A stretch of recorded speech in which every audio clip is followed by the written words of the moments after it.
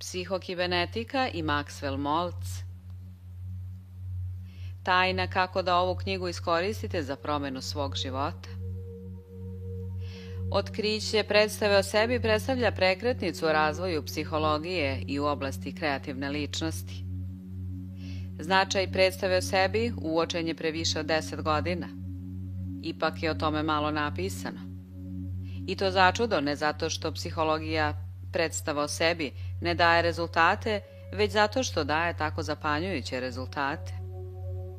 Jedan je moj kolega to ovako izrazio: nerado objavljujem svoja otkrića, naročito o laičkoj publici, zato što bih, predstavim li neke od svojih slučajeva i opišem li začuđujuća i neobična poboljšanja ličnosti, mogao biti optužen za preterivanje ili pokušaj osnivanja novog kulta ili za oboje. Isto sam tako i ja oklevao. Na bilo koju knjigu koju bih na tu temu mogao napisati, moje kolege bi sigurno iz nekoliko razloga gledale kao na nešto neobičajeno. Pre svega, neuobičajeno je da plastični hirurg piše knjigu iz psihologije. Potom neki će krugovi verovatno smatrati da je još neobičnije to što se izlazi iz uske male dogme zatvorenog sistema nauke o psihologiji i odgovori koji se tiču ljudskog ponašanja traže u fizici, anatomiji i novoj nauci, kibernetici. Moj odgovor je da svaki plastični hirurg jeste i mora biti psiholog, žele on to ili ne. Kada čoveku menjate lice, skoro uvek menjate i njegovu budućnost. Promenite mu fizički izgled i skoro uvek ćete promeniti i čoveka, njegovu ličnost, ponašanje, a ponekad čak i njegove osnovne talente i sposobnosti. Lepota je dublja od debljine kože. Plastični hirurg ne menja samo čovekovo lice, on menja i njegovo unutrašnje ja. Rezovi koje pravi dublji su od debljine kože. Često prodiru i duboko u psihu. Davno sam shvatio da je to ogromna odgovornost i da svojim pacijentima i sebi dugujem veća znanja o onome što radi. Nijedan odgovoran lekar neće se usuditi da izvrši složenu plastičnu operaciju bez posebnih znanja i obuke. Tako i ja osjećam da ukoliko se menjanjem čovekovog lica menja i njegova unutrašnjost, imam odgovornost da steknem i odgovarajuće znanja u toj oblasti. Neuspesi koji su vodili ka uspehu. U svojoj prethodnoj knjizi, napisanoj pre nekih 20 godina, pod nazivom Nova lica, nove budućnosti, objavio sam zbirku slučajeva u kojima je plastična hirurgija, naročito facijalna, mnogim ljudima otvorila vrata novoga života. Ova knjiga je govorila o zadivljujućim promenama koje su se po promeni lika često iznenadno i dramatično dešavale u čovekovoj ličnosti. Bio sam ushićen svojim uspesima, ali poput Sir Humphreya Davyja više sam naučio iz svojih neuspeha nego iz uspeha. Neki pacijenti posle operacije nisu ispoljeli promene ličnosti. U većini slučajeva osobe koje su bile izrazito ružne ili nakazne, a podvrgle se hirurškom zahvatu, iskusile su skoro trenutni, obično u toku 21 dana, porast samopoštovanja, samopouzdanja. Ali u nekim slučajevima pacijent bi se i dalje osjećao neodgovarajućim i manje vrednim. Ukratko, ovi neuspešni su se i nadalje osjećali, ponašali i radili kao da još uvek imaju ružno lice. To mi je ukazalo na činjenicu da sama promena fizičkog lika nije onaj pravi ključ za promenu ličnosti. Postojalo je još nešto na što je plastična hirurgija obično imala uticaj, ali ne uvek. Kada je to još nešto obnovljeno, i osoba bi se promenila. Kada to još nešto nije obnovljeno, osoba bi ostajala ista, mada bi njen fizički izgled mogao biti potpuno izmenjen. Lice ličnosti. Kao da je sama ličnost imala svoje lice. Ovo nefizičko lice ličnosti izgleda da je bio taj pravi ključ za promenu ličnosti. Ako je ono ostalo sa ožiljcima izobličeno, ružno ili inferiorno i osoba se tako ponašala, uprkos promenama fizičkog izgleda. Kada bi se moglo obnoviti ovo lice ličnosti, kada bi se mogli ukloniti emocionalni ožiljci, tada bi se i sama ličnost promenila, čak i bez plastične hirurgije lica.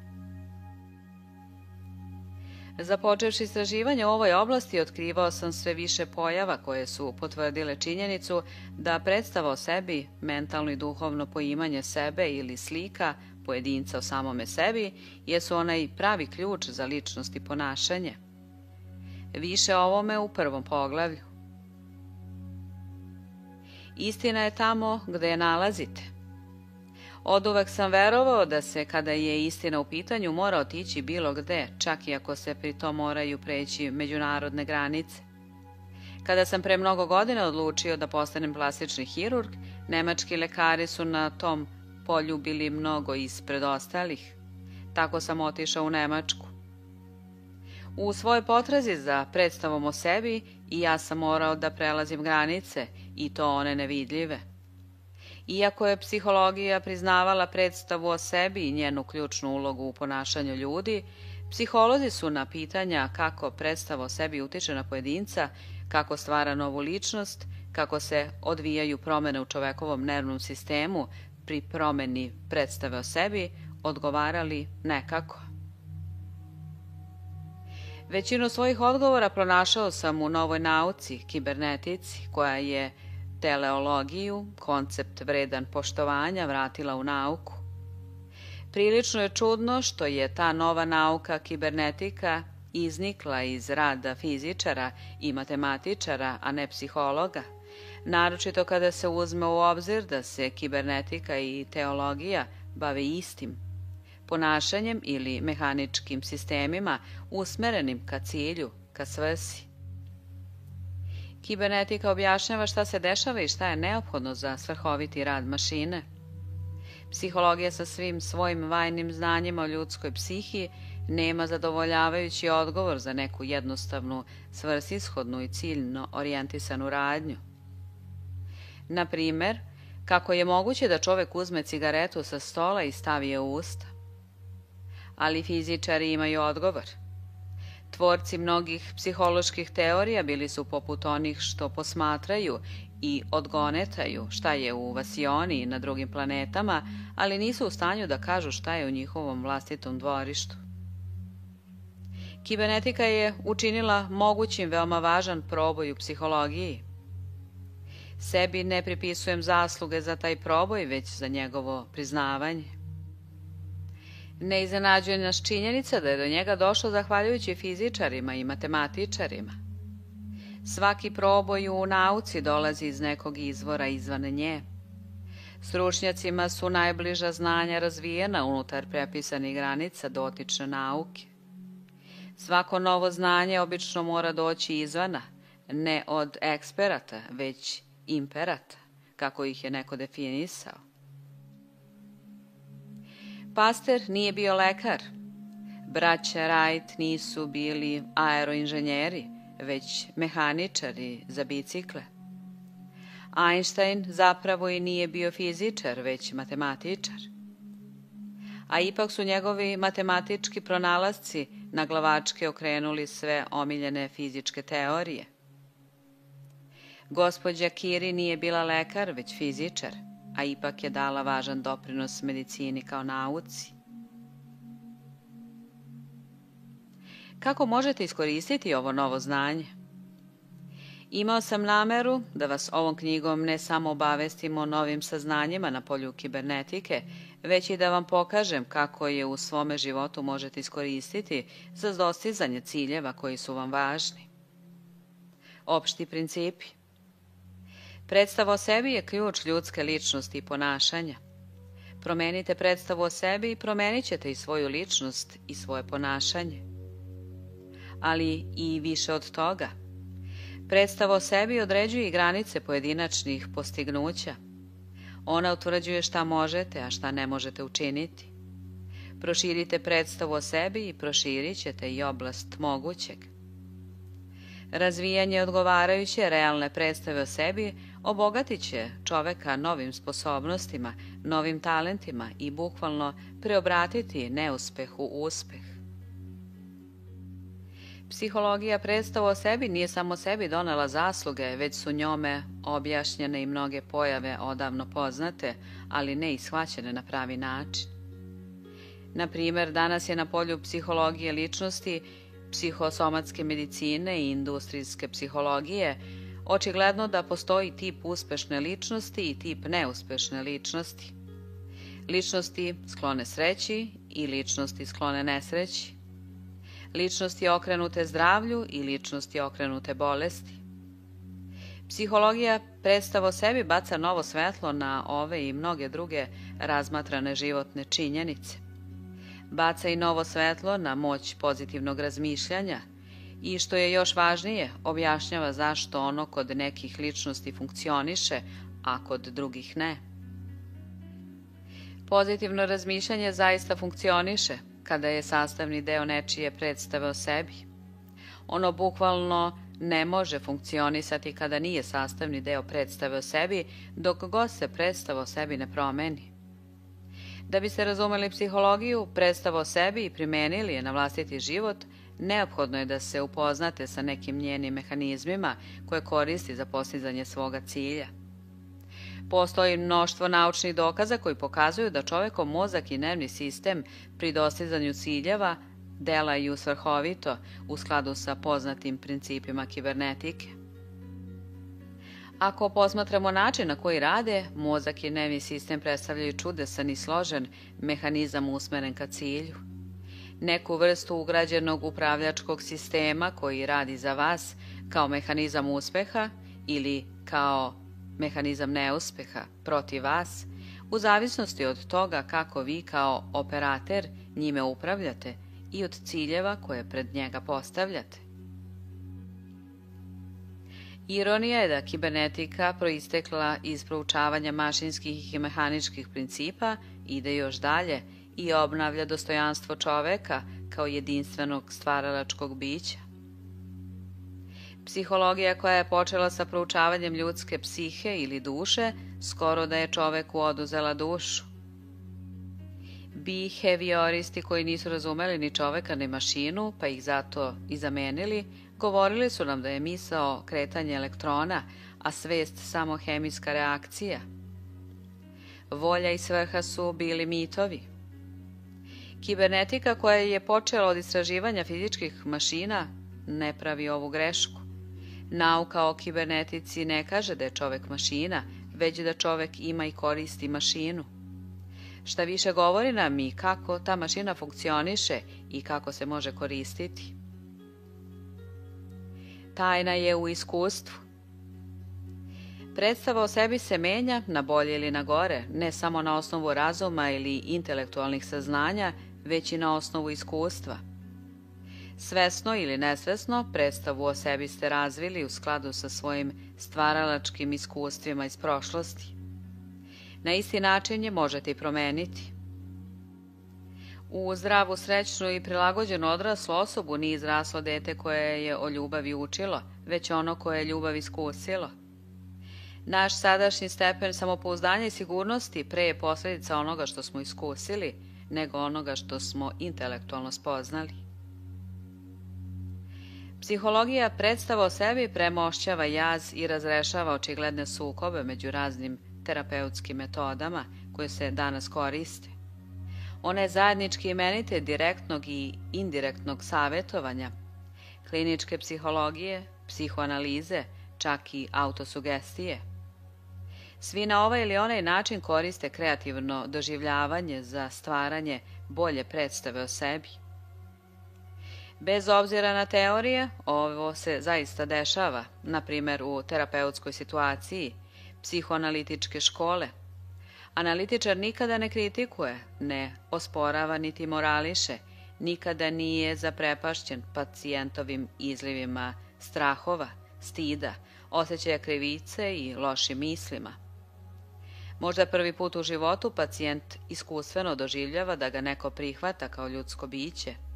On osjeća da je vredan i poštovan i počinje sebe da prihvata, a svoje ja shvata na novi način. Nauka otkriva veštačka iskustva. Drugo otkriće ovoga puta na polju eksperimentalne i kliničke psihologije omogućava nam da koristimo doživljavanje kao neposredan i kontrolisan metod za menjanje predstave o sebi. Istinsko životno iskustvo može biti okrutan i nemilosredan učitelj. Bacite čoveka u duboku vodu i iskustvo ga može naučiti da pliva. Zbog tog istog iskustva drugi će se udaviti. Vojska od mladića stvara čoveka, ali bez sumnje vojnička iskustva od mnogih stvaraju neurotičare. Već vekovima je znatno da ništa ne uspeva kao uspeh. Učimo se uspešnom postupanju kroz doživljavanje uspeha. Sećanja na minule uspehe čine ugrađeno skladište informacija koje nam uliva samopouzdanje pri obavljanju sadašnjih zadataka. Ali kako neko može iz njega izvući sećanja na prošle uspehe kada je doživljavao samo neuspehe? Njegov neugodan položaj može se uporediti sa mladim čovekom koji ne može osigurati sebi posao zbog nedostatka iskustva, a to iskustvo ne može steći zato što nema posao. Ova dilema je rešena jednim drugim važnim otkrićem koje nam u svim praktičnim situacijama omogućava da stvorimo veštačko iskustvo, da ga bukvalno stvorimo i kontrolišemo u laboratoriji ili u umu. Eksperimentalni i klinički psiholozi potvrdili su bez i tračka sumnje da čovekov nervni sistem ne može uočiti razliku između stvarnog iskustva i živopisno zamišljenog iskustva. Iako ovo može izgledati kao preterivanje, u ovoj knjizi ćemo proučiti neke eksperimente izvedene u laboratorijski kontrolisanim uslovima gde je ova vrsta veštačkih iskustava iskorištena u veoma praktične svrhe za poboljšanje veštine bacanja strelica u igri pikado i davanju koševa. Vidjet ćemo ih na delu u životu onih što su ih koristili za poboljšanje govorničkog umeća, prevazilaženje straha od zubara, poboljšanje nastupa i ponašanja u društvu, razvoj samopoverenja, veću prodaju, bolje igranje šaha i u praktično svakoj situaciji koju je moguće zamisliti, a gde iskustvo donosi uspeh. Bacimo pogledi na zapanjujući eksperiment u kome su dva eminentna lekara pomogla neurotičarima da sebe dožive kao normalne osobe i tako se izleče. Možda najvažnije od svega, naučit ćemo kako su hronično nesrećni ljudi, iskusivši sreću, naučili da uživaju u životu. Tajna kako da ovu knjigu iskoristite za promenu svoga života. Ova knjiga je zamišljena ne samo da se pročita, već i doživi. Čitanjem knjige možete dobiti informacije, ali da biste doživeli morate na te informacije kreativno odgovoriti. Primanje informacija je pasivno, doživljavanje je aktivno. Pri doživljaju se nešto desi u nervnom sistemu i srednjem mozgu. U sivoj masi vašeg mozga zapisani su novi engrami i nervni obrasci. Ova knjiga je zamišljena tako da vas bukvalno primora na doživljavanje i stvaranje iskustava. Naručene, prerađene istorije slučajeva namerno su svedene na minimum. Umesto toga se od vas traži da ih, vežbajući maštu i pamćenje, dopunite vlastitim istorijama slučajeva. Na kraju poglavlja nisam dodao njegov kratak pregled. Umesto toga, od vas se traži da sami zabeležite najznačajnija mesta koja vam se čine ključnim i koja treba zapamtiti. Bolje ćete stvariti informacije iz ove knjige ako sami napravite analizu i siže svakog pojedinačnog poglavlja. Najzad u knjizi ćete naići na nešto što treba uraditi i na neke vežbe koje ću vas zamoliti da uradite. One su jednostavne i lake, ali moraju biti odrađene na pravi način ukoliko želite da od njih dobijete najveću moguću dobrobit. Ne donosite sud pre isteka roka od 21 dana. Ne dozvolite sebi da se obeshrabrite, učini li vam se kako se ništa nije desilo tokom primjene različitih tehnika iz ove knjige, namenjenih menjanju predstave o sebi. Umjesto toga ne donosite sud i nastavite sa vežbanjima, bar tokom 21 dana. Obično je potreban najmanje 21 dan kako bi se uočila neka vidljiva promjena mentalne predstave. Po izvršenom zahvatu u plastičnoj hirurgiji, pacijentu je prosečno potreban 21 dan da se navikne na novo lice. Kada se amputira ruka ili noga, fantomski ostaje još 21 dan. Ljudi moraju živjeti u novoj kući otprilike 3 nedelje pre nego što počne da im liči na dom. Ove i mnoge druge uočene uobičajene pojave ukazuju da je potreban najmanje 21 dan da se istopi stara i uobliči nova mentalna predstava. Zato ćete iz ove knjige izvući mnogo veću dobrobit ako dozvolite sebi da se uzdržite od svakog kritičnog suda, bar u toku prve 3 nedelje. Za to vreme nemojte se stalno za sobom osvrtati, niti pokušavati da izmerite napredak. U toku 21 dana ne prepirite se intelektualno sa iznetim idejama, ne raspravljajte se sa sobom o tome hoće li uroditi plodom ili ne, radite vežbe čak i ako vam se učini da nisu za vas. Istrajte u igranju svoje nove uloge, u razmišljanju o sebi na novi način, čak i ako sami sebi pri tom izgledate licemerni, pa čak i ako se sa novom predstavom o sebi osjećate pomalo neprijatno ili neprirodno. Ideje i postavke ove knjige ne možete ni dokazati ni osporiti intelektualnim raspravama, niti jednostavno pričom o njima. Možete ih sebi dokazati primenjujući ih i procenjujući vlastite rezultate. Samo vas molim da kritičko procenjivanje odložite za 21 dan i time date sebi šansu da njihovu vrednost u svome životu dokažete ili osporite. Stvaranje odgovarajuće predstave o sebi trebalo bi da traje čitavog života. Svakako da celoživotni rast ne možete ostvariti u toku 3 nedelje, ali u toku 3 nedelje možete iskusiti poboljšanje, a nekada je to poboljšanje ogromno. Šta je uspeh? Pošto u ovoj knjizi koristim reči uspeh i uspešan, mislim da je važno definisati ove pojmove. Onako kako ga ja koristim, uspeh nije simbol prestiža, već kreativnog ostvarenja. Pravo govoreći, niko ne treba da teži da bude uspeh, već svako može i treba da teži da bude uspešan. Pokušaj da se bude uspeh u značenju sticanja simbola prestiža i nošenja određenih znački vodi neurozi, frustraciji i nesreći. Težnja da se bude uspešan donosi ne samo materijalan uspeh, već i zadovoljstvo, ispunjenje i sreću. Noe Webster je uspeh definisao kao zadovoljavajuće ispunjenje cilja za koje se išlo.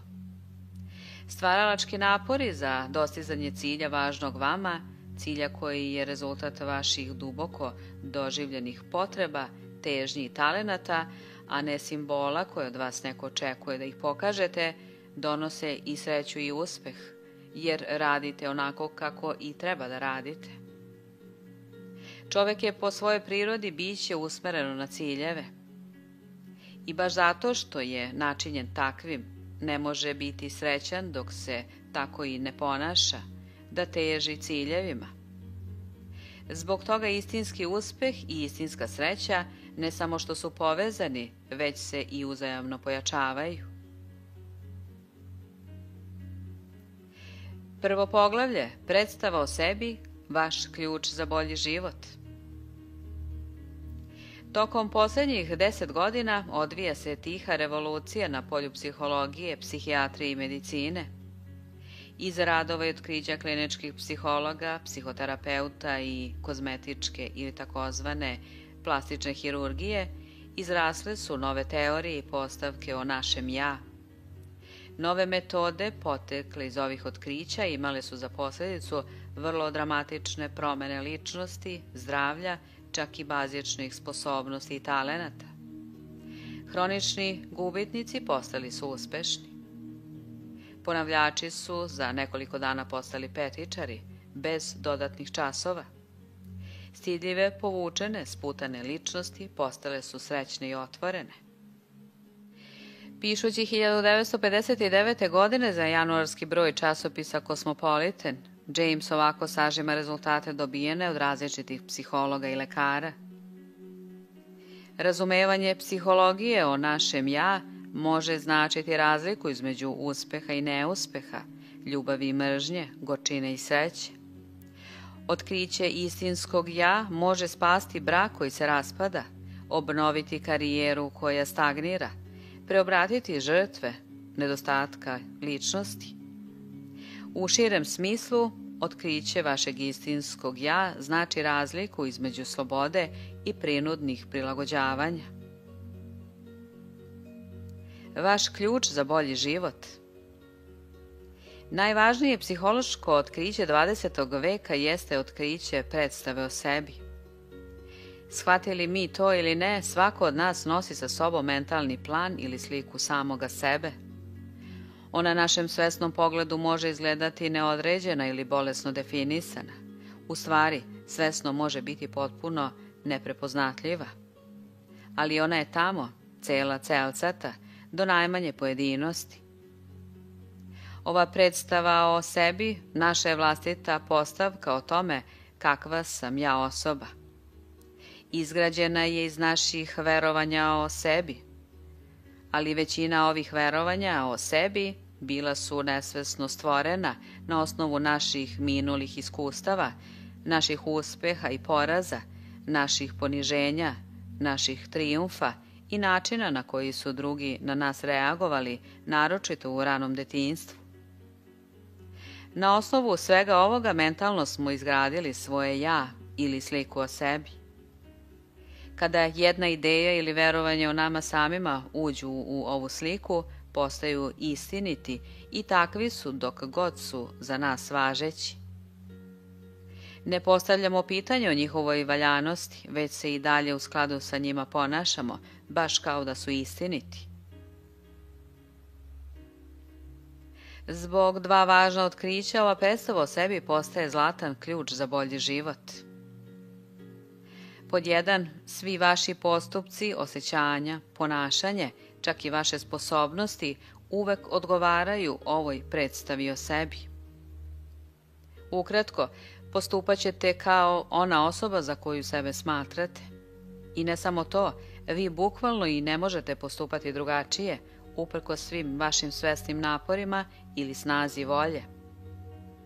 Čovek koji sebe smatra gubitničkim tipom pronaći će već neki način da ne uspe, uprkos svim svojim dobrim namerama ili snazi volje, čak i ako mu mogućnosti bukvalno padnu u krilo.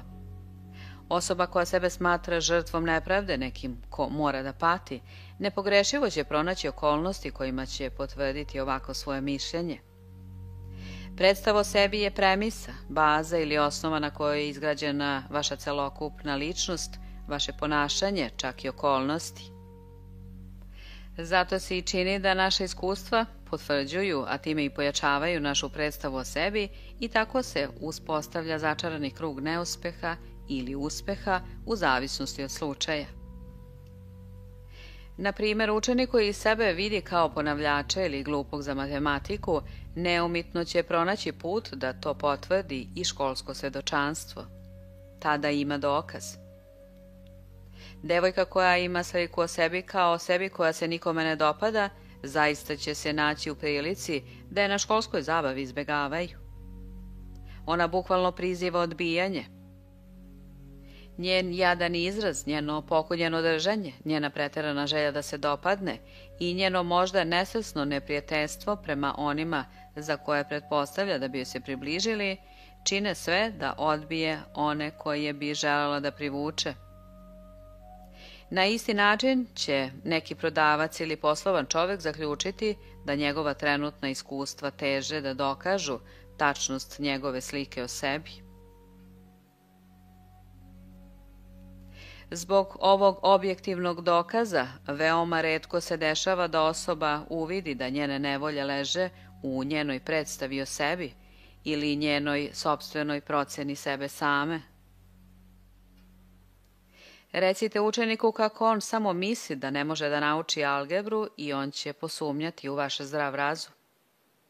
On je pokušavao i pokušavao, ali su njegove ocene i dalje nepromenjene.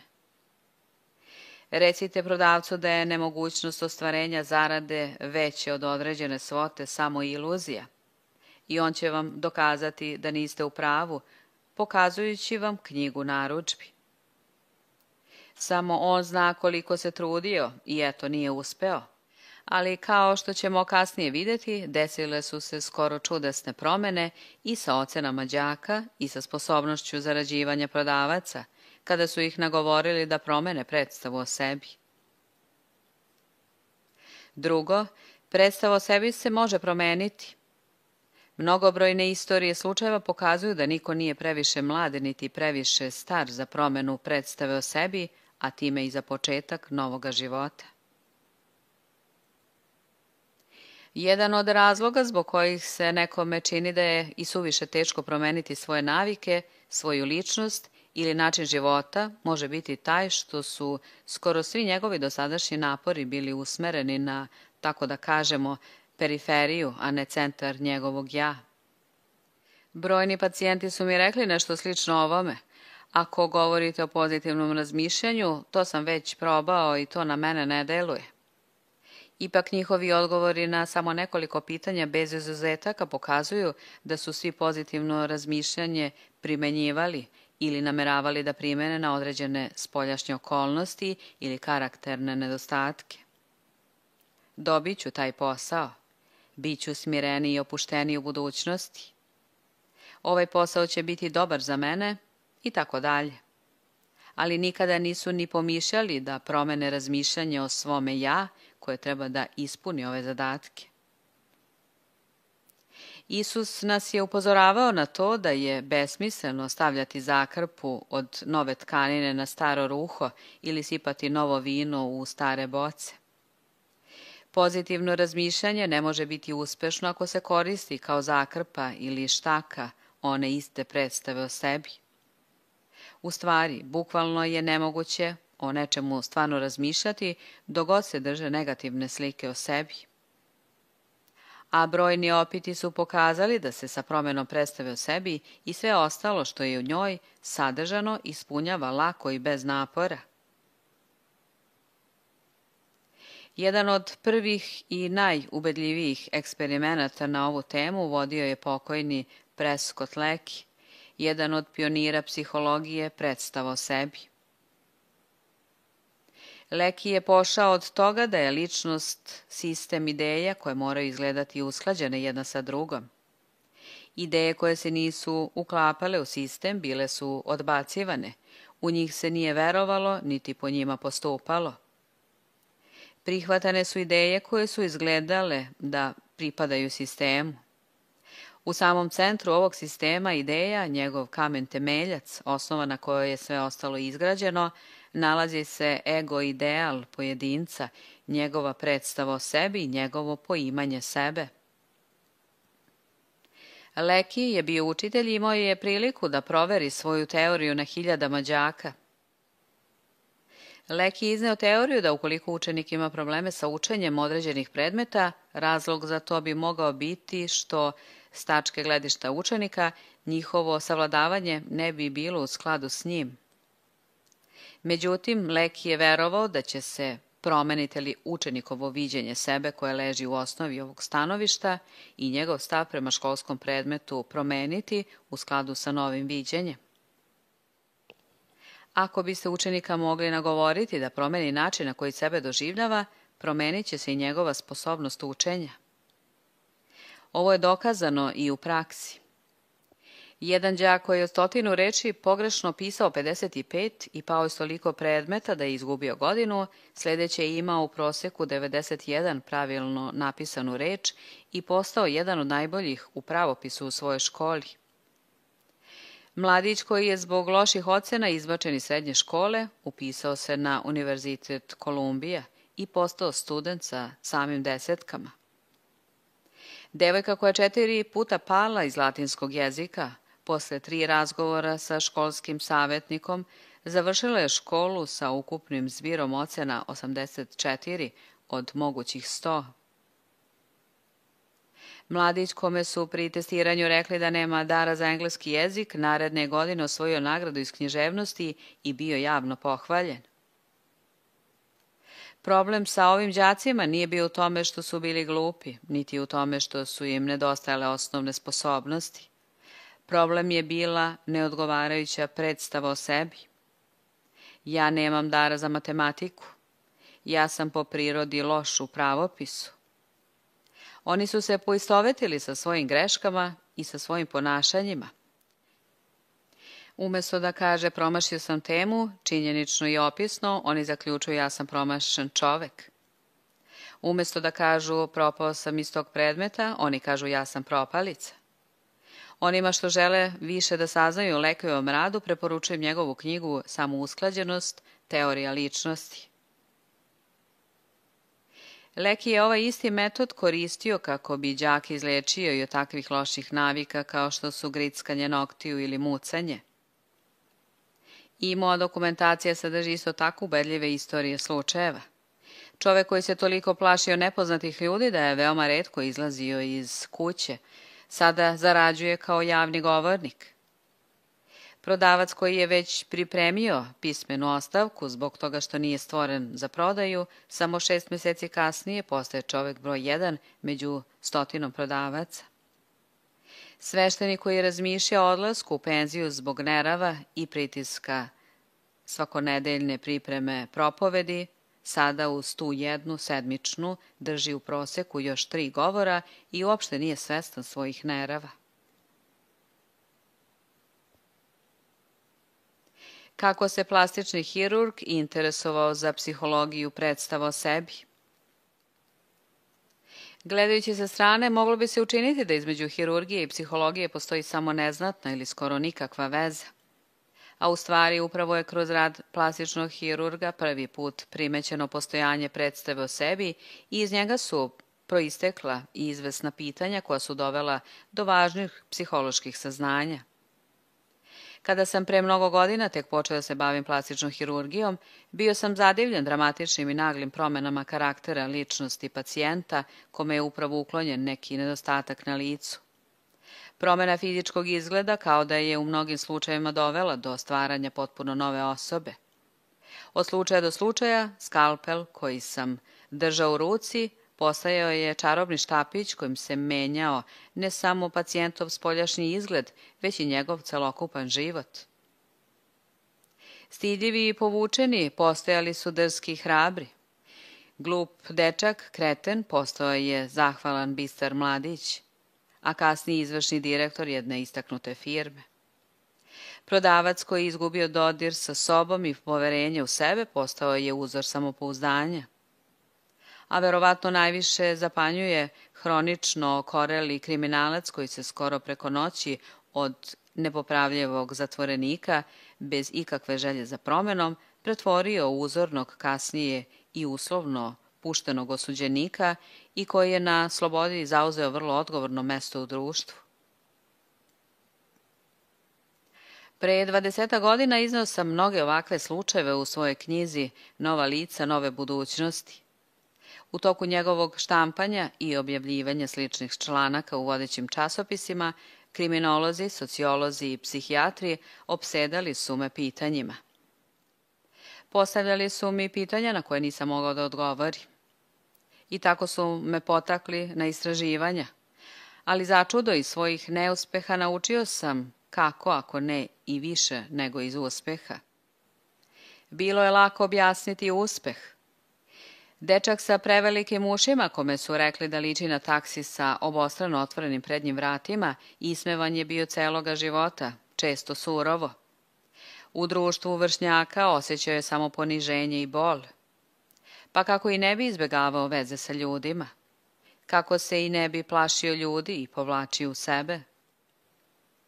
Nije ni čudo što su ga izbezumljenog od straha da se na bilo koji način istakne prozvali krele.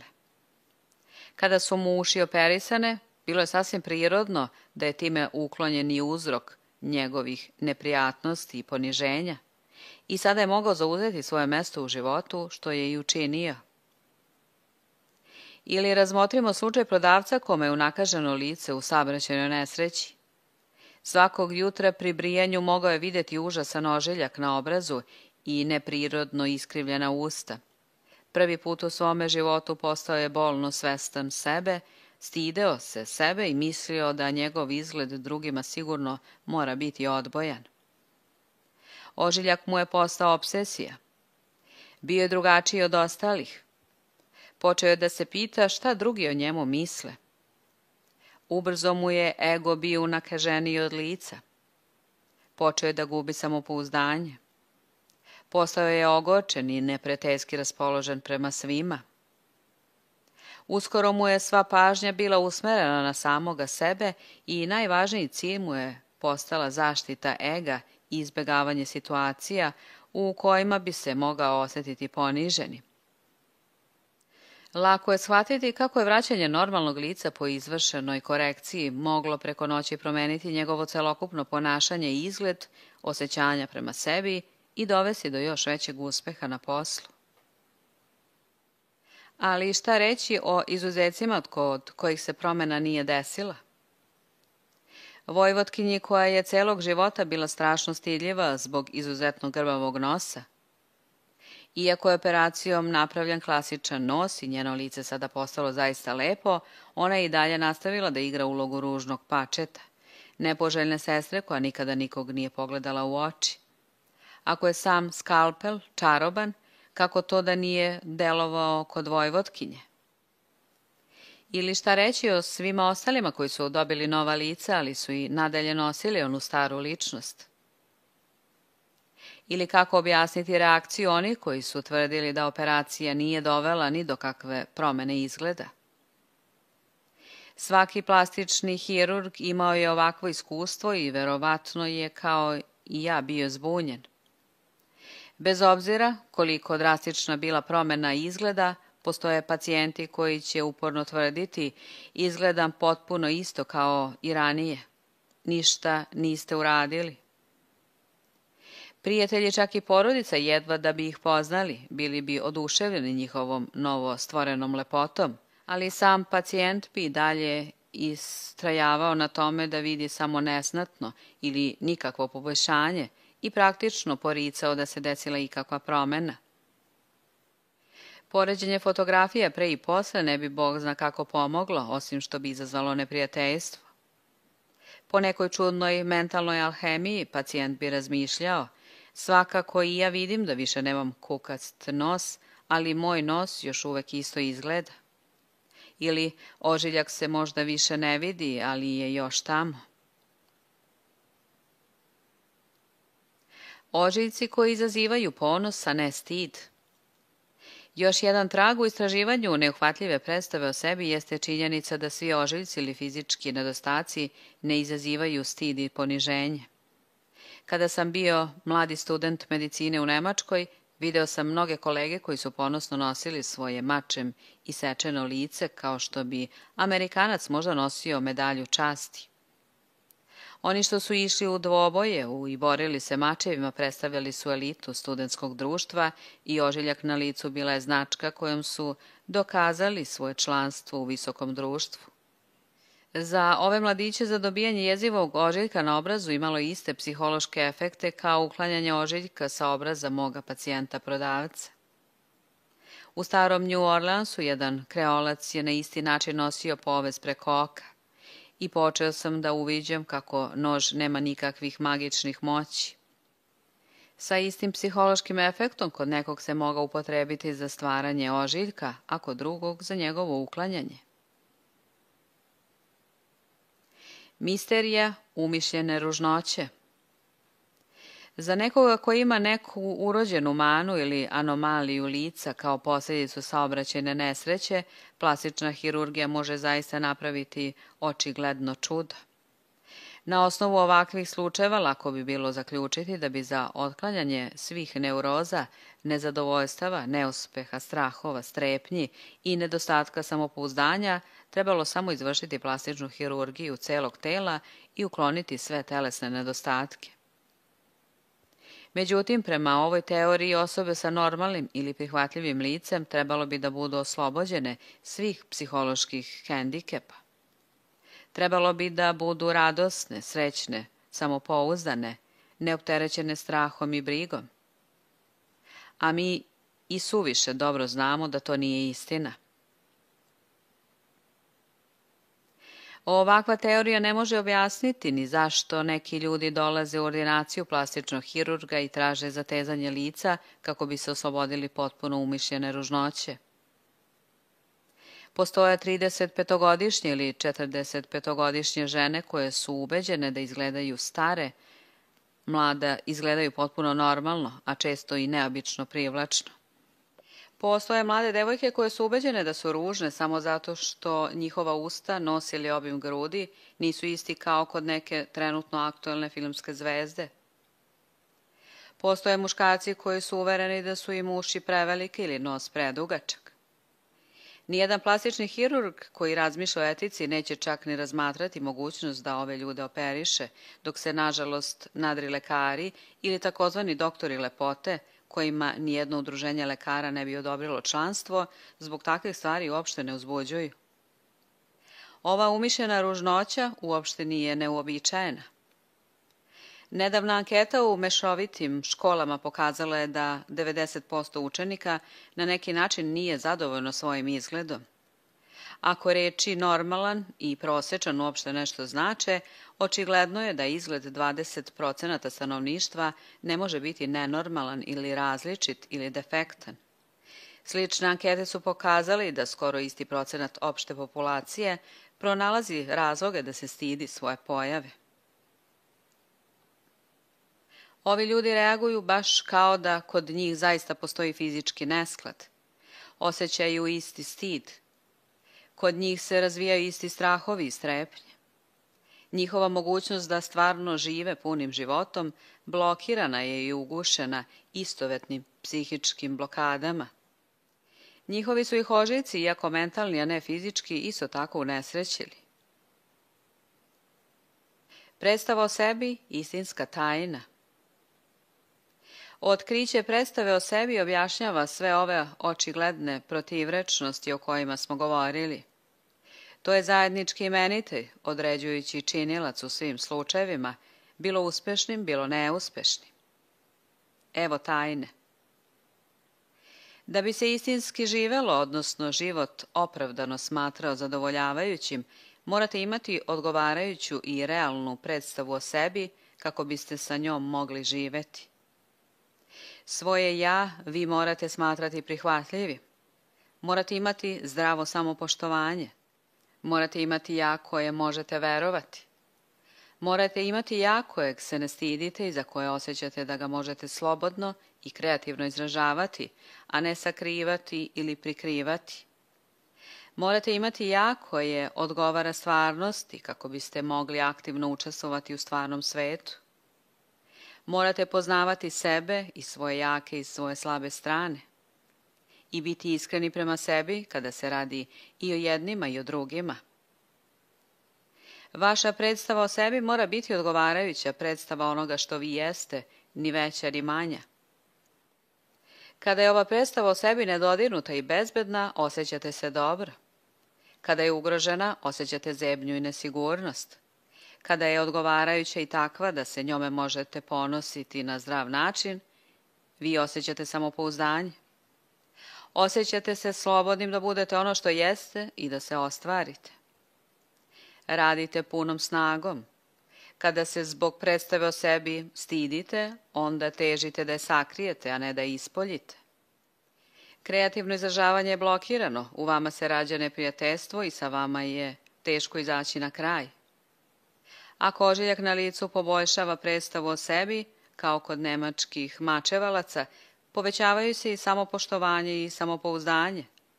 Ako ožiljak na licu kvari predstavu o sebi, kao kod prodavca, posljedica je gubitak samopoštovanja i samopouzdanja. Kada se hirurškim zahvatom uklone deformacije lica, velike psihološke promene dešavaju se samo ako istovremeno dođe i do odgovarajuće promene deformisane predstave o sebi. Ponekad predstava nagrađenog ja ostaje i posle uspešne plastične operacije, baš kao što i fantomski ud može godinama po amputaciji ruke ili noge i dalje prouzrokovati bol.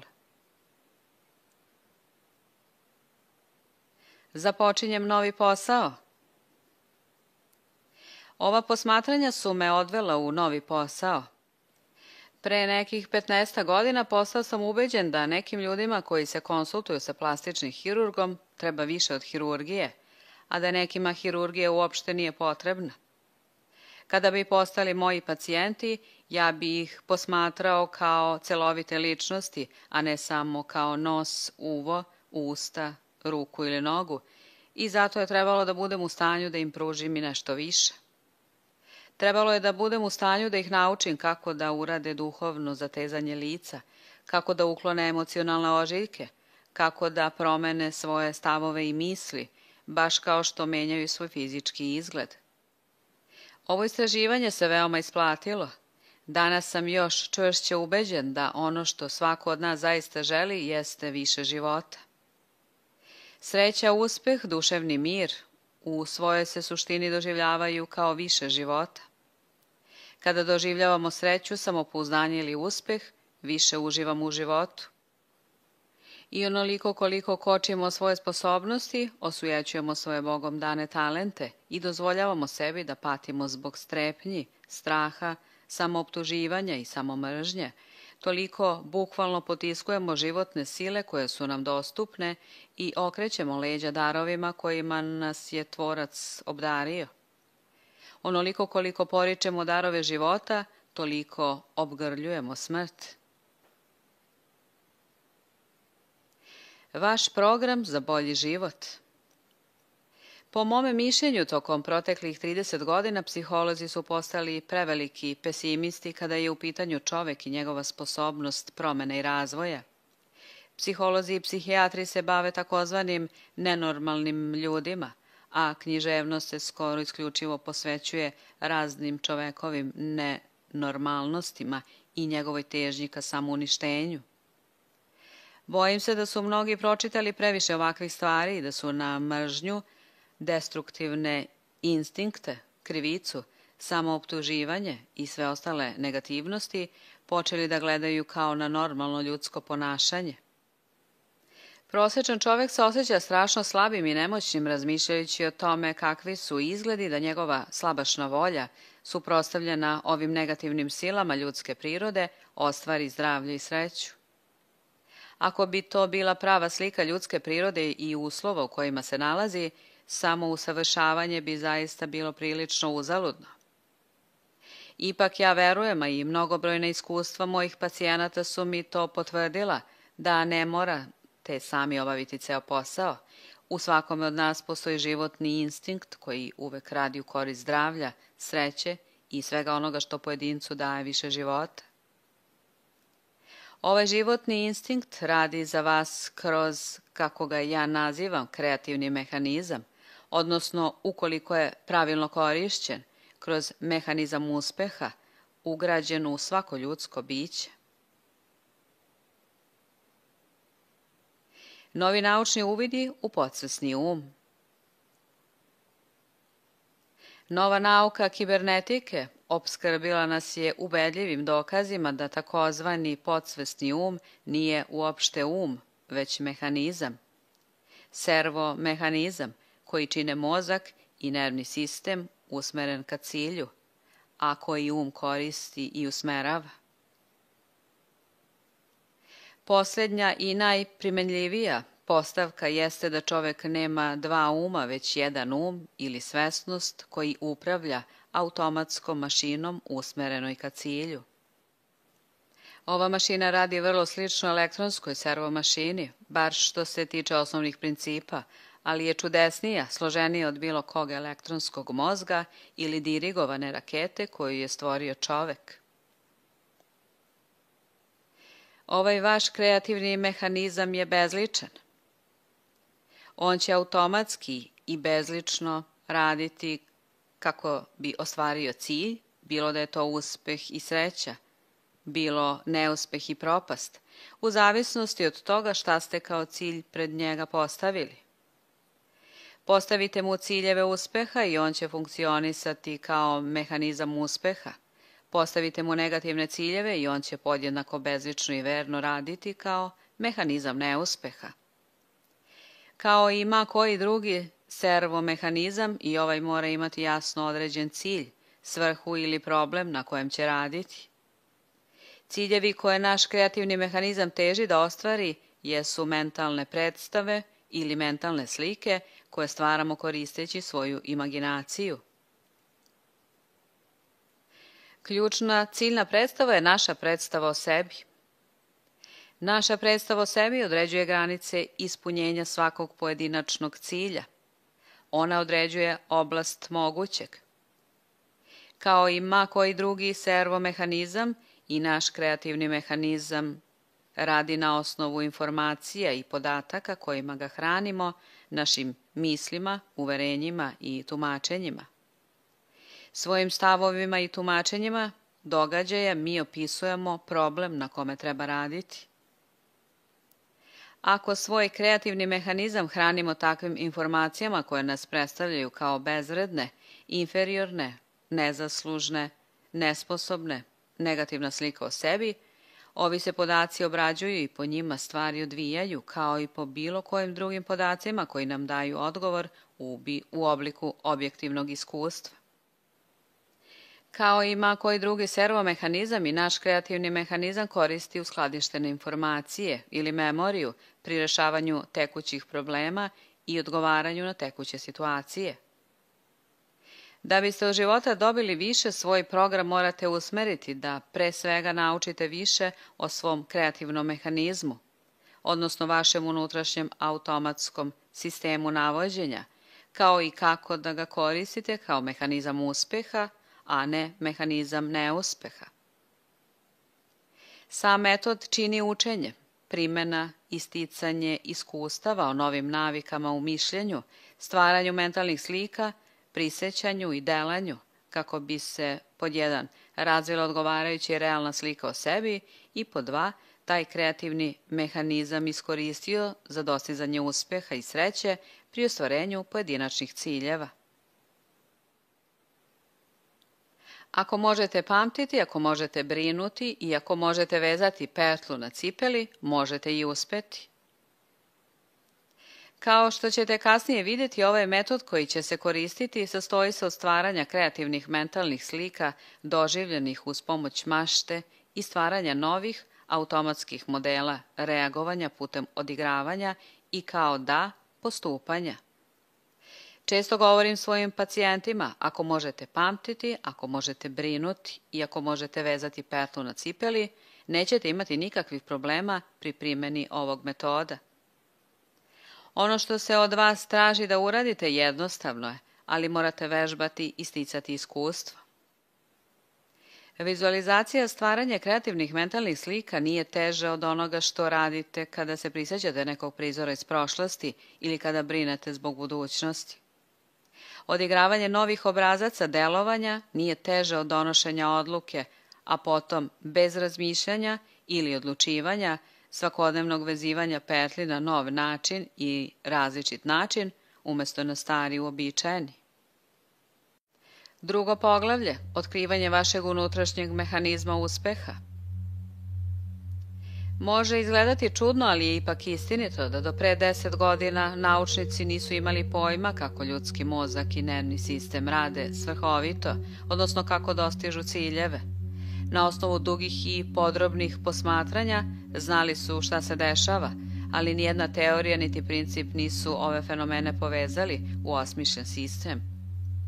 Gerard, pišući o mozgu i imaginaciji, juna 1946. godine, izjavio je da je tužno, ali istinito da se većina naših shvatanja o umu biti onoliko vredna i korisna koliko i lobanja obložena postavom od vate. Ipak, kada je čovek odlučio da napravi elektronski mozak i sam izradi mehanizam za postizanje ciljeva, on je morao otkriti i primeniti neke osnovne principe. Otkrivši ih, naučnici su počeli da se pitaju: može li to biti način na koji radi ljudski mozak?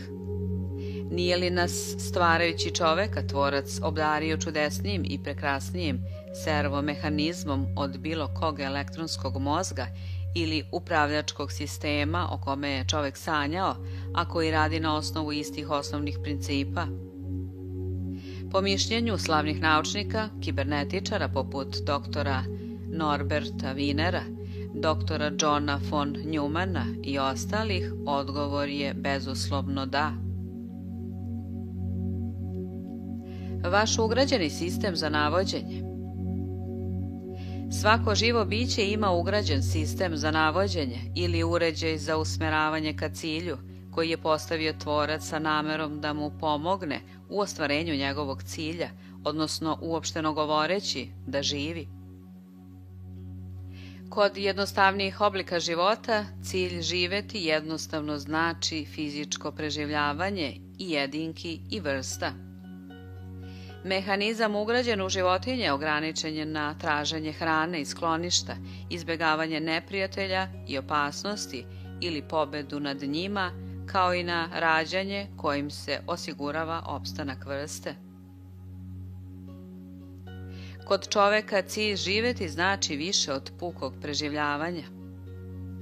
Za životinju živeti znači ispunjenje osnovnih fizičkih potreba, dok čovek ima izvesne emocionalne i duhovne potrebe koje životinja nema.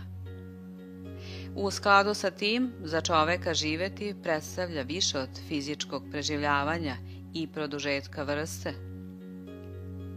On traži određeno emocionalno i duhovno zadovoljenje. Mehanizam uspeha ugrađen u čoveka ima širu oblast delovanja nego onaj ugrađen u životinju.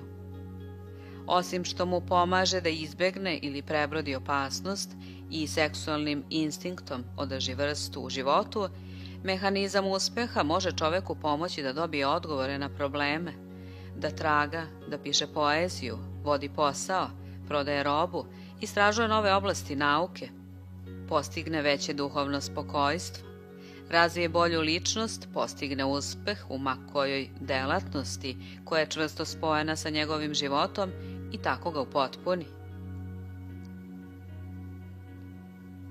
Instinkt uspeha. Vevericu ne morate učiti kako da dođe do oraha, niti je morate učiti kako da ih sačuva za zimu. Veverica rođena u proleće nikada nije doživela zimu. Ipak na izmaku godine možete vidjeti kako užurbano skuplja orahe, kojima će se hraniti u toku zimskih meseci, kada neće biti druge hrane. Ptice ne morate učiti kako se gradi gnezdo, niti one moraju pohađati kurs iz navigacije. Ipak njome se koriste dok preleću 1000 kilometara, ponekad iznad otvorenog mora. One nemaju novine, ni televiziju gde bi mogla dobiti izveštaj o vremenskoj prognozi, niti knjige koje su napisale ptice istraživači ili pioniri u kojima su date mape toplih predela. Uprkos tome, ptica zna kada neminovno dolaze hladnoće i gde se tačno nalaze mesta sa toplom klimom, iako može od njih biti udaljena 1000 milja. Pokušavajući da ovo objasnimo, obično kažemo da životinje imaju izvesne instinkte koje ih usmeravaju. Proučite sve ove instinkte i otkrićete da oni životinjama služe da se uspešno izbore sa svojim okruženjem. Ukratko, životinje imaju instinkt uspeha. Često prelazimo preko činjenice da i čovek ima instinkt uspeha, čudesniji i složeniji nego kod životinja. Tvorac čoveku ništa nije zakinuo, naprotiv, čovek je u ovom pogledu izuzetno obdaren. Životinje ne mogu odabirati svoje ciljeve, njihovi su ciljevi samo održanje i produžetak vrste, da tako kažemo urođeni. I njihov mehanizam uspeha ograničen je na te ugrađene ciljeve uspeha, koje nazivamo instinktima. Čovek sa druge strane ima nešto što životinje nemaju, kreativnu imaginaciju. To znači da je čovek među svim stvorenjima i više od stvorenja, on je i stvaralac. Korišćenjem imaginacije ili sposobnosti stvaranja, sam čovek može usmeravati svoj mehanizam uspeha. Često mislimo da se kreativna imaginacija odnosi samo na pesnike, pronalazače i njima slične. Ali imaginacija je kreativna, šta god radili.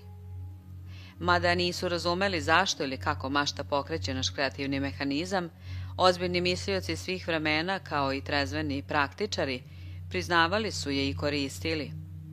Imaginacija upravlja svetom, rekao je Napoleon.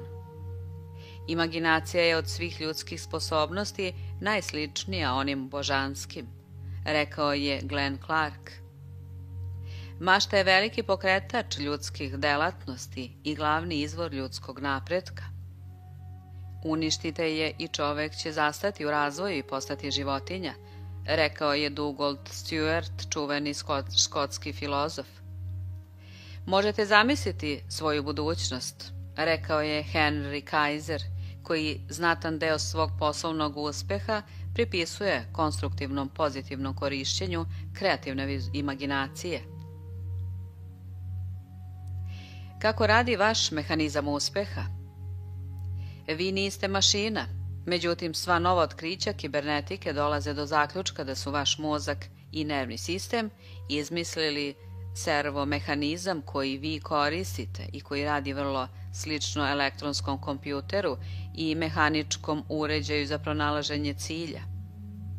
Vaš posao i nervni sistem čine mehanizam usmeren ka cilju, a on automatski radi na postizanju cilja, baš kao što samo navođeni torpedo ili raketa traže svoju metu i usmeravaju se ka njoj. Vaš ugrađeni servomehanizam radi i kao sistem za navođenje, koji vas automatski vodi u pravom smeru kako biste ostvarili neki cilj ili tačno odgovorili na okruženje, i kao elektronski mozak koji može automatski raditi na rešavanju problema, davati potrebne odgovore i obezbeđivati nove ideje ili inspiraciju. U svojoj knjizi Kompjuter i mozak dr. John von Neumann kaže da ljudski mozak ima atribute i analognog i digitalnog računara. Reč kibernetika potiče od grčke reči koja bukvalno znači kormilar. Servomehanizam je tako konstruisan da automatski vodi ka cilju, meti ili odgovoru. Psihokibernetika, nova postavka u načinu rada mozga. Kada pođemo od čovekovog mozga i nervnog sistema kao od oblika servomehanizma koji deluje u skladu sa principima kibernetike, stičemo novi uvid u razloge i uzroke ljudskog ponašanja.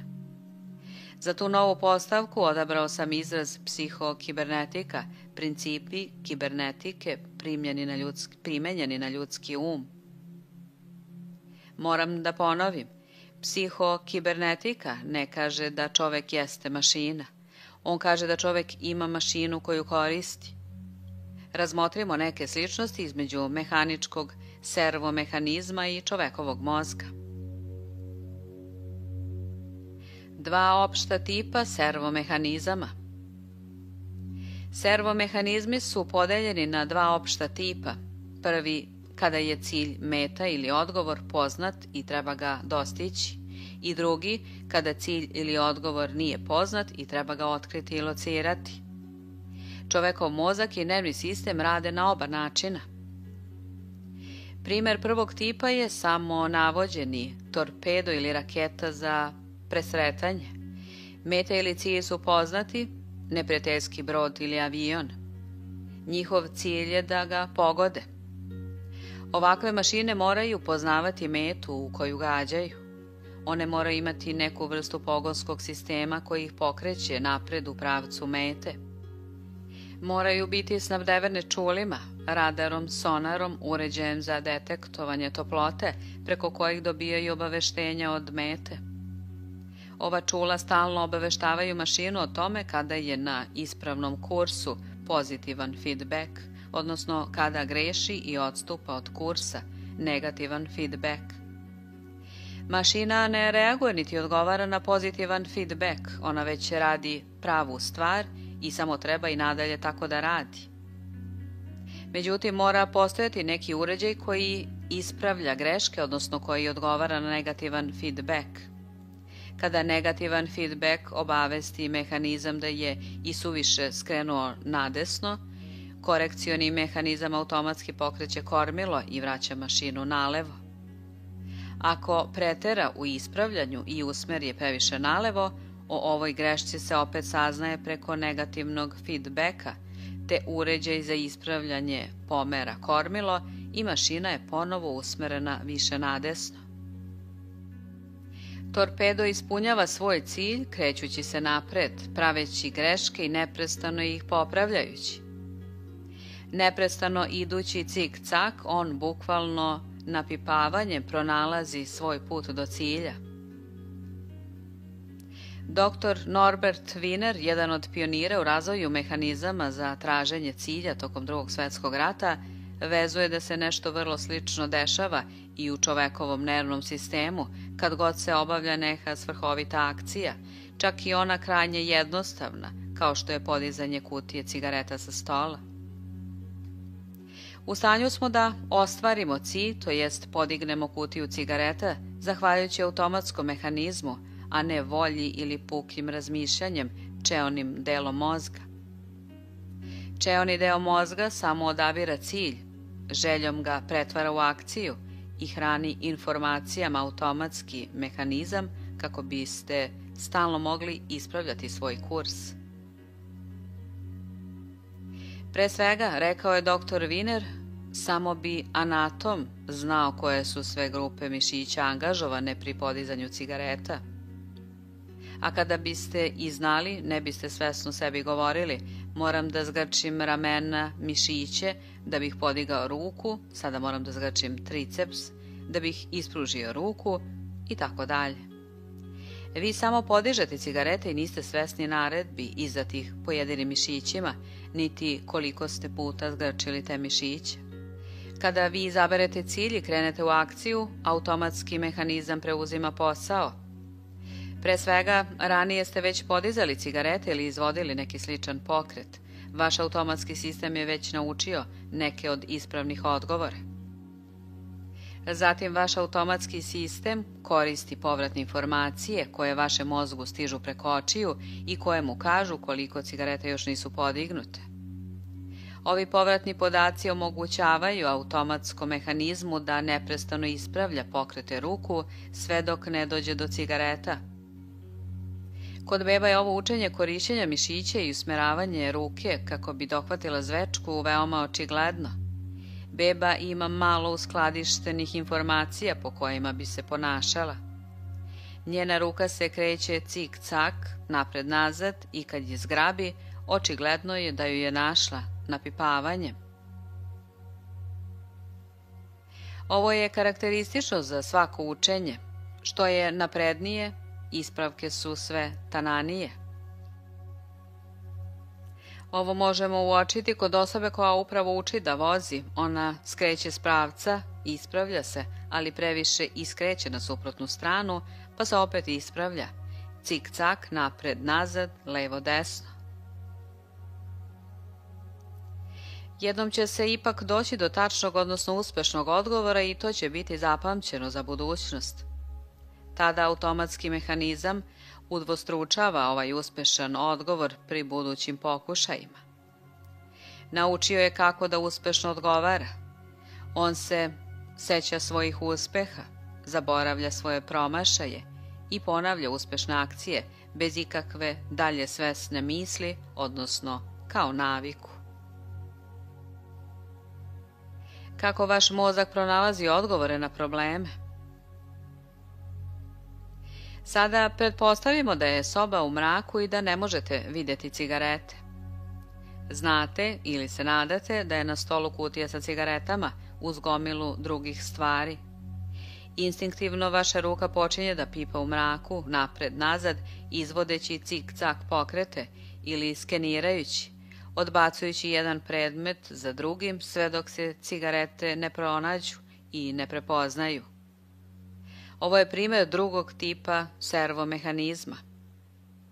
Prisećanje imena koje se u trenutku zaboravilo drugi je primjer. Skener u vašem mozgu prolazi uskladištenim sećanjima sve dok ne prepozna pravo ime. Elektronski mozak na vrlo sličan način rešava probleme. Prvo se u mašinu moraju ubaciti brojni podaci. Ove uložene ili zapisane informacije predstavljaju memoriju mašine. Ona skenira svoju memoriju sve dok ne pronađe jedini odgovor koji je u svim tačkama usklađen sa problemom. Problem i odgovor zajedno čine celinu, situacije ili strukture. Kada se deo ove situacije ili strukture, problem, da mašini, ona pronalazi samo nedostajuće delove ili recimo cigle odgovarajuće veličine i njima upotpunjava strukturu. Što se više saznaje o ljudskom mozgu, to on više podsjeća što se njegovog rada tiče na servomehanizam. Na primjer, dr. Wilder Penfield, direktor Montrealskog neurološkog instituta, nedavno je na skupu Nacionalne akademije nauka izjavio da je u jednoj majušnoj oblasti mozga otkrio mehanizam za zapisivanje, koji po svemu sudeći zapisuje sve što osoba ikada iskusi, vidi ili nauči. Tokom operacije mozga, pri kojoj je pacijentkinja bila potpuno budna, dr. Penfield je slučajno hiruškim instrumentom dotakao jednu malu oblast moždane kore. Pacijentkinja je s mesta uzviknula kako je proživela jedan događaj iz detinjstva koji je svesno zaboravila.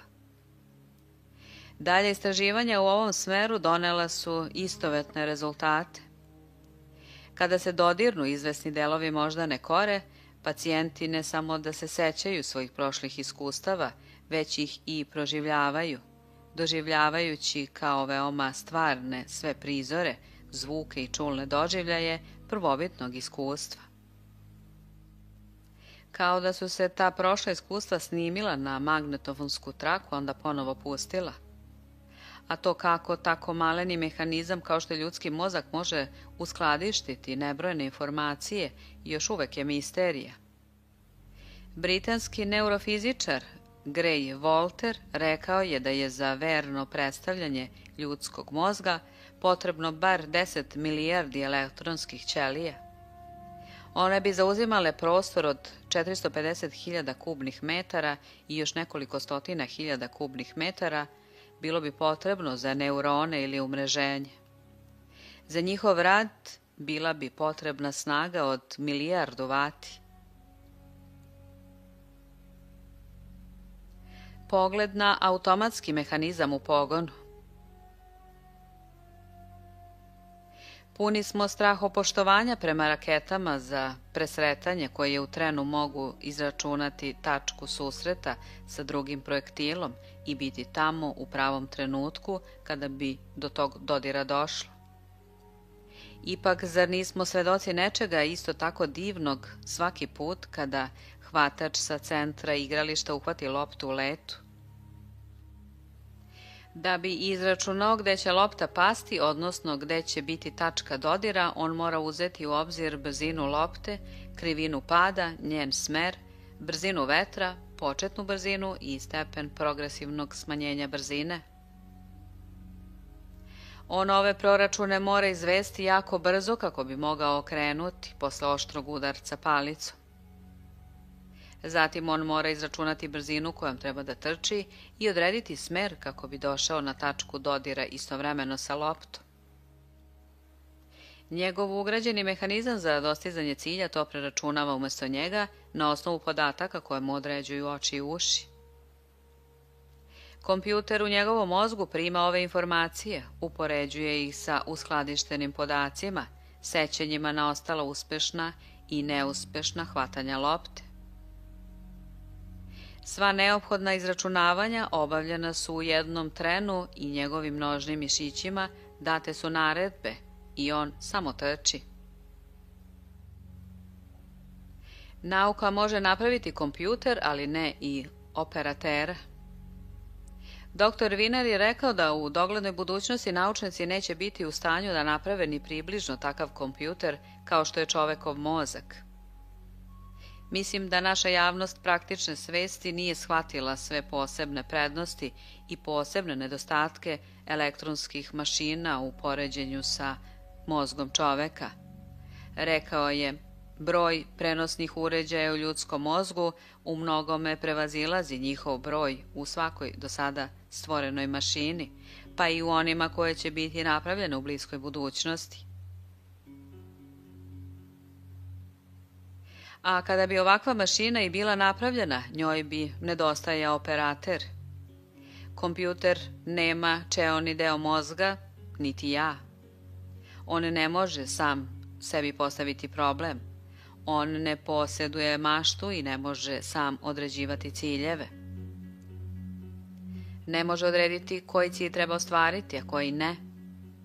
Nema emocija. Ne može osjećati.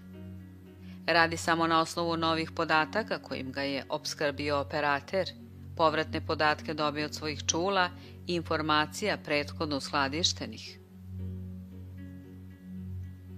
Postoji li beskrajno skladište ideja, znanja i moći? Mnogi veliki mislioci svih epoha verovali su da je skladištenje informacija kod čoveka neograničeno kada su u pitanju njegova lična sećanja na prethodne iskustva i naučene činjenice. Postoji jedan zajednički za sve ljude, rekao je Emerson, koji je pojedinca uporedio sa jednim od bezbroj sastavnih delova u okeanu univerzalnog uma. Emerson je verovao da je neke od svojih ideja dobio iz nekog izvora koji se nalazio izvan njega. Jednom je, primajući pohvale za neku od svojih kreativnih ideja, porekao svoj udeo govoreći da su ideje u vazduhu i da je nije otkrio on, učinio bi to neko drugi.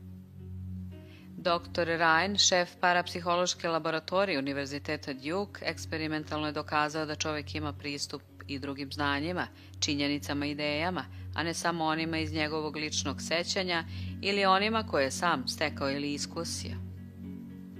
Telepatija, jasnovidnost, prekognicija ustanovljene su na osnovu naučnih laboratorijskih eksperimenata. Njegova istraživanja koja su dokazala da čovek posjeduje neki ekstra senzorni faktor, a koji je on nazvao psi, više ne izazivaju sumnju kod naučnika koji su ozbiljno proučili njegov rad. Kao što reče profesor Tools sa Univerziteta Cambridge, realnost tog fenomena mora biti smatrana izvesnom i mogućom za dokazivanje, baš kao i bilo čega drugoga što se naučnim istraživanjem može dokazati. Otkrili smo, rekao je dr. Ryan, da postoji sposobnost sticanja znanja koja prevazilazi mogućnost čula. Ova ekstrasenzorna sposobnost sigurno nam može dati znanja o objektivnim, a verovatno i o subjektivnim stanjima, znanja o materiji, a najverovatnije i o umu. Priča se da je Schubert nekom svom prijatelju rekao da on stvara tako što se priseća melodije, koje se ni on niti bilo ko drugi nikada ranije nije setio. Mnogi kreativni stvaraoci, kao i psiholozi koji su proučavali ove kreativne procese, bili su zadivljeni sličnošću između stvaralačkog nadahnuća, iznenadnih otkrovenja, intuiciji i običnog pamćenja. Traženje nove ideje ili odgovora na problem u stvari je veoma slično prisećanju zaboravljenog imena. Znate da je ime tamo, inače ne biste ni tražili. Skener u vašem mozgu pregleda sve što je u njemu uskladišteno, sve dok se željeno ime ne prepozna ili ne otkrije. Odgovor već postoji. Na veoma sličan način kada tražimo neku ideju ili odgovor na neki problem, moramo pretpostaviti da odgovor već postoji negde i onda ga tražiti.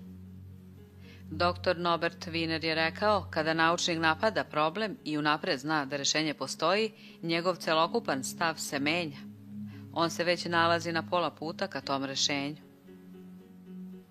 Kada ste spremni za obavljanje nekog kreativnog posla, prodaju, vođenje poslova, pisanje soneta, poboljšanje međuljudskih odnosa ili ma čega drugog, započinjete ga misleći na cilj, na ono što želite da dostignete, na ciljni odgovor koji će mada verovatno malo nejasno, biti prepoznat po ostvarenju. Ako ste se zaista usmerili na posao, ako imate jaku želju i uporno razmišljate o problemu, razmatrajući ga iz svih uglova, vaš kreativni mehanizam počinje da radi i skener o kome smo ranije govorili počinje da ispituje sve prethodno skladištene informacije, odnosno da napipavanjem traži put ka odgovoru. Odabire ovde ideju, tamo činjenicu, niz prethodnih iskustava, dovodi ih u vezu, odnosno vezuje u smislenu celinu koja će popuniti praznine vaše situacije, dopuniti vašu jednačinu ili rešiti vaš problem. Kada se ovo rešenje ponudi vašoj svesti, često u nekom neočekivanom trenutku, kada mislite na nešto drugo ili čak i u snu, dok vam je svest uspavana, nešto klikne i vi iznenada prepoznajete odgovor koji ste tražili. Tokom ovog postupka ima li vaš kreativni mehanizam pristup informacijama uskladištenim u univerzalnom umu? Mnogobrojna iskustva kreativnih stvaralaca pokazuju da ima. Kako inače, na primer, objasniti iskustvo Luisa Agassija koje je ispričala njegova supruga? Pokušavaju da odgonetne neki nejasan otisak fosilne ribe sačuvan u kamenu. Klonu je izbunjen odložio je nazad posao i pokušao da ga izbaci iz glave. Nedugo potom probudio se jedne noći ubeđen da je u snu video ribu sa svim nedostajućim delovima, savršeno obnovljenim. Rano ujutro otišao je u botaničku baštu, misleći da će, pogledavši ponovo otisak ribe, vidjeti nešto što će ga podsjetiti na njegovu viziju. Uzalud, sve je bilo nejasno i crno kao i do tada. Sledeće noći ponovo je video ribu, ali kada se probudio opet mu iščezla iz sećanja. Nadajući se da će se ovo iskustvo možda još jednom ponoviti, treće noći je, pre odlaska na spavanje, stavio pored kreveta olovku i papir. Pred jutro riba mu se ponovo pojavila u snu, u prvom trenutku nejasna, ali potom sa tako jasnim obrisima da više nije imao nikakvih sumnji u vezi sa njenim zoološkim obeležjima. Još uvek u polusnu, u potpunom mraku, nacrtao je ove njene odlike na pačetu papira položenim uz uzglavlje. Ujutru se iznenada, ugledavši svoju noćnu skicu za koju se bojažljivo nadao da može skinuti veo tajne sa fosila, požurio je u botaničku baštu i vođen crtežom uspeo da pažljivo ukloni jedan sloj kamena ispod koga su bili sakriveni delovi ribe. Kada se ukazao u celosti, fosil je odgovarao crtežu iz sna i on ga je sa lakoćom klasifikovao. Stvorite novu mentalnu sliku o sebi. Nesrećna osoba sa ličnošću gubitka ne može razviti novu predstavu o sebi samo snagom volje ili odlukom da će to uraditi. Mora postojati nekakva podloga, neko opravdanje, neki razlog zbog koga se procenilo da je stara slika o sebi pogrešna, a da je ova nova odgovarajuća. Ne možete samo zamisliti svoju novu sliku o sebi, morate osjetiti da je zasnovana na istini. Iskustvo je pokazalo da kada menja sliku o sebi, čovek ima osjećaj da iz nekog razloga vidi ili shvata istinu o sebi. Istina izneta u ovom poglavlju može vas osloboditi stare neodgovarajuće slike o sebi i ako ga često čitate, intenzivno razmišljate o njegovom dubljem značenju i tu istinu utuvite sebi u glavu. Danas je i nauka potvrdila ono što su još odavno tvrdili filozofi, mistici i drugi intuitivni ljudi. Tvorac je svako ljudsko biće bukvalno konstruisao za uspeh. Svako ljudsko biće ima pristup moćima većim od njega samog. To znači i vi. Kao što Emerson reče, ne postoji veliko i malo. Ako ste konstruisani za sreću i uspeh, onda stara slika o sebi kao o nekome ko ne zaslužuje uspeh, kao o nekome ko je predodređen za neuspeh, mora biti pogrešna. Praktična vežba. Čitajte celo ovo poglavlje najmanje 3 puta nedeljno tokom 21 dana. Proučite ga i svarite. Potražite one primere iz svoga iskustva i iskustva vaših prijatelja koji oslikavaju delovanje kreativnog mehanizma. Zapamtite sledeće osnovne principe na osnovu kojih radi vaš mehanizam uspeha. Ne morate biti inženjer elektronike niti fizičar da biste upravljali svojim servomehanizmom, kao što ne morate biti sposobni da konstruišete automobil da biste ga vozili, niti morate biti elektromehanički inženjer da biste upalili svetlo u sobi. Međutim, ovi principi vam moraju biti bliski jer će, kada ih zapamtite, baciti novo svetlo na sve ono što sledi. Pod 1. Vaš ugrađeni mehanizam uspeha mora imati cilj ili metu. Ovaj cilj ili meta mora biti shvaćen kao da već postoji sada, bilo kao nešto što je već ostvareno, bilo kao nešto što se može ostvariti. On radi ili, pod 1, usmeravajući vas ka već postojećem cilju, ili 2, otkrivajući nešto što već postoji. Drugo, automatski mehanizam radi na teološkom principu, što znači da pri radu mora biti usmeren ka konačnom ishodu, cilju. Nemojte biti obeshrabreni što ono čime se to radi nije očigledno. Mehanički sistem obezbeđuje ono čime se to radi, dok vi osvajate svoj cilj. Mislite na konačni ishod i ono čime će se to postići javit će se samo. Pod 3. Ne plašite se grešaka niti privremenih neuspeha. Svaki servomehanizam do uspeha dolazi na osnovu negativnih povratnih informacija, krećući se napred, praveći greške i s mesta se vraćajući na pravi kurs. Pod 4. Učenje bilo koje veštine postiže se pokušajima i pogreškama, mentalnom korekcijom cilja posle načinjene greške, sve dok se ne uspostavi uspešno kretanje, pokret ili izvođenje. Nakon toga, dalje učenje i naredni uspesi ostvaruju se zaboravljanjem prethodnih grešaka i prisjećanjem uspešnih odgovora kako bi se mogli imitirati. Pod 5. Morate naučiti da svom kreativnom mehanizmu verujete da će obaviti svoj posao, a ne da ga zaustavljate prevelikom brigom ili strepnjom da li će raditi ili da ga forsirate prevelikim svesnim naporom. Morate ga pustiti da radi, a ne prisiljavati da radi. Ovo poverenje je neophodno jer vaš kreativni mehanizam deluje ispod nivoa svesnosti, a vi ne možete znati šta se dešava ispod površine. Šta više, za njega je prirodno da radi spontano u skladu sa trenutnom potrebom. Prema tome, nemate nikakve garancije unapred. On se pušta u pogon kada vi radite i kada, radeći, pred njega postavite neki zahtev.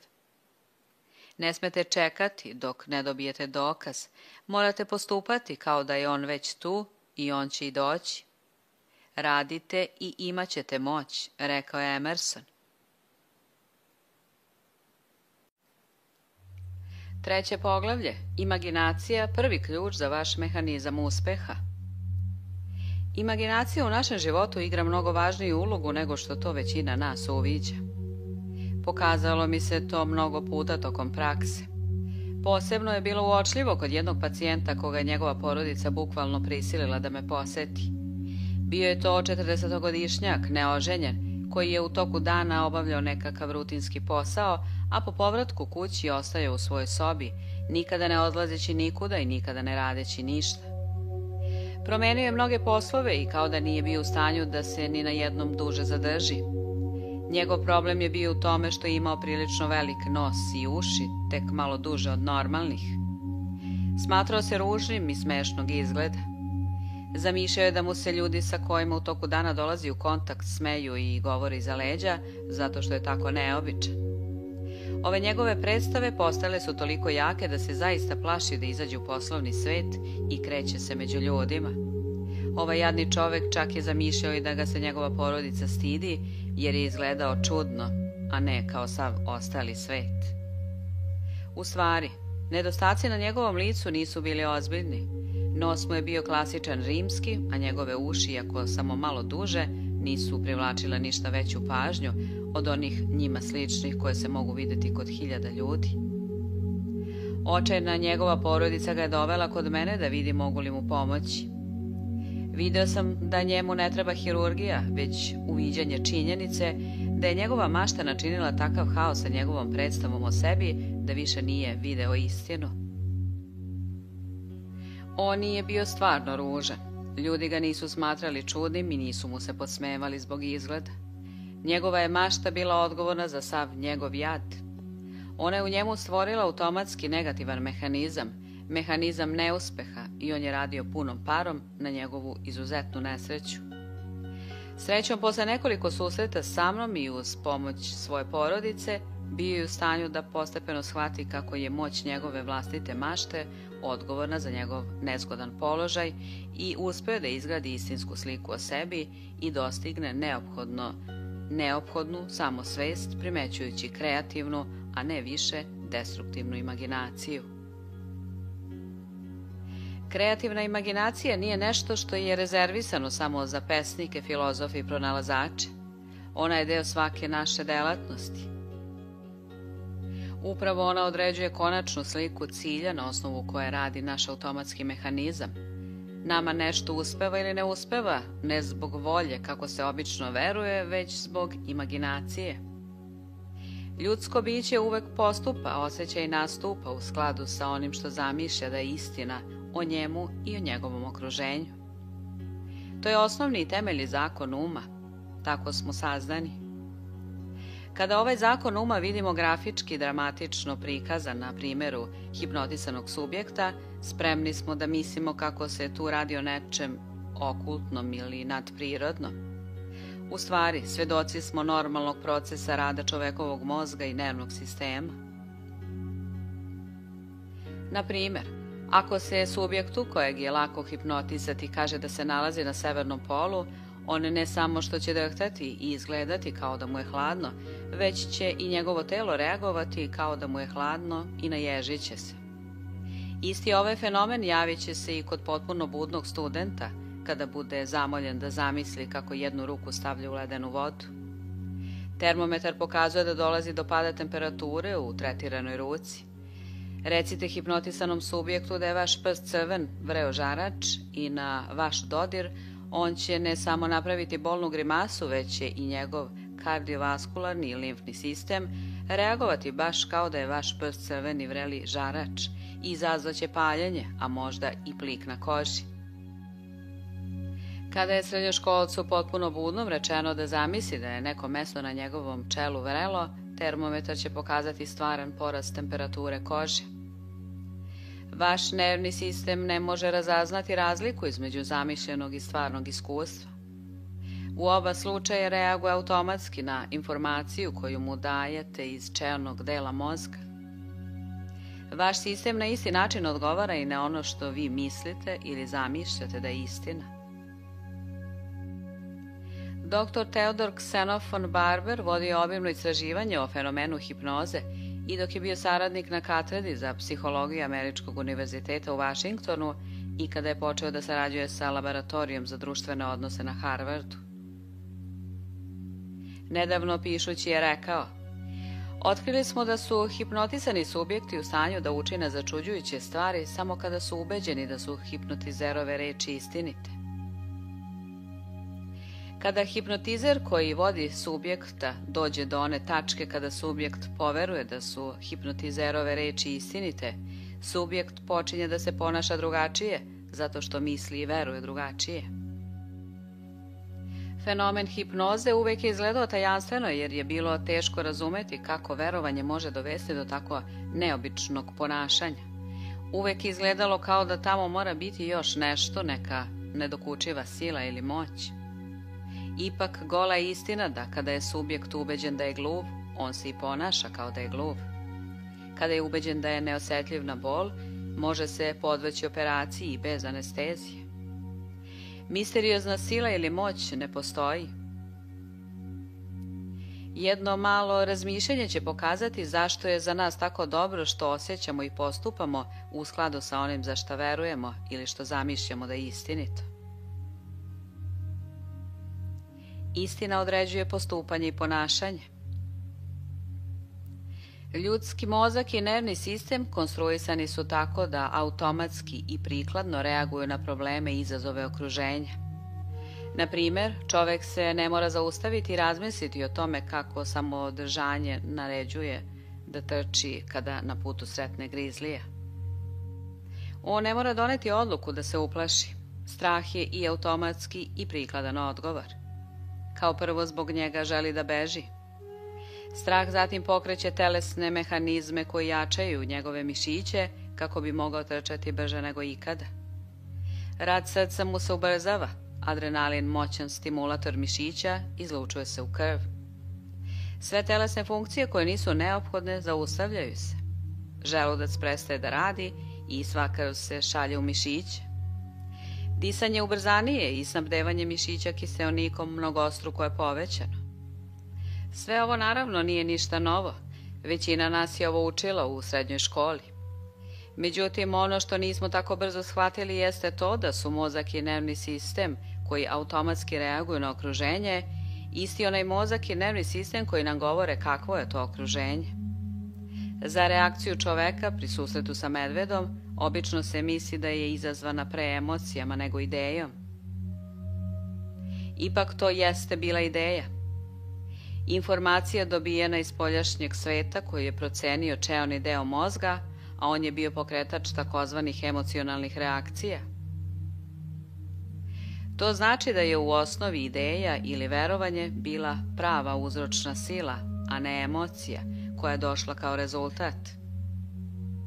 Ukratko, čovek na putu reagovao je na ono što je mislio, ili verovao, ili zamišljao da je to okruženje. Poruke koje nam od okruženja stižu sačinjene su od nervnih impulsa različitih čula. Ovi nervni impulsi se dešifruju, tumače i procenjuju u mozgu, a mi ih prepoznajemo kao ideje ili mentalne slike. Pri konačnoj analizi mi u stvari reagujemo na mentalne slike. Vi postupate i osjećate ne u skladu sa onim što nešto zaista jeste, već u skladu sa predstavom koju vaš um o tome ima. Imate određene mentalne slike o sebi, o vašem svetu i ljudima oko vas i ponašate se kao da su istina i stvarnost one, a ne ono što je njima predstavljeno. Pretpostavimo, na primjer, da taj čovek na putu ne sreće pravog medveda, već filmskog glumca obučenog u kosti medveda. Ako bi od glumca pomislio i zamislio da je medved, njegova bi emocionalna i nervna reakcija bila potpuno ista. Ili pretpostavimo da sreće ogromnog čupavog psa, koga je njegova strahom vođena imaginacija zamenila sa medvedom. Opet bi automatski reagovao na ono za što veruje da je istina o njemu i njegovom okruženju. Iz ovoga proizilazi da ukoliko su naše ideje i mentalne slike koje se na nas odnose iskrivljene i nerealne, onda će i naše reakcije na okruženje biti isto tako nepodesne.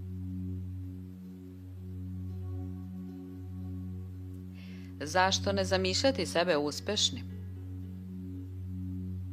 Shvatajući da su naši postupci, osjećanja i ponašanja rezultat naših vlastitih predstava i verovanja, dobijamo uporište za promenu ličnosti koje je psihologiji oduvek bilo potrebno.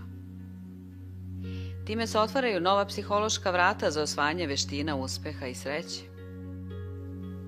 Mentalne slike nam pružaju mogućnost da vežbamo nove osobine i stavove, što inače ne bismo mogli. To je moguće jer, ponavljam, vaš nervni sistem ne pravi razliku između stvarnog iskustva i onog živo zamišljenog. Predstavimo li sebe kako nešto na određen način obavljamo, to je skoro isto kao i stvarno obavljanje. Mentalna vežba pomaže da ono postane savršeno. U kontrolisanom eksperimentu psiholog Vandel je dokazao da se mentalnim vežbanjem gađanja strelicom u metu dok osoba izvesno vreme sedi ispred mete i zamišlja kako u nju baca strelice, poboljšava rezultat baš kao i stvarnim bacanjem. Iznet je eksperiment o efektima mentalnog vežbanja na poboljšanje veštine izvođenja slobodnim bacanjem u košarci. Jedna grupa studenata zaista je svakodnevno vežbala ubacivanje lopte tokom 20 dana i njihovi rezultati su zabeleženi prvog i posljednjeg dana. Rezultati druge grupe izmereni su prvog i posljednjeg dana, a ona u međuvremenu nije uopšte vežbala. Rezultati treće grupe izmereni su prvog dana, a zatim su studenti svakodnevno provodili 20 minuta, zamišljajući kako bacaju loptu u koš i kada bi promašili, zamišljali bi kako tu grešku ispravljaju i postižu koš. Prva grupa koja je doista vežbala svakodnevno poboljšala je rezultat za 25%. Druga grupa koja uopšte nije vežbala nije pokazala nikakvo poboljšanje. A treća grupa koja je vežbala samo u svojoj mašti poboljšala je rezultat za 23%. Kako je zamišljenim vežbanjem osvojen šampionat u šahu? Phillips govori kako je veliki šahovski šampion Capablanca bio toliko nadmoćan u odnosu na ostale takmičare da su stručnjaci smatrali da ga nikada niko neće pobediti u igri. Ipak, on je izgubio titulu od prilično nepoznatog igrača, Aljehina, za koga se nikada ne bi ni sanjalo da bi mogao predstavljati ozbiljnu pretnju čuvenom Capablanci. Šahovski svet je bio izvan sebe od zbunjenosti, što bi se danas moglo uporediti sa time da finalista za zlatnu rukavicu pobedi prvaka sveta u teškoj kategoriji. Phillips nam priča da je Aljehin vežbao za meč poput boksera koji se sprema za borbu. Povukao se na selo, prestao da puši i pije i radio gimnastiku. Tokom 3 meseca igrao je šah samo u svojoj glavi, skupljajući energiju za onaj trenutak kada će se sresti sa šampionom. Mentalne predstave vam mogu pomoći da prodate više robe. U svojoj knjizi Kako da prodajom zaradite $25.000 godišnje, Roth govori kako je grupa prodavaca iz Detroita, probajući novu ideju, povećala prodaju za 100%. Druga grupa iz Njujorka povećala je prodaju za 150%. Jedan prodavac, koristeći se istom idejom, povećao je prodaju za 400%. I kakva je to magija kojom se koriste toliki prodavci? To je nešto što se zove igranje uloge i trebalo bi da vam je poznato, jer ako mu dopustite, može vam pomoći da udvostručite prodaju. Šta znači igranje uloge? Dakle, to jednostavno znači da zamišljate sebe u različitim situacijama, a zatim ih rešavate u svome umu, sve dok se ne pripremite šta da kažete i šta da učinite kad god se u stvarnom životu nađete u tim situacijama. To je ono što se u sportu zove mentalni trening. Razlog zašto se igranjem uloga toliko postiže leži u tome što je prodaja samo stvar situacije. Ona se stvara kad god razgovaraš sa mušterijom. Mušterija nešto kaže ili postavi pitanje ili da neku primetbu. Ako uvek znaš kako da uzvratiš na ono što ona kaže ili kako da odgovoriš na pitanje ili kako da rešiš primetbu, ti prodaješ. Prodavac koji igra ulogu noću kada je sam stvorit će ovakvu situaciju. Zamislit će kako se mogući kupac najlepših ženskih oblina baca na njega, a zatim će provežbati svoj odgovor. Ma kakva da je situacija, na nju se prethodno možete pripremiti, zamišljajući sebe i svog klijenta licem u lice, dok on daje primetbe i stvara probleme, a vi ih na odgovarajući način rešavate. Upotrebite mentalne slike da biste dobili bolji posao. Pokojni William Moulton Marston, čuveni psiholog, svima koji su kod njega dolazili po pomoć pri traženju boljeg posla, preporučivao je ono što je nazivao izvođenjem probe. Ako je pred vama neki važan razgovor, kao na primjer prijavljivanje za novi posao, njegov savjet je bio: planirajte razgovor unaprijed. U svome umu pređite sva pitanja koja će vam verovatno biti postavljena. Razmislite o odgovorima.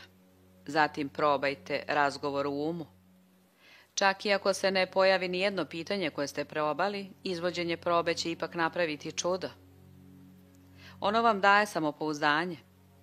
I mada se istinski život ne može uporediti sa deklamovanjem na pozornici, izvođenje probe će vam pomoći da spontano reagujete u ma kojoj situaciji u kojoj se možete naći, jer ste vežbali da spontano postupate. Ne budite loš glumac, rekao bi dr. Marston, objašnjavajući da mi u životu stalno igramo neku ulogu. Zašto ne izabrati onu pravu, ulogu uspešne osobe i uvežbati je? U časopisu Your Life dr. Marston je rekao: često naredni korak u karijeri ne može biti preduzet pre nego što steknete neko iskustvo na poslu zbog kojeg su vas pozvali. Obmanjivanje može otvoriti vrata poslu o kojem ne znate ništa, ali u 9 od 10 slučajeva ono vas neće zaštititi od otkaza kada vaše iskustvo izađe na videlo. Meni je poznat samo jedan put za projektovanje vašeg praktičnog znanja izvan granica vašeg trenutnog zaposlenja, a to je izvođenje probe. Koncertni pijanista vežba u svojoj glavi. Artur Schnabel, svetski poznati koncertni pijanista, samo je 7 godina uzimao časove. Mrzeo je da vežba i retko je to radio na pravoj klavijaturi. Kada su mu postavili pitanje zašto vežba tako malo u poređenju sa ostalim pijanistima, odgovorio je: ja vežbam u svojoj glavi. Kopp, priznati profesor klavira, preporučuje svim pijanistima da vežbaju u svojoj glavi. Nova kompozicija, kaže, mora se prvo proučiti u umu. Treba je zapamtiti i svirati u umu pre nego što se i dodirnu dirke na klavijaturi. Vežbanje u umu može smanjiti broj udaraca u golfu. Časopis Time pisao je da Ben Hogan, pripremajući se za takmičenje, mentalno uvežbava svaki udarac pre nego što ga izvede. On ga savršeno izvodi u svojoj imaginaciji, osjeća da vrhom štapa udara lopticu upravo onako kako bi trebalo, osjeća da udara savršeno izvodi do kraja i onda pristupa loptici i oslanja se na, kako je on naziva, memoriju mišića da odradi ono što je zamislio. Alex Morrison, možda najpoznatiji učitelj golfa na svetu, izradio je sistem mentalnog vežbanja. On vam omogućava da poboljšate rezultate u golfu sedeći u udobnoj stolici i vežbajući ono što naziva 7 Morrisonovih ključeva. Mentalna strana golfa predstavlja 90% igre, rekao je, fizička strana 8%, a mehanička 2%. U svojoj knjizi Bolji golf bez vežbanja Morrisona govori kako je naučio Lju Lera da prvi put probije 90 poena, gotovo bez ikakvog vežbanja. Morrison je Leru rekao da sedne u udobnu stolicu u njegovoj dnevnoj sobi i opusti se, a on mu je za to vreme objašnjavao kako da popravi zamah i dao kratku lekciju o Morrisonovim ključevima. Lera je poučio da ne radi ništa na terenu, već da svakodnevno 5 minuta, opušten u udobnoj stolici, zamišlja sebe kako ispravno radi ključeve. Morrison je zatim rekao da se nekoliko dana kasnije bez ikakve fizičke pripreme Ler pridružio svojoj uobičajenoj grupi i zapanjio je preciznim udarcima. Suština Morrisonovog sistema je pre nego što nešto uspešno obavite, morate imati jasnu mentalnu predstavu onoga što je ispravno. Morrison je ovim metodom omogućio Paulu Whitmanu i mnogim drugim slavnim imenima da broj udaraca smanje za 10 do 12. Johnny Bula, veoma poznati igrač golfa, pre nekoliko godina napisao članak u kojem je rekao da je jasna mentalna slika mesta gde želite da loptica ode i onoga što želite da uradite u golfu mnogo važnije od forme. Mnogi profesionalci imaju jedan ili više nedostataka u svojoj formi, ipak igraju dobar golf. Bulina teorija je bila da će, ukoliko možete predstaviti konačan ishod, videti loptu kako ide tamo gde vi želite i imati poverenja i znati da će izvršiti ono što želite, vaša podsvest to preuzeti na sebe i pravilno usmeriti vaše mišiće. Ako vam je stisak loša, držanje nepravilno, vaša podsvest će i nadalje voditi o tome računa, upravljajući vaše mišiće tako da učine sve što je potrebno kako bi se nadoknadila greška u formi. Prava tajna o stvaranju mentalnih slika. Uspješni muškarci i žene od pamtiveka koriste mentalne slike i izvođenje probe pri postizanju ciljeva. Napoleon je, na primjer, vežbao verovanje u mašti mnogo godina pre nego što je zaista izašao na bojno polje. Webb i Morgan nam u svojoj knjizi Učinite najviše od svoga života govore da bi zabeleške koje je Napoleon načinio maštajući tokom svih tih godina odštampane ispunile 400 stranica. Zamišljao je sebe kao vojskovođu i nacrtao karte Korzike, pokazujući gde bi postavio različite vrste odbrane, sačinivši sve proračune sa matematičkom preciznošću. Conrad Hilton je zamišljao da vodi hotel još pre nego što ga je i kupio. Kao dečak igrao se hotelijera. Henry Kaiser je rekao da je svaki njegov poslovni poduhvat prethodno bio zamišljen u njegovoj mašti. Nema sumnje da je umetnost stvaranja mentalnih slika nekada bila povezivana sa magijom. Ipak, kibernetika pruža nam uvid u to zašto stvaranje mentalnih slika daje tako zapanjujuće rezultate i pokazuje da oni nisu proizvod magije, već prirodnog, normalnog funkcionisanja našeg uma i mozga. Kibernetičari na čovekov mozak, nervni i mišićni sistem gledaju kao na veoma složen servomehanizam. Kao što je već rečeno, ovaj novi koncept ne znači da vi jeste mašina, već da vaš mozak i telo rade kao mašina kojom vi upravljate. Ovaj vaš unutrašnji automatski kreativni mehanizam može raditi na samo jedan način. Mora imati metu u koju će pucati. Kao što reče Alex Morrison, morate prvo u svome umu jasno vidjeti šta želite pre nego što to ostvarite.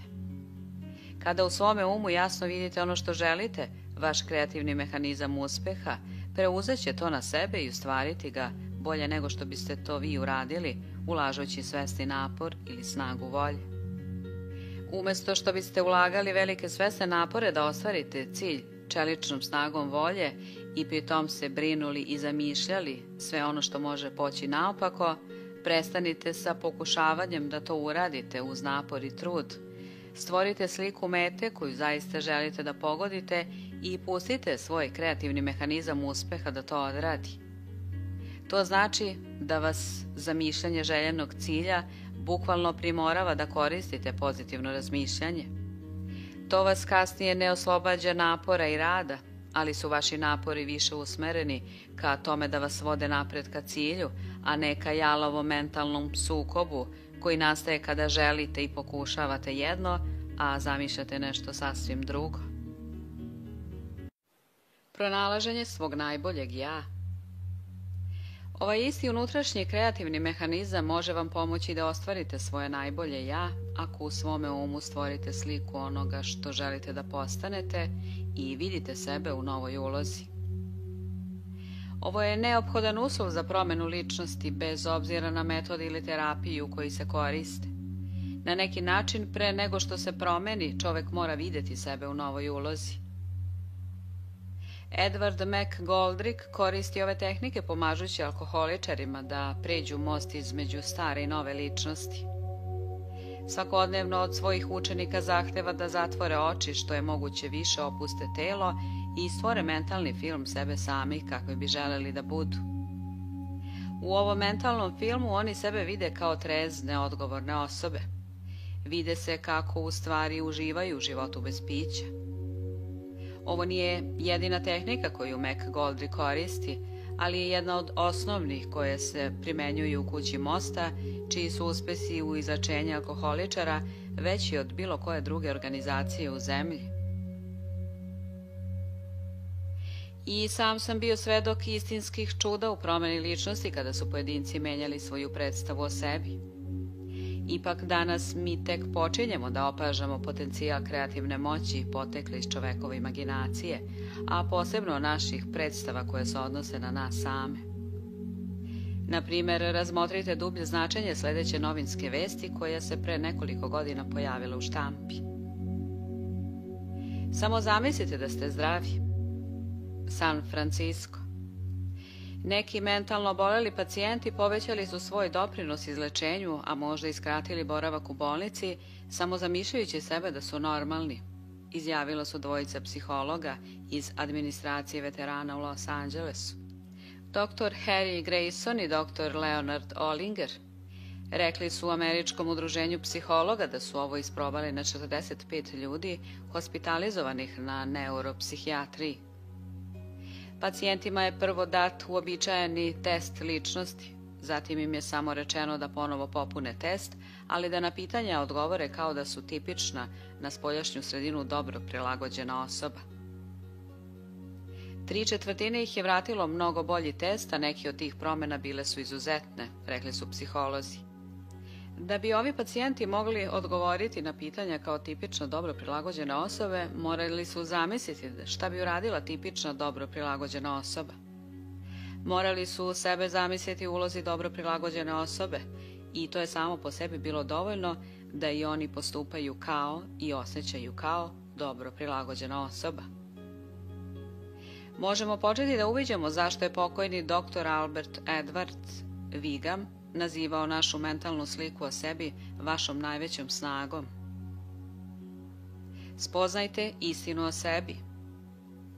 Cilj psihologije predstava o sebi nije stvaranje izmišljenog ja, svemoćnog, drskog, sebičnog, najvažnijeg od svih. Ovakva predstava je isto tako neodgovarajuća i nerealna, kao i predstava o inferiornom ja. Naš cilj je da pronađemo stvarno ja i da svoje predstave o sebi što više približimo onome što one predstavljaju. Ipak, psiholozima je dobro poznato da većina nas sebe potcenjuje. U stvari, kompleks superiornosti ne postoji. Oni što izgledaju kao da ga imaju u suštini pate od osjećanja inferiornosti. Njihovo superiorno ja je samo fikcija, maska kojom od sebe i drugih skrivaju svoja duboka potisnuta osjećanja niže vrednosti i nesigurnosti. Kako možete spoznati istinu o sebi? Kako možete napraviti dobru procenu?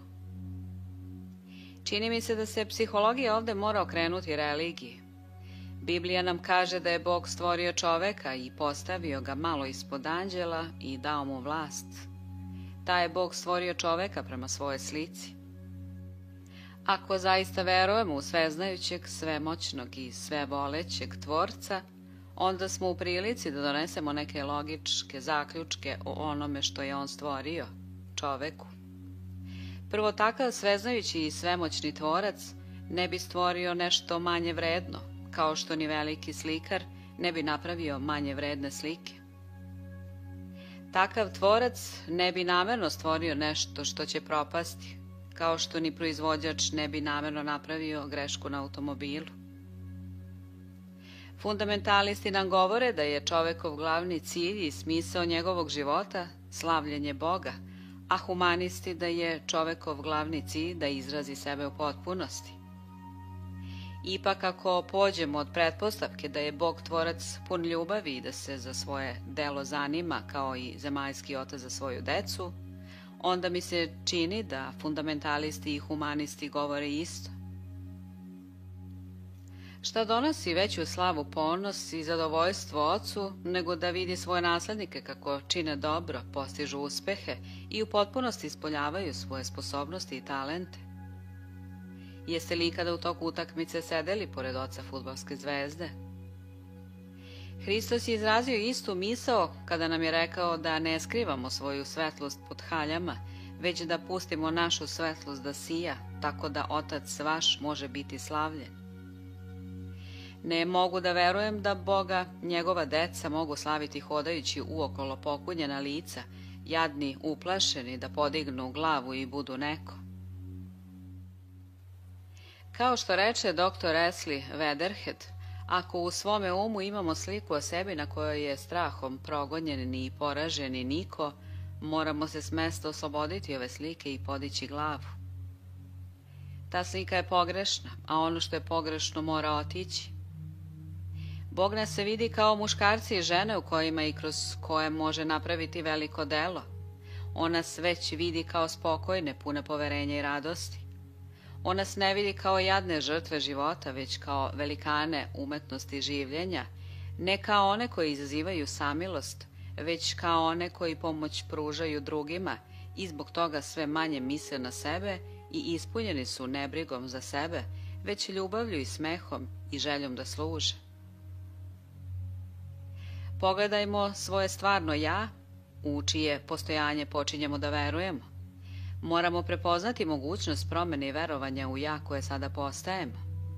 To staro osjećanje bezvrednosti i neuspeha mora proći. Ono je pogrešno, a mi nećemo da verujemo u ono što je pogrešno. Praktična vežba. Zadržite sliku o sebi dovoljno dugo i čvrsto u oku vašega uma i ka njoj ćete ići, rekao je dr. Harry Emerson Fosdick. Živo se predstavite poraženim i to će biti dovoljno da pobedu učini nemogućom. Veliki život započinje slikom zadržanom u imaginaciji, ono što želite da uradite i budete. Vaša sadašnja slika o sebi izgrađena je na onim slikama o sebi koje je u prošlosti stvorila vaša imaginacija, a one su potekle iz vaših tumačenja i procena donetih na osnovu iskustva. Sada treba da primenite taj isti metod pri stvaranju odgovarajuće slike o sebi. Svakodnevno odvojite 30 minuta kada možete biti sami i neometani. Opustite se i neka vam bude što udobnije. Sada zatvorite oči i vežbajte svoju imaginaciju. Mnogi su otkrili da bolje rezultate postižu kada zamišljaju da sede ispred velikog filmskog platna i zamišljaju da gledaju film o sebi. Vrlo je važno da taj film bude što življi i sa što više pojedinosti. Vi želite da vaše mentalne slike budu što vernije vašem iskustvu. Da biste to postigli, obratite pažnju na sitne pojedinosti zamišljenog okruženja, prizore, zvuke, predmete. Jedna moja pacijentkinja koristila je ovaj metod kako bi se oslobodila straha od zubara. To joj nije uspelo sve dok nije počela da zapaža sitnice na svojoj zamišljenoj slici. Miris dezinfekcionog sredstva u ordinaciji, kožom presvučenu stolicu pod svojim prstima, pogled na zubarove uređene nokte i njegovu ruku koja se približava njenom licu i slično. U ovoj su vežbi veoma važni detalji zamišljenog okruženja jer zbog praktičnih ciljeva stvarate praktično iskustvo. A ako vam je zamišljanje dovoljno živo i dovoljno detaljno, ono ima istu vrednost kao i istinsko iskustvo, bar što se vašeg nervnog sistema tiče. Sljedeće što treba zapamtiti jeste da tokom tih 30 minuta vidite sebe kako postupate i reagujete na pravi način, uspešno i idealno. Nije važno kako ste radili juče. Ne treba ni da pokušavate da verujete kako ćete sutra postupati na taj idealan način. Vaš nervni sistem će se za to pobrinuti na vreme, ako nastavite da vežbate. Vidite sebe kako se ponašate, kako se osjećate, kako jeste ono što želite da budete. Nemojte reći sebi, tako ću postupati sutra.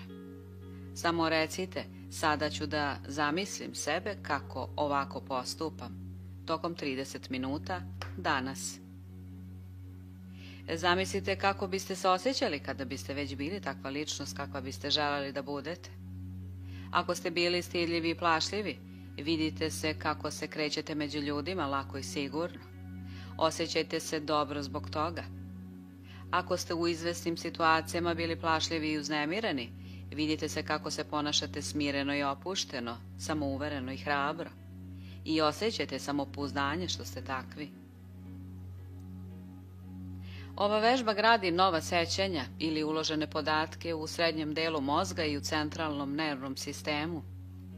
Primenjujući je neko vreme, bit ćete iznenađeni kad otkrijete da se ponašate drugčije, više manje automatski i spontano, ne pokušavajući. Tako je kako treba da bude.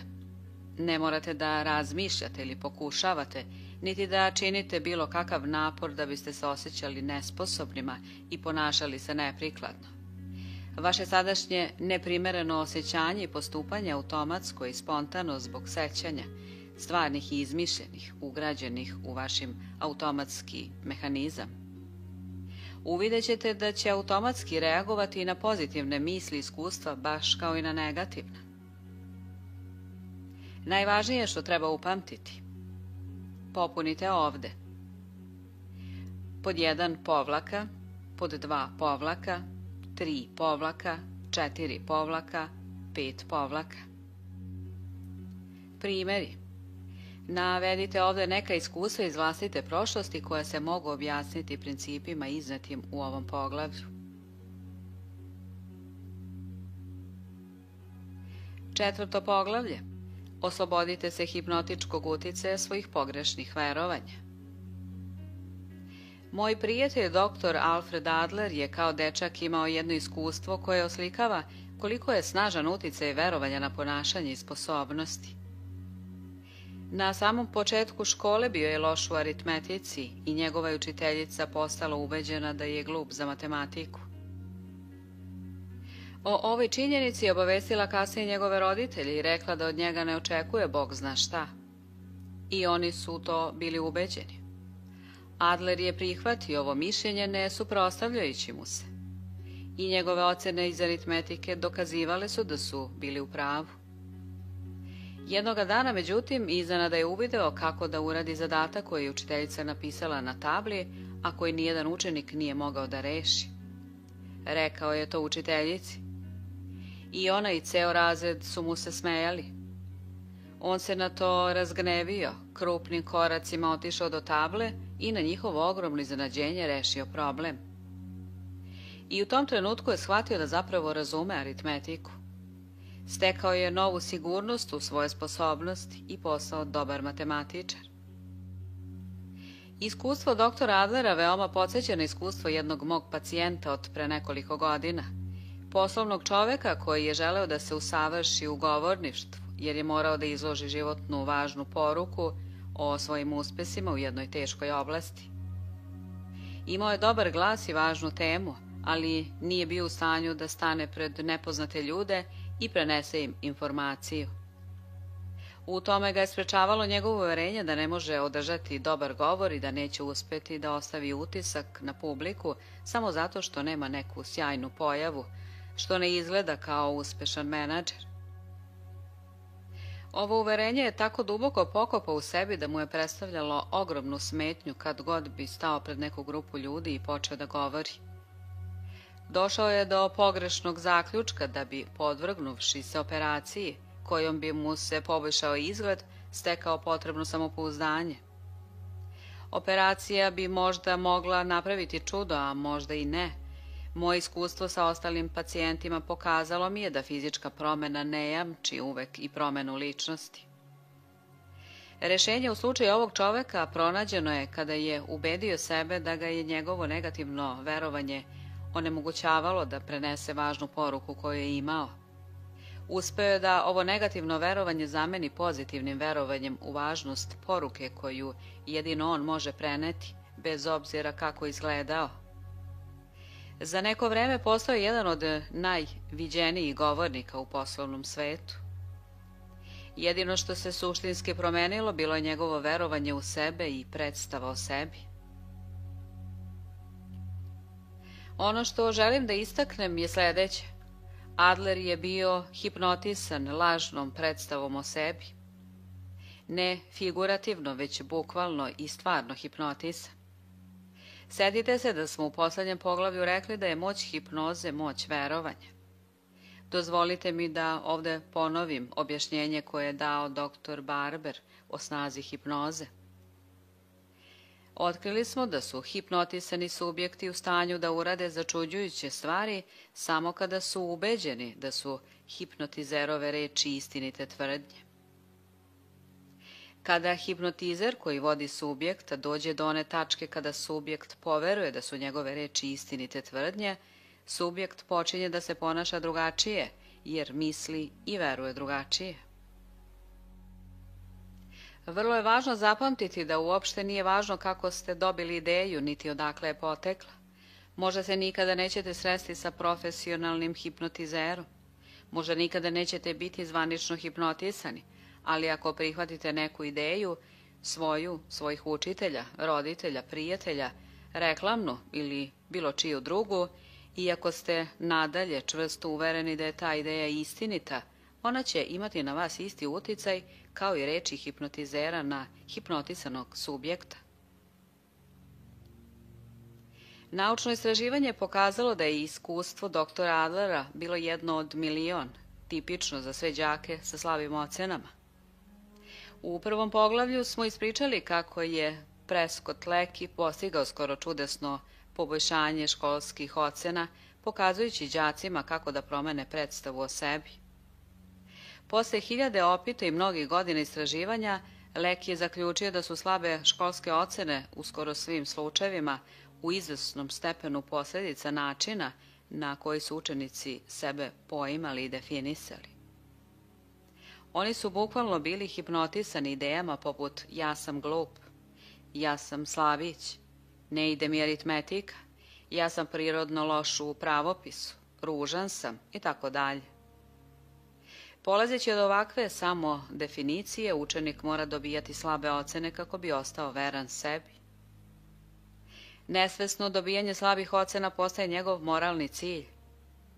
S njegove tačke gledišta dobiti dobru ocenu bilo bi isto tako pogrešno kao i nešto ukrasti, ukoliko je sebe definisao kao poštenu osobu. Slučaj hipnotisanog prodavca. U knjizi Tajne uspešne prodaje John Murphy nam govori kako je Elmer Willer primenio Leckyjevu teoriju na povećanje zarade nekih prodavaca. Elmer Willer je bio pozvan u jednu firmu kao savjetnik za prodaju. Menadžer prodaje mu je ukazao na jedan vrlo upečatljiv slučaj. Jedan prodavac je uvek uspevao da zaradi oko $5.000 godišnje, bez obzira na dodeljenu teritoriju ili isplaćenu proviziju. Pošto je ovaj prodavac dobro radio i na prilično maloj teritoriji, dodeljena mu je veća i bolja. Ali i sljedeće godine njegova provizija je iznosila skoro isto kao i ranije, $5.000. Sljedeće godine kompanija je povećala provizije svim prodavcima, ali je on ponovo uspeo da zaradi samo $5.000. Zatim mu je dodeljena jedna od najslabijih teritorija i ponovo je zaradio $5.000. Willer je razgovarao sa ovim prodavcem i zaključio da problem nije u teritoriji, već u prodavčevom samovrednovanju.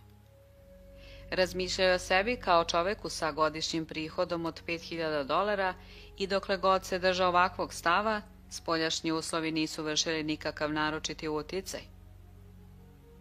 Kada mu je dodeljena slaba teritorija, radio je naporno kako bi dostigao tih $5.000. Kada mu je dodeljena dobra, pronalazio bi sve moguće razloge da se nasanka kada je $5.000 bilo na vidiku.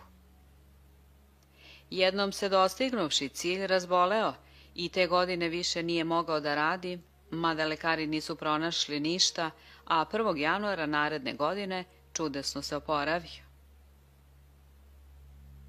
Kako je čovek zbog pogrešnih uverenja ostario 20 godina? U svojoj knjizi Pustolovine večite mladosti podrobno sam opisao slučaj gospodina Russella, koji je zbog pogrešne ideje gotovo preko noći ostario 20 godina, a zatim se, prihvativši istinu, skoro istom brzinom i podmladio. Ukratko, evo priče. Uradio sam po veoma skromnoj ceni estetsku operaciju na donjoj usni gospodina Russella, pod uslovom da on svojoj devojci mora reći da ga je ta operacija koštala čitave životne ušteđevine. Njegova devojka nije imala primedbi kada bi on svoj novac trošio na nju i tvrdila je da ga voli, ali nije mogla da se za njega uda zbog njegove prevelike donje usne. Međutim, kada joj je ovo rekao i ponosno pokazao svoju novu donju usnu, njena reakcija je bila upravo onakva kakvu sam ja očekivao, ali ne i kakvu je on predvideo. Histerično se razbesnela, nazvala ga budalom jer je potrošio sav svoj novac i saopštila mu ne baš neodređenim izrazima da ga nikada nije ni volela i da nikada i neće i da je samo glumila da joj je do njega stalo dokle god je na nju trošio novac. Ipak otišla je dalje nego što sam računao.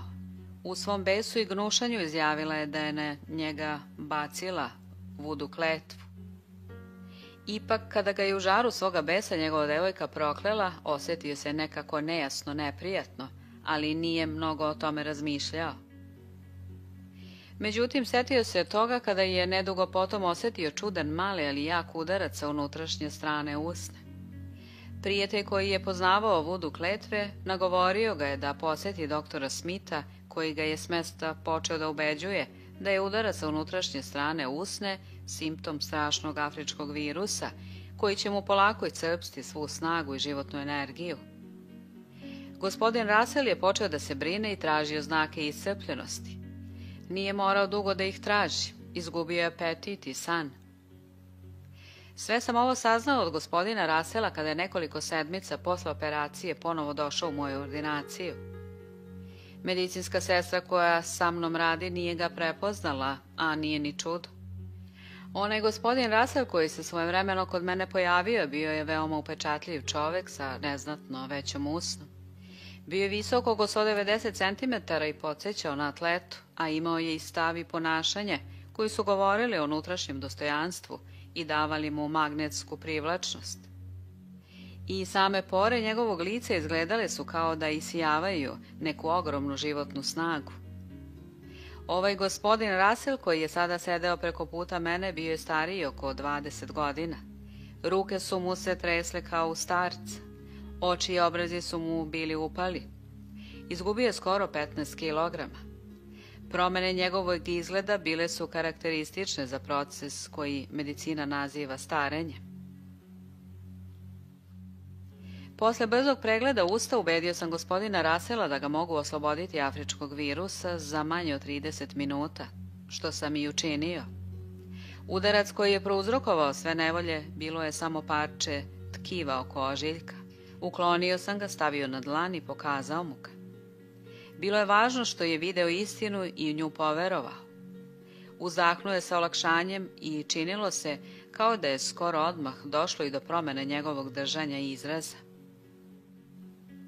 Nekoliko nedelja kasnije primio sam veoma lepo pismo od gospodina Russella sa fotografijom na kojoj su bili on i njegova nevesta. Vratio se kući i oženio svojom ljubavlju iz detinjstva. Čovek na slici bio je prvi gospodin Russell. Gospodin Russell se podmladio preko noći. Istina ne samo da ga je oslobodila straha i vratila mu samopouzdanje, već i proces starenja okrenula na opačke. Da ste kao ja mogli vidjeti gospodina Russella i pre i posle, više nikada ne biste posumnjali u moć verovanja, odnosno u to da neka ideja potekla iz bilo kog izvora, a prihvaćena kao istinita, može biti isto tako moćna kao i hipnoza. Jesu li svi hipnotisani? Nije pretjerano reći da je svako ljudsko biće do nekog stepena hipnotisano, bilo idejama koje je nekritički od drugih prihvatio, bilo idejama koje je sebi ponavljao i ubedio sebe da su istinite. Ove negativne ideje imaju potpuno iste posljedice na njegovo ponašanje kao i negativne ideje koje profesionalni hipnotizer utiskuje u um hipnotisanog subjekta. Jeste li ikada vidjeli demonstraciju prave pravcate hipnoze?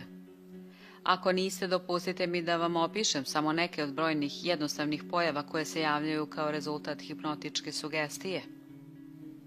Hipnotizer kaže fudbaleru da mu je šaka zakucana za sto i da je ne može podići. Ne radi se o tome da fudbaler ne pokušava, on jednostavno ne može.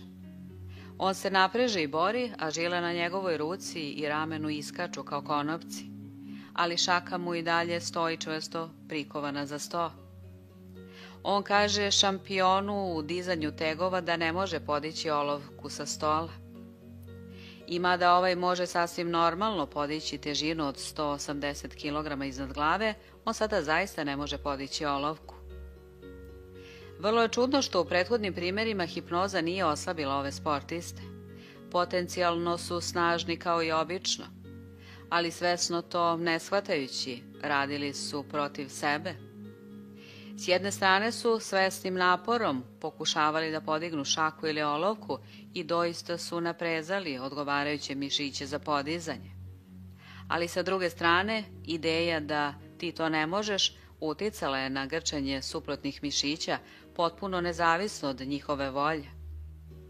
Negativnom idejom porazili su sami sebe, nisu mogli ispoljiti niti uposliti svoju pravu snagu. Kod trećeg sportiste dinamometrom je izmerena snaga zahvata i iznosila je 45 kg. Svi njegovi napori i trud nisu bili dovoljni da pomeri iglu dinamometra iznad oznake za 45 kg. Onda su ga hipnotisali i rekli: ti si vrlo jak, jači nego ikada, mnogo jači, iznenađen si koliko si jak. I ponovo mu je merena snaga zahvata. Ovoga puta je sa lakoćom pomerio iglu do oznake za 56 kg. I ponovo začudo hipnoza ništa nije dodala njegovoj stvarnoj snazi. Hipnotičkom sugestijom prevazišao je negativnu ideju koja ga je prethodno onemogućavala da u potpunosti ispolji svoju snagu. Drugim rečima, ovaj sportista je u normalnom budnom stanju negativnim verovanjem postavio granice svoje snazi i zato je ona iznosila svega 45 kg. Hipnotizer je samo pomerio ovu mentalnu blokadu i omogućio mu da ispolji svoju pravu snagu. Hipnoza ga je bukvalno privremeno rashipnotisala od samoograničavajućih verovanja o sebi. Kao što je rekao dr. Barber, dok posmatrate čudesne stvari koje se dešavaju tokom hipnotičke seanse, strašno je lako pretpostaviti da sam hipnotizer posjeduje neke magijske moći. Čovek koji muca tečno govori. Plah stidljiv, povučen Kaspar Milku Toast postaje otvoren, uravnotežen i počinje da drži uzbudljive govore. Druga osoba koja u budnom stanju sa papirom i olovkom ne sabira bog zna kako, množi dvocifrene i trocifrene brojeve napamet. Očigledno je da se sve ovo desilo samo zato što im je hipnotizer rekao da to mogu učiniti i podučio ih kako. Za gledaoca hipnotizerova reč ima magičnu moć. Međutim, nije tako. Moć, osnovna sposobnost koja omogućava da se ovakve stvari učine, počivala je u subjektima sve vreme, čak i pre nego što su sreli hipnotizera. Oni su je zatvorili i ugušili zbog svojih negativnih ubeđenja. Ne shvatajući i sami sebe su hipnotisali verovanjem da oni za to nisu sposobni. I tačnije bi bilo reći da ih je hipnotizer rashipnotisao, a ne hipnotisao. U vama kogod da ste, bez obzira na vaše mišljenje o tome koliki ste gubitnik, postoji sposobnost i moć da učinite sve što je potrebno da biste bili srećni i uspešni. Baš sada je u vama ta moć kojom možete učiniti ono što niste ni sanjali da je moguće. Ta moć će vam biti dostupna čim promenite svoja verovanja. Čim se oslobodite hipnotičkog uticaja, ograničavajućih ideja, ne mogu, nisam toga vredan, ne zaslužujem to i drugih sličnih njima. Možete se izlečiti od kompleksa niže vrednosti. Bar 95% ljudi do neke je mere osujatilo svoj život osjećanjem niže vrednosti, a za milione je ovo osjećanje inferiornosti ozbiljan hendikep pri ostvarenju uspeha i sreće. U nekom smislu svaka osoba na kugli zemaljskoj inferiorna je u odnosu na neku drugu ili druge. Ja znam da ne mogu podići istu težinu kao i Paul Anderson, baciti kuglu od 7 kg kao Perry O'Brien, ili igrati dobro kao Artur Mari. Ja to znam, ali to u meni ne izaziva osjećanja niže vrednosti i ne osujećuje moj život, jednostavno zato što se ne poredim sa njima na način koji je za mene nepovoljan i ne osjećam da nisam dobar samo zato što ne mogu učiniti nešto tako vešto ili dobro kao oni. Također znam da je u izvesnim oblastima svaka osoba koju sam sreo, od prodavca novina sa ugla do predsjednika banke, bolja od mene. Ali niko od njih ne može promeniti lice sa ožiljkom, niti gomilu drugih stvari tako dobro kao ja. I siguran sam da se oni zbog toga ne osjećaju manje vrednima. Osjećanje niže vrednosti stvoreno je ne toliko na osnovu činjenica ili iskustava, već na osnovu naših zaključaka izvedenih iz tih činjenica i naše procene tih iskustava. Na primjer, činjenica je da sam ja nikakav dizač tegova i nikakav plesač. Međutim, to me ne čini i nikakvom osobom. To što Paul Anderson i Arthur Murray nisu sposobni da izvrše operaciju, čini ih nikakvim hirurzima, ali ne i nikakvim osobama. Sve zavisi od toga šta i po čijim normama sebe merimo. Taj kompleks inferiornosti ne stvara saznanje o našim skromnim sposobnostima ili znanjima, niti je to ono što utiče na naš život. Ono što sve ovo izaziva jeste osjećanje niže vrednosti. Sva ova osjećanja niže vrednosti pojavljuju se iz jednog jedinog razloga. O sebi prosuđujemo i sebe merimo ne prema našim normama i vrednostima, već prema normama nekog drugog. Kada ovo činimo, mi uvek bez izuzetka dolazimo na drugo mesto. Ali zbog toga što mislimo i verujemo i pretpostavljamo da se treba procenjivati prema normama nekog drugog, osjećamo se jadnim i drugorazrednim i zaključujemo da sa nama nešto nije u redu. Sljedeći logičan zaključak u ovom naopakom procesu razmišljanja jeste da mi nismo vredni, da ne zaslužujemo uspeh i sreću i da nije u redu da u potpunosti bez izvinjavanja ili osjećaja krivice ispoljavamo svoje sposobnosti i talente kakvi god bili. Do svega ovoga dolazi jer smo sebi dopustili da budemo hipnotisani potpuno pogrešnom idejom kako treba da budem takav i takav ili treba da budem kao svi ostali.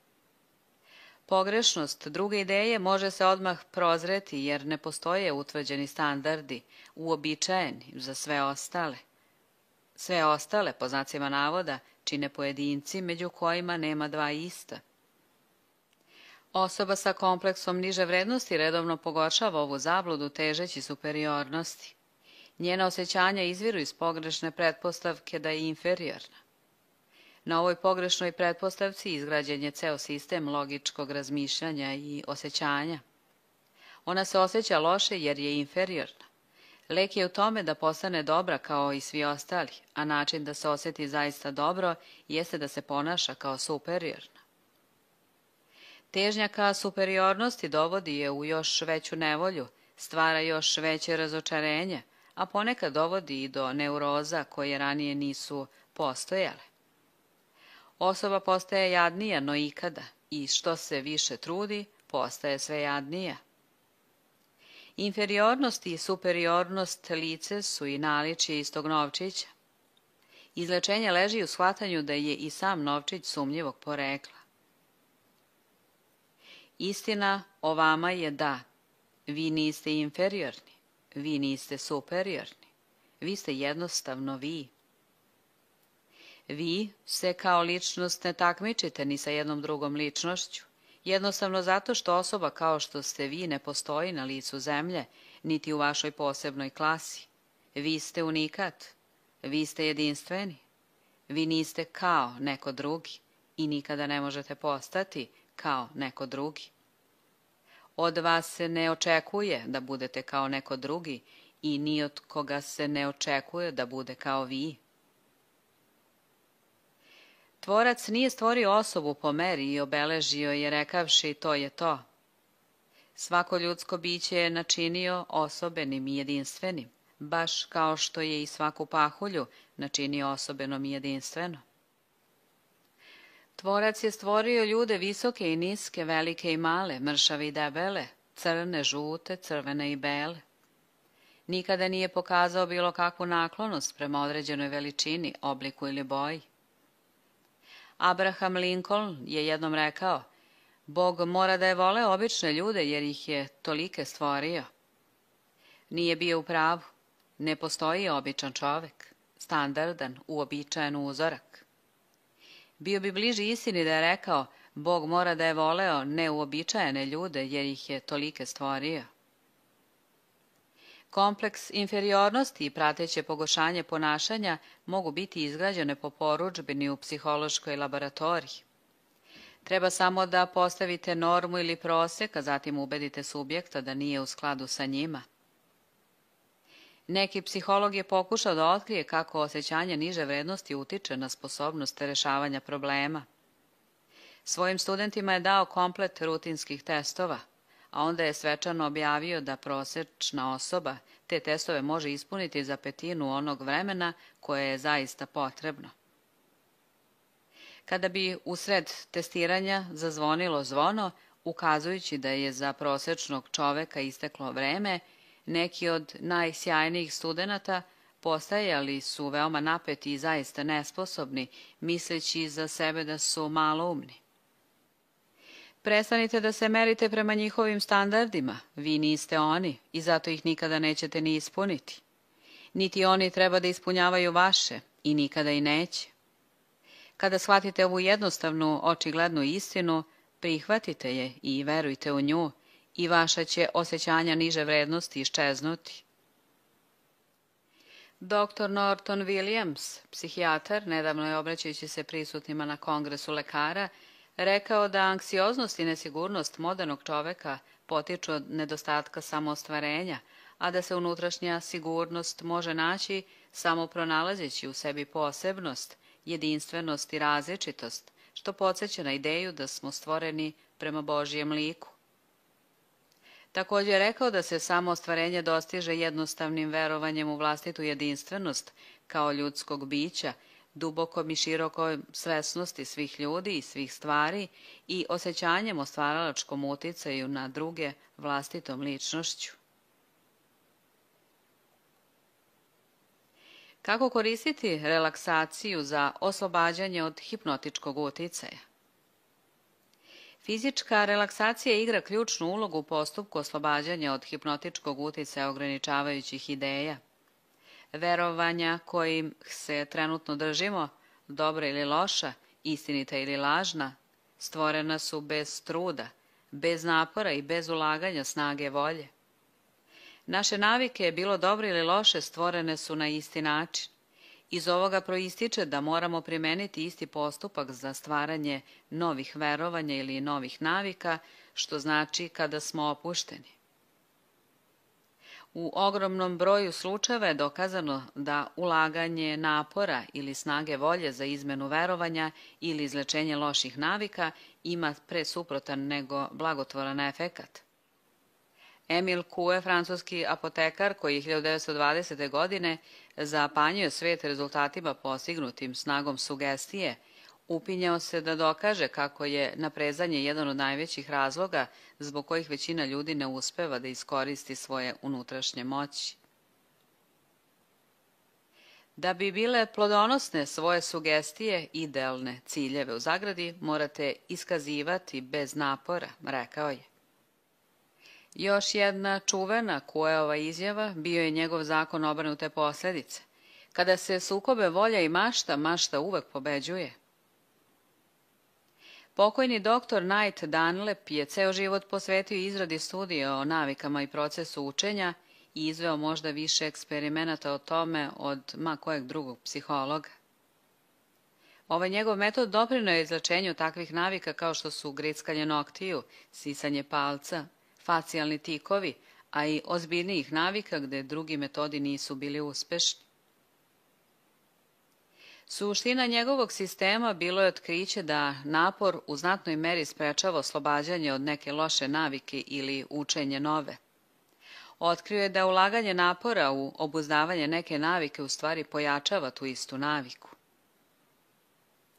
Njegovi eksperimenti su dokazali da najbolji način da se sa nekom navikom prestane jeste stvaranje jasne mentalne slike željenog konačnog cilja i naporno vežbanje koje će dovesti do ostvarenja tog cilja. Dunlap je otkrio da bi i pozitivno vežbanje, uzdržavanje od navike, i negativno vežbanje, svesno i voljno upražnjavanje te navike, imalo blagotvorne efekte, jer se u oba slučaja željeni krajnji rezultat neprestano ima na umu.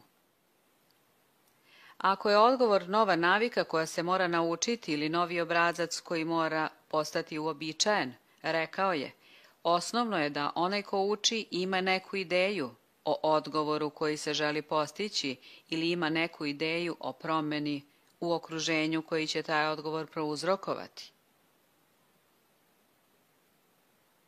Važan faktor učenja je ukratko misao o cilju koji se želi postići, bilo da je to neki poseban obrazac ponašanja, bilo rezultat takvog ponašanja, kao i želja da se taj cilj dostigne.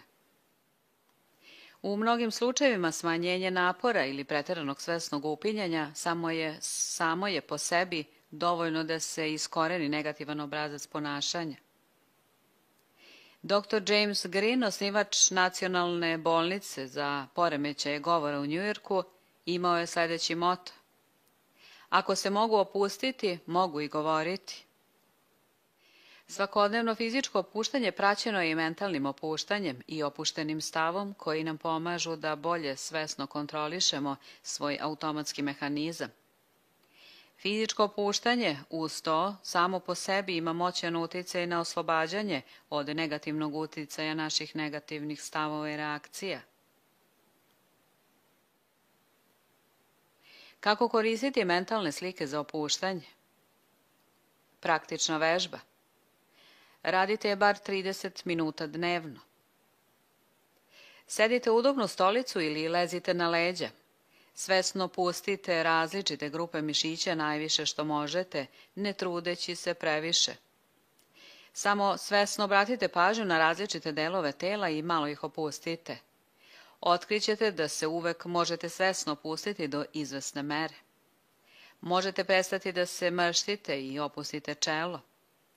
Možete malo opustiti napetost u vilici. Možete opustiti šake, ruke, ramena, noge. Radite ovo 5 minuta, a zatim prestanite da obraćate bilo kakvu pažnju na mišiće.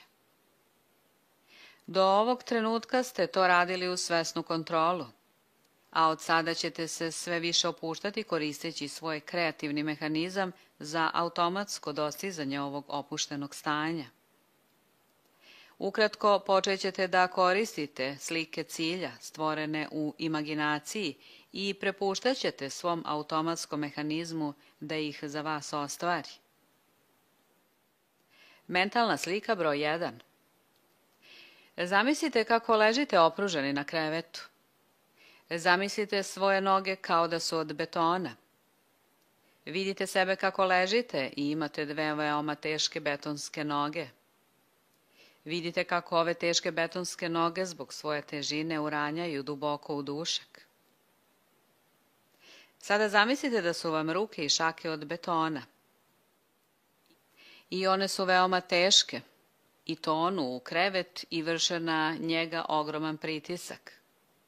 U svome umu vidite nekog svog prijatelja kako ulazi u sobu i pokušava da podigne vaše teške betonske noge. Obuhvata vam stopala i pokušava da ih podigne, ali one su za njega preteške. Ponovite ovo i sa rukama, sa vratom i tako dalje. Mentalna slika broj 2. Vaše telo je velika marioneta. Šake su vam labavo vezane žicom oko ručnih zglobova. Podlaktica vam je žicom labavo povezana sa nadlakticom. Nadlaktica vam je žicom labavo vezana za rame. Stopala, listovi, bedra također su spojeni jednom žicom. Vaš vrat je jedna veoma slaba žica. Žica koja upravlja vašom vilicom i drži vam usne spojene toliko da se opustila i rastegla, da vam je brada meko pala na grudi. Sve te razne žice koje spajaju različite delove vašeg tela slabe su i meke i vaše telo se upravo lagano spustilo na krevet, raširenih ruku i nogu. Mentalna slika broj 3. Vaše telo je sačinjeno od niza naduvanih gumenih balona. Otvaraju vam se 2 ventila na stopalima i vazduh vam izlazi iz nogu. Noge počinju da vam nestaju i na kraju od njih ostaju samo izduvane gumene cevi, priljubljene uz krevet. Sljedeći ventil vam se otvara na grudima i vazduh počinje da izlazi. Ceo grudni koš nestaje i leži mlitavo na krevetu. Nastavite ovako sa rukama, glavom i vratom. Mentalna slika broj 4. Mnogi će je smatrati najboljom za opuštanje. Samo se prisjetite neke opuštajuće i prijatne predstave iz prošlosti. U životu svakog čoveka postojalo je vreme kada se osjeća opušteno, prijatno, usklađeno sa svetom. Obratite pažnju na sitne sporedne detalje okruženja. Prisjetite se malih talasa na vodi. Kakvi su se zvuci čuli? Jeste li čuli tiho šuštanje lišća? Možda se sjećate kako ste nekada davno sedeli, savršeno opušteni, pomalo dremljivi pored vatre. Je li drvo pucketalo i iskrilo? Šta se još moglo vidjeti i čuti? Možda ste odabrali da se setite kako ste se odmarali na sunčanoj plaži. Kakav je osjećaj peska na koži? Možete li se prisjetiti toplote sunca koja vas opušta, dodirujući vam telo, skoro kao da se to stvarno dešava? Je li bilo galebova na plaži? Što se više detalja prisjetite i što ih više zamislite, bit ćete uspešniji. Svakodnevna vežba će ove mentalne slike ili sećanje učiniti sve svesnijima. Efekat učenja će također biti kumulativan. Vežba će ojačati vezu između mentalne slike i fizičkih osjećaja. Postajaćete sve veštiji u opuštanju i to će samo po sebi biti zapamćeno za naredne vežbe. Najvažnije što treba upamtiti, popuniti ovde. Pod 1 povlaka, 2 povlaka, 3 povlaka, 4 povlaka, 5 povlaka. Primeri.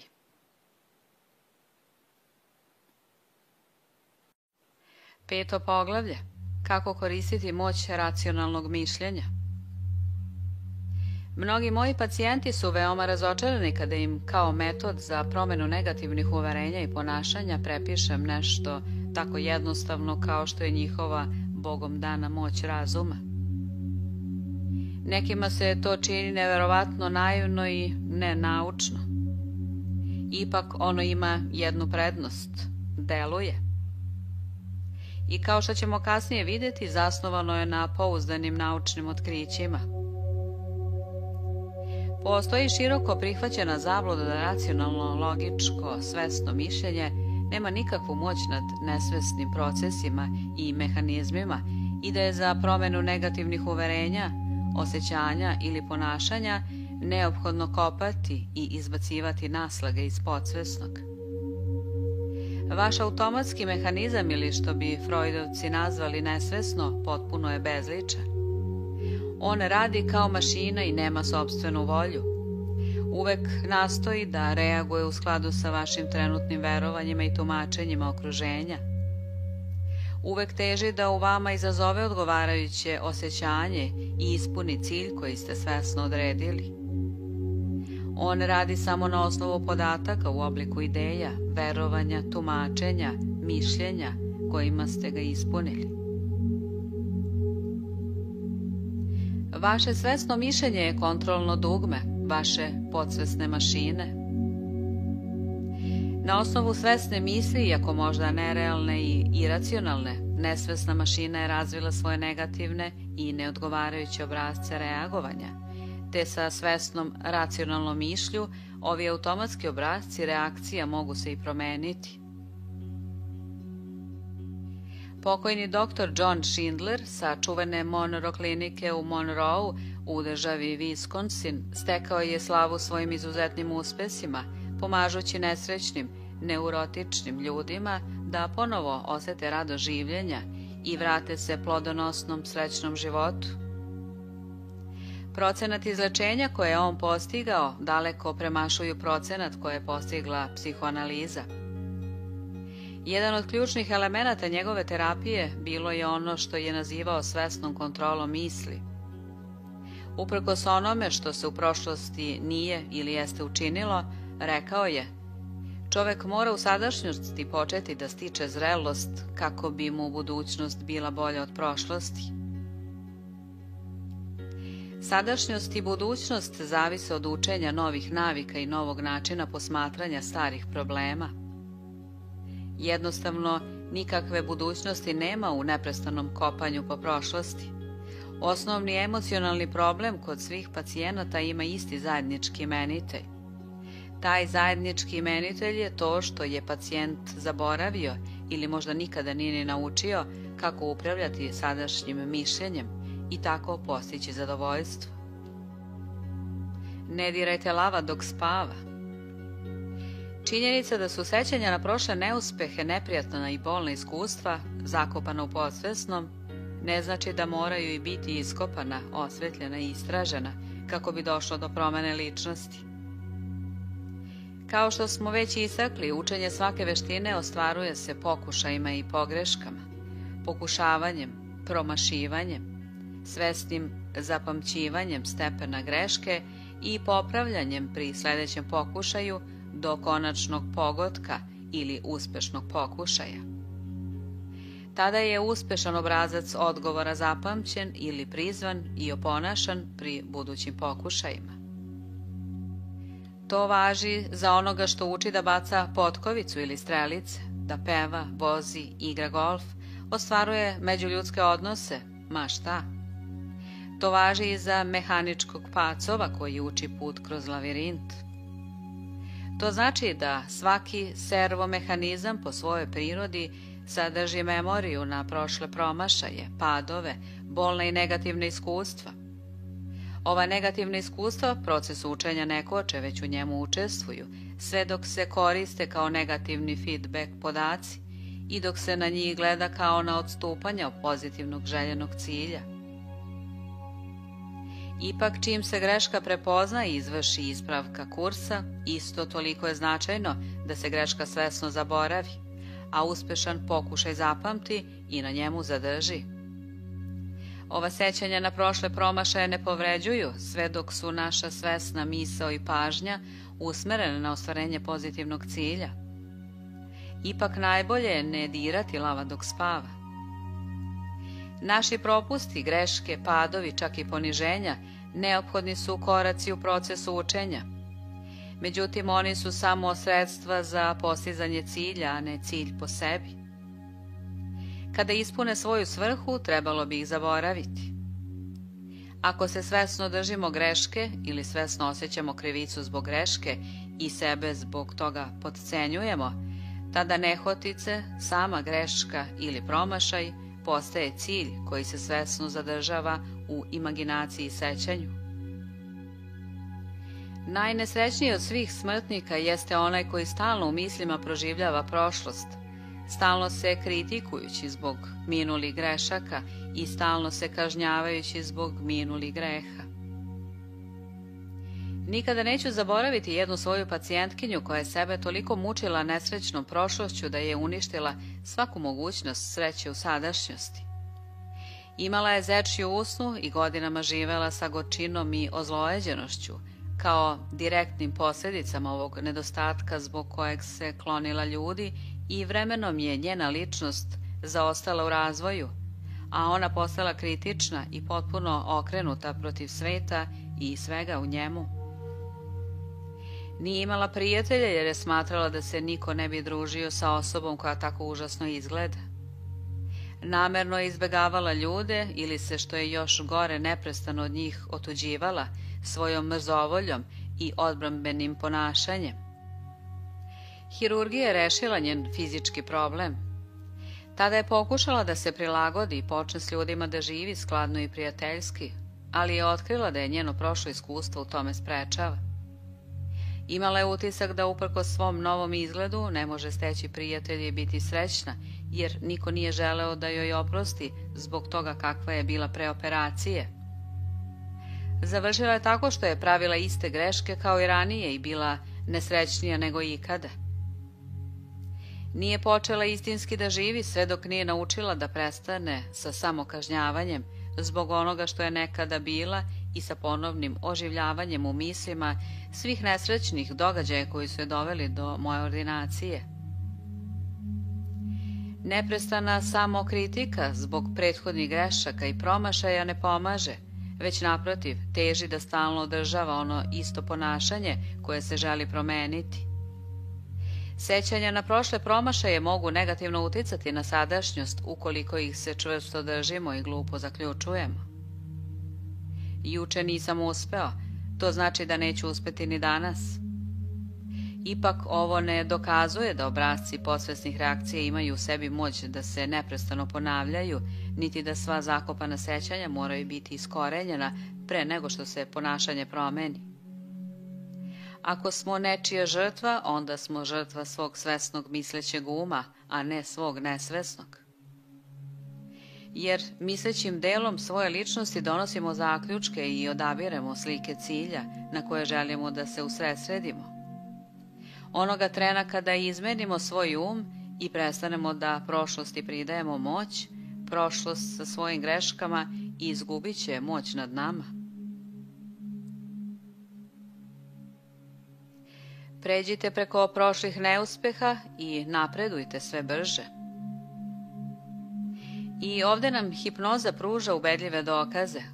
Kada se stidljivom mladiću koji se uvek drži po strani kaže da je hrabar, samouveren govornik i on u to poveruje ili počne tako da misli, njegov se način ponašanja s mesta menja. U tom trenutku se ponaša u skladu sa onim u šta tog trenutka veruje.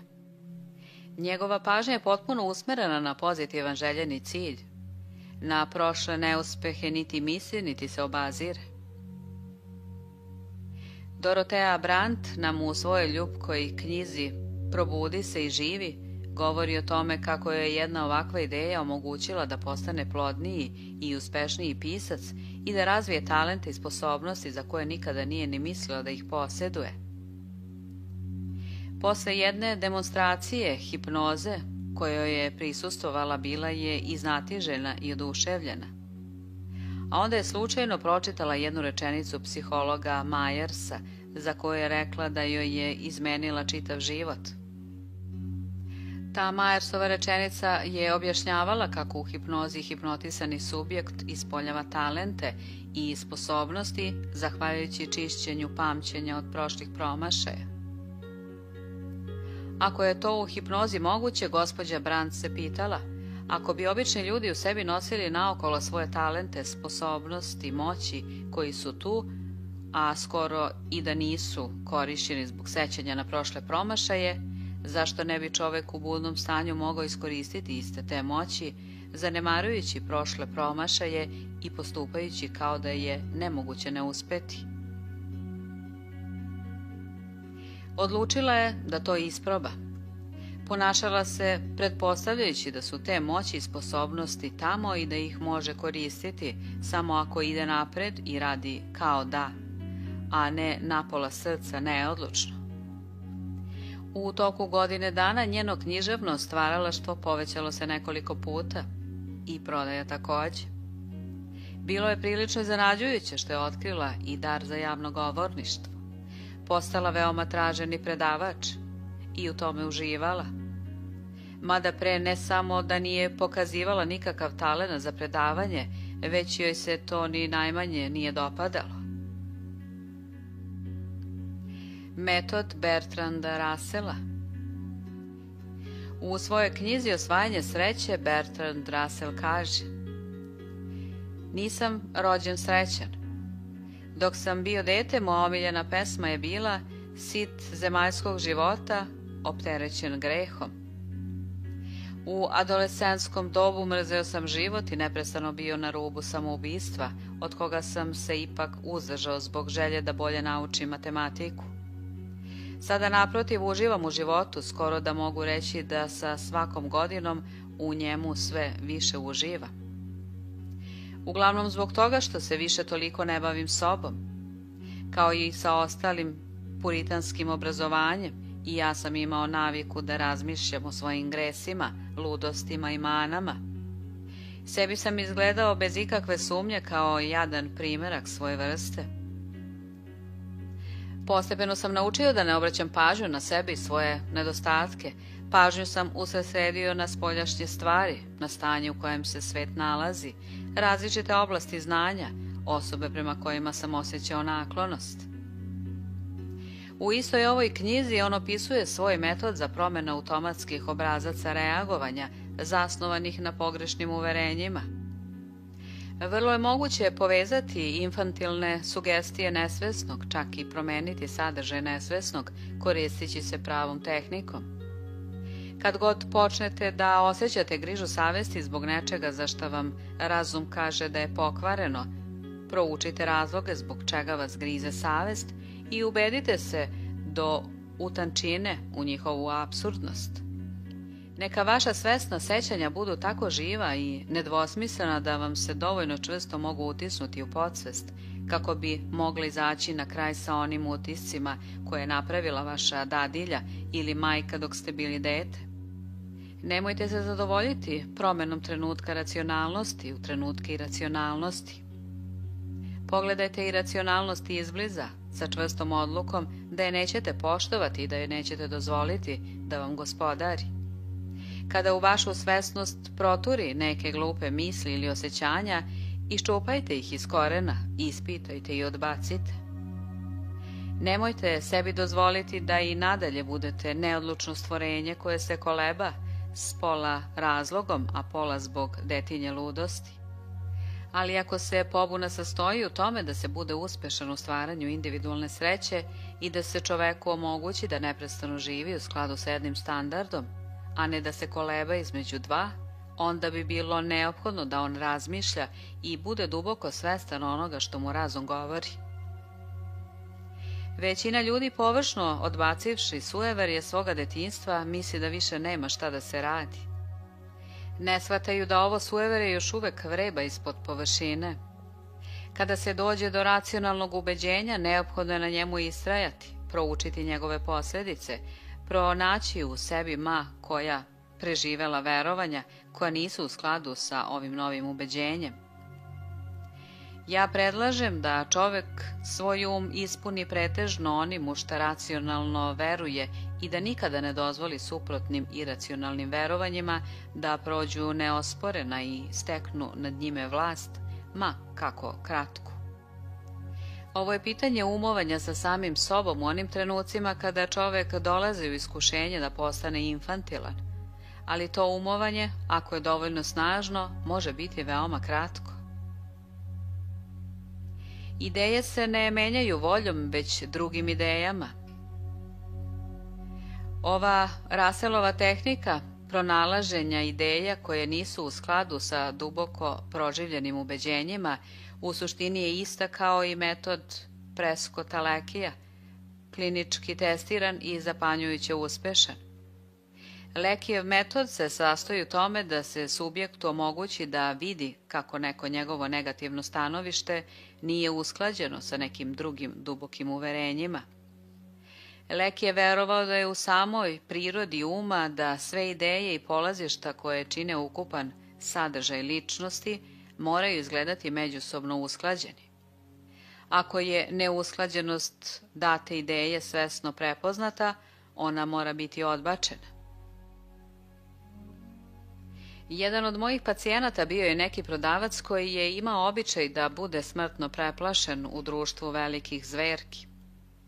Njegov strah i nervoza prevaziđeni su posle samo jednog savetodavnog sastanka, kada sam ga upitao da li biste mogli objektivno ići na sve 4 i puzati u kancelariji toga čoveka, padajući ničice pred višim u rangu. Moram reći da ne bih, naježio se. Zašto se onda mentalno tresete od straha i puzite? Drugo pitanje, da li biste ušli u kancelariju takvog čoveka sa ispruženom rukom kao prosjak i molili ga da vam udeli neku paru za kafu? Sigurno ne. Zar ne vidite da upravo to radite kada, odlazeći k njemu, preterano brinete hoće li vas prihvatiti? Zar ne vidite da idete sa ispruženom rukom, bukvalno ih moleći za odobravanje i prihvatanje? Leki je otkrio da postoje dva moćna uporišta za promjenu uverenja i polazišta. Postoje standardna ubeđenja kojih se skoro svi često drže. To su pod jedan osjećanje ili uverenje da je čovek sposoban da da svoj doprinos držeći se svoga kraja štapa, a ipak ispoljavajući određenu samostalnost. I pod dva, uverenje da u vama postoji nešto čemu se ne sme dozvoliti da trpi poniženje.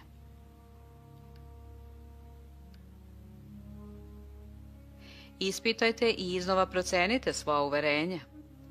Jedan od razloga zbog kojih moć racionalnog mišljenja prolazi nepoznata jeste taj što je retko korišćena.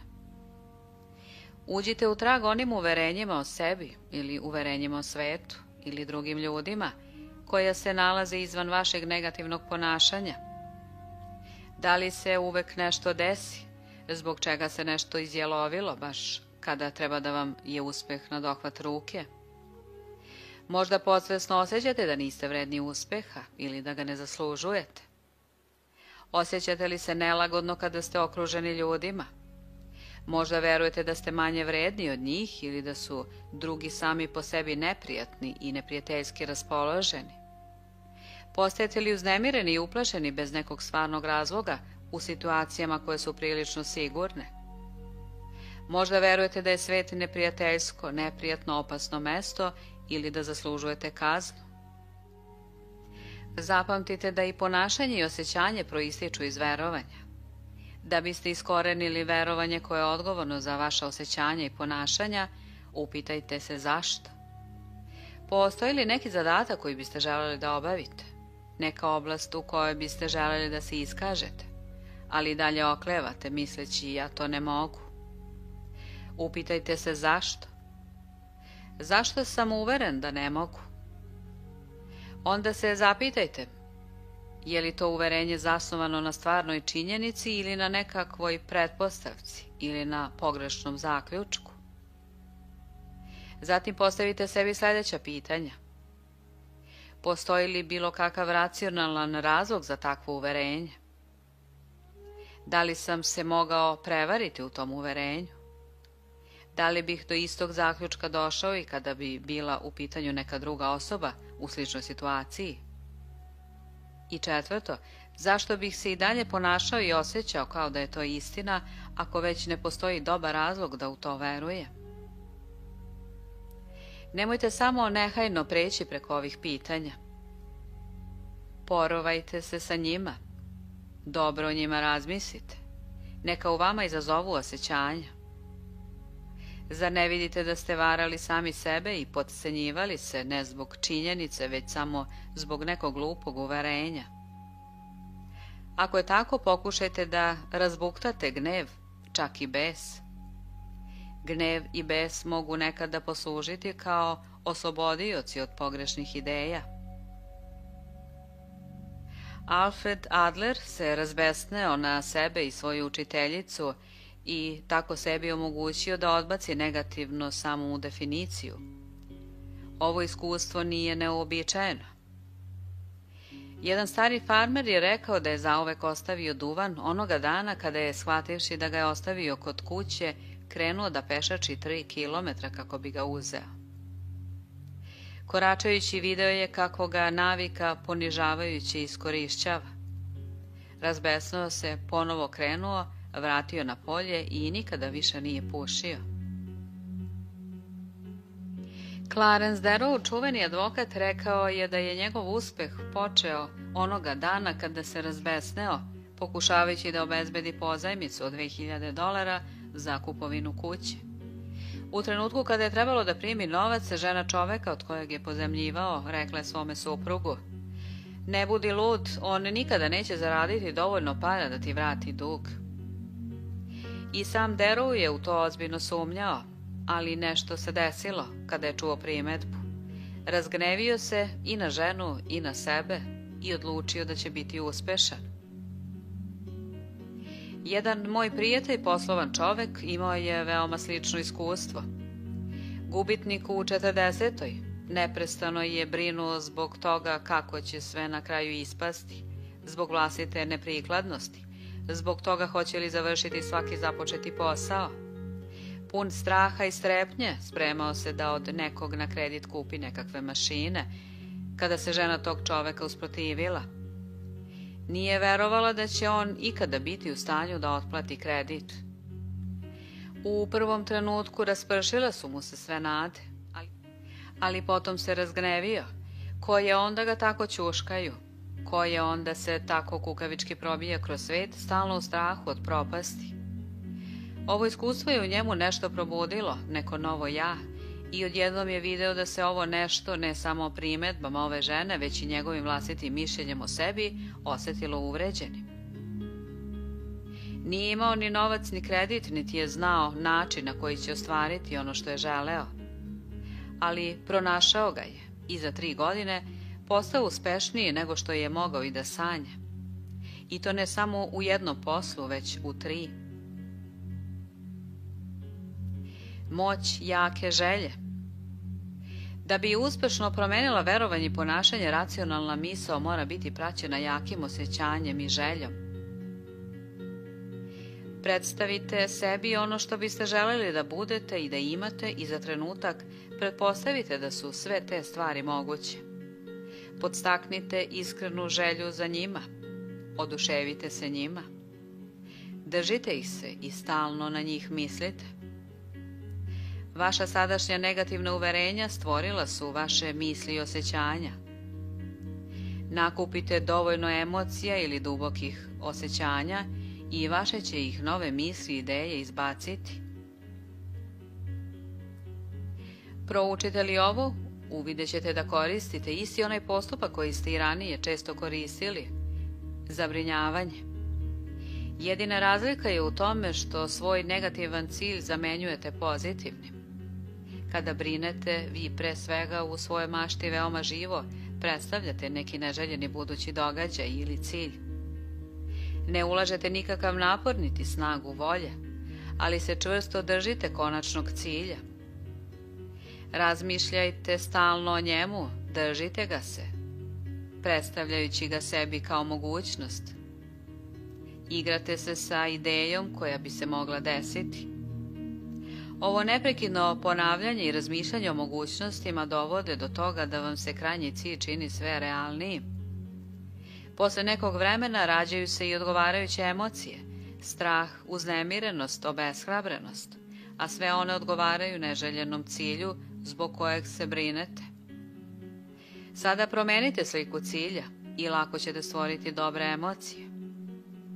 Stalno predstavljanje tog krajnjeg željenog cilja i istrajavanje na njemu učinit će mogućnost stvarnijom i opet će se odgovarajuće emocije, oduševljenje, radost, hrabrost i sreća automatski stvoriti.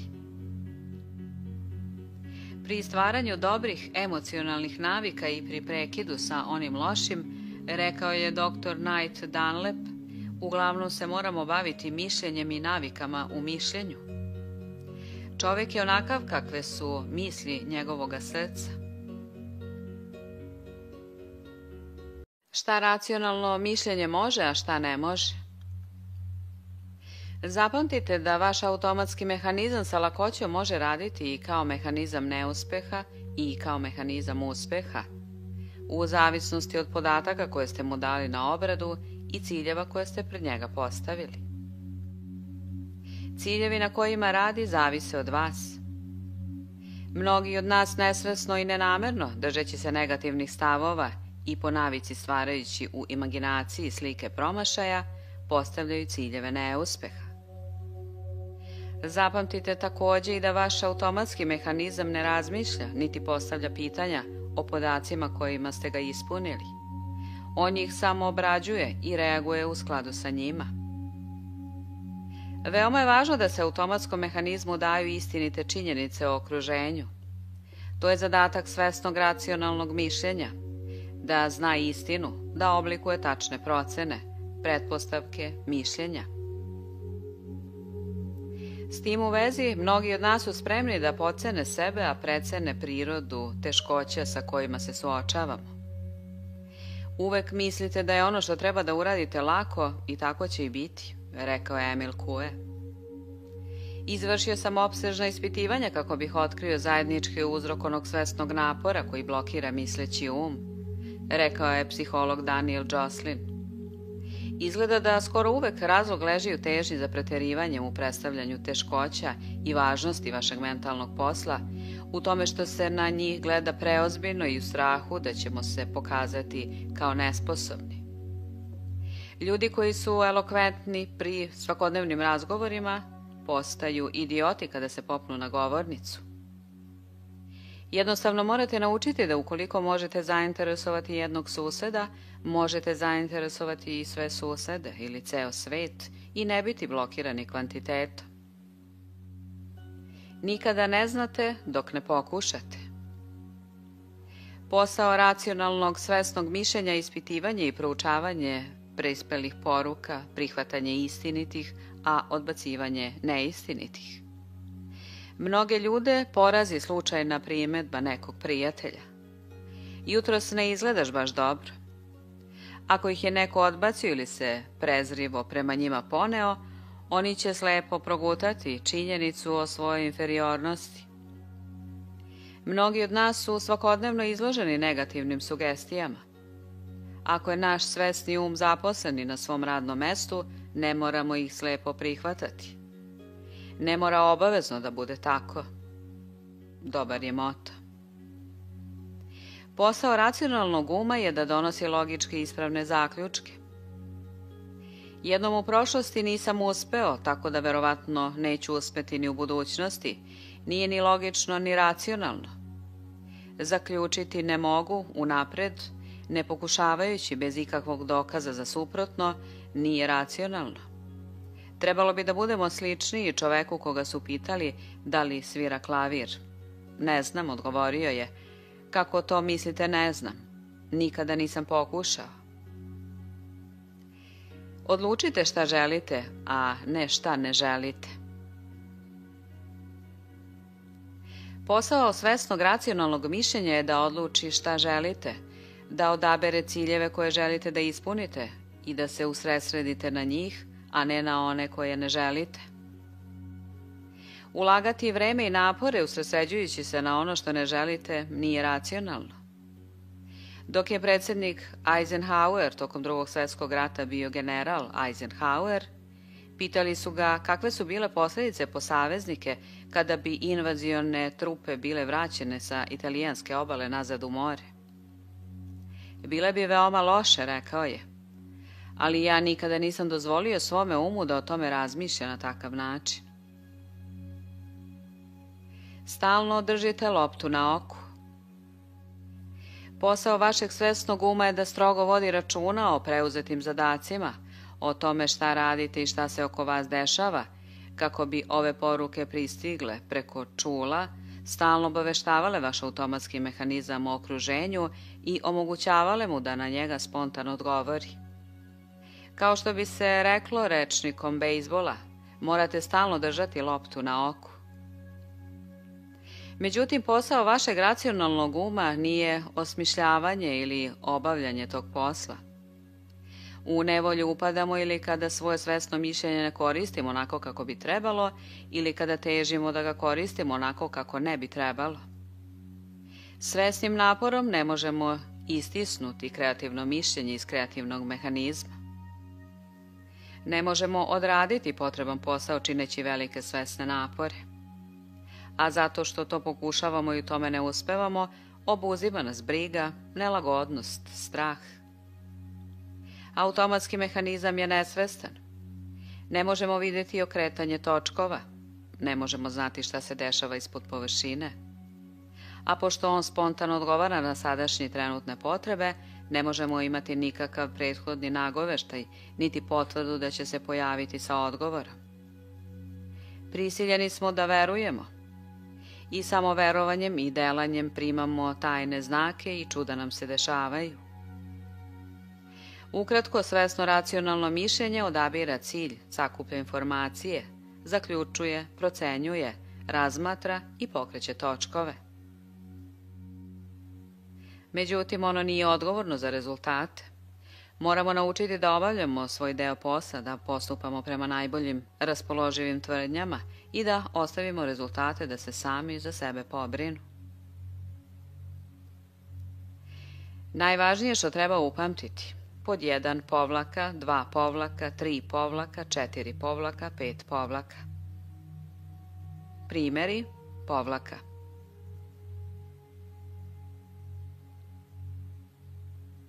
Šesto poglavlje. Opustite se i pustite svoj mehanizam uspeha da radi za vas. Stres je odnedavno postala popularna reč u našem jeziku. O ovom dobu govorimo kao o dobu stresa. Briga, uznemirenost, nesanica, čir na želucu prihvaćeni su kao neizbežan deo sveta u kojem živimo. Međutim, ja sam ubeđen da to ne mora tako biti. Mogli bismo se osloboditi ogromnog tereta zabrinutosti, uznemirenosti i brige samo kada bismo umeli da prepoznamo jednostavnu istinu da nam je naš Tvorac obezbedio bogate zalihe za uspešan život i u ovom i u ma kojem drugom dobu, opremivši nas ugrađenim kreativnim mehanizmom. Naša nevolja je u tome što zanemarujemo ovaj kreativni mehanizam i pokušavamo sve da uradimo i sve svoje probleme da rešimo, koristeći se svesnim mišljenjem ili mišljenjem čeonog dela mozga. Čeoni deo mozga se može uporediti sa operaterom elektronskog mozga ili nekom drugom vrstom servomehanizma. Čeonim delom mozga poimamo svoje ja i stičemo osjećaj svoga identiteta. Čeonim delom mozga vežbamo imaginaciju ili postavljamo ciljeve.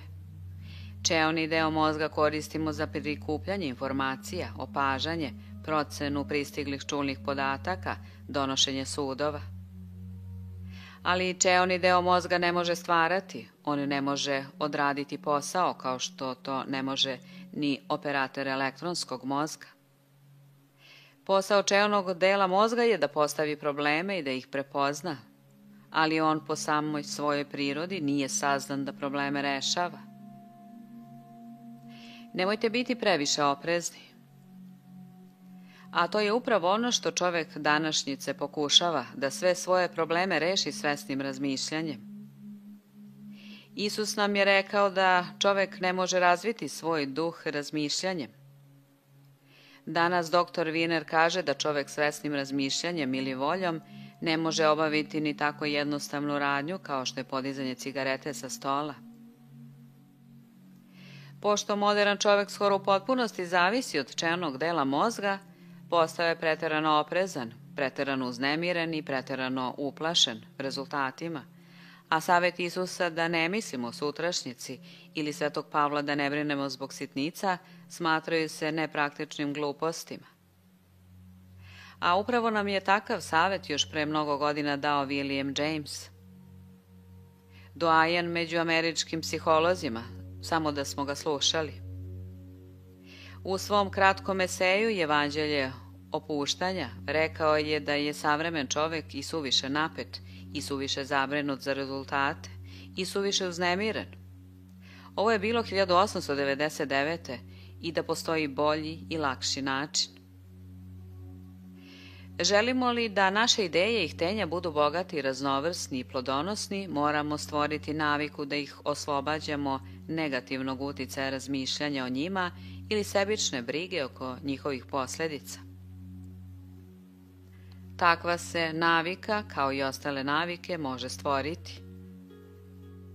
Razboritost i dužnost i obzirnost prema sebi, želja za slavom i osjećanje uznemirenosti svakako su nužni. Ali odgurnite ih što dalje onda kada donosite generalne odluke i pravite plan svoje kampanje i ne dozvolite im da se umešaju. Kada donesete odluku koju treba sprovesti u delo, odbacite apsolutno svaku odgovornost i brigu oko ishoda. Jednom reči oslobodite svoju intelektualnu i razumsku mašineriju i pustite da slobodno radi, usluga koju će vam napraviti bit će dvostruko veća. Pobeda predaja. Kasnije na svojim čuvenim predavanjima James je citirao primjer za primjerom onih što su godinama svesno se trudeći, bezuspešno pokušavali da se oslobode uznemirenosti, briga, osjećanja niže vrednosti, krivice, da bi na kraju otkrili kako je uspeh konačno došao tek kada su svesno odustali od borbe i prestali sa pokušajima da svoj problem reše svesnim razmišljanjem. Pod ovim uslovima, rekao je James, put ka uspehu, kao što svedoče bezbrojne autentične lične priče, vodi kroz predaju. Pasivnost, ne aktivnost, opuštenost, a ne delatnost. To će od sada biti pravilo. Oslobodite se osjećaja odgovornosti, dignite ruke od svega čega se grčevito držite, brige o svojoj sudbini prepustite višim silama i istinski ne marite za ono što će se desiti. To možete učiniti jedino dajući odmor svome uznemirenom ličnom ja i shvatajući da postoji veće ja. Lagani ili iznenadni, veliki ili mali, rezultati optimizma i očekivanja, fenomena koji preporađaju i nastupaju nakon prestanka napora, ostaju kao čvrsti dokazi ljudske prirode. Tajna kreativnog mišljenja i kreativnog delanja. Dokaz činjenice da je ono što smo rekli istina može se vidjeti u iskustvu pisaca, pronalazača i ostalih kreativnih ljudi. Sva nam bez razlike kažu da se stvaralačke ideje nisu javile svesnim razmišljanjem, čeonim delom mozga, već nekako automatski, spontano, iz vedra neba, kada je svesni um digao ruke od problema i zamislio se nad nečim drugim. Hteli ne hteli, ove stvaralačke ideje ne dolaze bez neke prethodne svesne misli o problemu.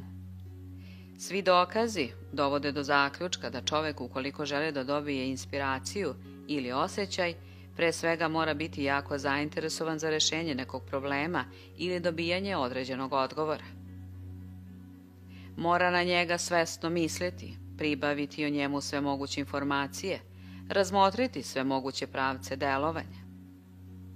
I nadasve mora imati goruću želju da reši problem.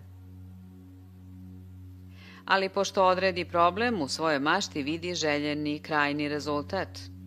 Obezvredi sve moguće informacije i činjenice, tada dodatna borba, izjedanje i briga ne samo da ne pomažu, već izgleda i da odlažu rešenje.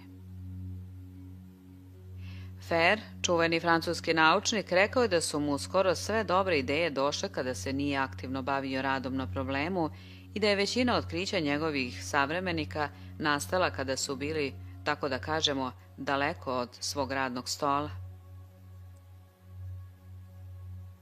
Dobro je poznato da bi Thomas Edison, sateran u ćor sokak nekakvim problemom, legao i malo dremnuo. Charles Darwin, govoreći o tome kako mu se iznenada pojavio blesak intuicije posle višemesečnog svesnog razmišljanja, koje mu nije donelo potrebnu ideju za poreklo vrsta, napisao je: Mogu se prisjetiti tačnog mesta na drumu kada me, dok sam se vozio kočijom, obuzela radost rešenja. Lennox Serilli Lor, bivši predsjednik Nacionalne kompanije za emitovanje radio i televizijskog programa, napisao je jednom članak o tome kako mu je došla ideja koja mu je pomogla u poslu. Ideje, otkrio sam, mnogo spremnije, dolaze kada radite nešto drugo što vam um drži budnim, ali zbog čega se ne naprežete. Brijanje, vožnja automobila, sečenje dasaka, pecanje ili lov, na primjer. Ili vođenje podsticajnog razgovora s prijateljem. Neke moje najbolje ideje proistekle su iz informacija koje sam slučajno pokupio i koje su potpuno nezavisne za moj posao bile.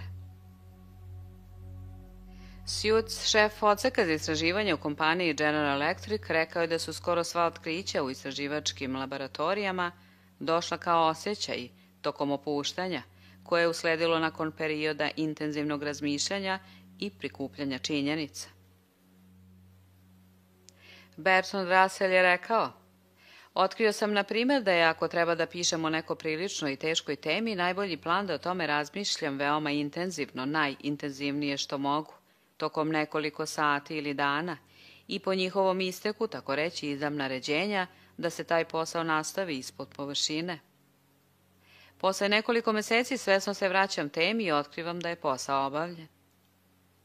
Pre nego što sam otkrio ovu tehniku, dešavalo mi se da provodim naredne mesece brinući se zbog toga što nisam napredovao. Zbog te brige nisam dolazio ni do kakvog zaključka i ti naredni meseci su bili protraćeni, dok ih sada mogu posvetiti nekim drugim poslovima. Vi ste kreativni radnik. Pravimo grešku pretpostavljajući da je proces nesvesnog mozganja rezervisan za pisce, pronalazače i kreativne radnike. Svi smo mi kreativni radnici, bez obzira jesmo li domaćica koja radi u kuhinji, nastavnik, student, prodavac ili poslovan čovek.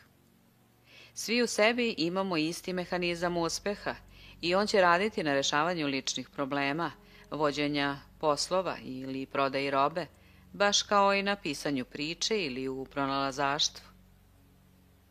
Bernard Russell je preporučivao da isti onaj metod koji je on koristio kod pisanja, njegovi čitaoci koriste za rešavanje svojih ovozemaljskih ličnih problema. Dr. Ryan rekao je kako je sklon mišljenju da je ono što nazivamo genijem u stvari proces, priroda način na koji čovekov um radi na rešavanju ma kakvog problema, ali da mi grešimo koristeći ovaj izraz samo onda kada je taj proces usmeren na pisanje knjige ili na slikanje. Tajna prirodnog ponašanja i prirodne veštine. Vaš unutrašnji mehanizam uspeha može na isti način raditi na stvaranju kreativnog delanja kao i na stvaranju kreativnih ideja. Ma koja sposobnost, sportska veština, sviranje klavira, vođenje razgovora ili prodaja sastoji se ne u bolnom i svesnom promišljanju svake radnje tokom njenog obavljanja, već u opuštanju i puštanju da se posao kroz vas sam odvija. Stvaralačko izvođenje je spontano i prirodno, nasuprot samosvesnom i proučeno. Najveštiji pijanista na svetu ne bi mogao odsvirati ni najjednostavniju melodiju ako bi svesno pokušavao da razmišlja o tome kojim prstom treba dodirnuti koju dirku dok svira. O tome je svesno razmišljao pre dok je učio i vežbao, dok njegove radnje nisu postale automatske i nalik navici. Mogao je postati vešt izvođač tek kada je dostigao onu tačku gde je prestajao svesni napor, a sviranje se prebacivalo na nesvesni mehanizam navike, sastavni deo mehanizma uspeha. Ne zaglavljujte svoju kreativnu mašineriju. Svesni napor koči i zaglavljuje automatski kreativni mehanizam. Neki su ljudi toliko svesni sebe i nespretni u društvu samo zato što su previše svesno zainteresovani, previše željni da urade pravu stvar. Bolno su svesni svakog načinjenog pokreta. Svaki postupak je dobro promišljen. Svaka izgovorena reč je proračunata. O ovakvim osobama govorimo kao o inhibiranim, sputanim, isto s pravom. Ali bilo bi istinitije kada bismo rekli da nije osoba sputana, već da je ona sputala svoj kreativni mehanizam. Kada bi ga ovi ljudi mogli pustiti, prestati da se trude, brinu i razmišljaju o svome ponašanju, mogli bi delati kreativno, spontano i biti oni. 5 pravila za oslobađanje vašeg kreativnog mehanizma. Prvo, brinite se pre nego što stavite svoj ulog, a ne pošto točak počne da se okreće. Zahvaljujemo jednom direktoru, čija je slabost bio rulet, na ovoj izjavi koja je činila čuda, pomažući mu da prevaziđe brige, a istovremeno radi kreativnije i uspešnije. Jedno sam mu citirao ranije pomenut savet Williama Jamesa o tome da uznemirenost ima smisla pri planiranju i odlučivanju o smeru akcije, ali da kada donesete odluku koju treba sprovesti u delo, odbacite apsolutno svaku odgovornost i brigu oko ishoda. Jednom rečju oslobodite svoju intelektualnu i razumsku mašineriju i pustite je da slobodno radi. Nekoliko nedelja kasnije upao je u moju kancelariju oduševljen svojim otkrićem, kao školarac koji je otkrio svoju prvu ljubav. Iznenada mi je došao, rekao je, tokom posete Las Vegasu pokušao sam i deluje. Šta vam je došlo i šta to deluje, upitao sam. Onaj savjet Williama Jamesa. Nije na mene ostavio Bog zna kakav utisak kada ste mi ga rekli, ali mi se vratio dok sam igrao rulet. Primetio sam mnoge koji su pre stavljanja uloga izgledali kao da uopšte ne mare, kao da im kockanje ništa ne znači. Ali kada bi točak počeo da se okreće, oni bi se ukočili i počeli da brinu hoće li se njihov broj pojaviti ili ne. Kako glupo, mislio sam. Ako su želeli da budu uznemireni ili zabrinuti ili da izračunaju kakve su mogućnosti za dobitak, vreme za to je pre donošenja odluke gde staviti ulog. Tada nešto još i možete učiniti, razmišljanje. Možete izračunati najbolju moguću varijantu dobitka ili odlučiti da uopšte ne rizikujete. Ali pošto se ulog stavi i točak okrene, trebalo bi da se opustite i uživate. Razmišljanje o tome neće vam doneti nikakvo dobro, a potrošit će vam energiju. A onda sam počeo da razmišljam o tome kako i sam to isto radim u poslu i ličnom životu. Često donosim odluke i određujem smer delovanja bez odgovarajuće pripreme, ne razmotrivši sve rizike niti sve moguće alternative. Ali pošto bih okrenuo točak, tako da kažem, neprekidno bih se brinuo zbog toga kako će se sve okončati, jesam li uradio pravu stvar. I baš tamo sam odlučio da ću se u budućnosti brinuti, razmišljati čeonim delom mozga pre donošenja odluke, a da ću nakon donošenja odluke i okretanja točka odbaciti apsolutno svaku odgovornost i brigu oko ishoda. Verovali ili ne, ovo deluje. Ne samo što se osjećam bolje, što spavam bolje, radim bolje, već se i moj posao odvija bolje. Također sam otkrio da isti princip deluje i u stotinama različitih ličnih stvari. Na primjer, imao sam običaj da se brinem i uzbuđujem zbog odlaska kod zubara i sličnih neprijatnosti. Onda sam sebi rekao, ovo je smešno. Pre nego što odlučiš hoćeš li ići, već znaš koje te neprijatnosti očekuju. Ako je neprijatnost toliko važna da stvara toliku brigu, a nije toga vredna, možeš vrlo jednostavno odlučiti da ne ideš. Ali ako odlučiš da je odlazak vredan manje neprijatnosti i doneseš konačnu odluku da ideš, onda na to zaboravi. Razmotri rizik pre nego što točak počne da se okreće. Imao sam običaj da se brinem noć uoči govora koji bi trebalo da držim na sednici odbora. Onda sam rekao sebi, ili ću održati govor ili neću. Ako sam odlučio da ga održim, onda nema potrebe da razmatram da ga ne održim ili da mentalno pokušavam da od njega pobegnem. Otkrio sam da je mnogo nervoze i uznemirenosti prouzrokovano mentalnim pokušajima da se pobegne ili umakne od nečega što ste odlučili da fizički uradite. Ako je doneta odluka da time prođete, a ne da fizički uteknete, zašto mentalno i dalje razmatrati načine bekstva?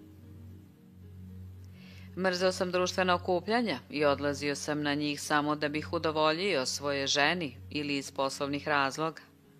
Išao sam, ali sam im se mentalno odupirao i obično sam bio prilično mrzovoljan i ne društven.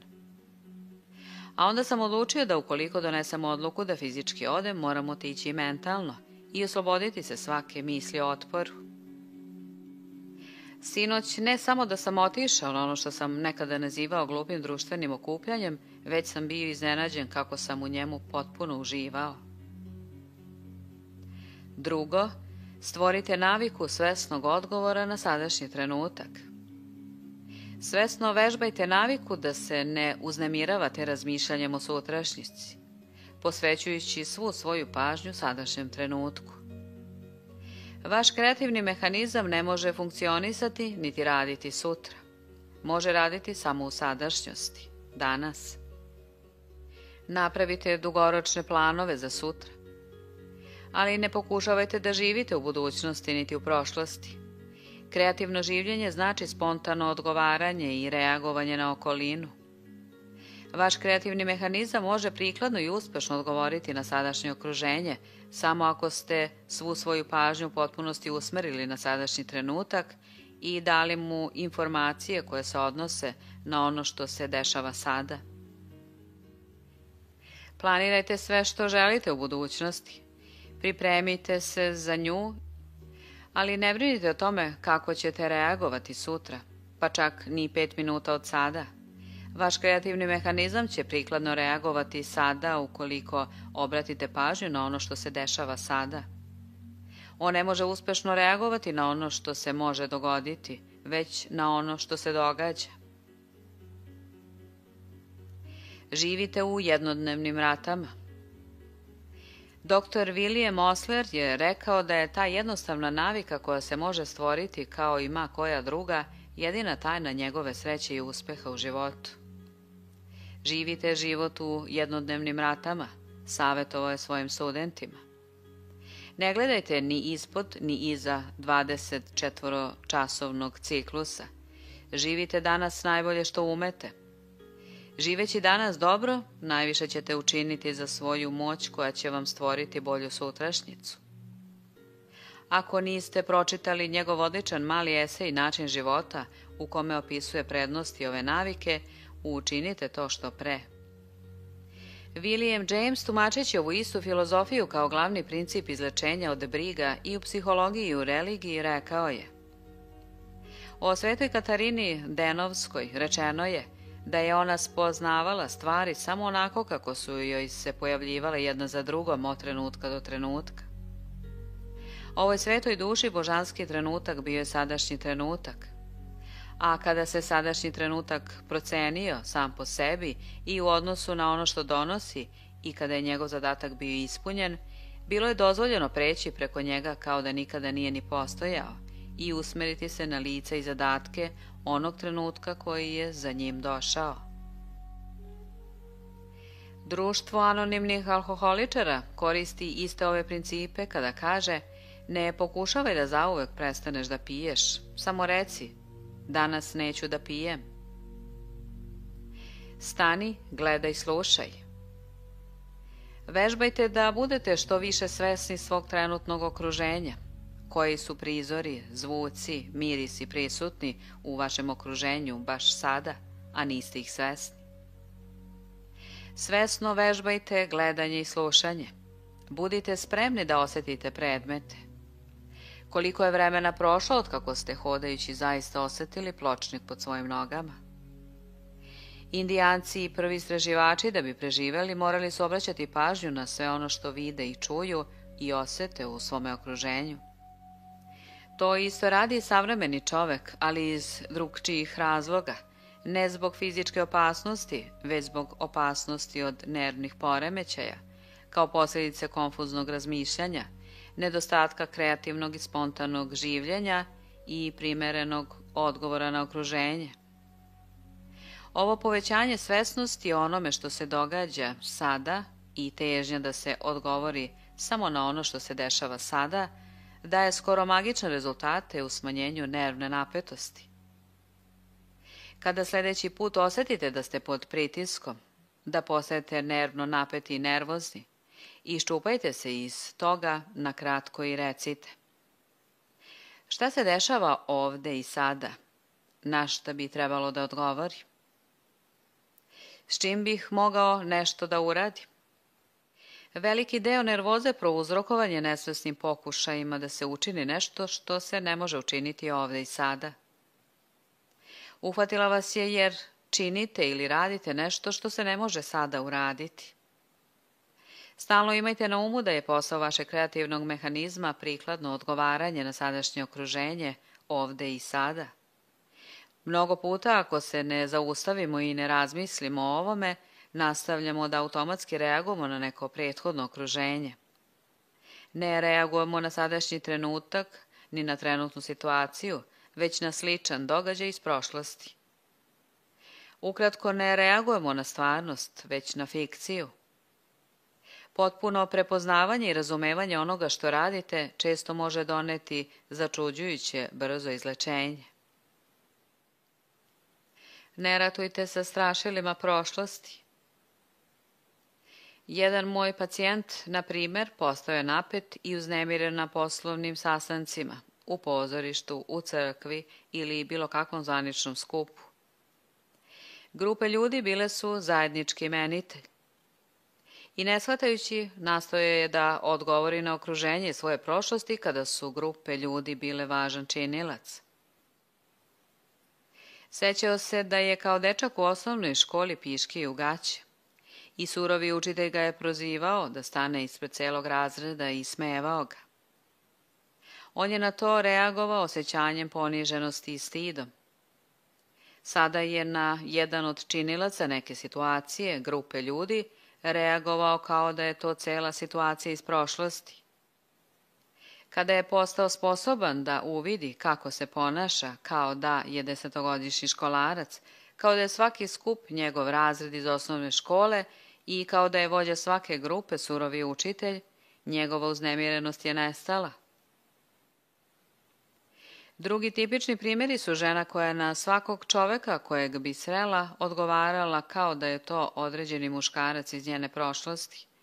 Čovek koji je na svaku autoritarnu osobu reagovao kao da je to određeni autoritet iz njegove prošlosti. Treće, pokušajte da radite samo jednu stvar u jednom trenutku. Drugi uzrok zbrke i prateće nervoze, žurbe i uznemirenosti jeste besmislena navika pokušavanja da se obavi nekoliko stvari u isto vreme. Student uči i istovremeno gleda televiziju. Poslovan čovek umesto da se usredsredi i pokuša da uradi samo jedno pismo koje trenutno diktira, stalno u malom mozgu razmišlja o svim onim stvarima koje bi trebalo da završi danas ili možda ove nedelje i nesvesno pokušava da ih mentalno sve odjednom obavi. Ova navika je posebno podmukla jer se retko uviđa da se o njoj radi. Kada osjećamo napetost ili zabrinutost ili uznemirenost, razmišljajući o ogromnom poslu koji pred nama leži, to osjećanje napetosti nije izazvano poslom, već našim mentalnim stavom, a to je trebalo bi da budem sposoban da sve ovo uradim odjednom. Postajemo nervozni jer pokušavamo da učinimo nemoguće i zato su osjećanja uzaludnosti i osujećenosti neizbešna. Istina glasi, možemo raditi samo jednu stvar u jednom trenutku. Ako ovo razumemo i potpuno se ubedimo u ovu jednostavnu i očiglednu istinu, to će nam omogućiti da prestanemo mentalno da radimo ono što je sledeće na redu i da svu svoju svesnost, svu svoju spremnost da pravilno odgovorimo, usredsredimo na ovu jednu stvar koju radimo sada. Kada pri radu zauzmemo ovakav stav, opušteni smo, oslobođeni užurbanosti i uznemirenosti i u stanju smo da se usredsredimo i razmišljamo najbolje što umemo. Lekcija peščanog sata. Dr. James Gordon Gilkey održao je 1944. godine propoved pod nazivom Sticanje emocionalne inteligencije. Savjetovajući ljude godinama otkrio je da je jedan od glavnih uzroka sloma, brige i svih vrsta ličnih problema upravo ova loša mentalna navika, osjećaj da treba obaviti više stvari sada. Posmatrajući peščani sat na svome stolu, dobio je ideju. Baš kao što samo jedno zrnce peska može proći peščanim satom, tako i mi možemo raditi samo jednu stvar u jednom trenutku. Nevolju ne prouzrokuje posao, već način kojeg se uporno držimo razmišljajući o njemu. Mnogi od nas su u neprestanoj žurbi, rekao je dr. Gilkey, jer stvaramo lažnu mentalnu sliku svojih dužnosti, obaveza i odgovornosti. Imamo utisak da nas u svakom datom trenutku pritiska 10 različitih stvari, čeka 10 različitih poslova koje treba obaviti, 10 različitih problema koje treba rešiti, 10 različitih napora koje treba izdržati. Bez obzira koliko nam je život užurban, ovo je potpuno pogrešna mentalna slika. Čak i onih dana kada imamo najviše posla, njihovi prenatrpani sati dolaze jedan za drugim, bez obzira sa koliko se problema, obaveza ili napora suočavamo, oni nam uvek dolaze u podjednakom nizu i to je jedini način na koji mogu dolaziti. Da bismo dobili pravu mentalnu sliku, on preporučuje da vizualiziramo peščani sat sa mnogobrojnim zrncima peska koja padaju jedno po jedno. Ova će mentalna slika doneti emotivnu ravnotežu, baš kao što će pogrešna mentalna slika doneti emotivni nemir. Još jedno slično mentalno sredstvo koje je od velike pomoći mojim pacijentima bilo je da im kažem: vaš mehanizam uspeha može vam pomoći da uradite bilo koji posao, obavite bilo koji zadatak, rešite bilo koji problem. Razmišljajte o sebi kako o hraniocu svog mehanizma uspeha poslovima i problemima, jer ste vi kao onaj naučnik što problemom hrani elektronski mozak. Iz kutije za želje vaš mehanizam uspeha može uzimati samo po jedan listić i odrađivati samo jedan posao u jednom trenutku. Kao što ni elektronski mozak ne može dati tačan odgovor ako su izmešana istovremeno ubačena 3 različita problema, to ne može ni vaš mehanizam uspeha. Smanjite pritisak, prestanite da mašinu opterećujete sa više poslova istovremeno. Po 4. Prespavajte. Ako ste se celog dana rvali sa problemom bez nekog vidljivog napretka, pokušajte da ga izbacite iz glave i odložite donošenje odluke dok ne budete u prilici da je prespavate. Zapamtite da vaš kreativni mehanizam najbolje radi kada se vaše svesno ja previše ne upliće. U snu kreativni mehanizam ima savršenu priliku da, ukoliko ste mu prethodno pustili točkove u pogon, radi nezavisno od svesnog uplitanja. Sećate li se bajke o obućaru i patuljcima? Obućar je otkrio da će, ako pre spavanja iseče kožu i položi uzorke, mali patuljci doći dok on spava i umjesto njega napraviti cipele. Mnogi kreativni ljudi su koristili vrlo sličnu tehniku. Supruga Thomasa Edisona je pričala kako bi njen muž svake večeri razmatrao sve ono što se nadao da će sutradan obaviti. Ponekad bi napravio spisak poslova koje je želeo da uradi i problema koje je želeo da reši.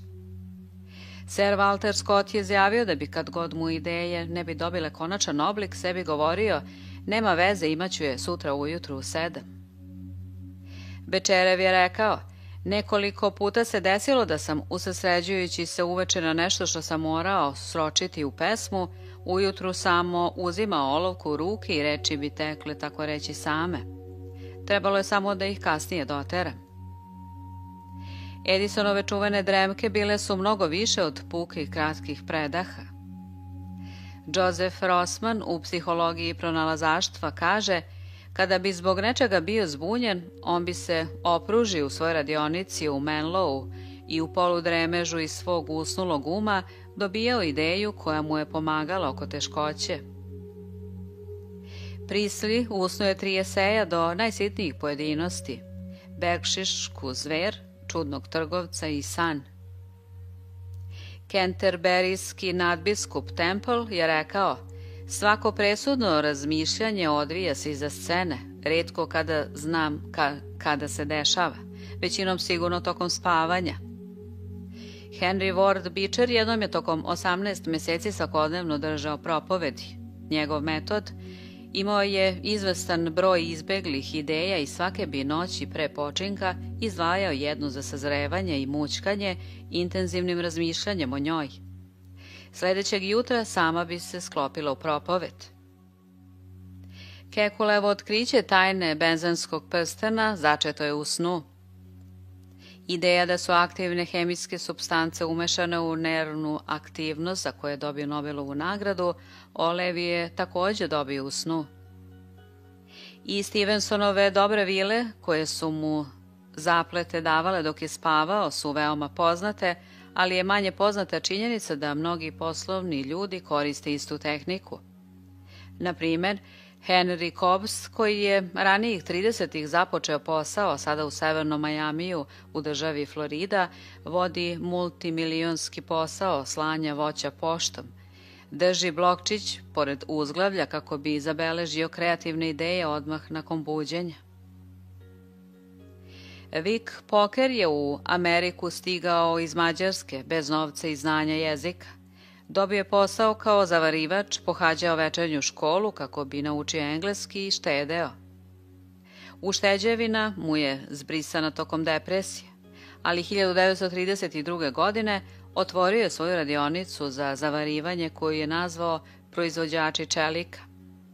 Danas je taj mali posao prerastao u profitabilnu milionsku firmu.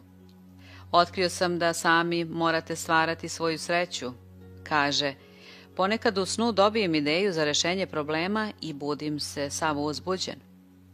Mnogo puta sam ustao iz kreveta u 2 ujutru i silazi u radnju da proverim hoće li neka ideja upaliti.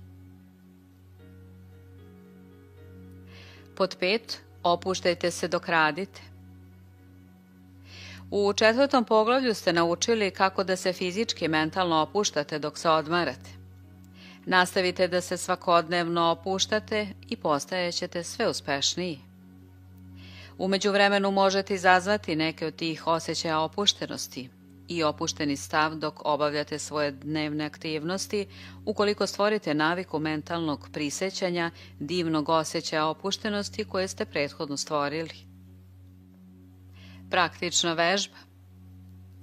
Ponekad se u toku dana zaustavite, treba će vam za to samo jedan tren i prisjetite se do detalja ovog osjećaja opuštenosti. Prisjetite se kako su vam se osjećale ruke, noge, leđa, vrat, lice.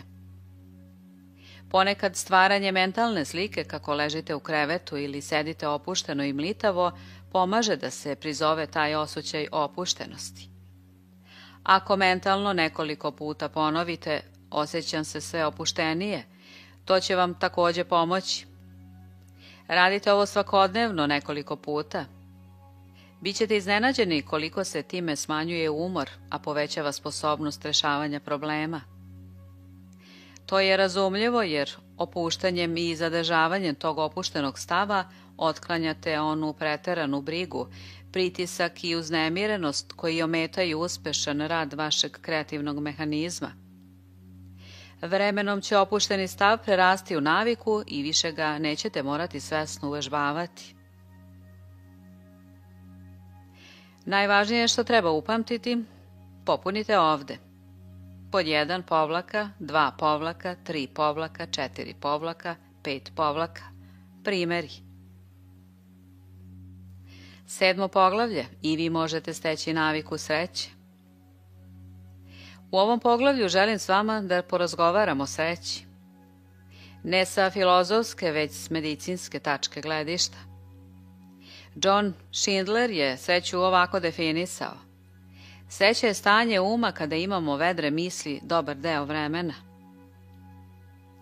S medicinskog kao i sa etičkog stanovišta ne verujem da bi se ova jednostavna definicija mogla poboljšati. O tome ćemo i pričati u ovom poglavlju. Sreća je dobar lek. Sreća je urođena osobina čovekovog uma i njegove telesne mašine. Mislimo bolje, radimo bolje, osjećamo se bolje i zdraviji smo kada smo srećni. Čak i naša fizička čula bolje rade. Ruski psiholog Kekčejev testirao je ljude kada su imali vedre i tmurne misli. Otkrio je da kada su im misli vedre, oni bolje vide, čuju, čulo ukusa i mirisa im je bolje i otkrivaju finije razlike pri dodiru. Dr. William Bates je dokazao da se vid odmah poboljšava kada osoba počne vedro da razmišlja ili vizualizira prijatne prizore. Margaret Corbett je pronašla da se pamćenje znatno poboljšava, da je opušteniji kada subjekt ima prijatne misli.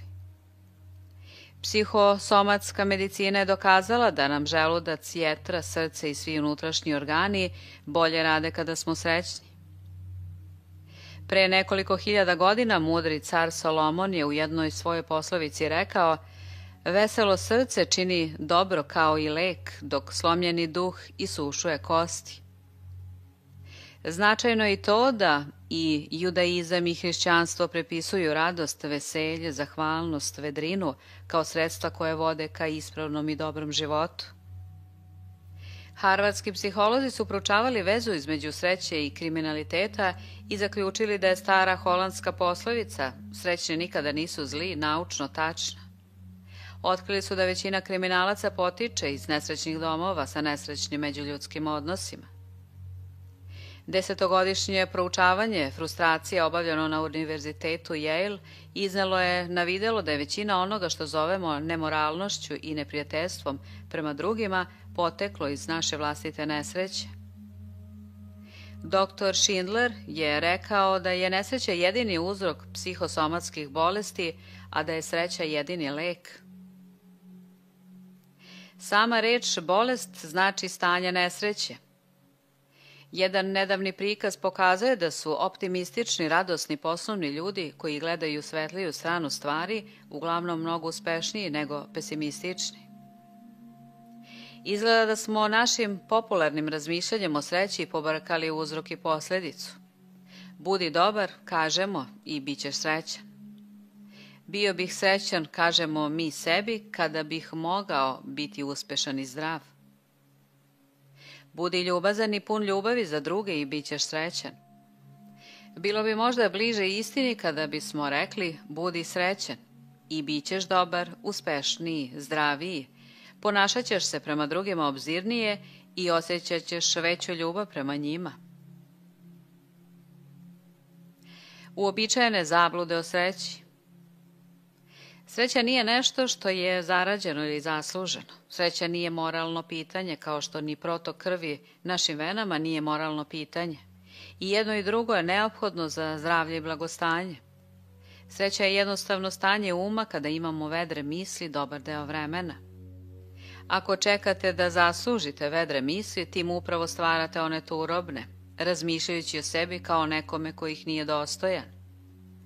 Sreća nije nagrada za vrlinu, rekao je Spinoza, već je vrlina sama.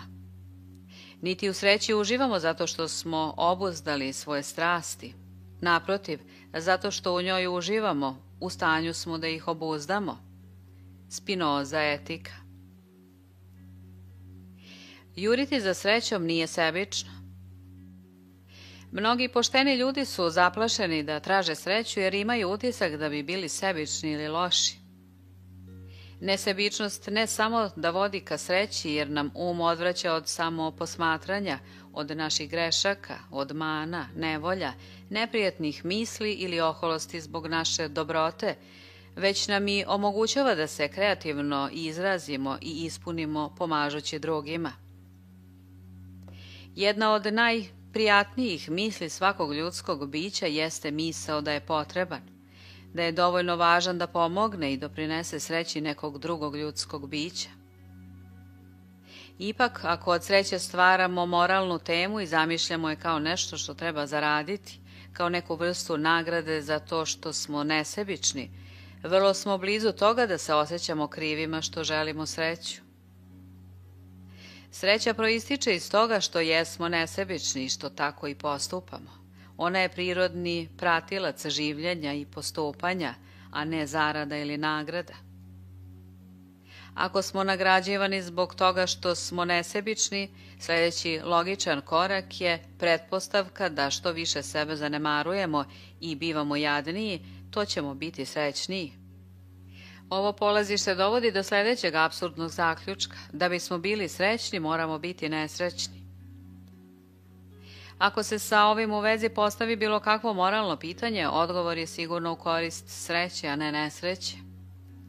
Stanje nesreće nije samo bolno, ono je i jadno i ružno, rekao je William James. Šta može biti niže i nedostojnije od podbadanja, odbacivanja, gunđanja, bez obzira kakvom je spoljašnjom bolešću prouzrokovano? Šta druge može više povrediti? Šta može manje pomoći da bi se izašlo iz problema? Ono samo učvršćuje i podužava nevolje koje su ga prouzrokovale i povećava ukupno zlo situacije. Sreća ne leži u budućnosti, već u sadašnjosti. Mi nikada ne živimo, samo se nadamo da živimo i očekujući da budemo srećni, neizbežno je da to nikada ne budemo, rekao je Paskal. Otkrio sam da je kod mojih pacijenata jedan od najčešćih uzroka nesreće to što pokušavaju da žive na odloženo. Oni ne žive niti uživaju u životu sada, već čekaju na neki budući događaj ili priliku. Biće srećni kada se ožene, dobiju bolji posao, otplate kuću i školuju decu, obave neki posao ili osvoje neku pobedu. Redovno su razočarani. Sreća je mentalna navika, mentalni stav, iako se ne nauči i ne primenjuje u sadašnjosti, nikada se neće iskusiti. Ona se ne može usloviti rešavanjem nekih spoljašnjih problema. Kada se jedan problem reši, pojavljuje se drugi. Život predstavlja niz problema. Ako uopšte želite da budete srećni, ne možete biti srećni zato što, već jednostavno morate biti srećni. Tačka. Vladao sam više od 50 godina u pobedi ili miru, rekao je kalif Abdel Raham. Podanici su me voleli, neprijatelji plašili, a saveznici poštovali. Bogatstva i počasti, moć i zadovoljstvo, sve sam to imao i nije mi nedostajao nijedan zemaljski blagoslov. Sada sam pažljivo izbrojao dane čiste i nepomućene sreće koji su mi zapali. Bilo ih je 14. Sreća je mentalna navika koja se može negovati i razvijati. Većina ljudi je onoliko srećna koliko odluči da bude, rekao je Abraham Lincoln. Sreća u potpunosti proističe iz unutrašnjosti bića, rekao je psiholog dr. Matthew Chappell. Nju ne izazivaju predmeti, već ideje, misli i stavovi koji se mogu razvijati i stvarati na osnovu delovanja pojedinca, nezavisno od okruženja. Niko osim svetaca ne može biti 100% srećan sve vreme. I kao što je George Bernard Shaw duhovito primetio, verovatno bismo se osjećali jadno da je tako. Ali možemo biti srećni i imati vedre misli veliki deo vremena, razmišljajući i donoseći jednostavne odluke o onom mnoštvu malih događaja i okolnosti svakodnevnog življenja koji nas sada čine nesrećnima.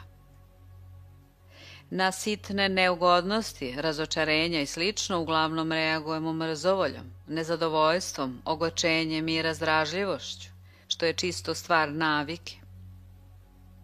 Toliko smo puta tako reagovali da je to postala navika.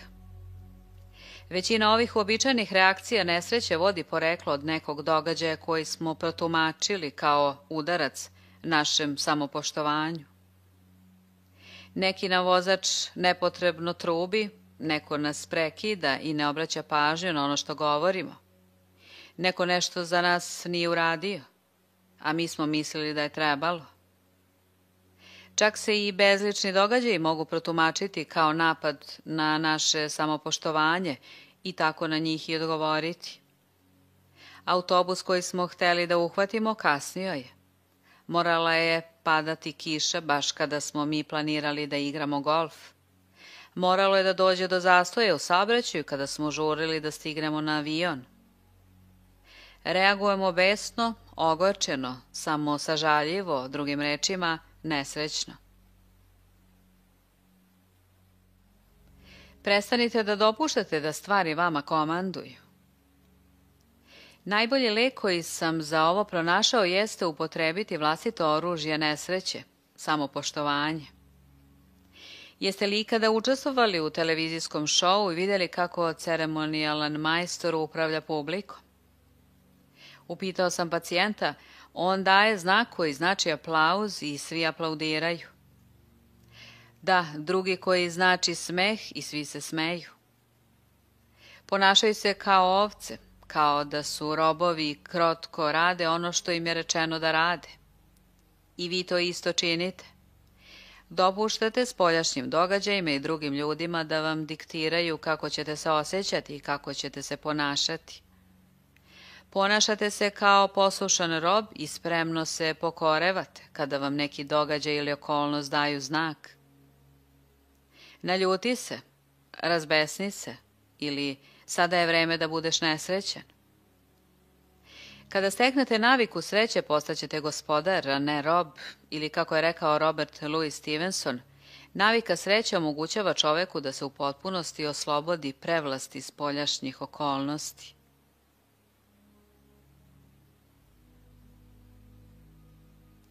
Svoje mišljenje možete dodati nesreću nesrećnim događajima. Čak i u tragičnim događanjima i najnepovoljnijem okruženju obično možemo učiniti nešto da budemo, ako ne potpuno srećni, onda bar srećniji, ne dodajući tim nesrećnim okolnostima svoje osjećanja, samosažaljenja, ogorčenosti i svoja negativna mišljenja. Kako mogu biti srećna? Upitala me žena alkoholičarka. Ne znam, rekao sam, ali možete biti srećniji odlučivši da ne dodajete ogorčenost i samosažaljenje svoje nesreći. Kako bih uopšte mogao biti srećan? Upitao je jedan biznismen. Upravo sam izgubio $200.000 na berzi.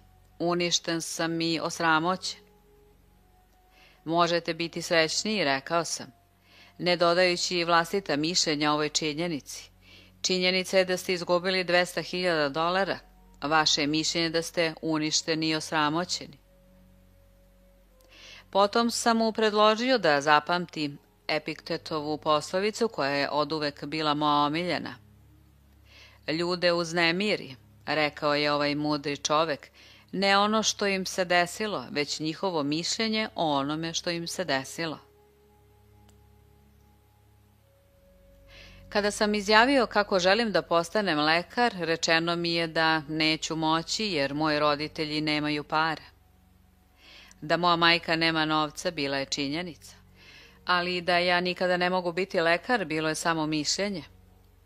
Kasnije su mi rekli da ne mogu ići na postdiplomske studije u Nemačku i da je za mladog plastičnog hirurga nemoguće da istakne firmu sa svojim imenom i samostalno započne posao u Njujorku.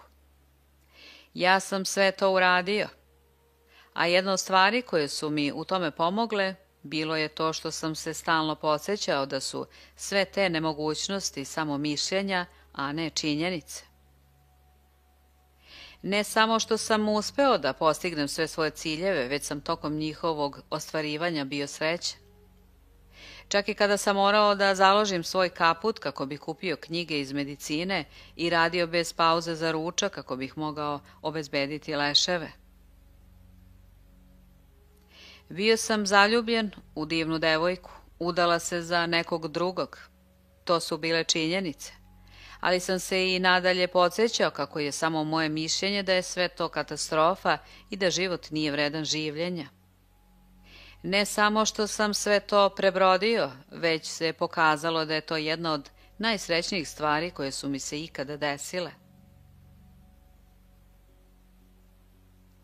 Stav koji dovodi do sreće. Ranije je već istaknuto da budući da je čovek biće usmereno na cilj, on dela prirodno i normalno kada je okrenut nekom pozitivnom cilju i kada teži nekom željenom cilju. Sreća je simptom normalnog, prirodnog delovanja i kada čovek teži cilju, on se trudi da bude potpuno srećan, bez obzira na okolnosti.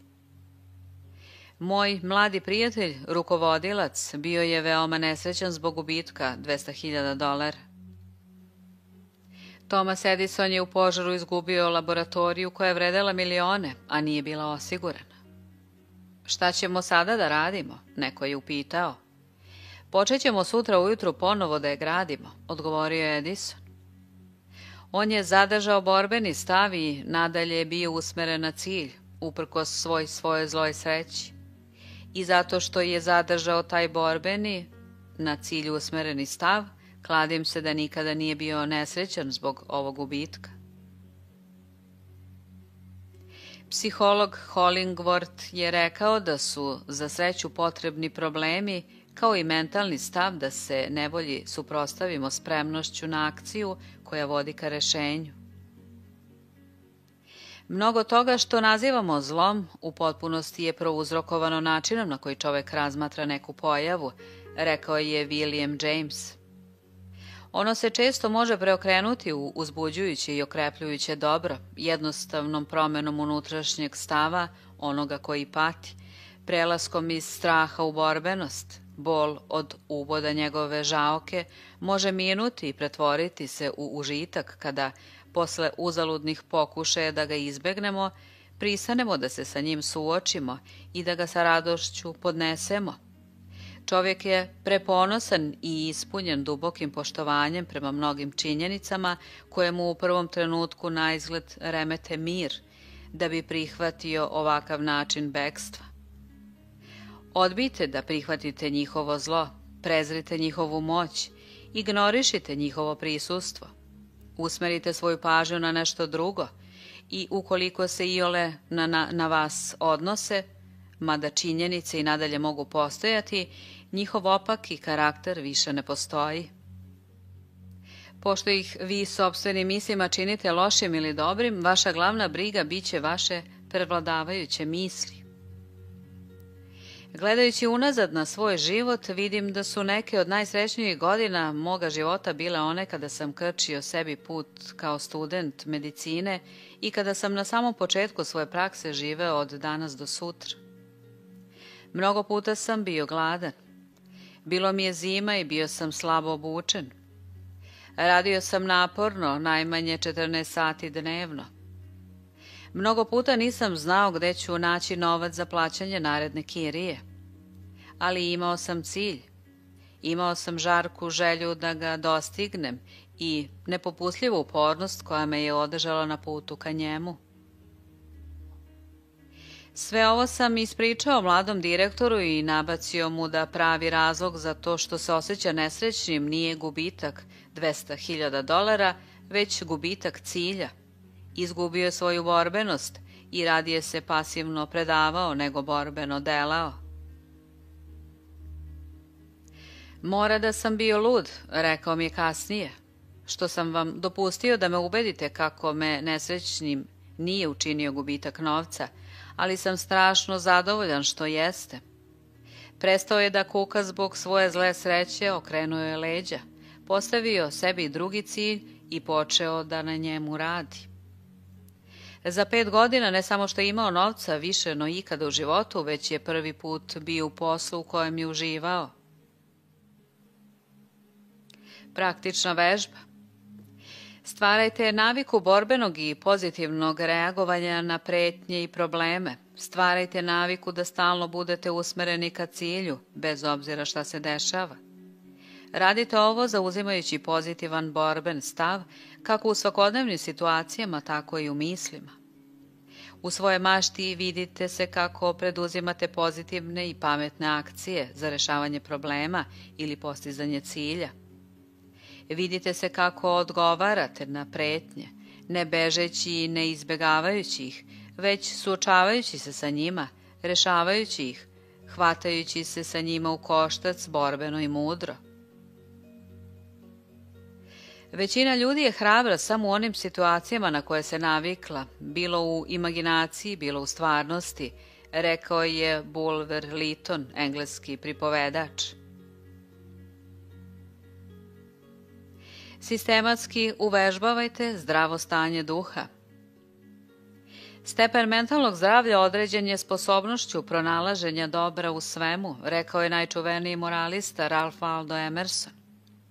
Ideju da se sreća, odnosno održavanje vedrih misli dobar deo vremena može osmišljeno i sistematski negovati prilično neemotivnom vežbom, mnogi su moji pacijenti čuvši je prvi put smatrali neverovatnom, ako ne i smešnom.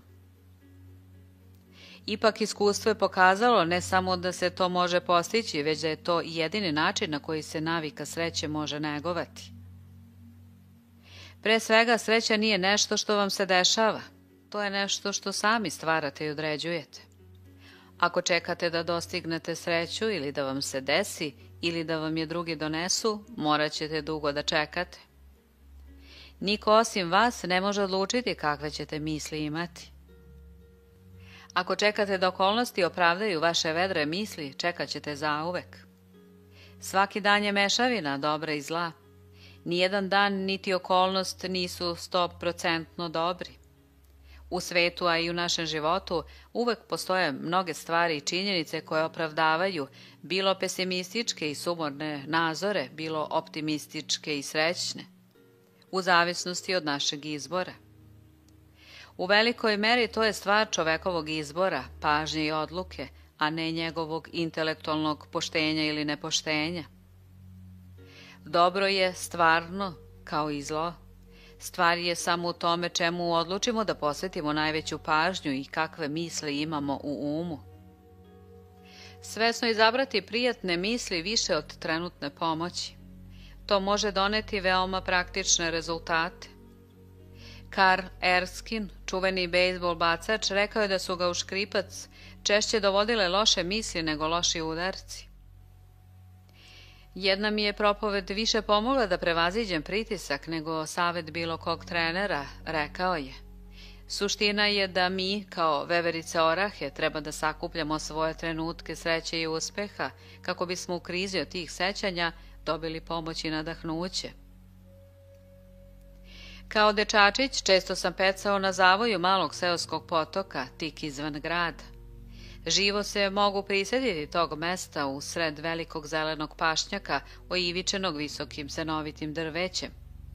Kad god sada poraste pritisak na terenu ili izvan njega, ja se usredsredim na ovaj opuštajući prizor i čvorovi u meni se odvežu. Jean Taney govori o tome kako ga je usredsređivanje na pogrešne činjenice skoro dovelo do toga da izgubi svoj prvi meč sa Jackom Dempseyem. Jedne noći ga je probudila noćna mora. Ta vizija koja mi se ukazala bio sam ja sam obliven krvlju, izubijan i bespomoćan, oboren na pod i dalje ležeći kad su izbrojali do 10. Nisam mogao da prestanem da se tresem i upravo tada sam skoro izgubio ovaj meč koji mi je značio sve, šampionsku titulu.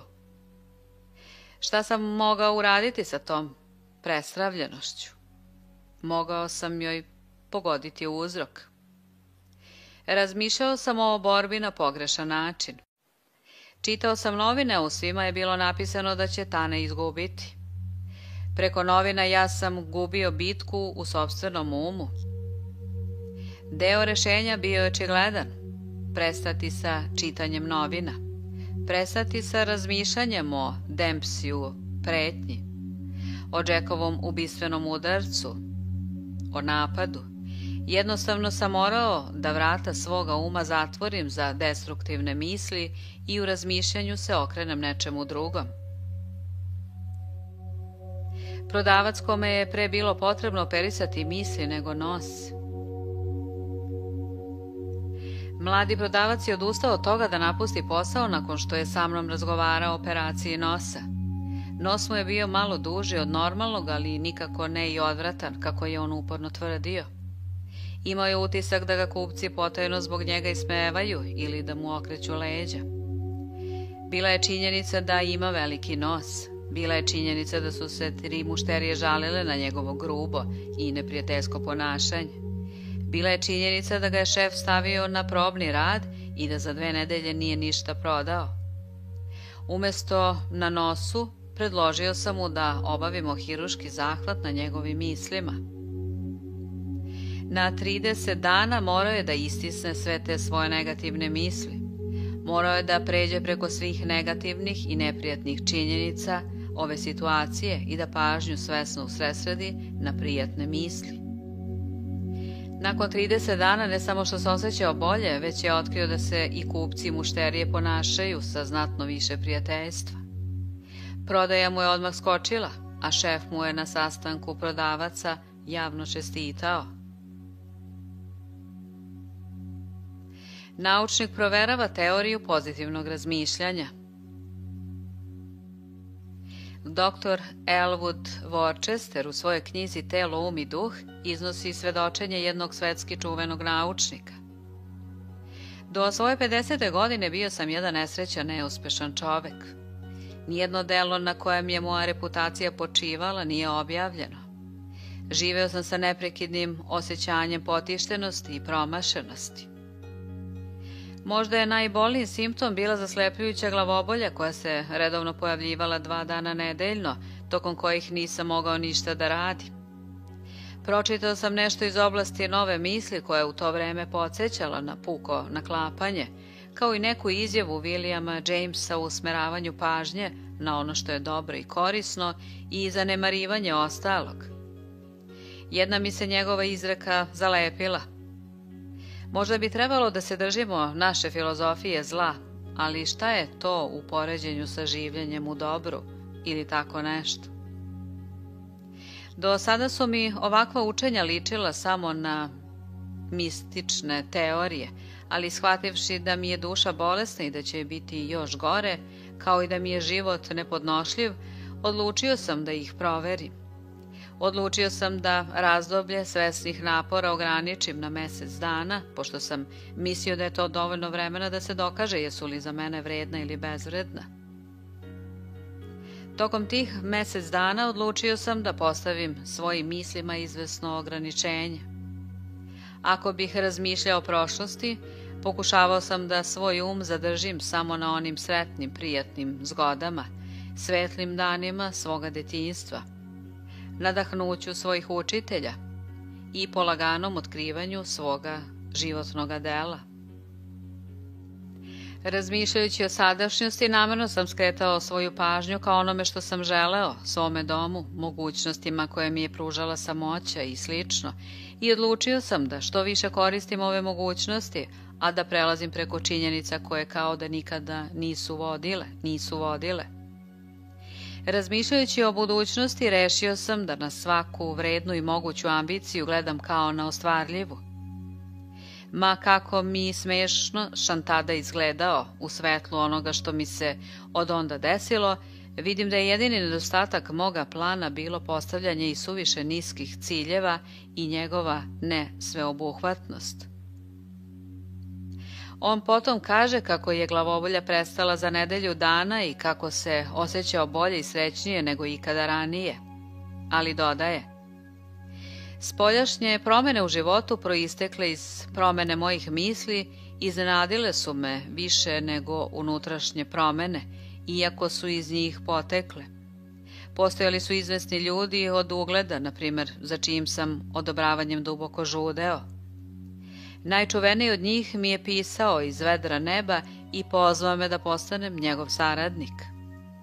Sva moja dela su objavljena i osnovana i zadužbina za štampanje svega što bih u budućnosti mogao napisati. Ljudi sa kojima sam radio mnogo su mi pomogli i bili spremni na saradnju, uglavnom zbog moje promenjene naravi. Ranije me ne bi angažovali.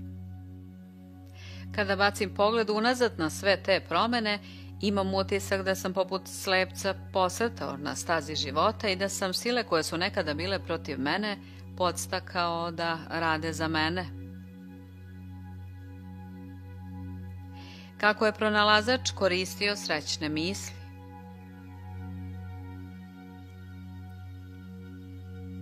Profesor Elmer Gates iz Smithsonian društva bio je jedan od najuspešnijih pronalazača koje ova zemlja ikada upoznala i priznati genije.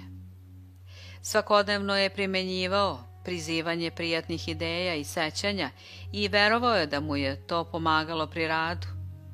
Ako neko teži samo usavršavanju, govorio je, neka prizove ona tanana osjećanja blagonaklonosti i korisnosti probuđena samo sada i ovde. Neka mu to postane svakodnevna vežba kao dizanje tegova. Neka postepeno povećava vreme ove mentalne gimnastike i krajem meseca će otkriti iznenađujuće promene. One će biti očigledne i u delima i u mislima.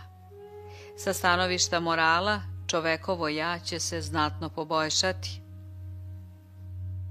Kako steći naviku sreće? Naša predstava o sebi i naše navike obično idu zajedno. Promenite jednu i automatski ćete promeniti i drugu. Na engleskom se navika kaže habit i njeno izvorno značenje je odeća. Ovo nam daje dublji uvid u pravu prirodu navika. Naše navike su bukvalno odeća koju nosi naša ličnost. One nisu slučajne. Imamo ih jer nam stoje. One su u skladu sa našom predstavom o sebi i celokupnom strukturom naše ličnosti. Kada svesno i namerno razvijamo nove i bolje navike, naša predstava o sebi nastoji da se otrese starih navika i razvije nove obrasce. Vidim mnoge pacijente kako se grče od straha kada pomenem promenu uobičajenih obrazaca delovanja ili odigravanje novih obrazaca ponašanja, dok ne postanu automatski. Oni mešaju naviku sa zavisnošću. Zavisnost je nešto na što ste prisiljeni i što prouzrokuje ozbiljnu apstinencijalnu krizu. Lečenje zavisnosti prevazilazi cilj ove knjige. Navike sa druge strane samo su reakcije i odgovori koje smo naučili da izvršavamo automatski, bez razmišljanja ili odlučivanja. Njih izvršava naš kreativni mehanizam. 25% našeg ponašanja, osjećanja i odgovora čine navike. Pijanista ne odlučuje koju će dirku dodirnuti. Plesač ne odlučuje koju će nogu da pomeri. Reakcija je automatska i mehanička. Na veoma sličan način i naši stavovi, emocije i uverenja streme ka tome da postanu navike. U prošlosti smo naučili da su određeni stavovi, osjećanja i način razmišljanja prikladni za određene situacije. Sada težimo da postupamo i da se osjećamo na isti način kad god se suočimo sa onim što tumačimo kao istovetnu situaciju. Ono što treba razumeti jeste da se ove navike, za razliku od zavisnosti, mogu preinačiti, izmeniti ili obrnuti, jednostavno potrudivši se da se donese svesna odluka i zatim primenjujući ili odigravajući novi odgovor ili ponašanje. Pijanista može svesno odlučiti da dodirne drugu dirku ukoliko tako izabere. Plesač može svesno odlučiti da nauči novi korak i nema nikakve muke oko toga. Potrebna je neprekidna budnost i vežba dok se novi obrazac ponašanja u potpunosti ne nauči. Praktična vežba. Već prema navici prvo obuvate desnu, odnosno levu cipelu. Već prema navici vezujete cipele tako što petlu za desne strane prebacujete preko one sa leve, odnosno obrnuto. Sutra ujutru utvrdite koju cipelu prvo obuvate i kako vezujete petle. Sada svesno odlučite da ćete sljedeći 21 dan stvarati novu naviku obuvajući prvo drugu cipelu ili vezujući petle obrnuto.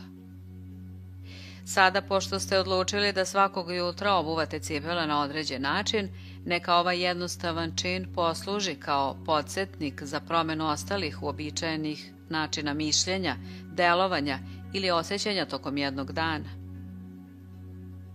Recite sebi dok vezujete cipelu, počeo sam dan na nov i bolji način. Odnosno svesno odlučite da ćete se celoga dana pridržavati sljedećeg. Pod 1. Biću vedar koliko god je moguće. Pod 2. Pokušat ću da prema drugima osjećam malo više prijateljstva i da se tako i ponašam. 3.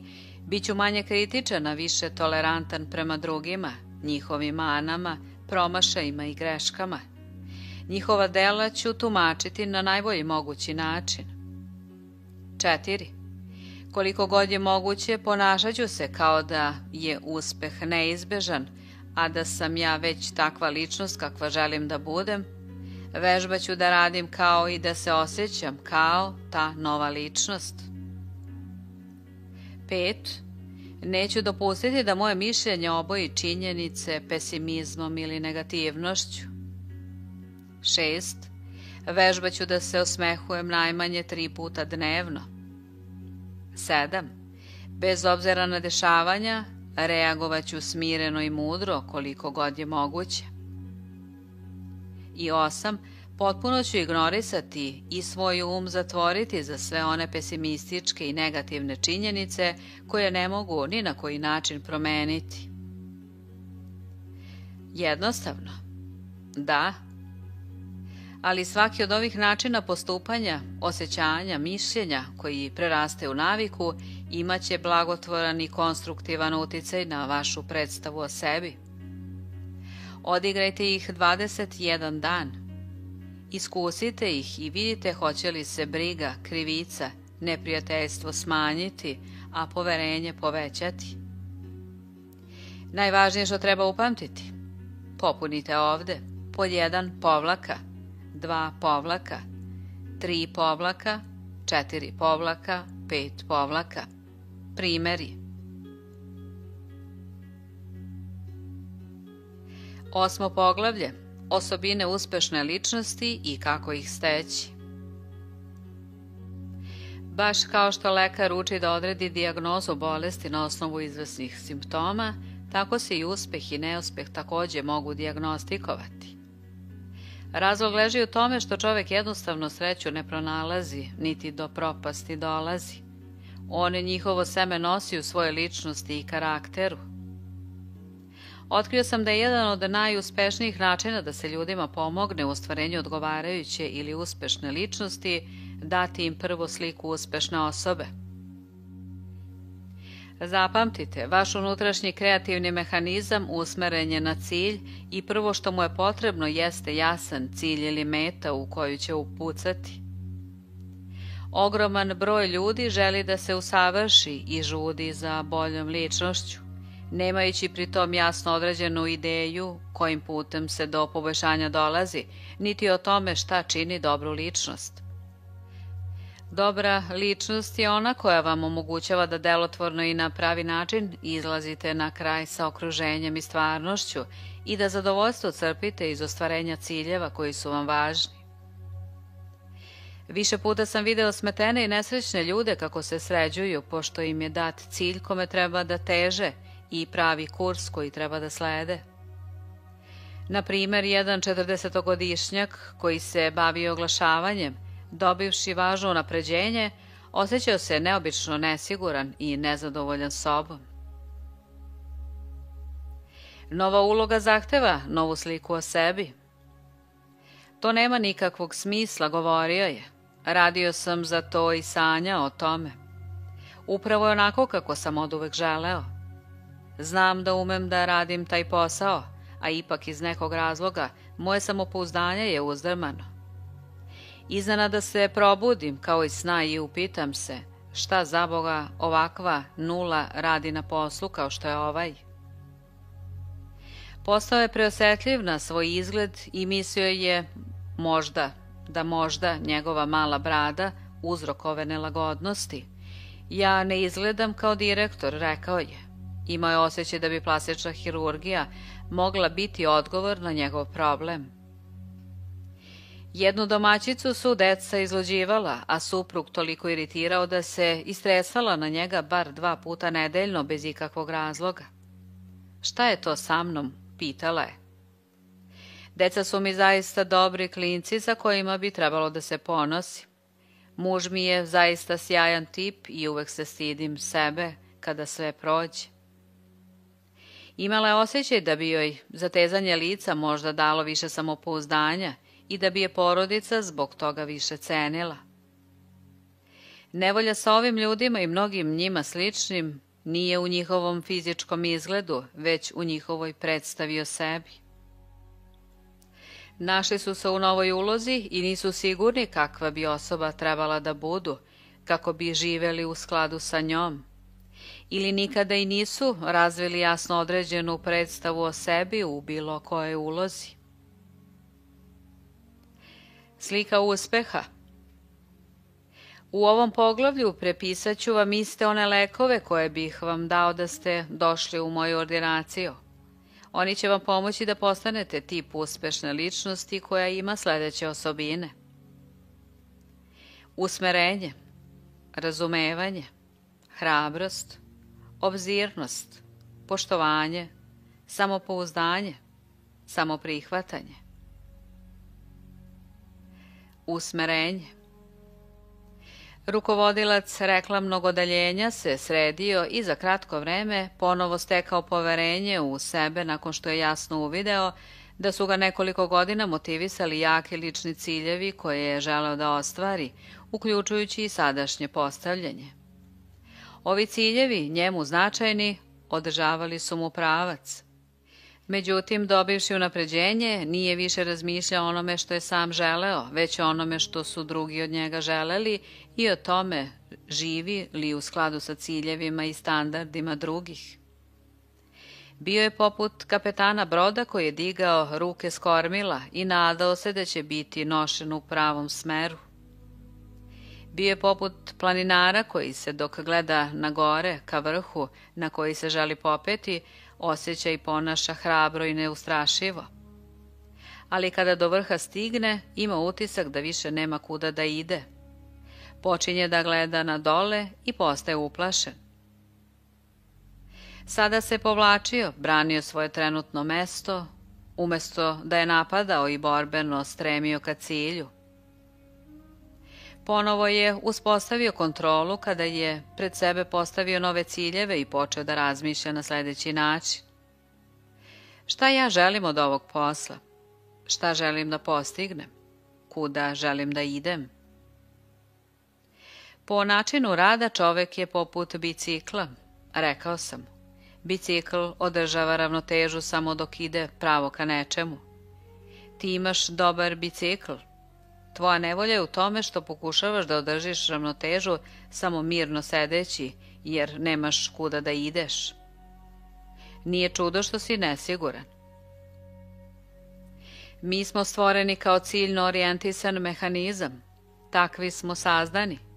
Kada nemamo neki lični cilj za koji smo zainteresovani i koji nam nešto znači, lako nam se može desiti da se vrtimo u krug.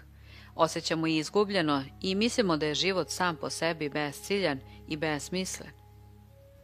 Sazdani smo tako da osvajamo okolinu, rešavamo probleme, postižemo ciljeve i ne nalazimo pravo zadovoljstvo niti sreću u životu bez prepreka koje treba prebroditi i ciljeva koje treba dostići. Oni što kažu da je život bezvredan, u stvari kažu da oni sami nemaju ciljeve koji su za njih vredni. Preporuka. Postavite pred sebe cilj vredan dostizanja. Još bolje napravite projekat. Odlučite šta vi želite od te situacije. Uvek imajte nešto pred sobom što ćete jedva čekati da na tome radite i da se tome nadate. Gledajte napred, ne iza sebe. Razvijte ono što je jedan od proizvođača automobila nazvao pogled unapred. Razvijte nostalgiju za budućnošću, a ne za prošlošću. Pogled unapred i nostalgija za budućnošću mogu vas održati mladima. Čak vam ni telo ne radi dobro kada prestanete da se usmeravate ka cilju i nemate ništa što jedva čekate. Zato mnogi posle odlaska u penziju vrlo brzo umru. Kada ne težite nekom cilju, kada ne gledate pred sebe, u stvari i ne živite. Uz svoje čisto lične ciljeve imajte bar jedan opšti cilj ili slučaj sa kojim se možete poistovetiti. Zainteresujte se za neki projekat koji može pomoći čovečanstvu, ne zbog toga što morate, već zbog toga što želite. Razumevanje. Razumevanje je zasnovano na dobroj komunikaciji. Komunikacija je od presudne važnosti kod bilo kog sistema za navođenje ili računara. Ne možete reagovati na pravi način ukoliko informacija na osnovu koje radite pogrešna ili pogrešno shvaćena. Mnogi lekari smatraju da je zbrka osnovni element neuroza. Da biste uspešno rešili problem, morate razumeti njegovu pravu prirodu. Mnogi naši promašaji u komunikaciji s ljudima upravo su posljedica nerazumevanja. Od drugih očekujemo da na osnovu datog skupa činjenica ili okolnosti reaguju i odgovore i dođu do istog zaključka kao i mi.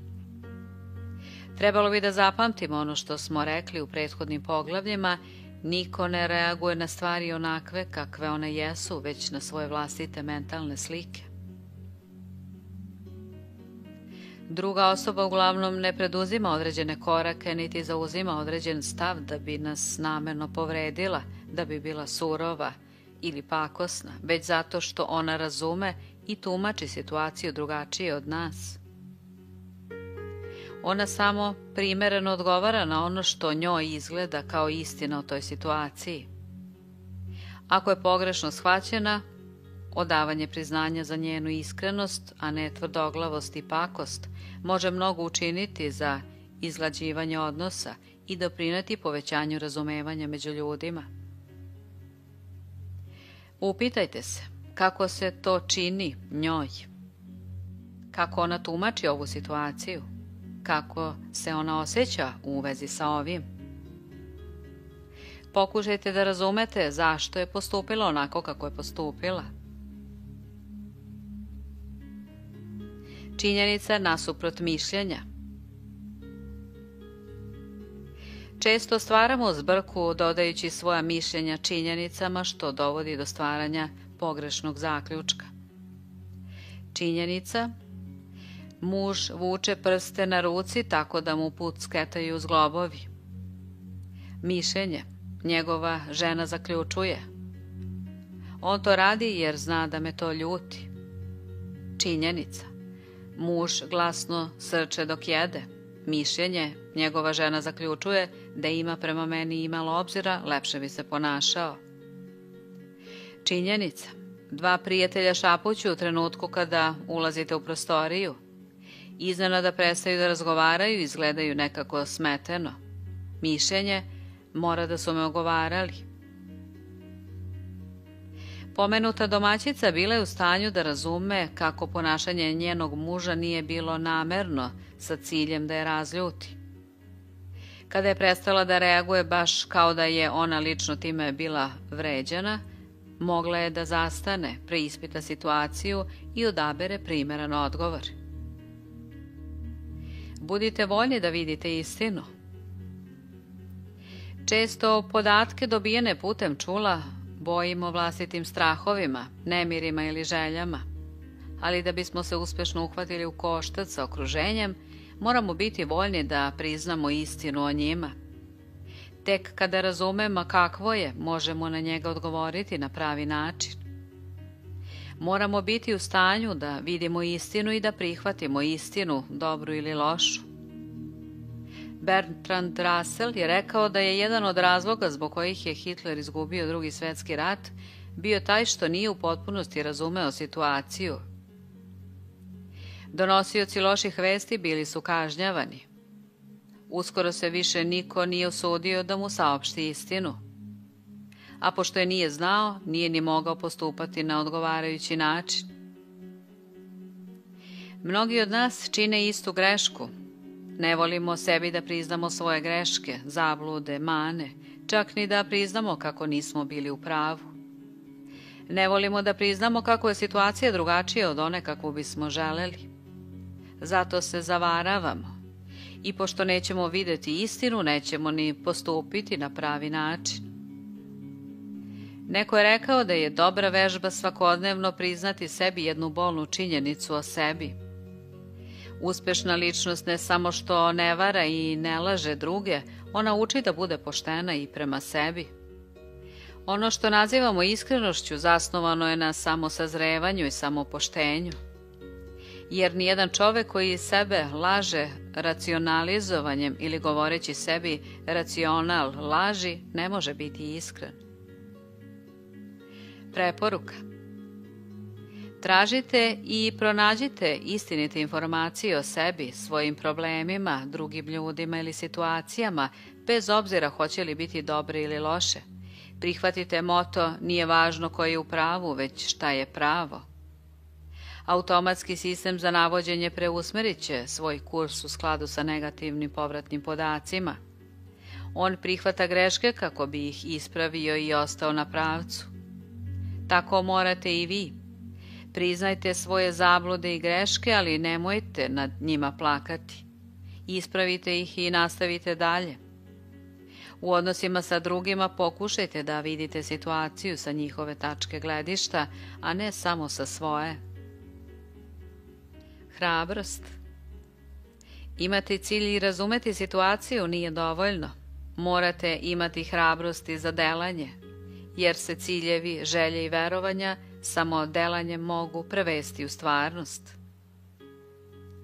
Lični moto admirala Williama Halseya bio je Nelsonov citat: nijedan kapetan ne može napraviti veliku grešku ako svoj brod postavi uz bok neprijateljskog.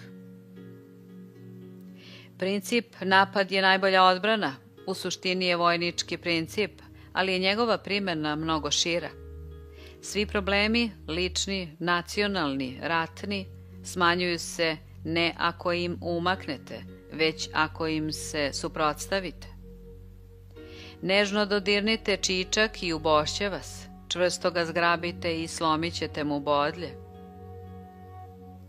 Neko je rekao da je vera ne verovati nečemu uprkos očiglednosti. Hrabrost je učiniti nešto uprkos posledicama. Zašto se ne kladiti na sebe? Ništa na ovome svetu nije potpuno izvesno ni sigurno.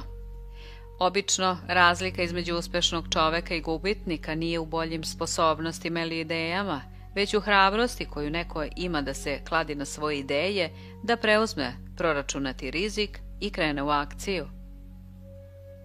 Često o hrabrosti razmišljamo kao herojstvima na bojnom polju, pri brodolomu i sličnim krizama, ali svakodnevno življenje takođe zahteva hrabrost, želimo li da budemo uspešni. Nepomičnost, preduzimljivost, ljude suočene sa problemima čini nervoznim, osujećenim, uhvaćenim u zamku i može prouzrokovati fizičke simptome bolesti. Takvim ljudima kažem, u potpunosti proučite situaciju, u svojoj mašti razradite različite pravce mogućih akcija i posljedice koje mogu i moraju proisteći iz svakoga od njih. Odaberite onaj koji najviše obećava i napred. Ako čekamo dok ne budemo potpuno sigurni, nikada ništa nećemo uraditi. Kad god preduzmete neku akciju, možete pogrešiti, ali ne smemo dozvoliti da nas to spreči u napredovanju ka željenom cilju. Svakodnevno morate imati hrabrosti da rizikujete i pogrešite. Ne uspete, budete poniženi. Zakoračiti u pogrešnom pravcu bolje je nego ostajati na licu mesta celoga života. Kad jednom krenete napred, možete usput i ispravljati kurs. Vaš automatski sistem za navođenje ne može vas usmeravati kada ste ukopani, zaustavljeni. Vera i hrabrost su prirodni instinkti. Jeste li se ikada zapitali zašto pobuda ili želja za kockanjem izgleda kao da je instinktivan deo ljudske prirode?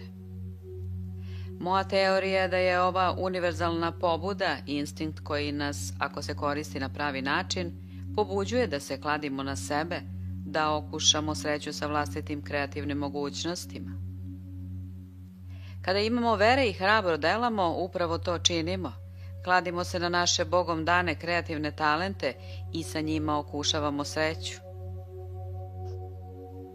Moja teorija je i da ljudi koji osujećuju svoj prirodni instinkt odbijanjem da žive kreativno i da delaju hrabro, jesu oni kod kojih se razvija kockarska groznica i koji postaju zavisni od kockarskog stola.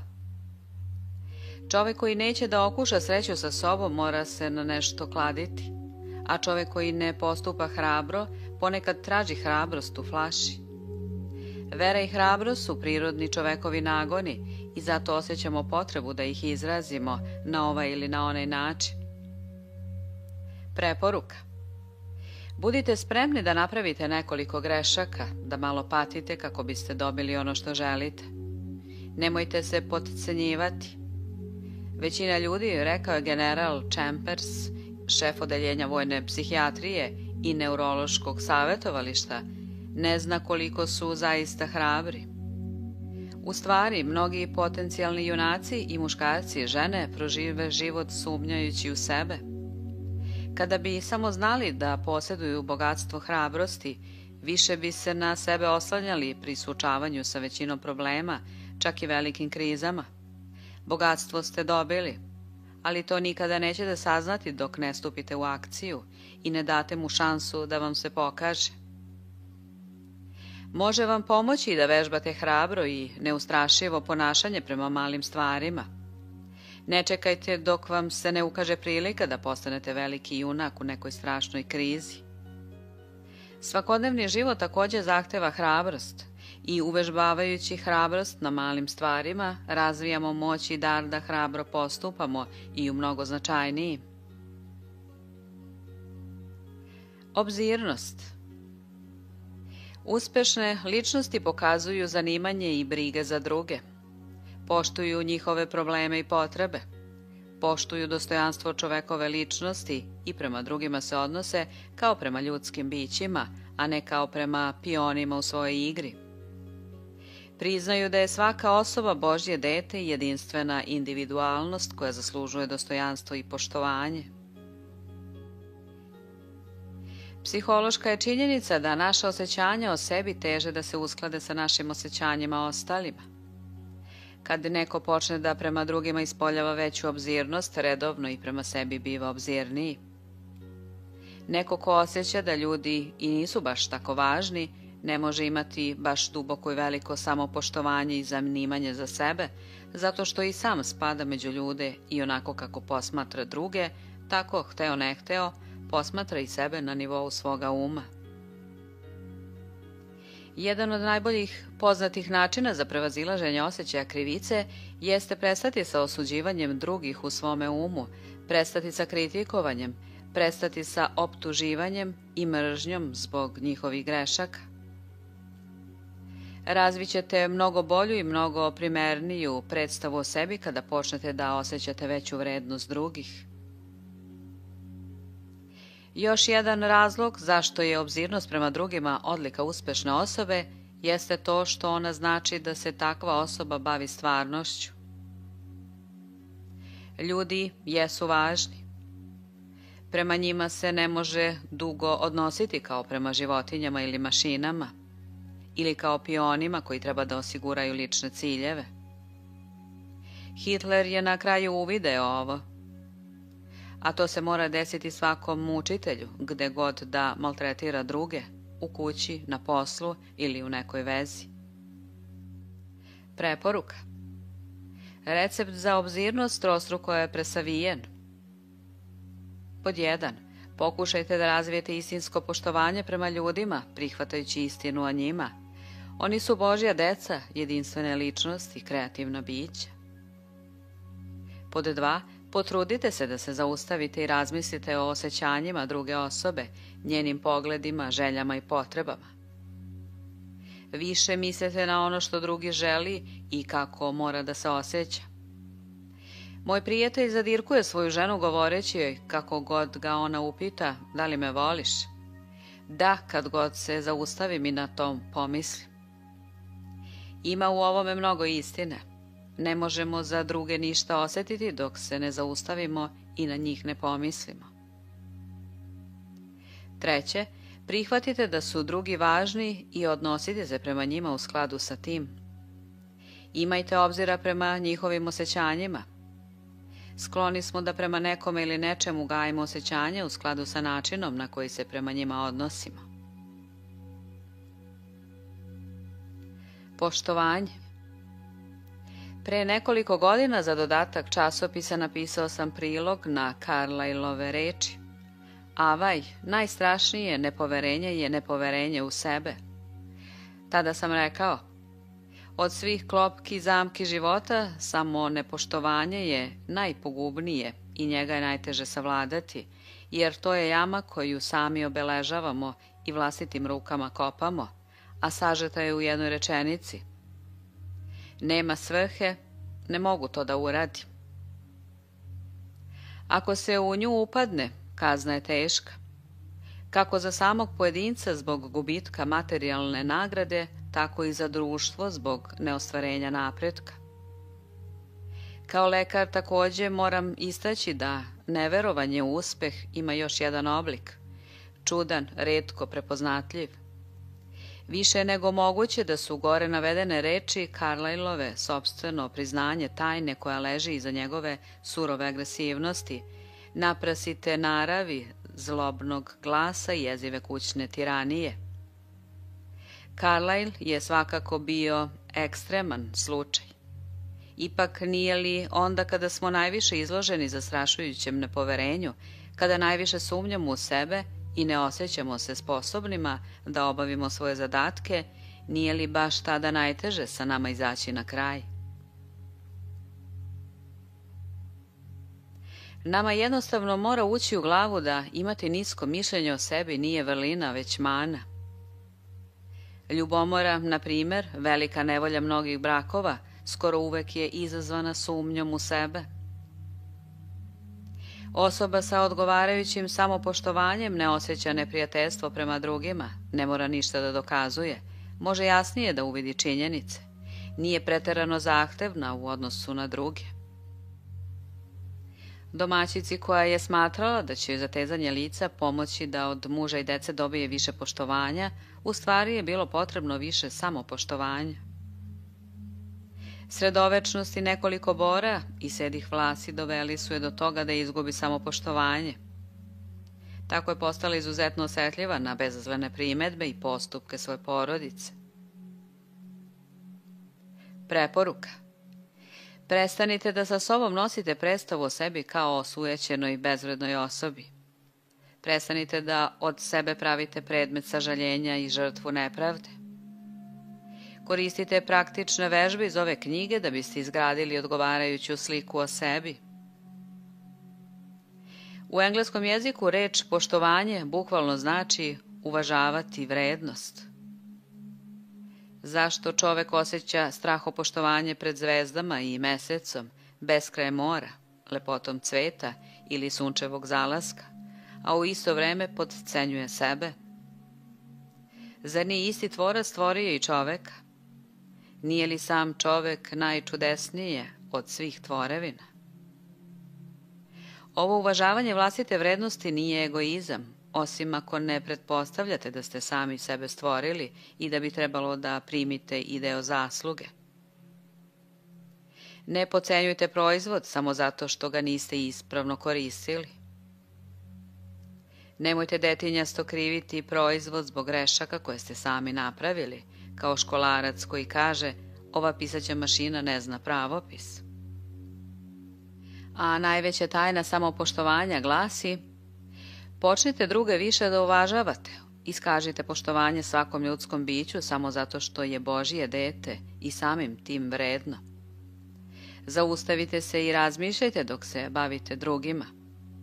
Vi se bavite jedinstvenom, pojedinačnom tvorevinom tvorca svega. Vežbajte da se prema drugima odnosite kao da su vredni i na veliko iznenađenje porašće i vaše samopoštovanje. Jer istinsko samopoštovanje ne proističe iz velikih stvari koje ste uradili, stvari koje posjedujete ili karijere koju ste napravili, već iz poštovanja sebe zbog onoga što jeste, Božije dete. Međutim, kada dođete do ovog otkrića, morate bezuslovno zaključiti da se i ostali moraju poštovati iz istog razloga. Samopouzdanje. Pouzdanje je izgrađeno na iskustvima uspeha. Kada prvi put nešto preduzimamo, uglavnom imamo malo pouzdanja, jer nismo na osnovu iskustva sigurni da možemo uspeti. Ovo važi za učenje vožnje bicikla, držanje javnih govora ili vršenje operacije. Bukvalno je istina da uspeh rađa uspeh. Čak se i mali uspeh može uzeti kao sredstvo za postizanje većeg.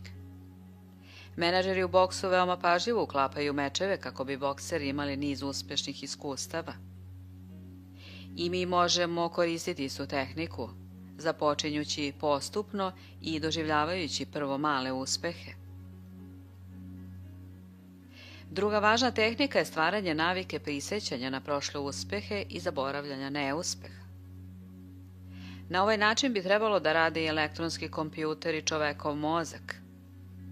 Vežba poboljšava veštinu i uspeh u košarci, golfu, bacanju potkovice ili prodaji, ali ne zato što samo ponavljanje ima neku vrednost. Kada bi tako bilo, naučili bismo svoje greške, a ne pogodke. Čovek koji uči da baca potkovicu, na primer, promašit će stubić češće nego što će ga pogoditi. Kada bi samo ponavljanje bilo odgovor za poboljšanje veštine, njegova vežba bi od njega napravila stručnjaka za promašaje, pošto je najviše njih uvežbavao. Međutim, iako odnos njegovih promašaja i pogodaka može iznositi 10:1, vežbom mu se promašaji postepeno smanjuju, a pogoci su sve češći.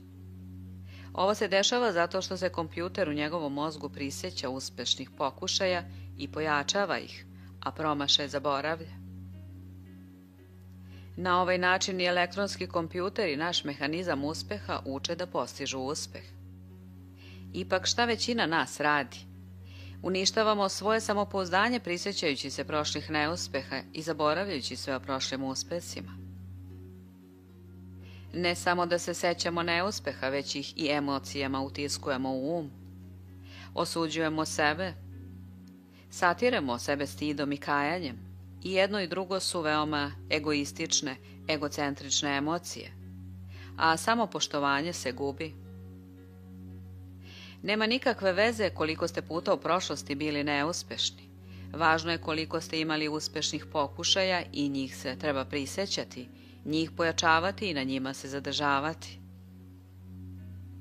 Charles Kettering je rekao da svaki mladi čovek koji želi da bude naučnik mora biti spreman da 99 puta promaši pre nego što jednom uspe i da zbog toga njegov ego ne treba da trpi. Preporuka. Koristite promašaje i greške kao sredstvo za učenje, a onda ih izbrišite iz uma. Namerno se prisećajte svojih prošlih uspeha i zamišljajte ih. Svako je nekada u nečemu uspeo, posebno kada započinjete neki novi zadatak. Prizovite osjećanja koja ste iskusili pri prošlim uspesima, ma kako mali. Dr. Overholser preporučuje živo evociranje prethodnih uspeha i trenutaka odvažnosti kao neprocenjivu pomoć kod uzdrmanog samopouzdanja. Samoprihvatanje. Nijedan uspeh ili istinska sreća nisu mogući dok se ne dostigne određen stepen samoprihvatanja. Najjadniji i najizmučeniji ljudi na svetu su oni što se neprestano trude i upinju da sebe i druge ubede kako su oni nešto drugo od onoga što zaista jesu. I nema tog olakšanja i zadovoljstva kao što je ono kada čovek najzad odustane od svih pretvaranja i izgovora i postane voljan da bude ono što zaista jeste. Uspeh proistekao iz samoizražavanja često zaobilazi one koji se muče i trude da budu neko, a često dolazi skoro sam od sebe kada osoba postane voljna da se opusti i bude ona.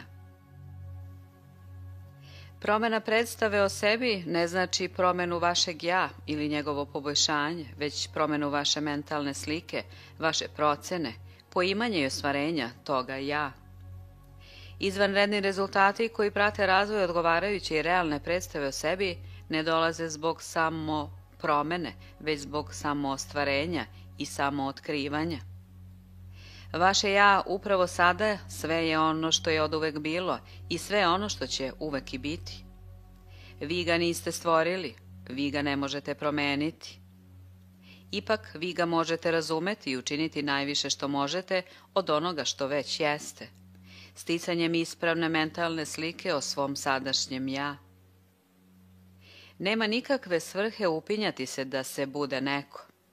Vi ste ono što ste sada. Vi jeste neko, ne zato što ste zaradili $1.000.000 ili zato što vozite najveća kola u kvartu, ili zato što ste pobedili u bridžu, već zato što vas je Bog stvorio prema svojoj slici. Mnogi od nas su bolji, mudriji, jači, sposobniji sada nego što i pretpostavljaju. Stvaranje nove slike o sebi ne stvara nove sposobnosti, talente, moći, ono ih oslobađa i koristi. Mi možemo promeniti svoju ličnost, ali ne i svoje suštinsko ja. Ličnost je sredstvo, alatka, žiža tog ja koje koristimo pri ophođenju sa svetom. Ona je ukupan zbir naših navika, stavova, naučenih veština koje koristimo kao metod za izražavanje sebe. Vi niste vaše greške. Samo prihvatanje znači prihvatanje sebe i nagodba sa sobom sada, baš takvima kakvi jesmo, sa svim našim manama, slabostima, nedostacima, zabludama, kao i našim prednostima i snagom. Međutim, samo prihvatanje je lakše ako shvatimo da te negativnosti pripadaju nama, one nisu mi. Mnogi ljudi izbjegavaju zdravo samoprihvatanje jer se uporno poistovećuju sa svojim greškama. Možda ste i napravili grešku, ali to ne znači da ste vi greška. Možda se niste izrazili na pravi način i potpuno, ali to ne znači da niste dobri. Moramo prepoznati svoje greške i nedostatke kako bismo ih mogli ispraviti. Prvi korak ka sticanju znanja jeste uočavanje onih oblasti gde ste tanki. Prvi korak ka jačanju jeste uočavanje svoje slabosti. I religije nas uče da je prvi korak ka spasenju priznati sebi da smo grešni. Na putovanju ka cilju savršenog samoizražavanja za ispravku kursa moramo koristiti negativne povratne podatke, kao i u ma kojoj situaciji kada težimo nekom cilju. Ovo zahteva da priznamo sebi i prihvatimo tu činjenicu da je naša ličnost naše ispoljeno ja, ili ono što neki psiholozi nazivaju naše aktuelno ja, uvek nesavršeno i nepotpuno. Nikome nikada nije pošlo za rukom da u toku života u potpunosti izrazi ili ispolji sve potencijale stvarnog ja. U našem aktuelnom ispoljenom ja mi nikada ne iscrpljujemo sve mogućnosti i moći stvarnog ja. Uvek možemo naučiti više, uraditi bolje, ponašati se bolje. Aktuelno ja je nužno nesavršeno. Tokom života ono se stalno kreće ka nekom idealnom cilju, ali ga nikada ne dostiže. Aktuelno ja nije statično, već dinamično. Nikada nije potpuno i zaokruženo, već uvek u procesu rasta. Važno je naučiti da prihvatimo ovo aktuelno ja sa svim njegovim nesavršenostima, jer je to jedino prevozno sredstvo koje imamo. Neurotičar odbacuje svoje aktuelno ja i mrzi ga zbog njegove nesavršenosti.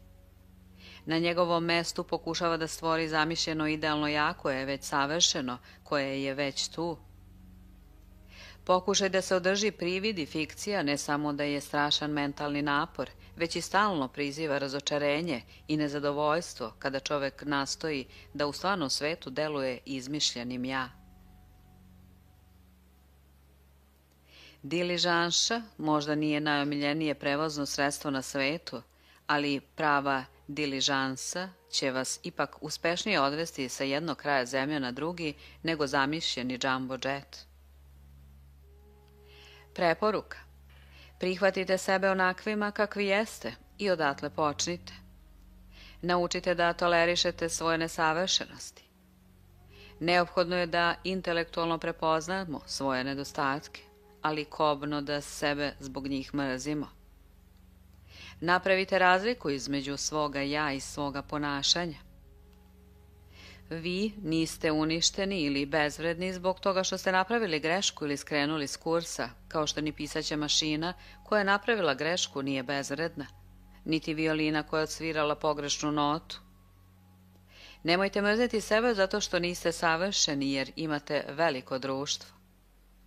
Niko nije savršen, a oni što pokušavaju da se prave kako jesu, samo se zavaravaju. Vi jeste neko sada.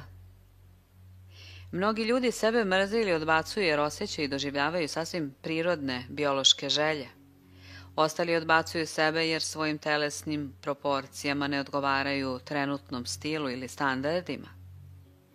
Sećam se da su se 20. godina ovog veka mnoge žene stidile sebe jer su imale grudi.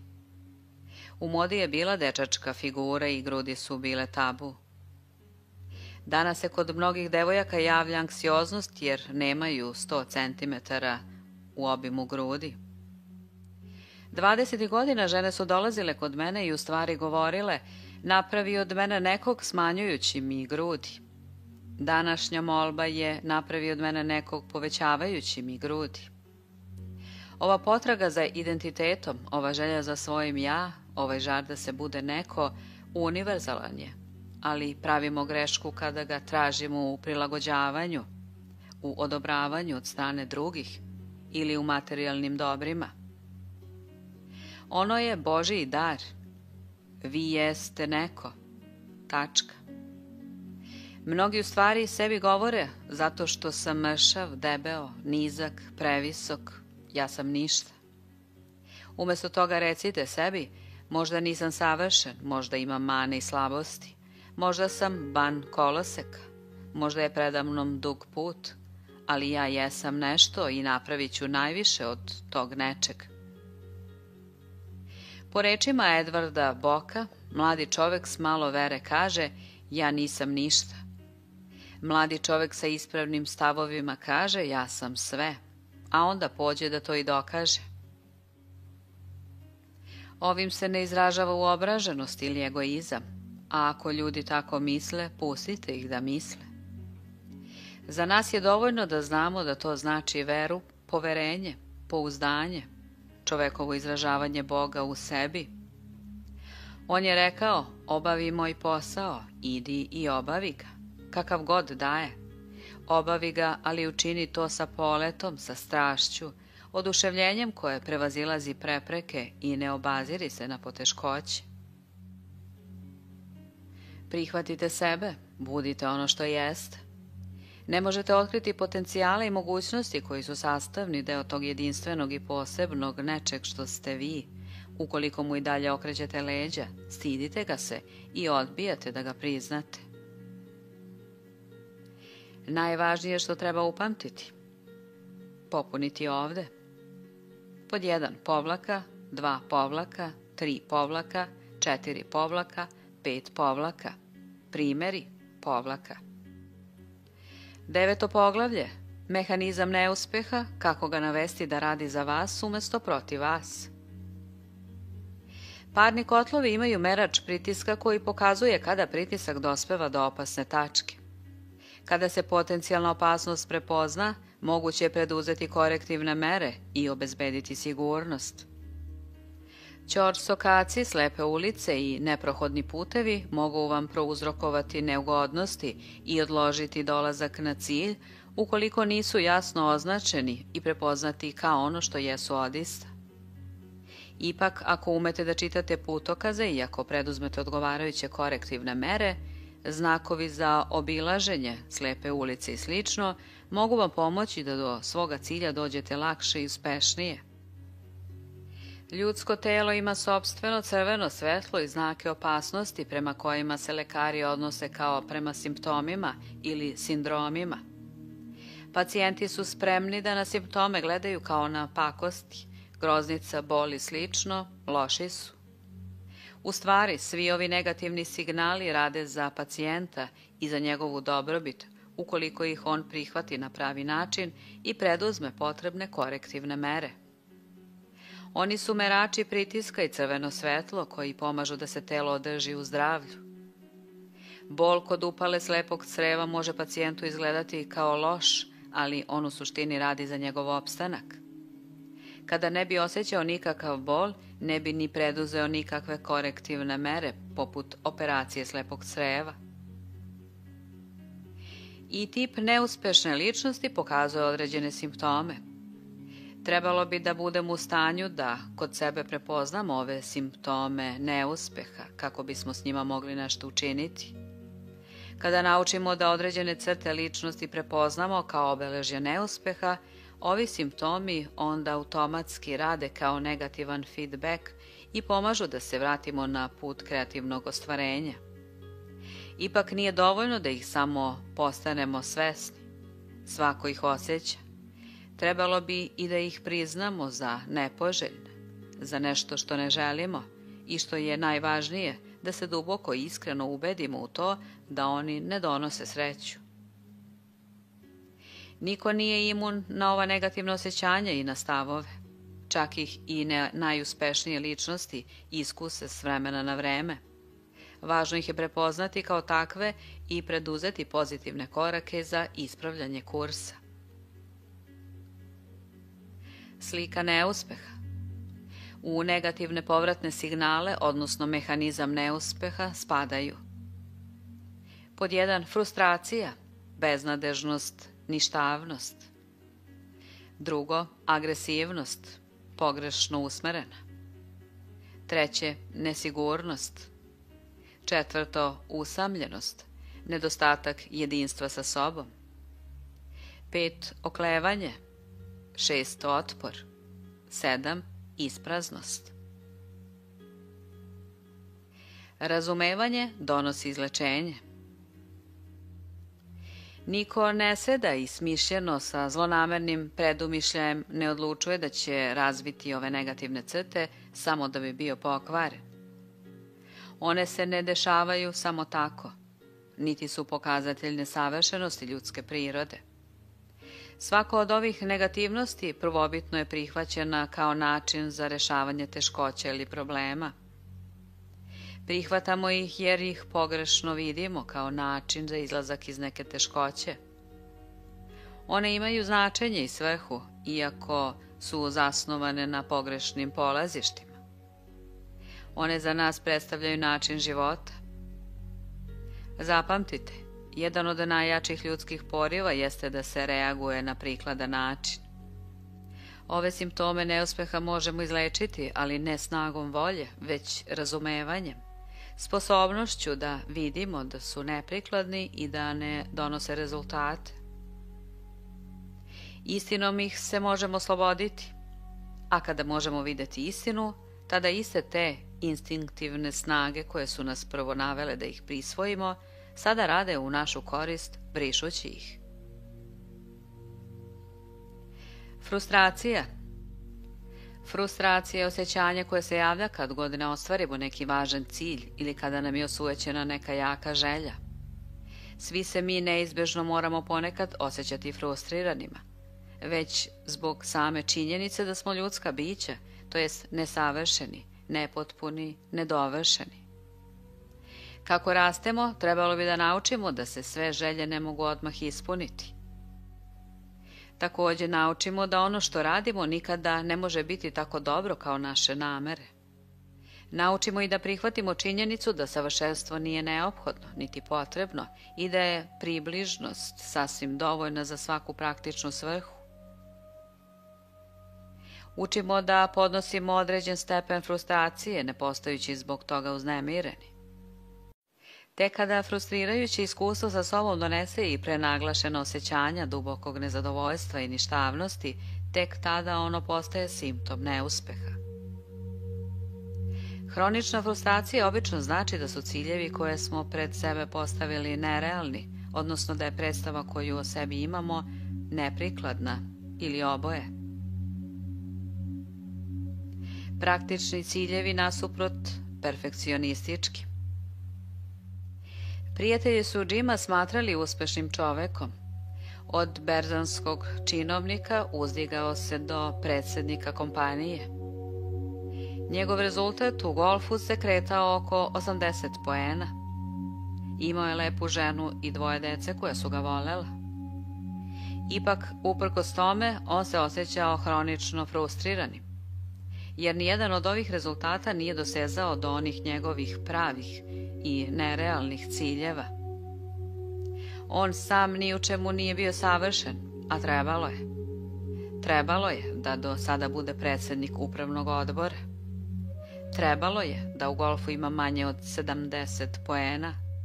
Trebalo je da bude tako savršen muž i otac da njegova supruga nikada ne pronađe ništa u čemu se sa njim ne bi složila i da se njegova deca nikada loše ne ponašaju. Pogodak u centar nije dovoljno dobar. On mora pogoditi u sam centar centra mete. Trebalo bi da u svemu što radite koristite onu istu tehniku koju je Jackie Burke preporučivao za igranje golfa.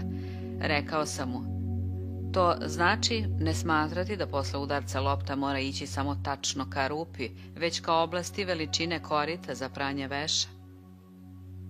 To vam smanjuje napetost, opušta vas, omogućava da budete još bolji. Ako je to dovoljno dobro za profesionalce, trebalo bi da bude dovoljno dobro i za vas.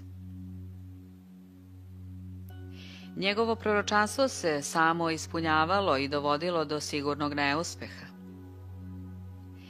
Harry je bio nešto drugačiji, on nije stekao nijedan od spoljašnjih simbola uspeha.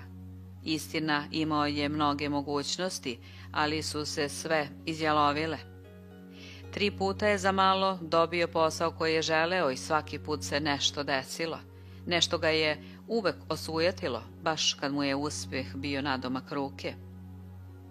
2 put se bio razočarao u ljubavi.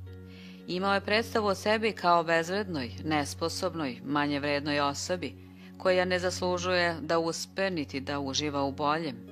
I mada to nije želeo, pokušavao je da bude prava osoba za tu ulogu. Smatrao je da nije tip uspešne osobe i uvijek je tako udešavao da se ovo proročanstvo samo ispuni i postane istina. Frustracija kao način rešavanja problema ne donosi rezultate. Osjećanja frustracije, nezadovoljstva, nespokojstva jesu načini za rešavanje problema koje smo naučili kao bebe. Ako je beba gladna, svoje nezadovoljstvo izražava plačem. I onda se čudesno nijotkuda pojavljuje topla nežna ruka i pruža mleko. Ako joj nije prijatno, svoje nezadovoljstvo ponovo izražava na isti način i ista topla ruka se opet čudesno pojavljuje i rešava problem čineći sve da joj bude prijatno.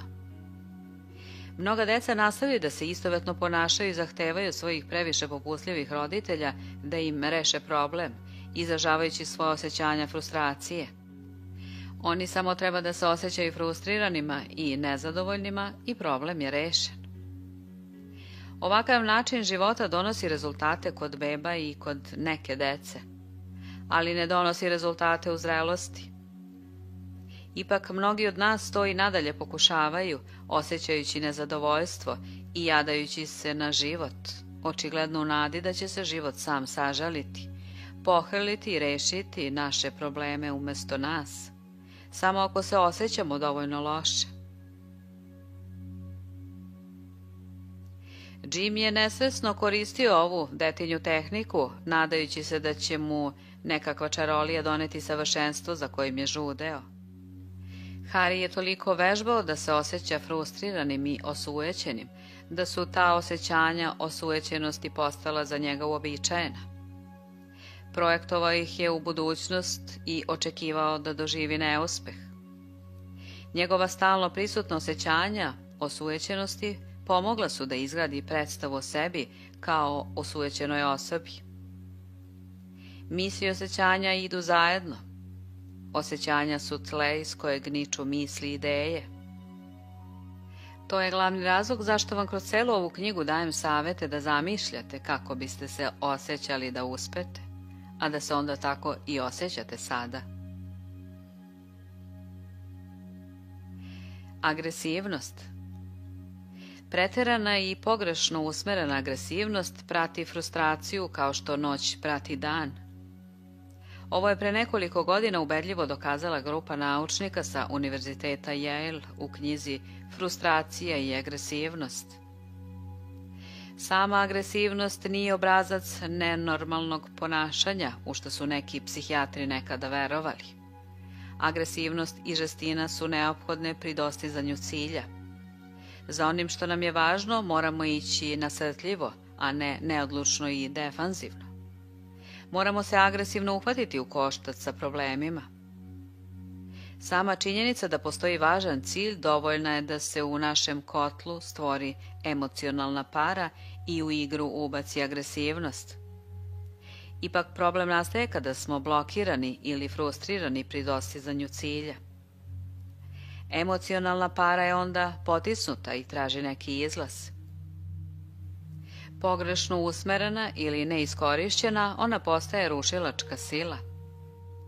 Radnik koji želi svome šefu da razbije nos, ali se ne usuđuje, odlazi kući i udara ženu i decu ili šutira mačku. Ili svoju agresivnost može usmeriti ka sebi, na sličan način na koji jedna vrsta južnoameričkog škorpiona razljućena ubada samog sebe i umire od sopstvenog otrova. Nemojte nepromišljeno besneti, usmerite svoj plamen. Tip neuspešne ličnosti svoju agresivnost ne usmerava ka ispunjenju cilja za koji se vredi namučiti. Umesto toga koristi je samo destruktivno, što dovodi do pojave čira, visokog krvnog pritiska, brige, preteranog pušenja, preteranog rada, ili je usmerena ka drugim u vidu razdražljivosti, grubosti, ogovaranja, prigovaranja, cepidlačenja. Ili ako su mu ciljevi nerealni i nemogući, kada se suoči sa neuspehom, ovaj tip ličnosti rešenja nalazi u tome što se trudi više nego ikada. Kada shvati da udara glavom o zid, on nesvesno zaključuje da je rešenje njegovog problema u tome da udara još jače. Odgovor na agresiju nije da se ona izbriše, već da se razume i da se pronađu pravi i odgovarajući kanali za njeno ispoljavanje. Nedavno je dr. Konrad Lorenz, čuveni bečki lekar i proučavalac životinjskih zajednica u Njujorškom postdiplomskom centru za psihijatriju, rekao da je dugogodišnje proučavanje ponašanja životinja pokazalo da je agresivno ponašanje od suštinske važnosti i da životinja ne može osetiti ni izraziti ljubav ukoliko nisu obezbeđeni kanali za ispoljavanje agresije. Dr. Emanuel Schwartz, prodekan ovog centra, rekao je da otkrića doktora Lorenza imaju izuzetan značaj za čoveka i da mogu uticati na to da ponovo razmotrimo naše sveukupno viđenje međuljudskih odnosa. Oni ukazuju na to da je pronalaženje pravog ventila za agresiju isto tako važno, ako ne i važnije, od pronalaženja ventila za ljubav i nežnost, rekao je. Znanje vam daje moć.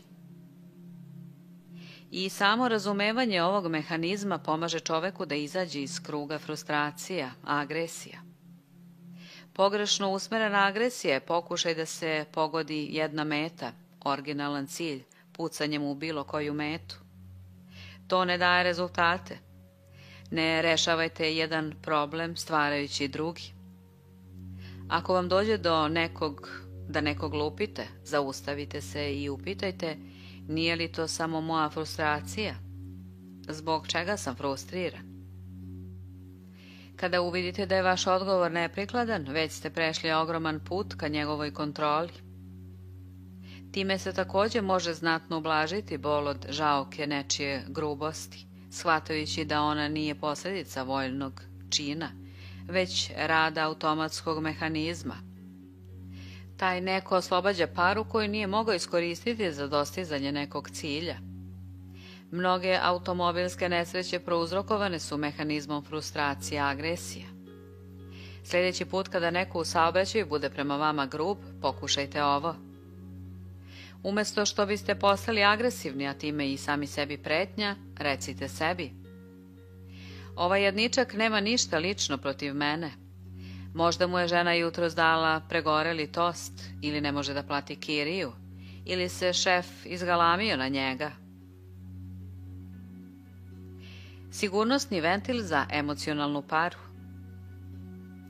Kada ste pri dostizanju nekog važnog cilja blokirani, nalik ste na parnu lokomotivu sa punim kotlom koja nema kuda da ide. Potreban vam je sigurnosni ventil za ispuštanje emocionalne pare. Sve vrste fizičkog vežbanja odlične su za pražnjenje agresije. Dobro je brzo hodanje, sklekovi, dizanje tegova. Naročito su dobre igre u kojima nešto udarate, golf, tenis, kuglanje, boks. Mnoge frustrirane žene intuitivno prepoznaju vrednost napornog vežbanja mišića za oslobađanje od agresivnosti i zato imaju potrebu da kada se uznemire menjaju raspored nameštaja u kući. Drugi dobar način je da pisanjem izbacite žuč. Napišite pismo onome zbog koga ste frustrirani ili besni. Neka vas ništa ne zaustavi. Ništa ne ostavite mašti, a onda spalite pismo. Najbolje je agresiju upotrebiti onako kako bi trebalo, za rad na dostizanju nekog cilja. Rad je jedna od najboljih terapija i jedan od najdelotvornijih načina za smirivanje uzburkane duše. Nesigurnost.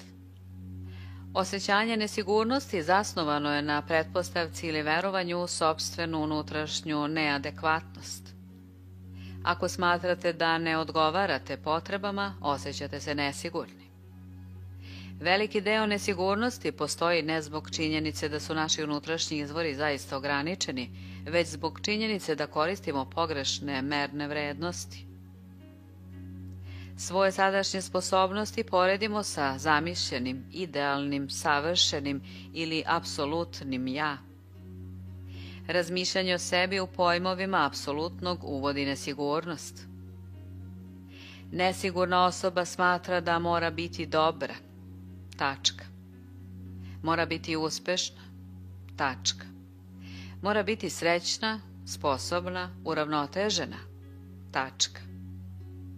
Sve su ovo dobri ciljevi, ali o njima bi trebalo razmišljati, bar što se njihovog apsolutnog značenja tiče, kao o ciljevima koji se dostižu, kao o nečemu do čega se dolazi, a ne kao o moranjima. Pošto je čovek mehanizam usmeren ka cilju, njegovo se ja u potpunosti ostvaruje tek kada se čovek ka nečemu kreće. Sećate li se našeg poređenja sa biciklom iz prethodnog poglavlja? Čovek održava ravnotežu i osjećaj sigurnosti samo ako se kreće napred ili ako traži. Ukoliko razmišljate o sebi kao nekome ko je dostigao cilj, postajete nepokretni i gubite sigurnost i ravnotežu koju ste imali dok ste ka nečemu išli. Čovek koji je ubeđen da je dobar u apsolutnom smislu ne samo što nema podsticaj da radi bolje, već se i osjeća nesigurnim što mora da se brani prevarama i izgovorima. Čovek koji misli da je stigao, za nas je beskoristan, rekao mi je predsjednik velike kompanije. Kada je neko Isusa nazvao dobrim, ovaj ga je prekoreo. Zašto me nazivaš dobrim? Samo je jedan dobar i to je Otac naš. Svetog Pavla svi smatraju dobrim čovekom, a ipak je njegov lični stav bio: ja sebe smatram onim što nije dostigao cilj, ali ka njemu i istrajava. Stojite čvrsto na zemlji. Pokušavati da se stoji na vrhu šiljka jeste nesigurno. Mentalno siđite sa visina i osjećat ćete se mnogo sigurnije. Ovo ima veoma praktičnu primenu. Time se u sportu objašnjava psihologija outsidera. Kada šampionski tim počne o sebi da misli kao o šampionu, više nema zašto da se bori, već samo brani titulu. Šampioni nešto brane, pokušavajući nešto da dokažu. Outsideri se bore da nešto urade i često donose neočekivani preokret. Nekada sam poznavao boksera koji se dobro borio sve dok nije osvojio šampionat. U sledećoj borbi ga izgubio i izgledao je pri tom loše. Izgubivši titulu, ponovo se dobro borio i ponovo osvojio šampionat. Jedan mudri menadžer mu je rekao: i kad si branilac titule, možeš se boriti kao šampion ako zapamtiš jednu stvar. Kada uđeš u ring, ti ne braniš titulu, ti se za nju boriš. Još je nisi dobio, stavljaš je na kocku dok bauljaš kroz konopce. Mentalni stav koji prouzrokuje nesigurnost jeste način da se realnost zameni prevarom i izgovorima, način da se sebi i drugima dokaže svoja superiornost. Ali to je samo uništavajuće. Ako jeste savršeni i superiorni sada, onda nema potrebe za borbom, mučenjem i pokušavanjem. U stvari, ako vas uhvate da se zaista trudite, to se može smatrati dokazom da niste superiorni, zato ne pokušavajte. Izgubit ćete borbu, svoju volju za pobedom. Usamljenost. Svi smo ponekad usamljeni i to je prirodna kazna koju plaćamo jer smo ljudi i pojedinci. Ali ekstremno i hronično osjećanje usamljenosti, odsečenosti i otuđenosti od ostalih predstavlja simptom mehanizma neuspeha. Ova vrsta usamljenosti prouzrokovana je otuđenjem od života. To je osama od vašeg pravog ja. Osoba koja se otuđila od svog pravog ja prekinula je svoju osnovnu i najvažniju vezu sa životom. Usamljena osoba se često kreće u začaranom krugu. Zbog osjećanja otuđenosti od sebe same, njeni kontakti s drugima nisu zadovoljavajući i ona postaje društveni samotnjak. Tako napušta jedan od puteva za pronalaženje sebe, put gubljenja sebe u društvenim odnosima. Radeći nešto sa drugima i uživajući u nečemu s drugima, pomažemo sebi da na sebe zaboravimo. U podsticajnom razgovoru, plesu, zajedničkoj igri ili zajedničkom radu na zajedničkom cilju, počinje da nas zanima još nešto osim održanja sopstvenih prevara i izgovora. Što bolje nekoga upoznajemo, sve manje imamo potrebu za izgovorima. Odmrzavamo se i postajemo prirodniji. Što više ovo radimo, sve više osjećamo kako prevarama i izgovorima gubimo i postaje nam sve prijatnije da budemo baš ono što jesmo. Usamljenost je način koji ne donosi rezultate. Usamljenost je način samozaštite. Komunikacione veze s drugima, naročito emotivne, prekinute su. To je način na koji svoje idealizovano ja štitimo od razotkrivanja, ranjavanja, poniženja. Usamljena osoba se drugih plaši. Usamljena osoba se često žali kako nema prijatelja ni ljudi u čijem bi se društvu kretala. U većini slučajeva ona svojim pasivnim stavom i nehotično ovome doprinosi, jer drugi njoj moraju prići i učiniti prvi korak, uvidjeti da je zabavna. Njoj se nikada ne dešava da na bilo koji način učestvuje u ma kakvom društvenom okupljanju.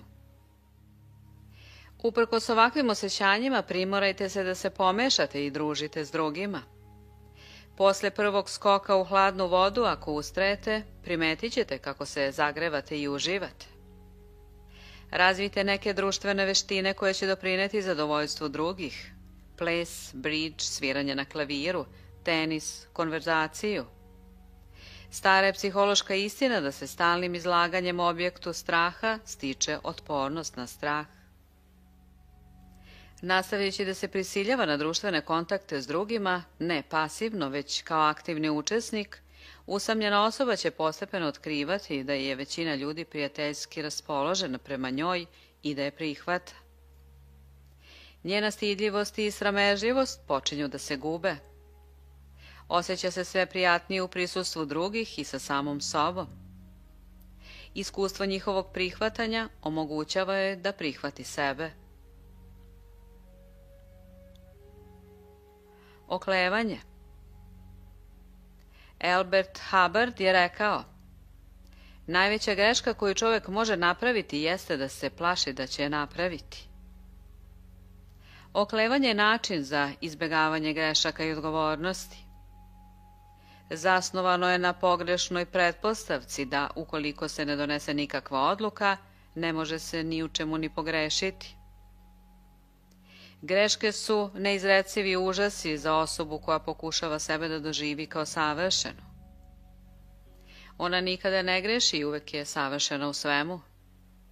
Ako bi ikada pogrešila, njena slika savršenog svemoćnog ja bila bi uništena. Zbog toga donošenje odluka predstavlja pitanje života ili smrti. Jedan način je što više izbjegavati odluke i odugovlačiti s njima koliko god je moguće. Drugi način je imati zgodnog krivca za sve.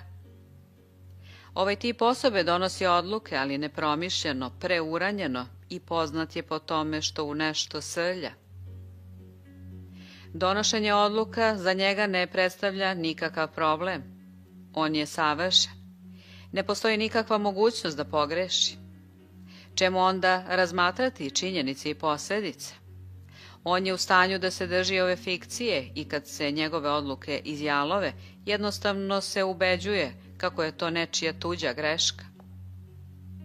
Lako je vidjeti zašto oba ova tipa propadaju. Jedan je stalno u škripcu zbog svojih naglih i loše procenjenih postupaka. Drugi je osujećen jer nije nikako ni postupio. Drugim rečima, oklevanje kao način da se bude u pravu ne donosi rezultate. Niko nije u pravu. Shvatite da se od čoveka ne traži da uvek bude 100% u pravu. Nijedan branilac u bejsbolu nije imao prosek 1000. Ako je u pravu u 3 od 10 pokušaja, smatra se uspešnim. Veliki Babe Ruth, koji je držao rekord u broju pogodaka, također je držao rekord i u broju promašaja. U samoj prirodi stvari da napredujemo delovanjem, pravljenjem grešaka i ispravljanjem pravca. Navođeni torpedo stiže do svoje mete čineći niz grešaka i stalno ispravljajući kurs. Kurs ne možete ispraviti ako mirno stojite. Ne možete promeniti niti ispravljati ništa.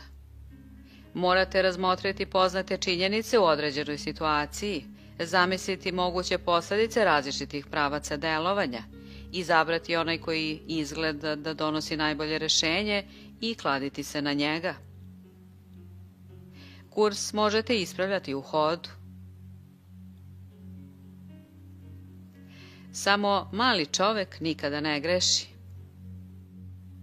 Drugo pomoćno sredstvo u prevazilaženju oklevanja jeste shvatanje uloge samopoštovanja i zaštite samopoštovanja neodlučnošću.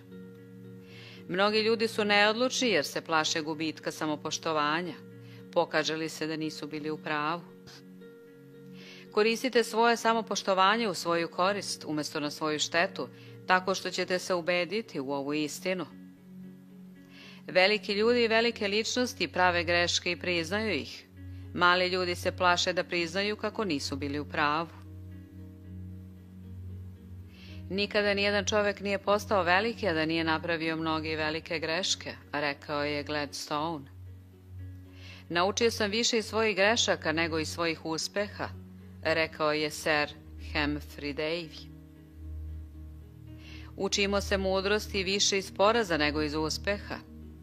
Često otkrivamo šta da radimo shvatajući šta da ne radimo i verovatno onaj ko nikada nije pogrešio, nikada ništa nije ni otkrio, rekao je Samuel Smiles.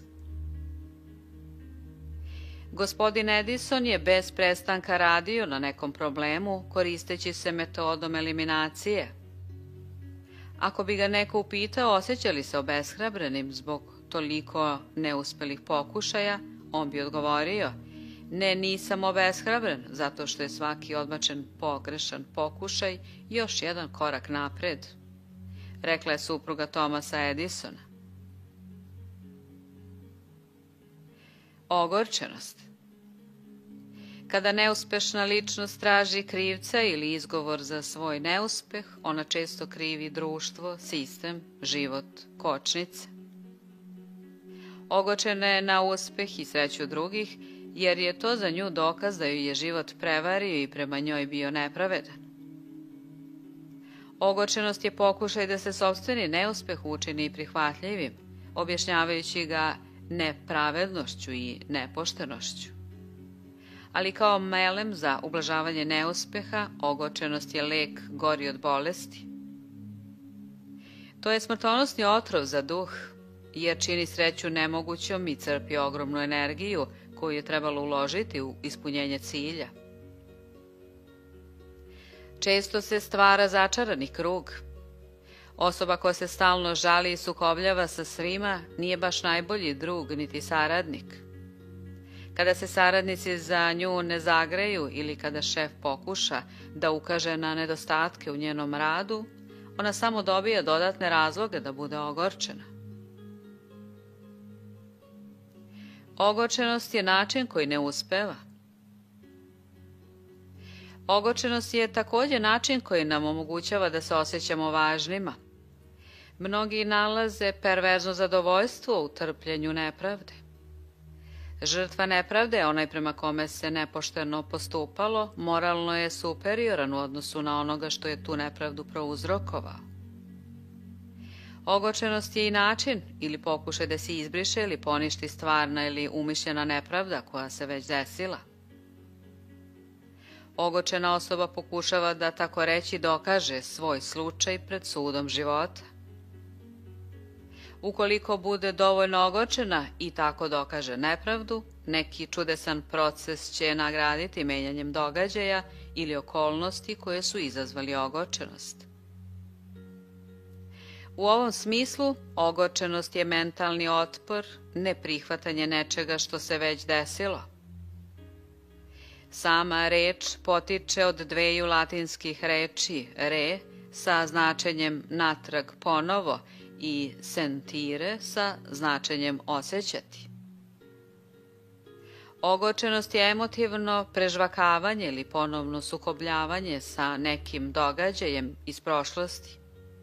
Pobediti ne možete, jer pokušavate da učinite nemoguće, da promenite prošlost.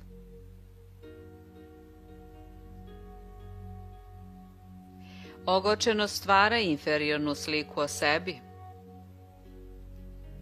Ogorčenost, čak i kada je zasnovana na stvarnim nepravdama i krivicama, nije put koji vodi pobedi. Ona vrlo brzo postaje emocionalna navika.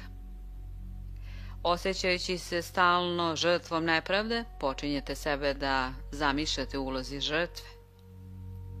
Nosite sa sobom unutrašnje osjećanje koje traži neku spoljašnju kuku da se za nju zakači i onda je i u najnevinijim primedbama i neutralnim okolnostima lako vidjeti dokaze nepravde ili umisliti da vam je neko skrivio. Svakodnevna ogorčenost vodi samo sažaljenju, što je najgora moguća emocionalna navika koju neko može razviti. Kada se ove navike čvrsto prime, čovjek se ne osjeća dobro ili prirodno ako ih nema. Onda on bukvalno počinje da traži i očekuje nepravde. Neko je rekao da se ovakvi ljudi osjećaju dobro samo kada su jadni. Emocionalne navike ogorčenosti i samosažaljenja također se uklapaju u sliku manje vredne i neuspešne osobe. Počinjete sebe da zamišljate kao sažaljenja vrednu osobu, žrtvu, nekoga ko mora biti nesrećan. Pravi uzrok ogorčenosti. Zapamtite da vašu ogorčenost nisu izazvali drugi ljudi, događaje ili okolnosti. Nju je izazvao vaš vlastiti emocionalni odgovor, vaša vlastita reakcija. Jedino vi nad njom imate moć, a njome možete upravljati ako se čvrsto ubedite da ogorčenost i samosažaljenje nisu put ka sreći i uspehu, već ka nesreći i neuspehu. Dok god u sebi negujete ogorčenost, bukvalno je nemoguće da se predstavite kao osoba koja se oslanja na sebe, koja je nezavisna, odlučna, kapetan svoje duše, gospodar svoje sudbine. Ogorčena osoba uzde daje drugima u ruke. Njima je dozvoljeno da joj određuju kako da se osjeća, šta da čini. U potpunosti je zavisna od drugih kao prosjak. Od drugih traži nemoguće i postavlja im nerazumne zahteve. I kada bi se svi posvetili tome da vas učine srećnim, bili biste ogorčeni kada se to ne bi desilo. Ako mislite da vam drugi duguju večnu zahvalnost, neprestano uživanje ili stalnu potvrdu vaših izuzetnih vrednosti, osjećat ćete ogorčenost kada ovi dugovi ne budu isplaćeni. Ako vam život duguje življenje, postajete ogočeni kada se ne pojavi. Ogočeno zato ne ide uz kreativnu usmerenost ka cilju. U kreativnoj usmerenosti ka cilju vi ste akter, a ne pasivni primalac. Vi određujete svoje ciljeve. Niko vam ništa ne duguje. Vi idete za svojim ciljevima. Postajete odgovorni za svoj uspeh i sreću. Ogočenost se ne uklapa u ovu sliku i baš zato jeste mehanizam neuspeha. Ispraznost. Možda dok čitate ovo poglavlje razmišljate o nekome ko je bio uspešan uprkos frustriranosti, pogrešno usmerenoj agresivnosti, ogočenosti. Ali nemojte biti baš mnogo u to sigurni. Mnogi ljudi stiču spoljašnje simbole uspeha, ali kad otvore dugo traženi kovčeg sa blagom, nalaze ga praznog. Kao da se novac koji su sa takvim naporom sticali u njihovim rukama pretvorio u falsifikat. Usput su izgubili sposobnost da se raduju. A kada izgubite sposobnost da se radujete, nikakvo bogatstvo, niti bilo šta drugo, ne može vam doneti uspeh ni sreću. Ovi ljudi osvajaju orah uspeha, ali kada ga slome, on je prazan. Osoba čija je sposobnost uživanja još uvek u njoj živa, pronalazi radost u mnogim običnim i jednostavnim stvarima u životu. Ona uživa i u svakom uspehu postignutom u materijalnom svetu. Osoba čija je sposobnost za uživanje mrtva ne može naći zadovoljstvo ni u čemu. Nijedan cilj nije vredan truda. Život je strašno dosadan. Sve je bez veze. Ove ljude možete vidjeti kako iz noći u noć izlaze iz noćnih klubova, pokušavajući da se ubede kako su uživali. Putuju iz mesta u mesto, uskaču u vrtlog zabave u nadi da će pronaći uživanje, a pronalaze samo prazne ljušture. Istina je da je radost pratilac kreativnosti, kreativnog kretanja ka cilju. Moguće je postići lažan uspeh, ali onda bivate kažnjeni ispraznom radošću. Život postaje vredan truda kada imate ciljeve vredne truda. Ispraznost je simptom kreativnog života. Ili nemate cilj koji vam je važan, ili svoje talente i snage ne koristite za dostizanje nekog važnog cilja. Osoba koja nema vlastiti smisao pesimistički zaključuje, život nema smisla. Osoba koja nema pred sobom truda vredan cilj, zaključuje, život nije vredan truda. Osoba koja ne radi ništa značajno, žali se, nema ništa da se radi. Pojedinac koji se aktivno bori ili teži nekom važnom cilju, ne bavi se pesimističkim filozofijama koje se odnose na besmisao ili ništavnost života. Ispraznost nije način koji donosi rezultate. Ispraznost, ukoliko se nekada doživi, postaje način izbjegavanja napora, rada i odgovornosti. Postaje izgovor ili opravdanje za nekreativno življenje. Ako je sve uzaludno, ako nema ničeg novog pod kapom nebeskom, ako i onako nema ničeg što bi moglo da se radi, zašto se mučiti? Zašto pokušavati? Ako je život samo jednolično okretanje žrvnja, ako radimo 8 sati dnevno da bismo mogli steći kuću u kojoj ćemo spavati, a onda spavamo 8 sati da bismo bili odmorni za još jedan radni dan, čemu se zbog toga uzbuđivati? Međutim, svi ovi intelektualni razlozi nestaju i mi možemo uspjeti da iskusimo radost i zadovoljstvo ako izađemo iz tog žrvnja, prestanemo da se vrtimo u krug, ako izaberemo neke ciljeve koji su vredni truda i krenemo u njihovo ostvarivanje. Ispraznost i neodgovarajuća predstava o sebi idu zajedno. Ispraznost može predstavljati i simptom neodgovarajuće predstave o sebi. Nemoguće je psihički prihvatiti nešto za što osjećate da vam ne pripada ili da nije deo vas. Osoba koja se drži predstave o sebi kao bezvrednoj i nezaslužnoj osobi može dovoljno dugo obuzdavati ove negativne sklonosti i dostići istinski uspeh, ali se posle može naći u situaciji da ne bude sposobna da taj uspeh psihički prihvati i u njemu uživa. Čak zbog toga može osjećati i krivicu kao da ga je ukrala. Njena negativna slika o sebi može čak i posticati za dostizanje uspeha dobro poznatim principom prevelike nagrade. Ali ja ne bih stavio svoj potpis ispod teorije da bi čovjek trebalo da bude ponosan na svoj kompleks niže vrednosti ili zbog njega zahvalan samo zato što ponekad dovodi do sticanja spoljašnjih simbola uspeha. Kada uspeh nađe stigne, takva osoba osjeća samo neznatno zadovoljstvo ili ispunjenje. Nije u stanju da u svome umu taj uspeh pripiše sebi. Za svet ona je uspešna, a u sebi se i nadalje osjeća manje vrednom, nezaslužnom, skoro kao da je lopov i da je ukrala statusne simbole za koje misli da su tako važni. Verovatno će reći sebi: kada bi moji prijatelji i saradnici zaista znali kakav sam folirant. Ovakva reakcija je toliko uobičajena da psihijatri o njoj govore kao o sindromu uspeha. Zbog ovog sindroma osoba se osjeća krivom, nesigurnom i uznemiranom kada shvati da je uspela. Zato je uspeh postala ružna reč. Pravi uspeh nikada nikog ne povređuje. Treba da stremite ciljevima koji su vama važni, ne zato što su statusni simboli, već zato što su sastavni deo vaših unutrašnjih dubokih želja.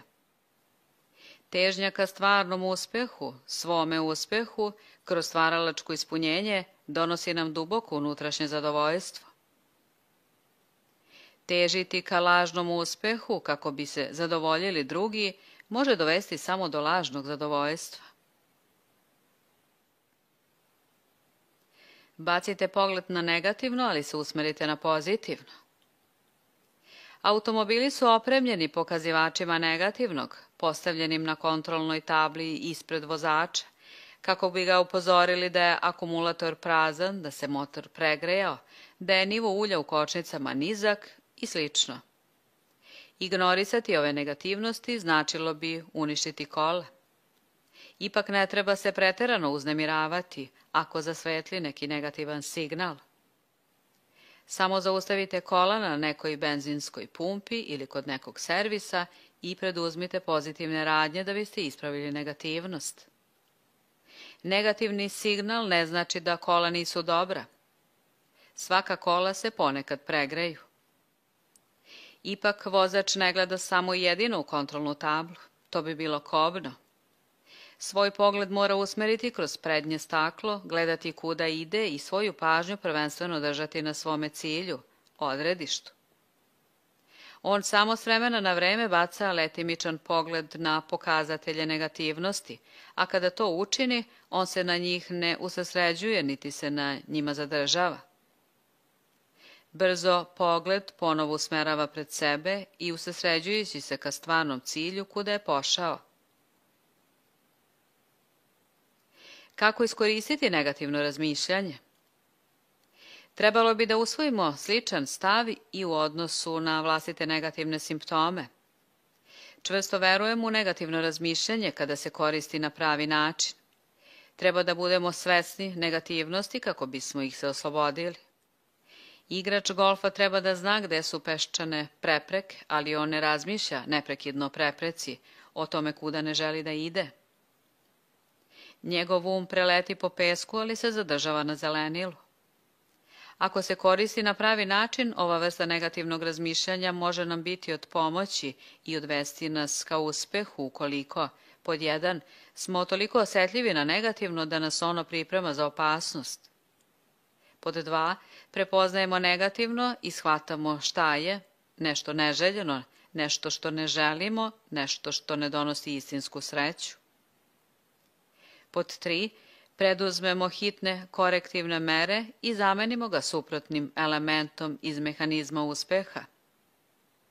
Ovakva vežba vremenom stvara neku vrstu automatskog refleksa koji postaje deo našeg unutrašnjeg sistema za navođenje. Negativan feedback će delovati kao automatska kontrola koja će nam pomoći da izbegavamo neuspehe i voditi nas ka uspehu. Najvažnije što treba upamtiti, popuniti ovde. Pod 1 povlaka, 2 povlaka, 3 povlaka, 4 povlaka, 5 povlaka. Primeri, povlaka. 10. poglavlje. Kako ukloniti emocionalne ožiljke ili kako uraditi sebi emocionalno zatezanje lica. Kada vam se desi da se fizički povredite, na primjer posečete po licu, vaše telo stvara ožiljno tkivo tvrđe i čvršće od prirodnog. Uloga ovog ožiljnog tkiva je stvaranje zaštitnog pokrivača ili ljušture kojima vas priroda štiti od druge povrede na istom mestu. Ako vam neudobna cipela pritiska nežan deo stopala, prvo će se javiti bol i osjetljivost. Ali i sada vas priroda od daljeg bola i povređivanja štiti stvaranjem žulja, zaštitnog oklopa. Skoro isto to nam se dešava kada doživimo emocionalno ranjavanje, kada nas neko povredi ili pritiska na pogrešan način. Stvaramo emocionalne ili duhovne ožiljke kao samozaštitu. Spremni smo da postanemo tvrdi na srcu, žuljeviti prema svetu i da se povučemo u svoju zaštitnu ljušturu. Kada je prirodi potreban pomoćnik? Kod stvaranja ožiljnog tkiva namera prirode je da bude od pomoći. U našem savremenom društvu, međutim, ožiljak naročito na licu može raditi protiv nas umjesto za nas. Uzmite na primjer George, perspektivnog mladog advokata. Bio je prijatan, privlačan i gradio uspešnu karijeru kada mu se desila automobilska nesreća posle koje mu je ostao jeziv ožiljak od polovine levog obraza do levog ugla ustiju. Druga posekotina tik iznad desnog oka po zarastanju rane podigla mu je gornji kapak, što mu je davalo groteskan buljav izgled. Kad god bi se pogledao u ogledalo u kupatilu, video je odbojnu sliku. Ožiljak na obrazu davao je zloban ili, kako je on govorio, đavolski izgled. Po napuštanju bolnice prvi put je izgubio slučaj na sudu i bio ubeđen da je njegov đavolski i groteskan izgled uticao na porotu. Smatrao je da je starim prijateljima njegov izgled odbojan i mrzak. Je li to samo umislio ili bi čak i njegova žena ustuknula kada bi je poljubio? George je počeo da gubi slučajeve, počeo da pije tokom dana, postao razdražljiv, neprijateljski raspoložen i neka vrsta pustinjaka. Ožiljak na njegovom licu stvorio čvrstu zaštitu od daljih automobilskih nesreća. Ali zbog društva u kojem je George živeo, fizičke povrede njegovog lica nisu bile najvažnije. Bio je ranjiviji nego ikada na društvene posekotine, povrede i ranjavanja. Ožiljci su mu bili opterećenje, a ne prednost. Da je George bio preistorijski čovek i da ima ožiljke na licu od borbe s medvedom ili tigrom, oni bi ga činili mnogo privlačnijim njegovim drugovima. I u ne tako davno vreme stari vojnici su ponosno pokazivali svoje ožiljke iz borbe. Danas u Nemačkoj, u nelegalnim zatvorenim društvima, čiji članovi još uvek idu na dvoboje, ožiljak od mača predstavlja znak razlikovanja. U Georgeovom slučaju priroda je imala dobre namere, ali bio joj je potreban pomoćnik. Georgeu sam staro lice vratio plastičnom operacijom koja je uklonila ožiljke i obnovila njegov nekadašnji izgled. Promena njegove ličnosti koja je usledila posle operacije bila je izvanredna. Njegovo ja je opet postalo dobro, puno samopouzdanja. Prestao je da pije. Prestao je da se ponaša kao usamljeni vuk. Vratio se u društvo i ponovo postao član ljudske vrste. Bukvalno je pronašao novi život. Taj novi život, međutim, dat mu je tek posredno plastičnom operacijom telesnog tkiva. Ono što ga je zaista izlečilo jeste uklanjanje emocionalnih ožiljaka, sticanje sigurnosti u odnosu na društvene posekotine, izlečenje emocionalnih povreda i ranjavanja i obnavljanje predstave o sebi kao i prihvaćenom članu društva, što je u njegovom slučaju omogućila hirurgija. Kako vas emocionalni ožiljci otuđuju od života? Mnogi ljudi koji nikada nisu imali fizičke ožiljke nose unutrašnje emocionalne ožiljke, a posljedice po ličnost su iste. Njih je neko u prošlosti povredio ili ranio.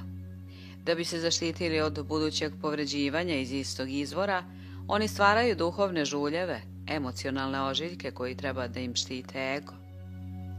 Ovi ožiljci ih međutim ne štite samo od osobe koja ih je prvobitno povredila, štite ih od svih ljudi. Oko njih je emocionalni zid koji ni prijatelj ni neprijatelj ne može preći. Žena koju je povredio jedan muškarac zaklela se da nikada više neće verovati ni jednom muškarcu. Dete čiji je ego raskomadao despotovski surov roditelj ili nastavnik, zaklinje se da u budućnosti nikada neće poverovati ni jednom autoritetu. Muškarac čiju je ljubav odbila jedna žena, zaklinje se da se u budućnosti neće emotivno vezati ni za jedno ljudsko biće. Kao i u slučaju ožiljaka na licu, preterana zaštita od prvobitnog izvora ranjavanja može nas učiniti ranjivijima, čak nam napraviti još veću štetu u drugim oblastima. Emocionalni zid koji smo podigli kao zaštitu od jedne osobe sada nas odvaja od svih ljudskih bića i od našeg pravog ja. Kao što smo već istakli, osoba koja se osjeća usamljenom ili van domašaja drugih, također se osjeća i van domašaja svog pravog ja i života. Emocionalni ožiljci potpomažu nastanak maloletničke delikvencije.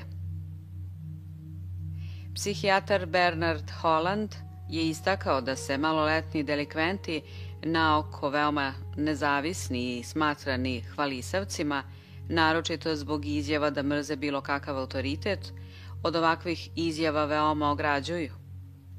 Pod njihovom čvrstom spoljašnjom ljušturom, kaže dr. Holland, krije se nežna ranjiva unutrašnja osoba koja želi da zavisi od drugih. Ipak oni se ni sa kim ne mogu zbližiti jer nikome ne veruju. Jednom ih je neka za njih važna osoba povredila i oni se ne usuđuju da se otvore, kako ponovo ne bi bili povređeni.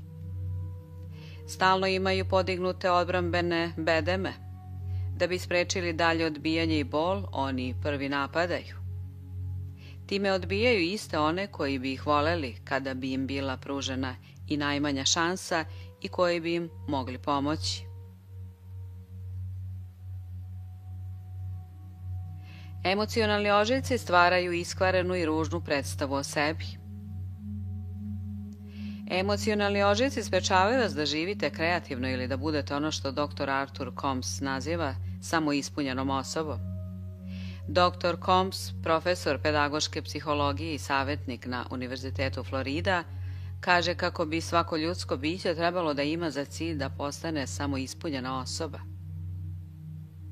Ovo, kaže on, nije nešto sa čime ste rođeni, već nešto što se mora postići. Samoispunjene osobe imaju sljedeće osobine. Pod 1. Sebe doživljavaju kao sposobne osobe koje se drugima dopadaju, koje drugi žele i prihvataju. Pod 2. Sebe veoma dobro prihvataju onakvima kakve jesu. 3. Osjećaju jedinstvo s drugima. I pod 4. Bogate su informacijama i znanjem. Osoba sa emocionalnim ožiljcima ne samo da gaji sliku o sebi kao osobi koju drugi ne žele, koja se drugima ne dopada i koja je nesposobna, već ima i sliku o svetu u kojem živi kao neprijateljskom mestu. Njen osnovni odnos sa svetom je neprijateljski i njeno ophođenje prema ostalim ljudima nije zasnovano na davanju i primanju, već na borbi, pobedi i zaštiti od njih. Frustriranost, agresivnost i usamljenost cena su koju plaćaju. 3 pravila za sticanje otpornosti prema emocionalnom povređivanju. Prvo, budite dovoljno veliki da se ne biste osjećali ugroženi. Mnoge ljude strašno povredi neka sitnica ili ono što zovemo društveno omalovažavanje. Svako poznaje nekog iz svoje porodice, kancelarije ili kruga prijatelja koji je toliko nežan i osjetljiv da ostali moraju stalno biti na oprezu kako ga nekom svojom naivnom rečju ili postupkom ne bi uvredili. Dobro je poznata psihološka činjenica da ljudi koje je najlakše povrediti imaju i najniži stepen samopoštovanja. Povređeni smo onim što smatramo pretnjom našem egu ili samopoštovanju. Izmišljeni emocionalni napadi koji, pored osobe sa celovitim samopoštovanjem, prolaze neprimećeni, ovakve osobe rasture. Čak i stvarni udarci i rane koji izazivaju strašne povrede na ego osobe s niskim samopoštovanjem ne deluju na ego osobe koja o sebi misli dobro. Osoba koja se osjeća nezaslužnom, koja sumnja u svoje sposobnosti i ima nisko mišljenje o sebi, odmah postaje ljubomorna. To je osoba koja potajno sumnja u sopstvenu vrednost i osjeća se nesigurnom, koja vidi pretnje za svoj ego i tamo gde ih nema, koja preteruje i precenjuje moguću štetu od stvarnih pretnji. Svima nam je potrebna izvesna emocionalna otpornost i ego sigurnost da bismo se zaštitili od stvarnih i izmišljenih pretnji našem egu. Ne bi bilo mudro da se naše fizičko telo potpuno prekrije tvrdim žuljevima ili oklopom kao kornjača. Bili bismo uskraćeni za zadovoljstvo svih čulnih osjećaja.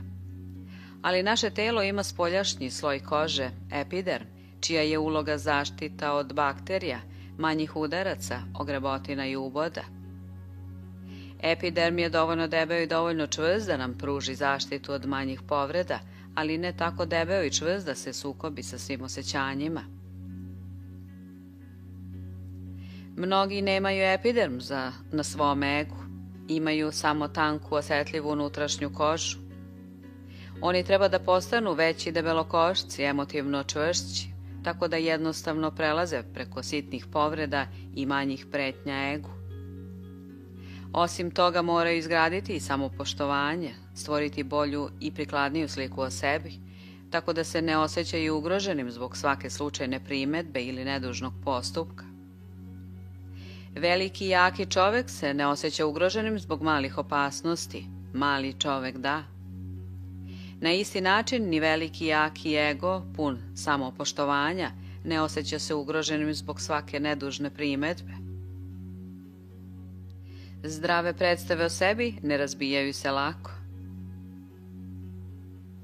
Osoba koja osjeća da je njena vrednost ugrožena i najmanjom primetbom ima mali slabi ego i nisko samopoštovanje.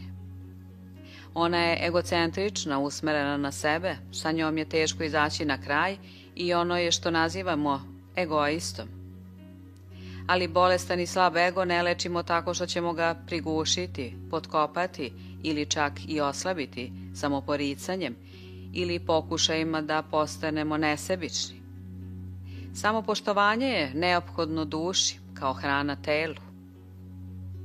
Lek za egocentričnost, samousmerenost, egoizam i sve one bolesti koje s tim idu jeste razvoj zdravog, jakog ega povećanjem samopoštovanja. Kada osoba ima odgovarajuće samopoštovanje, neznatna omalovažavanja ne predstavljaju nikakvu pretnju, preko njih se jednostavno prelazi.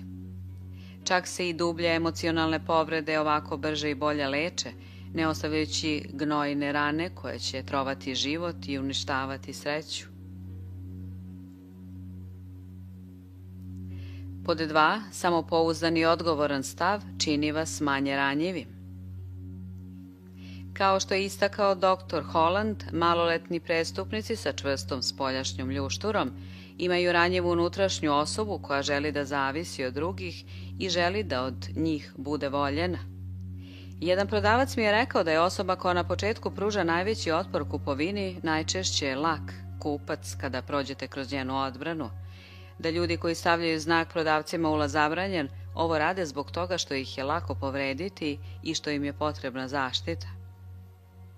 Osoba razvija tvrdu, grubu spoljašnjost jer instinktivno shvata da je iznutra toliko meka da je potrebna zaštita. Osoba koja ima malo ili nimalo samopouzdanja, koja se osjeća emotivno zavisnom od drugih, time čini sebi još ranjivijom na emocionalne povrede. Svako ljudsko biće želi i treba ljubav i odanost, ali kreativna samopouzdana osoba ima potrebu i da daje ljubav. Za nju je davanje isto toliko važno, ako ne i važnije od primanja. Ona ne očekuje da joj se ljubav pruži na srebrnom poslužavniku, niti ima prisilnu potrebu da je svako mora voleti i odobravati joj. Ona ima dovoljno siguran ego da prihvata činjenicu da se nekim ljudima ne dopada i da joj oni ne odobravaju. Smatra da ima odgovornost za svoj život i doživljava sebe prvenstveno kao osobu koja preduzima korake, koja odlučuje, daje, ide za onim što želi, a ne kao osobu koja je pasivno primalac svega što život donosi. Pasivno zavisna osoba celu svoju sudbinu predaje drugim ljudima, okolnostima, sreći. Život joj duguje življenje, a drugi ljudi poštovanje, prihvatanje, ljubav, sreću. Pred druge postavlja nerazumne zahteve i osjeća se prevarenom, osujećenom i povređenom ukoliko ih oni ne ispune. A pošto život nije takav, ona traži nemoguće i ostaje široko otvorena za emocionalna povređivanja i ranjavanja. Neko je rekao da se neurotična ličnost uvek sudara sa stvarnošću. Povećajte svoje samopouzdanje, preuzmite odgovornost za vlastiti život i emocionalne potrebe. Pokušajte da drugima pružite ljubav, odanost, prihvatanje, razumevanje i vidjet ćete kako vam se vraćaju kao refleksna reakcija. Pod 3. Ublažite emocionalne povrede. Jednom me je neki pacijent upitao, ako je stvaranje ožiljka prirodno i automatsko, zašto se on ne stvara kada plastični hirurg pravi rez? Odgovor je da se ukoliko sami isečete lice i ono počne da se samo zaceljuje, ožiljak stvara jer u rani i tik ispod nje postoji pritisak koji vuče nazad površinu kože i stvara jaz koji se potom popunjava ožiljnim tkivom. Kada plastični hirurg operiše, on ne samo što šavovima spaja ivice rane, već seče i malo mesa ispod kože, usled čega ne dolazi do pojave pritiska. Rez zarasta glatko, ujednačeno i bez neravne površine ožiljka. Zanimljivo je primetiti da se isto dešava i kod emocionalnih rana. Ako ne postoji pritisak, ne ostaje ni nakazni emocionalni ožiljak. Jeste li ikada primetili kako vas je lako povrediti ili uvrediti kada ste pod pritiskom frustracije, straha, besa ili depresije? Idemo na posao osjećajući se zlovoljno ili potišteno ili uzdrmanog samopouzdanja zbog nekog neprijatnog iskustva. Naiđe neki prijatelj i napravi smešnu primetbu.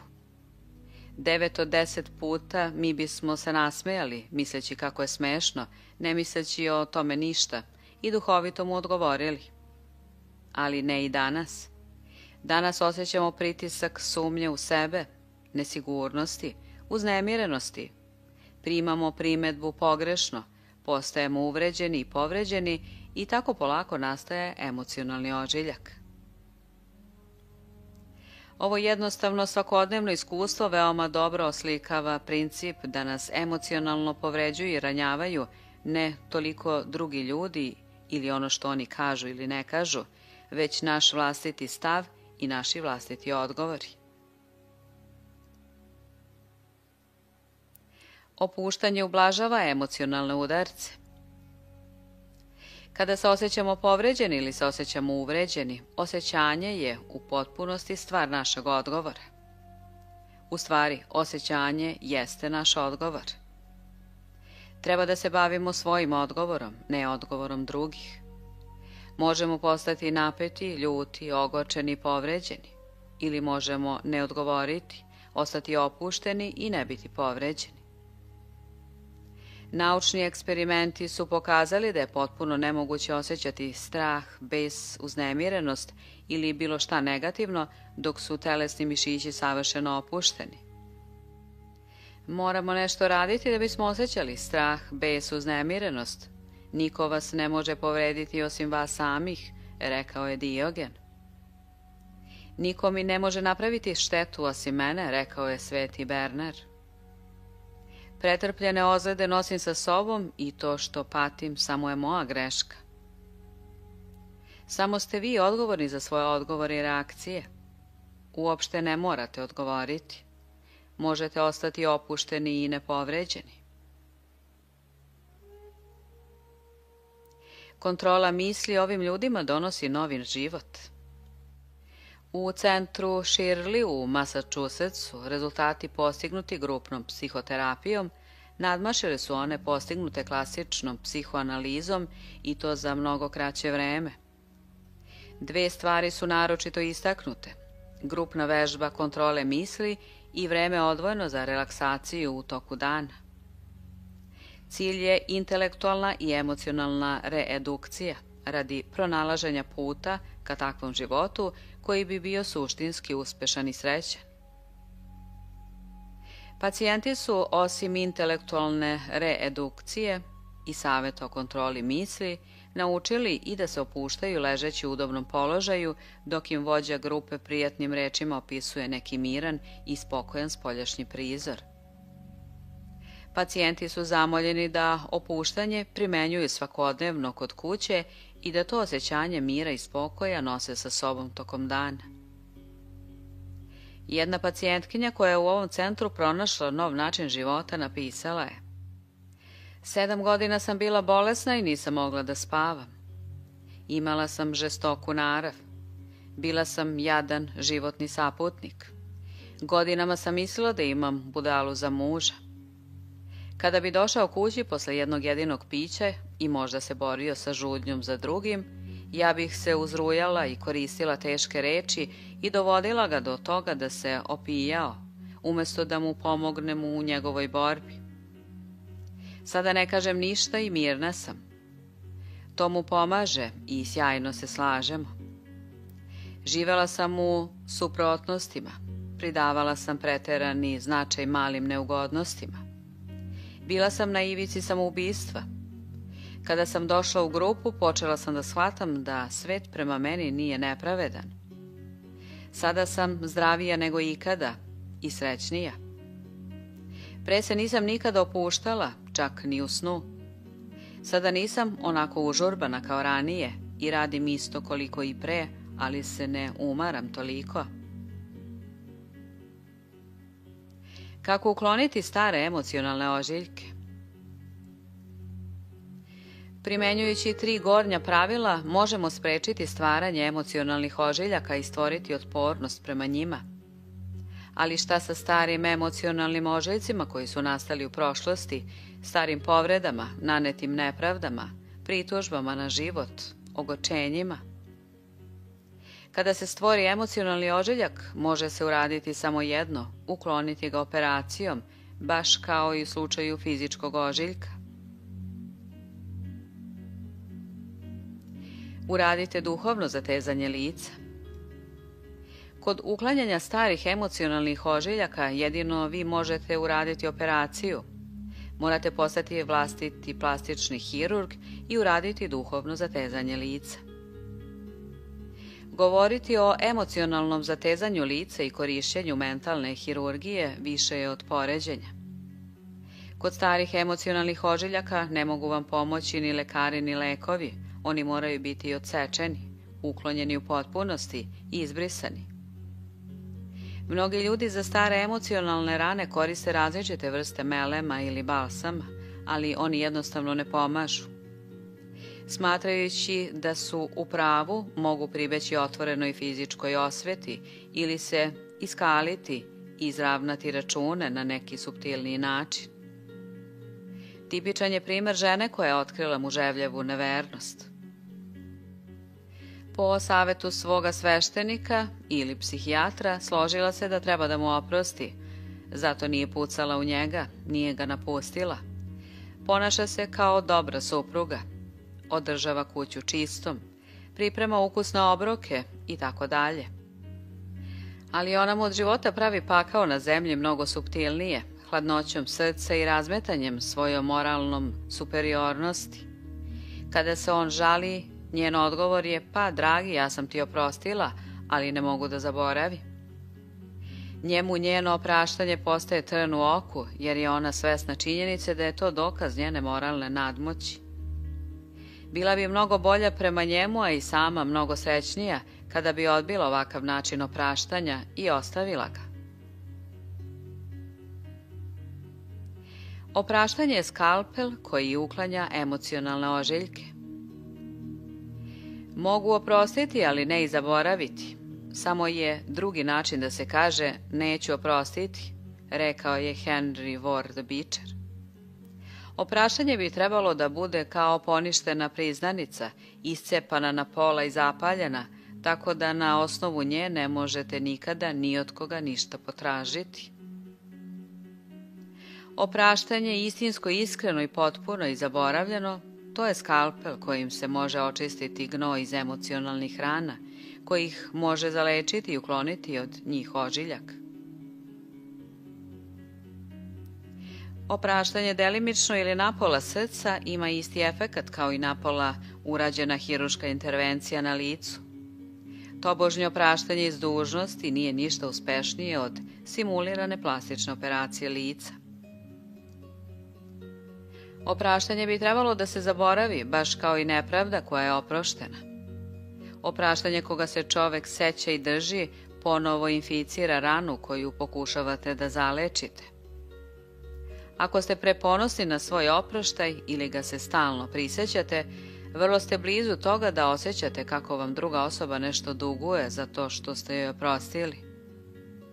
Opraštate je jedan dug, ali je time ponovo zadužujete, kao operateri u malim kompanijama za davanje pozajmica koji svake 2 nedelje poništavaju jednu priznanicu, a ispunjavaju drugu.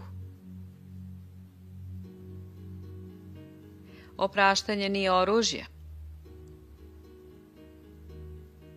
Postoji mnogo uobičajenih pogrešnih zaključaka o opraštanju i jedan od razloga zašto njegova terapeutska vrednost nije dovoljno prepoznata jeste činjenica da se istinski oprostiti pokušava zaista veoma retko.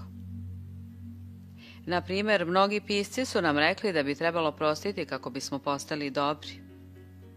Retko kada nas je neko posavetovao da oprostimo kako bismo mogli biti srećni. Drugi pogrešan zaključak je da nas oproštaj stavlja na viši položaj ili da je to način pobede nad neprijateljem. Ova misao se pojavljivala u mnogim neiskrenim frazama poput nemojte samo pokušavati da izravnate račune, oprostite svome neprijatelju i nadvisite ga. Tilson, nekadašnji kenterberijski nadbiskup, kaže nam: nema veličanstvenije pobede nad nekim od one kada tamo gde počinje njegova uvreda, počinje naša ljubaznost. Ovo je samo drugi način da se kaže da se sam oproštaj može iskoristiti kao efikasno oružje osvete, što i jeste. Osvetoljubivo opraštanje, međutim, nije terapeutsko opraštanje. Terapeutsko opraštanje odseca, briše, poništava, kao da nepravda nikada nije ni naneta. Terapeutsko opraštanje je kao hiruški zahvat. Odreknite se nanete nepravde kao što biste se odrekli ruke zahvaćene gangrenom. Pre svega nepravda, naročito naše osjećanje kojim se ona osuđuje, mora se posmatrati kao nešto nepoželjno, a ne poželjno. Pre nego što se čovjek u sebi može složiti s amputacijom ruke, mora prestati da svoju ruku posmatra kao nešto što želi da zadrži, a početi da na nju gleda kao na nešto što ne želi, što mu smeta i ugrožava ga, čega treba da se odrekne. U facijalnoj hirurgiji nema delimičnih, polovičnih, provizornih mera. Ožiljak se uklanja u celosti. Rani se omogućava da potpuno zaceli. a posebno se vodi računa o tome da se lice obnovi u svakoj pojedinosti, baš kao što je bilo pre ozljede i baš kao da ozljede nikada nije ni bilo. Možete oprostiti ako želite. Terapeutsko opraštanje nije teško. Jedina teškoća je ojačati želju da se odustane od optuživanja, želju da se poništi dug bez ikakvih mentalnih ograda. Opraštanje nam se čini teškim samo zato što nam se dopada naš osjećaj dok osuđujemo. Izopačeno i bolesno uživamo u negovanju svojih rana. Dok god druge možemo osuđivati, dotle se u odnosu na njih možemo osjećati superiorno. Niko ne može poreći postojanje neprirodnog zadovoljstva u osjećanju samosažaljenja. Važni su vaši razlozi za opraštanje. U terapeutskom opraštanju brišemo dugove druge osobe, ne zato što smo odlučili da budemo darežljivi ili da je učinimo uslugu, ili zato što smo moralno nadmoćniji. Poništavamo dug, proglašavamo ga nevažećim, ne zato što smatramo da je druga osoba dovoljno platila za nanošenje nepravde, već zato što smo shvatili da sam dug nije produktivan. Istinski opraštamo tek kada smo u stanju da vidimo i emotivno prihvatimo kako nema i nije bilo ničega što treba da oprostimo. A iznad svega, drugu osobu ne bi trebalo da optužujemo ili mrzimo. Ne tako davno bio sam na ručku kome je prisustvovalo i nekoliko sveštenika. Opraštanje je bilo jedna od opštih tema, a posebno se govorilo o slučaju preljubnice koju je Isus oprostio. Slušao sam veoma učen razgovor o tome zašto je Isus bio u stanju da oprosti ženi, kako je oprostio, kako je njegov oprost predstavljao prekor za ondašnje predstavnike crkve koji su bili spremni da je kamenuju, i tako dalje, i tako dalje. Isus nije oprostio preljubnici. Odoleo sam iskušenju da ovu Gospodu šokiram, ističući kako Isus u stvari nikada nije oprostio ovoj ženi. Nigde se u pripovedanju u Novom Zavetu nisu upotrebile reči oprostiti ili oproštaj, pa čak ni posredno. Niti se mogu naslutiti iz činjenica iznetih u priči. Nama je samo rečeno da je Isus, pošto su otišli oni koji su optužili, upitao ženu: mrziš li nekoga od onih koji su te optužili? Kada je odgovorila odrično, on je rekao: ni ja ne optužujem tebe, idi i ne greši više. Ne možete nekom oprostiti ako ga prethodno ne osudite. Isus nije ni osudio ženu, tako da nije ni imao šta da je oprosti. Priznao je njen greh ili njenu grešku, ali nije imao potrebu da je zbog toga mrzi. On je bio u stanju da uvidi odmah ono što vi i ja moramo uvideti tek pošto oprostimo. Da sami grešimo kada drugog mrzimo zbog njegove greške, ili kada ga optužujemo, ili kada ga svrstavamo u određenu vrstu, mešajući njegovu ličnost sa njegovim ponašanjem, ili kada mentalno nekog zadužujemo, tako da on taj dug mora platiti pre nego što ponovo stekne našu naklonost i emotivno prihvatanje. Da li ovo morate da uradite ili bi trebalo da uradite, ili bi se moglo razumno očekivati da uradite? Tema je koja izlazi iz okvira ove knjige i moje oblasti. Mogu vam samo kao lekar reći da ćete, ukoliko to uradite, biti mnogo srećniji, zdraviji i steći ćete veći duhovni mir. Ipak želeo bih da istaknem da je terapeutsko opraštanje upravo takvo i da je to jedina vrsta opraštanja koja zaista donosi rezultate. A ako je opraštanje išta manje od toga, trebalo bi da prestanemo o tome da govorimo. Oprostite i sebi i drugima. Ne samo što nam emocionalne povrede stvaraju drugi, već ih većina nas zadaje i sama sebi. Kažnjavamo se samo optuživanjem, grižom savesti, kajanjem. Oduzimamo sebi hrabrost sumnjajući u sebe.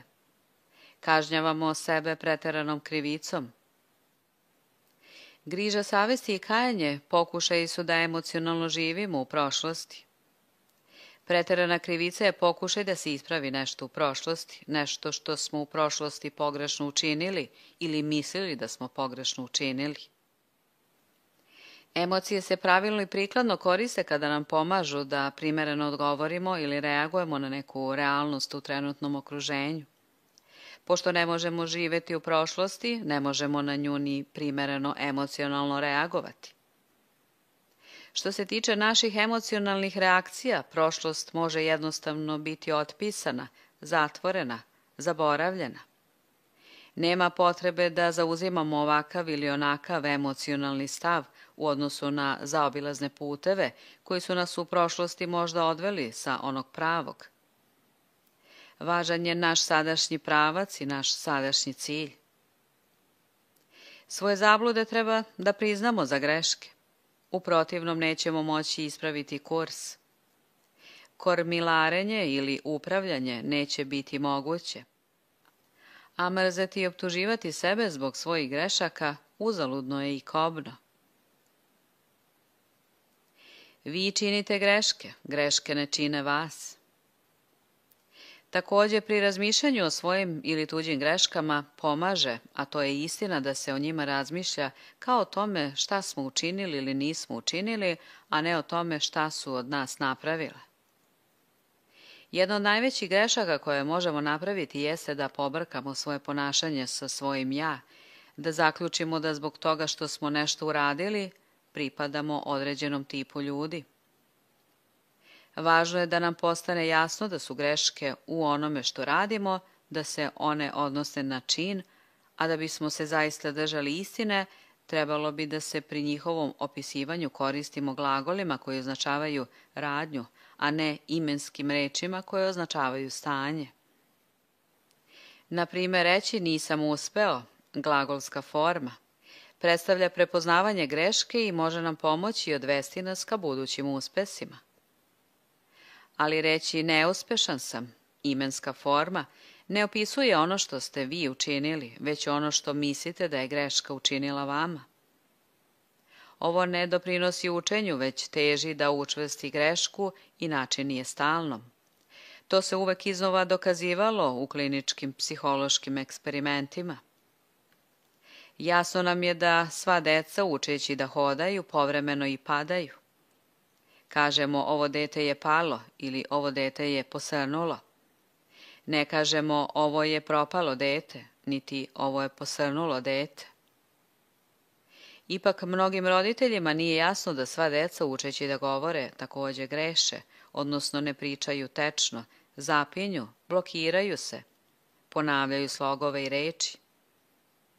Uznemiren, brižan roditelj obično zaključuje ono je mucavac. Takav stav ili sud ne o onome što čini, već o njemu samom, stiže do deteta i ono počinje o sebi da misli kao o mucavcu. Njegovo učenje je utvrđeno, mucanje teži da se ustali. Prema doktoru Wendelu Johnsonu, našem najvećem autoritetu za problem mucanja, upravo ovo je uzrok mucanja. Otkrio je da roditelji dece koja ne mucaju uglavnom koriste opisne termine nije govorio, dok roditelji mucavaca naginju donošenju sudova, on ne može da govori. Doktor Johnson je rekao, polako počinjemo da shvatamo najvažniju stvar koja nam je tolike vekove izmicala. Niz slučajeva je potvrdio da su mucanje dijagnostikovale preterano uznemirene osobe koje nisu upoznavale činjenice normalnog razvoja govora. Stiče se utisak da je pre roditeljima nego deci, pre onima što su slušali nego onima što su govorili, bilo potrebno razumevanje i obuka.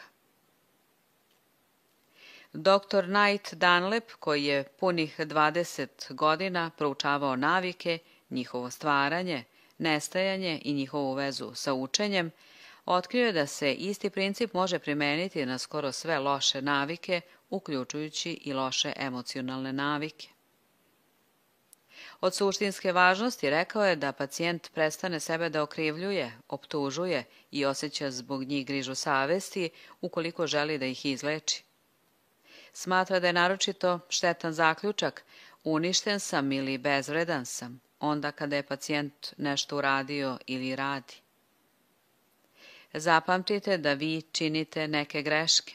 Greške ne čine vas nekim. Ko želi da bude ostriga? I na kraju još nešto o sprečavanju i uklanjanju emocionalnih povreda. Da bismo kreativno živeli, moramo biti spremni da budemo malo ranjivi. Moramo biti spremni da budemo malo povređeni. To je neophodno kod kreativnog življenja. Mnogima je potrebna jača i deblja koža od one koju imaju. Ali njima je potrebna samo jača emocionalna koža ili epiderm, ne ljuštura. Da bi se verovalo, volelo, otvorilo za emocionalnu komunikaciju s drugima, mora se rizikovati da se bude povređen. Ako smo jednom bili povređeni, možemo uraditi jednu od dve stvari. Možemo napraviti debelu zaštitnu ljušturu ili ožiljno tkivo kako bismo sprečili da ponovo budemo povređeni. Možemo živjeti kao ostriga i ne biti povređeni. Ili možemo okrenuti i drugi obraz, ostati ranjivi i nastaviti da živimo kreativno. Ostriga nikada nije povređena. Ona ima debelu ljušturu koja je od svega štiti. Ona je izolovana. Ostriga je sigurna, ali ne i kreativna. Ne može ići za onim što želi, ona mora čekati da joj to dođe. Ostriga nije doživela ni jednu povredu u emocionalnoj komunikaciji sa okolinom, ali nije doživela ni radost. Emocionalno zatezanje lica učinit će da izgledate i da se osjećate mlade. Pokušajte da sebi uradite duhovno zatezanje lica. To je više od igre reči. To će vam dati više života, više životne snage, onoga što čini mladost. Osjećat ćete se mlađe i izgledat ćete mlađe. Mnogo puta sam video muškarca ili ženu očigledno podmlađene za 5 do 10 godina nakon uklanjanja emocionalnih ožiljaka. Osvrnite se oko sebe. Ko su najmladolikiji ljudi među 40-godišnjacima koje poznajete? Gunđala, uvređeni, pesimisti, oni koji su ogočeni na svet ili vedri, optimisti, dobroćudni. Nositi u srcu nepravdu koju nam je život ili neko naneo dovešće do toga da se pogrbimo kao starci, baš kao i nošenje teškog tereta na leđima. Ljudi sa emocionalnim ožiljcima, doživljenim nepravdama i sličnim iskustvima žive u prošlosti, a to je odlika starih. Mladalački stav i mladalački duh koji uklanja bolest duše i lica, a oči pune iskricama, gleda u budućnost i od nje mnogo očekuje. Dakle, zašto ne uraditi sebi zatezanje lica? Vaš uradi sam pribor čine opuštanje od negativnog pritiska koji izaziva ožiljke, terapeutsko opraštanje koje uklanja stare ožiljke, stvaranje debljeg, ali ne previše, epiderma umjesto ljušture, kreativno življenje, spremnost da se bude malo ranjiv i nostalgija za budućnošću umjesto za prošlošću.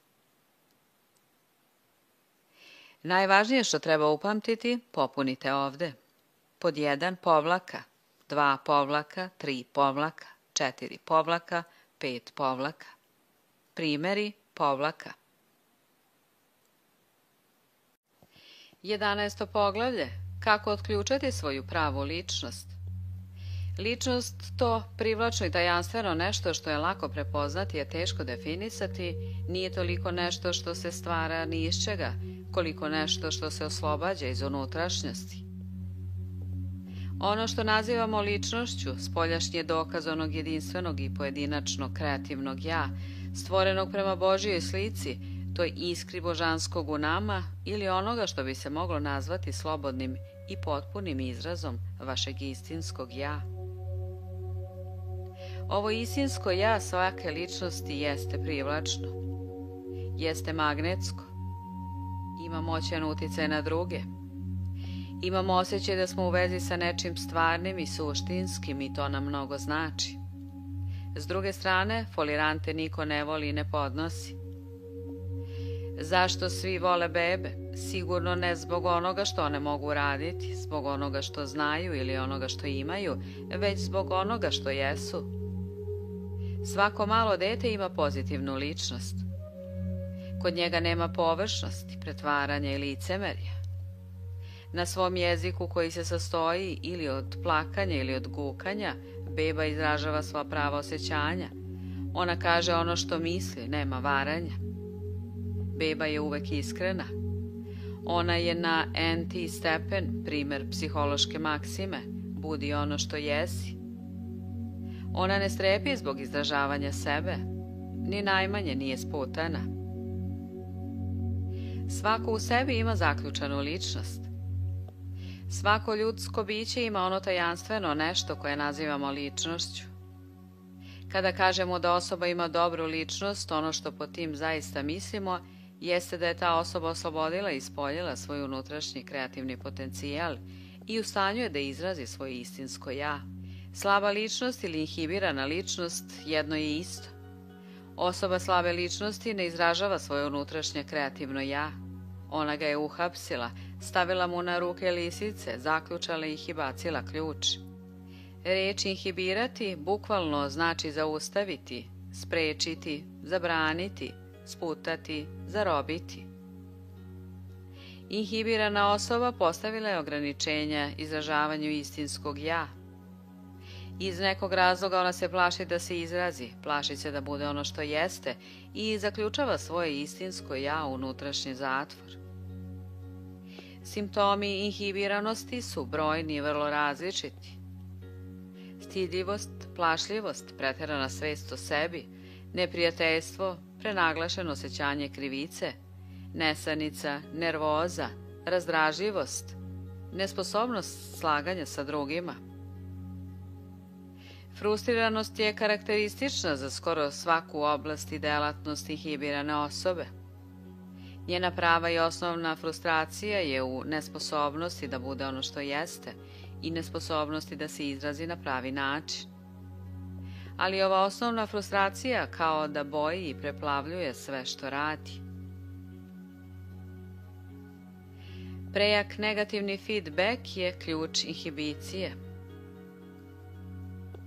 Nauka o kibernetici pruža nam novi uvid u inhibiranu ličnost i pokazuje nam put ka dezinhibiciji, oslobađanju i puštanju svoga duha iz zatvora u koji smo ga sami stavili.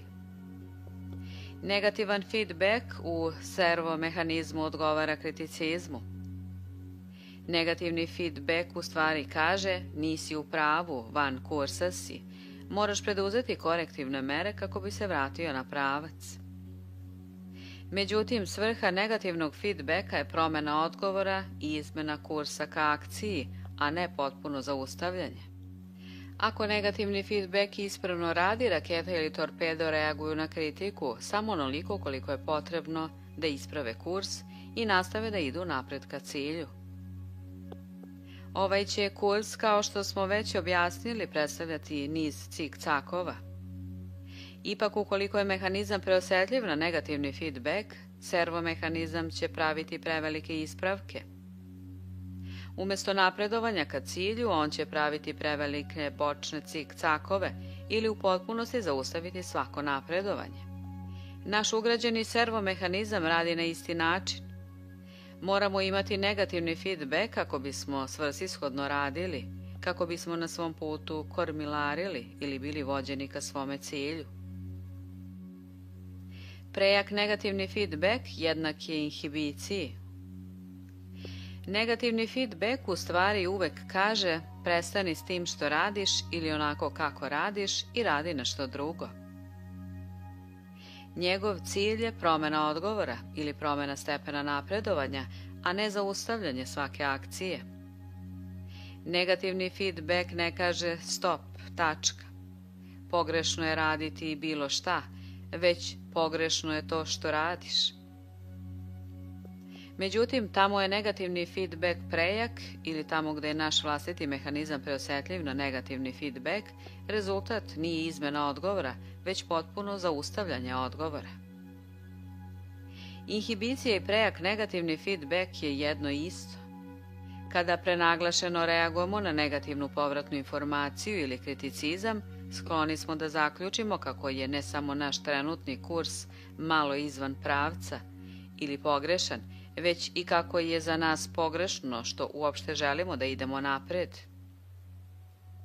Šumar ili lovac se često pri povratku ka svom automobilu upravlja prema nekom istaknutom znaku u blizini kola, nekom izuzetno visokom drvetu koje se može videti sa kilometarske udaljenosti. Kada je spreman da se vrati do kola, on traži svoje drvo ili metu i počinje da se ka njemu kreće. S vremena na vreme može se desiti da izgubi drvo iz vida, ali čim mu se opet ukaže prilika, on proverava kurs, upoređujući svoj pravac sa mestom gde se drvo nalazi. Ako shvati da je skrenuo ulevo za oko 15 stepeni, mora prihvatiti da je ono što radi pogrešno. Odmah ispravlja kurs i ponovo hoda u pravcu drveta. Međutim, on ne zaključuje da je za njega pogrešno što hoda. Ipak, mnogi od nas su krivi za donošenje ovako glupog zaključka. Kada opazimo da je naš način izražavanja izvan kursa, da promašuje cilj, da je pogrešan, mi zaključujemo da je samo izražavanje pogrešno ili da je za nas uspeh, stizanje do određenog drveta, pogrešan. Imajte na umu da prejak negativni feedback utiče na davanje prikladnog odgovora, a može ga i u potpunosti onemogućiti. Mucanje kao simptom inhibiranosti. Mucanje dobro oslikava kako prejak negativni feedback dovodi do inhibiranosti i kako negativno utiče na davanje prikladnog odgovora. Iako mnogi od nas nisu toga svesni, činjenica je da dok govorimo kroz svoje uši, primamo negativne feedback podatke slušanjem ili posmatranjem svoga glasa. To je i razlog što potpuno gluve osobe retko kada dobro govore. One nemaju načina da saznaju je li glas koji puštaju kreštanje, vrištanje ili nerazumljivo mrmljanje. To je takođe i razlog što osobe koje su rođene gluve ne nauče da govore, osim uz pomoć posebne obuke. Ako pevate, možda ćete se iznenaditi kada otkrijete da ne možete pevati uz klavir ili u horu ukoliko trenutno zbog prehlade samo delimično čujete ili ne čujete uopšte. To znači da negativni feedback nije barijera niti hendikep za govor. Naprotiv, on nam omogućava da govorimo i to da govorimo tačno. Kao metod za poboljšanje modulacije, izgovora i slično, učitelji govora savetuju da snimimo svoj glas na traku i potom je preslušamo. Na ovaj način postajemo svesni grešaka u govoru koje pre nismo zapažali.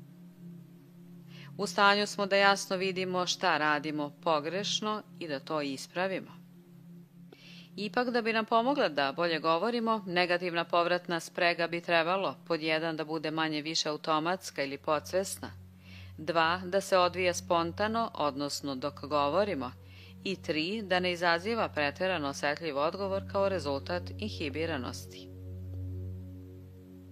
Ukoliko smo svesno preterano kritični prema svom govoru ili ukoliko previše vodimo računa da unapred izbegnemo greške, ne reagujemo spontano i mucanje dolazi kao rezultat. Ako se kod mucavca preterana povratna sprega može smanjiti ili učiniti spontanom umesto očekivanom, poboljšanje govora biće trenutno. Zbog svesnog samokriticizma lošije radite. Ovo je dokazao dr. Colin Cherry iz Londona. Pišući u britanskom naučnom časopisu, dr. Cherry je izneo svoje verovanje da je mucanje prouzrokovano preteranim posmatranjem. Da bi proverio svoju teoriju, sakupio je 25 ljudi sa ozbiljnim problemom mucanja i opremio ih slušalicama kojima je veoma dobro zaglušio zvuk njihovih glasova. Kada su zamoljeni da glasno pročitaju pripremljen tekst pod ovakvim okolnostima, oslobođeni samokritike, poboljšanje je bilo znatno. Druga grupa sa istim ovim problemom obučavana je govoru iz senke, što pri bližnijem praćenju i nastojanju da govori istovremeno sa osobom koja je čitala tekst ili glasom sa radija ili televizije. Posle kratke vežbe, ovi mucavci su naučili da lako govore iz senke i većina ih je bila u stanju da normalno i tačno govori u uslovima gde je uklonjen preterani kriticizam, u kojima su bukvalno bili primoravani da govore spontano ili da sinhronizuju izgovaranje i njegovo ispravljanje. Dodatna vežba u govoru iz senke omogućila je mucavcima da nauče da uvek pravilno govore.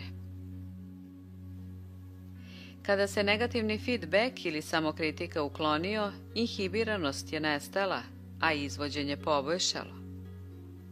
Kada nije bilo vremena za brigu ili preteranu opreznost, izražavanje se odmah poboljšalo.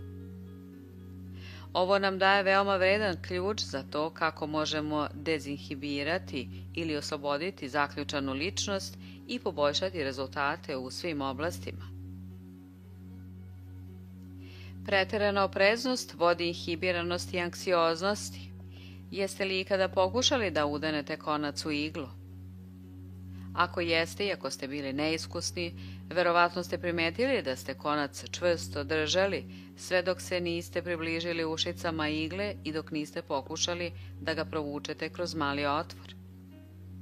Kad god ste pokušali da provučete konac kroz taj mali prorez, ruka bi vam iz nerazjašnjivih razloga zadrhtala i promašila cilj. Pokušaj sipanja tečnosti u bocu sa veoma uskim grlićem često ima za posledicu istovetno ponašanje. Možete držati savršeno čvrsto mirno ruku, a onda dok pokušavate da ispunite svoj cilj iz nekog čudnog razloga, zadrhtite i ruka počinje da se trese. U medicinskim krugovima ovo se naziva intencionim tremorom. Ovo se dešava, kao što smo videli, onda kada se normalni ljudi i suviše trude ili su preoprezni, kako ne bi pogrešili pri ostvarenju nekog cilja. U izvesnim patološkim uslovima pri povredi određenih delova mozga, na primer, ovaj intencioni tremor može biti veoma izražen. Pacijent, recimo, može biti u stanju da drži pravo ruku sve dok ne pokuša da nešto obavi. Ali dajte mu da stavi ključ u bravu na svojim ulaznim vratima i njegova će ruka početi da ide cik-cak, napred-nazad, sa odstupanjima od 10 pa čak i 15 cm. Može biti u stanju da sasvim mirno drži olovku u ruci sve dok ne pokuša da se potpiše, a onda ruka počinje da mu se nekontrolisano trese. Ako se ovoga stidi, zbog toga postane još oprezniji da ne pogreši u prisustvu nepoznatih, može se desiti da uopšte ne bude u stanju da se potpiše. Ovim ljudima se može pomoći, i to često vrlo značajno, obučavajući ih tehnikama opuštanja, pri kojima se uči da se opuste od preteranog naprezanja i ciljanja, kao i da ne budu preterano oprezni u pokušajima da izbegnu grešku ili neuspeh. Preterana opreznost ili preterana uznemirenost da se ne pogreši oblik je prejakog negativnog feedbacka. Kao i u slučaju mucavca koji pokušava da predupredi moguće greške i postaje preterano obazriv da ih ne napravi, rezultat je inhibiranost i pogoršano izvođenje neke radnje. Preterana opreznost i anksioznost bliski su rođaci.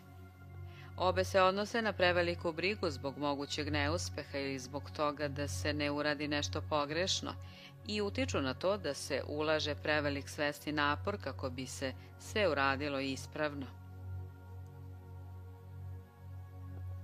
Ne sviđaju mi se ti hladni, besprekorni, savršeni ljudi koji da ne kažu nešto pogrešno, ne govore uopšte i koji da ne bi uradili nešto pogrešno, nikada ništa ne rade, rekao je Henry Ward Beecher.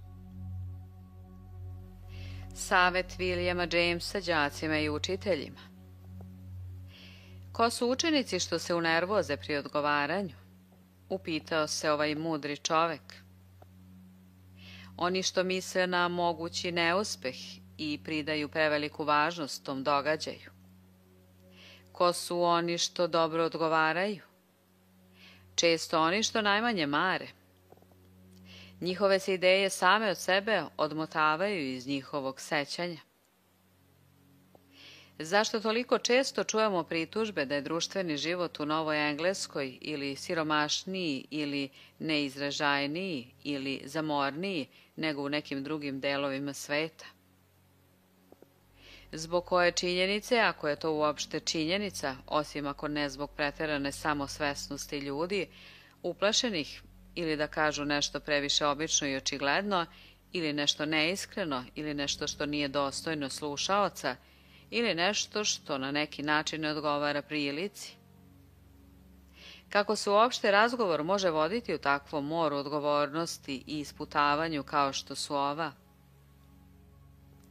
S druge strane, razgovor cveta i društvo se osvežava i ništa nije dosadno, niti iscrpljujuće kada ljudi zaborave na svoju preteranu samosvesnost i otvore svoja srca i puste svoj jezik da veze, automatski i neodgovorno koliko god žele.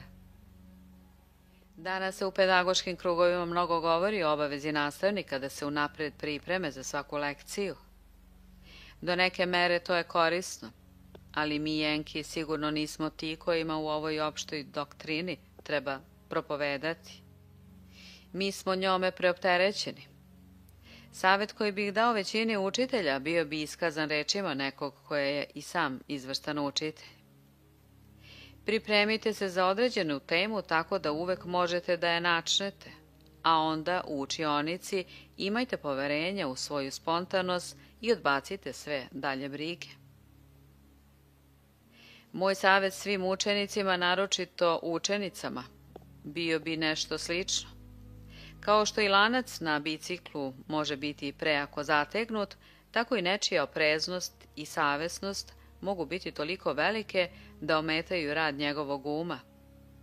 Uzmite, na primjer, razdoblje u kojima pred sobom imate mnogo dana pre ispita.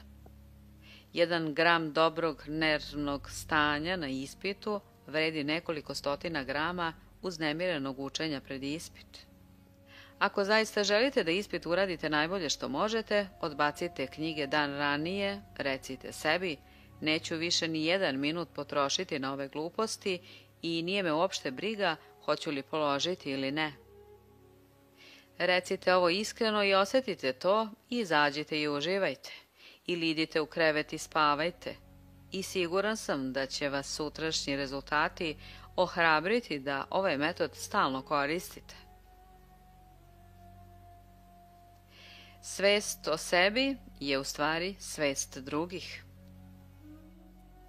Uzročno-posledični odnos između preteranog negativnog feedbacka i onoga što nazivamo svest o sebi vrlo je očigledan.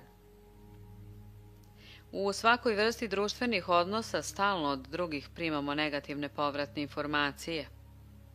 Osmeh, grimasa, stotine različitih suptilnih znakova odobravanja ili neodobravanja, zainteresovanosti ili nezainteresovanosti stalno nas obaveštavaju o tome kako radimo, da li smo shvaćeni, da li smo, tako da kažemo, pogodili ili promašili metu.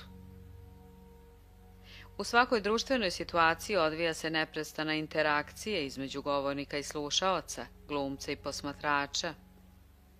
I bez ove neprestane komunikacije napred-nazad, međuljudski odnosi i društvene aktivnosti bili bi praktično nemogući. Ako ne nemogući, onda sigurno dosadni, ne podsticajni i mrtvi bez iskričavog duha. Dobri glumci i javni govornici mogu osjetiti ovu vrstu komunikacije sa publikom i ona im pomaže da bolje izvedu svoju ulogu. Osobe sa dobrom ličnošću, popularne i privlačne u društvenim situacijama, također mogu osjetiti ovu vrstu komunikacije i na nju spontano i automatski odgovoriti na kreativan način. Komunikacija drugih sa nama uzima se kao negativan feedback i omogućava bolje društvene nastupe. Ukoliko osoba ne odgovara na ovu komunikaciju, ona je hladna kao riba, rezervisana osoba koja ne može zagrejati druge. Bez ove komunikacije postajete društveni nesposobnjaković, tip koga je teško upoznati i koji nikoga ne interesuje. Međutim, da bi bila delotvorna, ova vrsta negativnog feedbacka morala bi biti kreativna. To znači morala bi biti više ili manje podsvesna ili automatska i spontana, a ne svesno izvedena ili promišljena. Šta drugi misle stvara inhibiranost. Kada postanete preterano svesno zaokupljeni onim što drugi misle, kada postanete previše brižni i svesno se trudite da zadovoljite ostale, kada postanete previše osjetljivi na stvarno ili izmišljeno neodobravanje drugih, tada dobijate prejak negativni feedback, inhibirani ste i to što treba da obavite, obavljate lošije. Kad god neprekidno i svesno posmatrate svaki svoj postupak, reč, naviku, ponovo postajete inhibirani i preterano svesni sebe. Previše se trudite da ostavite dobar utisak i time gušite, potiskujete, inhibirate svoje kreativno ja i na kraju uglavnom ostavljate loš utisak. Evo načina da se na druge ostavi dobar utisak. Nikada svesno ne pokušavajte da na njih ostavite dobar utisak. Nikada nemojte ništa činiti ili ne činiti samo zbog svesno osmišljenih efekata. Nikada se svesno ne pitajte šta drugi o vama misle, kako vas procenjuju. Kako se prodavac izlečio od preterane samosvesnosti? James Mangan, čuveni prodavac, pisac i predavač, rekao je da je napustivši prvi put roditeljski dom bio bolno svestan sebe, naročito kada bi jeo u restoranima luksuznih hotela. Prolazeći kroz njih imao je utisak da su sve oči uprte u njega, procenjujući ga, kritikujući ga. Bio je bolno svestan svakog svog pokreta, kretnje i postupka, načina na koji hoda, seda, ponaša se za stolom, jede. I sve je izgledalo kruto i nespretno. Zašto se osjeća toliko nelagodno, upitao se. Znao je da ima dobre manire i da dovoljno poznaje društveno ponašanje. Zašto se nikada nije osjećao toliko svesnim sebe i toliko neprijatno kada je u kuhinji jeo sa mamom i tatom? Ocenio je da je to zbog toga što jedući sa mamom i tatom o tome nije razmišljao, niti se pitao kako to radi. Nije se brinuo, niti bio preterano kritičan. Nije se trudio da ostavi bilo kakav utisak. Osjećao se smireno, opušteno i sve je radio onako kako i treba. James Mangan se izlečio od preterane samosvesnosti, prisjećajući se kako se osjećao i ponašao kada je išao u kuhinju da jede sa mamom i tatom. A onda se zakoračivši u salu za ručavanje, zamišljajući ili se pretvarajući da ide da jede sa mamom i tatom, tako i ponašao. Ravnoteža dolazi kada ignorišete preterani negativni feedback. Mangan je otkrio da može prevazići svoju tremu i svesnost o sebi u društvu velikih zverki ili u ma kojoj društvenoj situaciji, govoreći sebi: idem da jedem sa mamom i tatom. Prizivao je u svome umu osjećanje koje je onda imao i način na koji je postupao i potom tako i radio.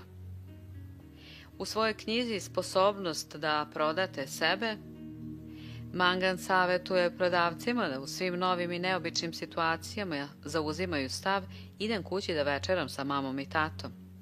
Ovo sam 1000 puta radio, ništa se novo ne može desiti.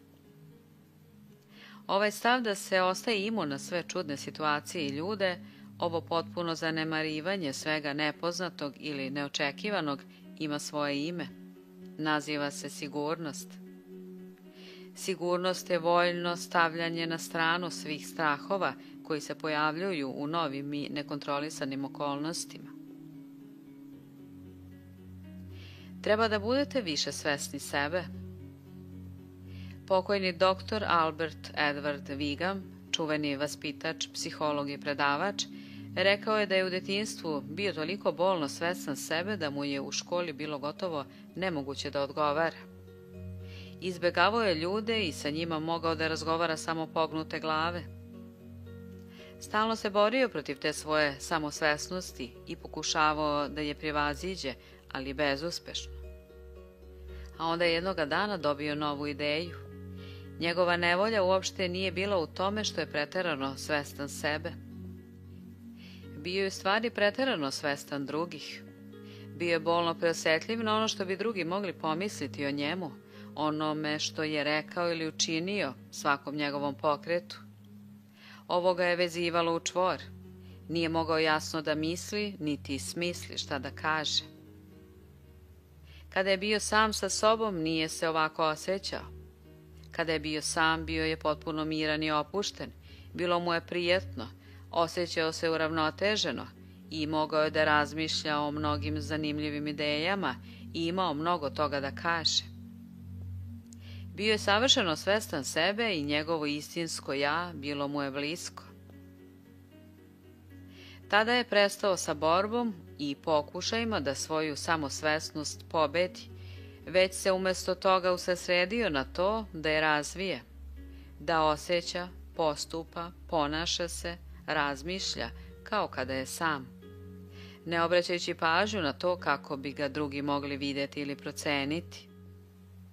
Njegovo potpuno zanemarivanje mišljenja i nadzora drugih nije dovelo do toga da je postao bezobziran, arogantan ili potpuno neosjetljiv na druge. Ne postoji opasnost da se sasvim izbriše negativni feedback, bez obzira koliko se trudite. Ali njegovi napori u suprotnom smeru prigušili su njegov preterano osjetljiv feedback mehanizam. Sa ljudima je bolje sarađivao i počeo da se izražava time što je savjetovao ljude i držao govore pred velikim brojem slušalaca bez i trunke samosvesnosti. Savest od nas pravi kukavice. Ovo je rekao Šekspir, a to kažu i moderni psihijatri i prosvetljeni sveštenici. Savest od nas pravi kukavice. Ovo je rekao Šekspir, a to kažu i moderni psihijatri i prosvetljeni sveštenici. Sama savest je naučeni negativni feedback mehanizam koji ima veze sa moralom i sa etikom. Ako su naučeni i uskladišteni podaci tačni, imajući u vidu da je ispravno, a šta pogrešno, iako feedback mehanizam nije preterano osjetljiv, već realan, rezultat je, kao i bilo kojoj situaciji gde se stremi ka cilju, oslobađanje od tereta neprestanog odlučivanja šta je dobro, a šta pogrešno. Savest nas usmerava ili vodi pravo ka cilju, ka ispravnom, odgovarajućem i realnom moralnom i etičkom ponašanju. Savest radi automatski, podsvesno, kao ima koji feedback sistem. Ipak, kao što dr. Harry Emerson Fosdick kaže, vaša savest vas može zavarati. Vaša savest može ne biti u pravu. Ona je zasnovana na vašim osnovnim verovanjima o tome šta je dobro, a šta loše. Ali ako su vaša osnovna verovanja pogrešna, neistinita, nerealna ili nerazborita, ona mogu otkloniti kazaljku vašeg kompasa i odvratiti je sa pravca pravog severa, kao što namagnetisani parčići metala mogu poremetiti mornarev kompas i odvesti ga u nevolju umjesto iz nje. Savest za različite ljude ima različito značenje. Ako ste kao neki podignuti u uverenju da je greh nositi dugmad na odeći, vaša će vas savest uznemiravati kada to budete činili. Ako ste podignuti u uverenju da je odseći čoveku glavu i okačiti je na zid ispravno, umesno i znak muškosti, onda ćete se osjećati krivima bezvrednima i nezaslužnima ukoliko to ne uradite. Divljaci koji ovo čine bi bez ikakve sumnje to nazvali grehom propusta. Posao savesti je da vas učini srećnim, ne jadnim. Svrha savesti je da nam pomogne da budemo srećni i produktivni, ne obrnuto. Ali ako želimo da nam savest bude vodič, naša savest mora biti izgrađena na istini, mora pokazivati pravi sever. U suprotnom, slepo pokoravanje savesti može nas predovesti u nepriliku nego iz nje izvući, a uz to nas učiniti nesrećnima i nedelotvornima. Samoizražavanje nije moralna tema. Mnogo zla je proisteklo iz toga što smo zauzimali moralne stavove o stvarima koje u osnovi nemaju ništa sa moralom. Na primer, samoizražavanje ili njegovo odsustvo nije u osnovi etičko pitanje, osim što je činjenica da je naša dužnost da koristimo svoje talente kojima nas je Tvorac obdario. Ipak vaša savest samoizražavanje može smatrati moralno lošim ukoliko ste kao dete bili ismevani, ućutkivani, posramljivani, ponižavani ili možda i kažnjavani kada ste progovarali, iznosili svoje ideje, pravili se važni. Takvo dete nauči da je pogrešno izražavati sebe, iznositi bilo kakvu vrednu ideju, pa čak i govoriti. Ako je dete kažnjavano zbog ispoljavanja besa ili preterano sramoćeno zbog pokazivanja straha ili čak ismevano zbog iskazivanja ljubavi, ono uči da je izražavanje vlastitih osjećanja pogrešno. Neka deca nauče da je grešno ili pogrešno izražavati samo loša osjećanja, bes i strah. Ali kada kočite negativna osjećanja, također kočite i izražavanje onih dobrih. A emocije se ne mere time jesu li dobre ili loše, kao takve već jesu ili prikladne ili neprikladne. Prikladno je da čovek koji se sretne sa medvedom ispolji strah. Prikladno je da se osjeti bes ako postoji opravdana potreba da se ukloni prepreka čistom silom i razaranjem. Usmeravan i kontrolisan na pravi način, bes je važan element hrabrosti. Ako dete kad god iznese svoje mišljenje bude ismejano i poslano na svoje mesto, ono uči da je za njega dobro da bude niko, a pogrešno da želi da bude neko. Ovakva iskrivljena i nerealna savest ipak ne pravi od svih nas kukavice. Možemo postati preosetljivi i preterano zabrinuti da li imamo prava da uspemo, čak i u nastojanjima vrednim truda. Postajemo preterano zabrinuti da li to zaslužujemo. Mnogi ljudi, inhibirani pogrešnom vrstom savesti, kriju se ili povlače u svakom poduhvatu, čak i u crkvenim aktivnostima. Oni tajno osjećaju da ne bi bilo dobro da se istaknu kao lideri i dopuste sebi da budu neko, ili se previše bave time mogu li drugi pomisliti kako se prave važni. Trema je uobičajena i univerzalna pojava. Ona postaje shvatljiva kada se posmatra kao preterani negativni feedback, potekao iz savesti koja je skrenula sa pravog puta. Trema je strah da ćemo biti kažnjeni zbog toga što govorimo, izražavamo svoje mišljenje, dopuštamo sebi da budemo neko ili se pravimo važni. Ono što je većina nas naučila da je pogrešno i zbog čega je kao dete kažnjavano. Trema oslikava univerzalnost potiskivanja i inhibiranja samoizražavanja. Dezinhibicija, krupan korak u suprotnom smeru. Ako ste među onim milionima koji su nesrećni i neuspešni zbog inhibiranosti, treba voljno da vežbate dezinhibiranje.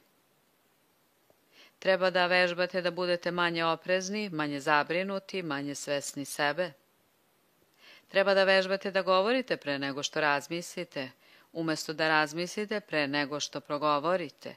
Delanje bez razmišljanja umesto razmišljanja ili pažljivog razmatranja pre delanja. Kada pacijenta posavetujem da vežba dezinhibiranje, a najviše onoga gde je najviše inhibiran, obično čujem nešto poput: ali vi sigurno ne mislite kako treba da vežbamo da uopšte ne marimo, ne brinemo zbog rezultata.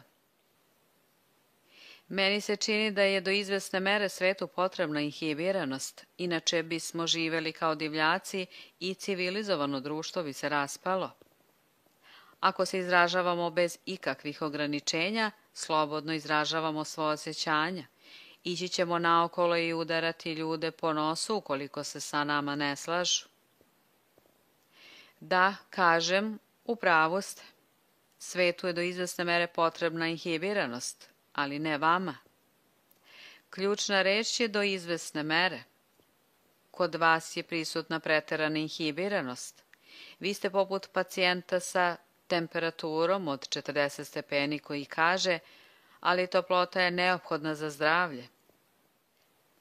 Čovek je toplokrvna životinja i on ne može živjeti bez izvesne količine toplote. Ona nam je svima potrebna, a sada mi vi kažete kako bi trebalo da se potpuno i sasvim usredsredim na smanjenje temperature i potpuno zanemarim opasnost od nemanja temperature. Mucavac koji je već toliko sputan moralnim pritiskom, preteranim negativnim feedbackom, samokritičnim analizama i inhibicijama da uopšte ne može da govori, spreman je da se na isti način raspravlja kada mu se kaže da potpuno ignoriše negativan feedback i kriticizam. Može vam navesti brojne izreke, mudre rečenice i slično, kako bi dokazao da čovek mora razmisliti pre nego što progovori, da ga nehajan i neoprezan jezik može uvaliti u nevolju, da čovek mora veoma paziti šta i kako govori jer je dobro izražavanje važno, a izgovorena reč se ne može vratiti. On u stvari kaže da je negativan feedback koristan i dobar, ali ne i za njega. Kad potpuno zanemari negativni feedback, bilo time što je zaglušen jakim zvukom ili govorom iz senke, on govori tečno. Prava i uska staza između inhibiranosti i dezinhibiranosti. Neko je rekao da sputana, zabrinuta, uznemirena ličnost muca po celom telu. Ravnoteža i sklad su ono što joj je potrebno. Kada je temperatura previsoka, lekar pokušava da je snizi. Kada je previše spusti, nastoji da je podigne.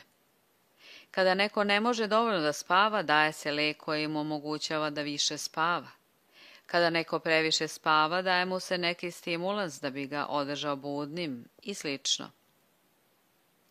Nije pitanje šta je najbolje, visoka ili niska temperatura, pospanost ili budnost. Lek je u tome da se načini krupan korak u suprotnom smeru. Ovde princip kibernetike ponovo ulazi u priču. Naš cilj je odgovarajuća, samo ispunjujuća, kreativna ličnost. Staza ka tom cilju je kurs između prevelike i premale inhibicije. Kada je prevelika, kurs ispravljamo zanemarivanjem inhibicije i primenjivanjem veće dezinhibicije. Kako reći da li vam je potrebna dezinhibicija? Evo feedback signala koji vam mogu reći da li ste izvan kursa zbog prevelike ili premale inhibicije.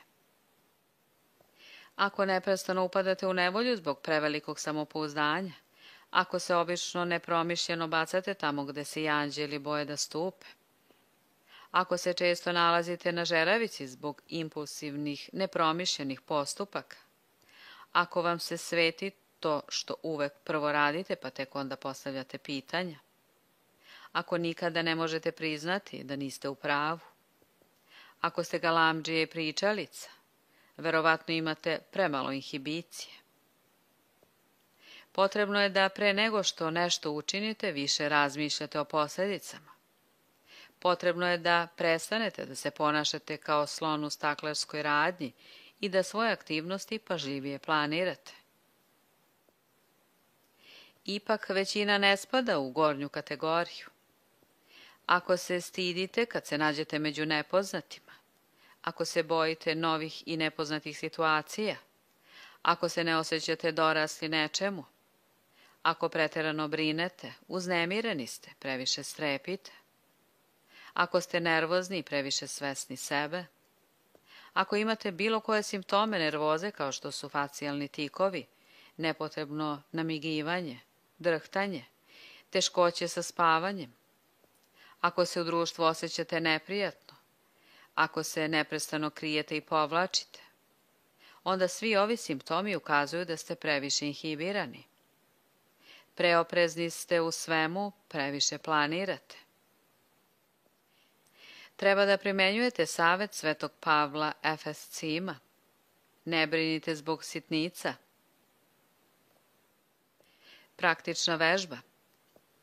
Pod 1. Nemojte se unapred pitati šta ćete reći. Samo otvorite usta i recite. Improvizujte razgovor. Isus nas je savjetovao da ne razmišljamo o tome šta bi trebalo da kažemo pred sudom, jer će nas Duh Gospodnji posavjetovati šta tada treba da kažemo. Pod 2. Nemojte planirati, ne razmišljajte o sutrašnjici. Ne razmišljajte pre nego što nešto uradite. Uradite i usput se ispravljajte.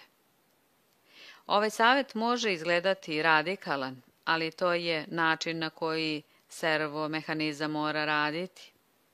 Torpedo ne razmišlja o svojim greškama unapred i ne pokušava da ih unapred ispravi. On mora prvo delovati, započeti kretanje ka cilju, a onda ispraviti grešku koja se možda dogodila. Ne možemo prvo misliti, a tek onda raditi, rekao je Whitehead. Od trenutka rođenja uronjeni smo u delanje, a razmišljanjem ga samo možemo uspešno voditi. Po 3. Prestanite da kritikujete sebe. Inhibirana osoba stalno uranja u samokritične analize. Posle svakog čina, ma kako jednostavnog, kaže sebi, pitam se je li trebalo to da uradim. Pošto nekako skupi hrabrost i nešto kaže, odmah sebi govori, možda nije trebalo to da kaže. Možda je neko to pogrešno shvatio. Prestanite da se ovako kidate.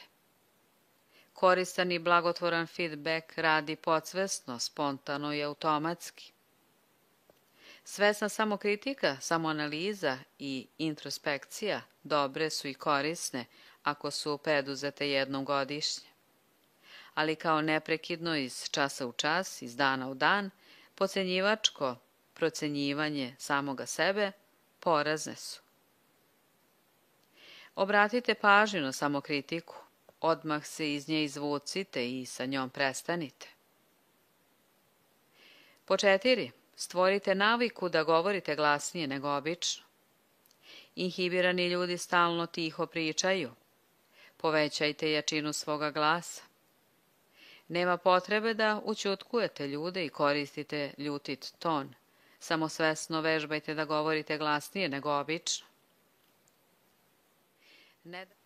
Nedavni eksperimenti su pokazali da možete povećati snagu za 15% i podići veću težinu ukoliko pri tom vičete, gunđate ili glasno stenjete. Ovo se objašnjava time što vikanje dezinhibira i omogućava vam da ispoljite svu snagu, uključujući i onu koja je bila blokirana i sputana inhibicijom. Pod 5. Recite ljudima ako vam se dopadaju. Inhibirana ličnost se plaši ispoljavanja dobrih osjećanja, baš kao i loših. Ako iskaže ljubav, plaši se da će se zaključiti kako je sentimentalna. Ako iskaže prijateljstvo, plaši se da će biti smatrana ulizicom. Ako nekom udeli kompliment, plaši se da će taj drugi misliti kako je površna ili da će posumnjati kako ima i neke druge motive. Potpuno zanemarite sve ove negativne feedback signale. Dajte kompliment najmanje 3 osobama svakoga dana. Ako vam se sviđa šta neko radi, nosi ili kaže, Recite mu to. Budite direktni. Sviđa mi se to, Joe. Mary, imaš vrlo lep šešir. Jime, ovo mi pokazuje da si sjajan čovek. Ako ste oženjeni, samo recite svoje ženi volim te, bar 2 puta dnevno. Najvažnije što treba upamtiti, popuniti ovde. Pod 1 povlaka, 2 povlaka, 3 povlaka, 4 povlaka, 5 povlaka. Primeri povlake. 12. poglavlje. Opusti se sam. Lekovi za smirenje koji donose duševni mir. Lekovi za smirenje koji su u posljednjih nekoliko godina postali vrlo popularni, donose duševni mir, smirenost i efektom kišobrana smanjuju ili otklanjaju simptome nervoze.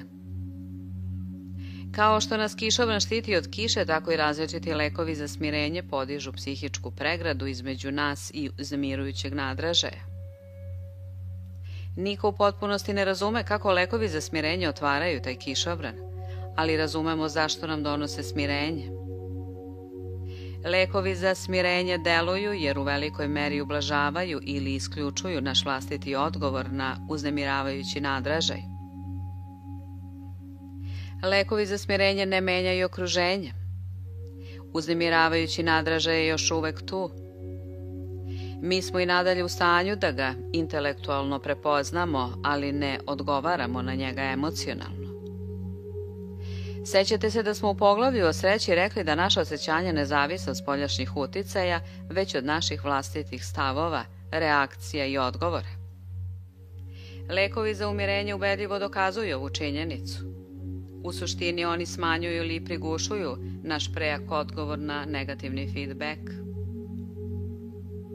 Prejak odgovor je loša navika koja se može izlečiti. Pretpostavimo da dok ovo čitate mirno sedite u svojoj radnoj sobi. Iznenada zazvoni telefon.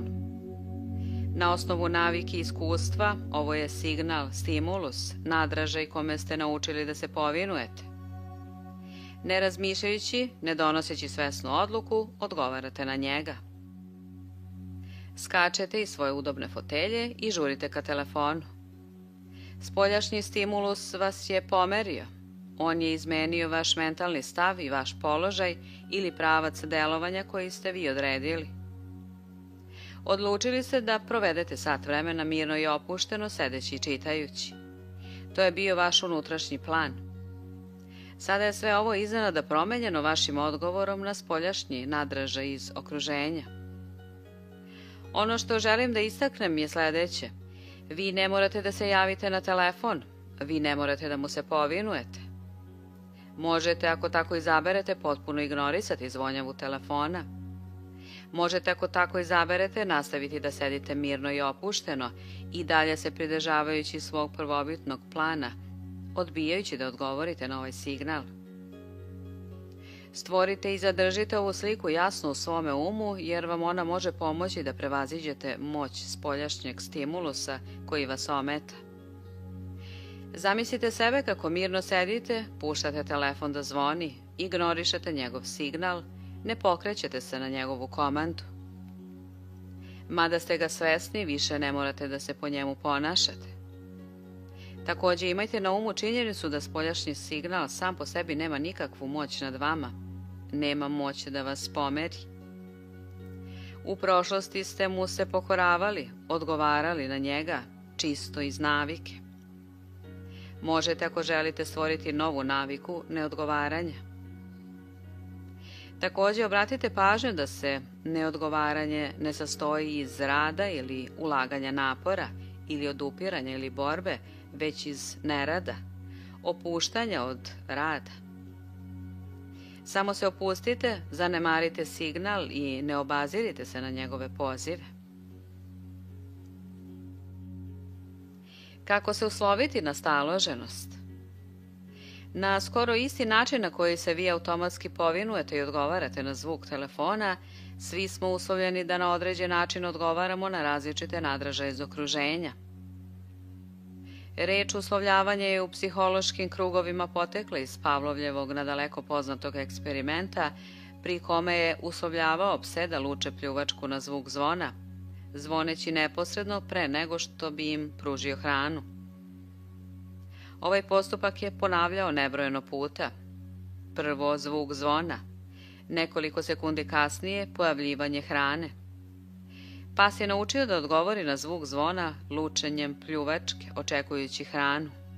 U svom prvobitnom obliku ovaj odgovor je imao smisla. Zvono je značilo da se hrana približava i pas je bio spreman da luči pljuvačku. Ipak, pošto je ovaj postupak ponovljen izvestan broj puta, pas je nastavio da luči pljuvačku kad god bi se zvonilo zvono i kada bi hrana posle toga stizala i kada ne bi stizala. Pas je tada postao uslovljen da luči pljuvačku na sam zvuk zvona. Njegov odgovor nije služio nikakvoj svrsi, ali on je i dalje odgovarao na isti način u skladu sa navikom. U našem okruženju postoje mnoga zvona ili uznemiravajući nadražaji na koje smo uslovljeni i na koje odgovaramo po navici, bez obzira ima li taj odgovor ikakvog smisla. Mnogi nauče da se boje stranaca, na primjer, zbog roditeljskog upozorenja da nemaju ništa sa strancima, ne uzimaju bombone od nepoznatih, ne ulazi u kola nepoznatog i tako dalje. Odgovor izbegavanja stranaca služi dobroj svrsi kod male dece. Ali mnogi ljudi se i dalje osjećaju neprijatno i neugodno u prisustvu bilo kog nepoznatog čoveka, čak i kada on nastupa kao prijatelj, a ne neprijatelj. Nepoznati postaju zvona i naučeni odgovor postaje strah, izbegavanje ili želja da se pobegne. Strahom i uznemirenošću neki mogu odgovoriti na gužvu, zatvoren prostor, otvoren prostor, autoritete, šefa, na primjer. U ovim slučajevima gužva, zatvoren prostor, šef i tako dalje imaju ulogu zvona koja kažu prisutna je opasnost, beži, uplaši se. I u skladu sa navikom odgovaramo na način na koji smo navikli. Povinujemo se zvonu. Kako poništiti uslovljeni odgovor? Mi ipak možemo poništiti uslovljeni odgovor ako se opustimo umjesto da odgovorimo. Možemo, ako želimo, baš kao u slučaju telefona, naučiti da se ne obaziremo na zvono i nastavimo da i dalje mirno sedimo i puštamo ga da zvoni. Ključna misao koju treba da imamo i primenimo kad god smo suočeni sa nekim uznemiravajućim nadražajem jeste da kažemo sebi: telefon zvoni, ali ja ne moram da odgovorim. Mogu ga pustiti da zvoni. Ova misao će se uključiti u vašu mentalnu sliku kako mirno sedite, opušteni, ne odgovarate, ne radite ništa, puštate telefon da zvoni i ne obazirate se na njega. Ona će delovati kao okidač ili mig da se prizove isti taj stav koji ste imali dok ste puštali telefon da zvoni. Ako odgovor ne možete ne dati, odložite ga. U postupku poništavanja uslovljavanja nekome se može činiti teškim da, naročito u početku, potpuno ignoriše zvono, posebno ako zazvoni neočekivano. U ovakvim trenucima možete doći do istog krajnjeg rezultata, poništavanja uslovljavanja, odlaganjem svoga odgovora. Žena koju ćemo zvati Mary osjećala je nemir i nelagodnost kada je bila okružena velikim brojem ljudi. Primenjujući gornju tehniku, bila je u stanju da se u većini slučajeva odbrani ili smiri od uznemiravajućih nadražaja. Ipak povremeno želja da pobegne, utekne, postajala je skoro jača od nje. Sećate li se Scarlett O'Hare iz romana Prohujalo s vihorom? Upitao sam je. Njena filozofija je bila: neću zbog toga brinuti danas, brinuću o tome sutra. Ona je bila u stanju da održi svoju unutrašnju ravnotežu i uspešno savlada teškoće uprkos ratu, požaru, kugi i neuzvraćenoj ljubavi, odlažući svoj odgovor. Odlaganje odgovora prekida i menja automatiku uslovljavanja. Brojanje do 10 pre nego što planete zasnovano je na istom principu i veoma je dobar savet. Ako brojite polako, vi u stvari odlažete odgovor, a ne suzdržavate samo besno vikanje ili udaranje pesnicom o sto. Kada ste besni, odgovor je više od vikanja ili lupanja o sto. Odgovor je mišićna napetost. Ne možete osjećati bes ili strah ukoliko vam mišići ostanu potpuno opušteni. To znači ako možete za 10 sekundi odložiti da se osjećate besnim, potpuno odložiti odgovor, možete i poništiti taj automatski refleks. Mary je poništila svoj strah od gomile odlaganjem odgovora. Kada bi osjetila da jednostavno mora pobeći, rekla bi sebi, dobro, ali ne ovog trena. Odložit ću odlazak iz ove prostorije za 2 minuta. 2 minuta mogu odbijati da se povinuje. Opuštanje podiže psihičku pregradu ili lek za smirenje. Trebalo bi da nam bude jasna činjenica da su naša uznemiravajuća osjećanja, bes, neprijateljstvo, strah, uznemirenost, nesigurnost, prouzrokovana našim vlastitim odgovorima, a ne spoljašnjim. Odgovor znači napetost. Nedostatak odgovora znači opuštenost. U laboratorijskim eksperimentima naučno je dokazano da nikako ne možete biti besni, uplašeni, uznemireni, nesigurni, nebezbedni, dok god su vam mišići savršeno opušteni. Sve ovo su u suštini naša vlastita osjećanja. Mišićna napetost je priprema za delovanje, odnosno spremnost za odgovor. To znači da je opuštanje prirodni lek za smirenje koji podiže psihičku pregradu ili otvara kišobran između vas i uznemiravajućeg nadražaja. Psihičko opuštanje je iz istog tog razloga i moćan dezinhibitor.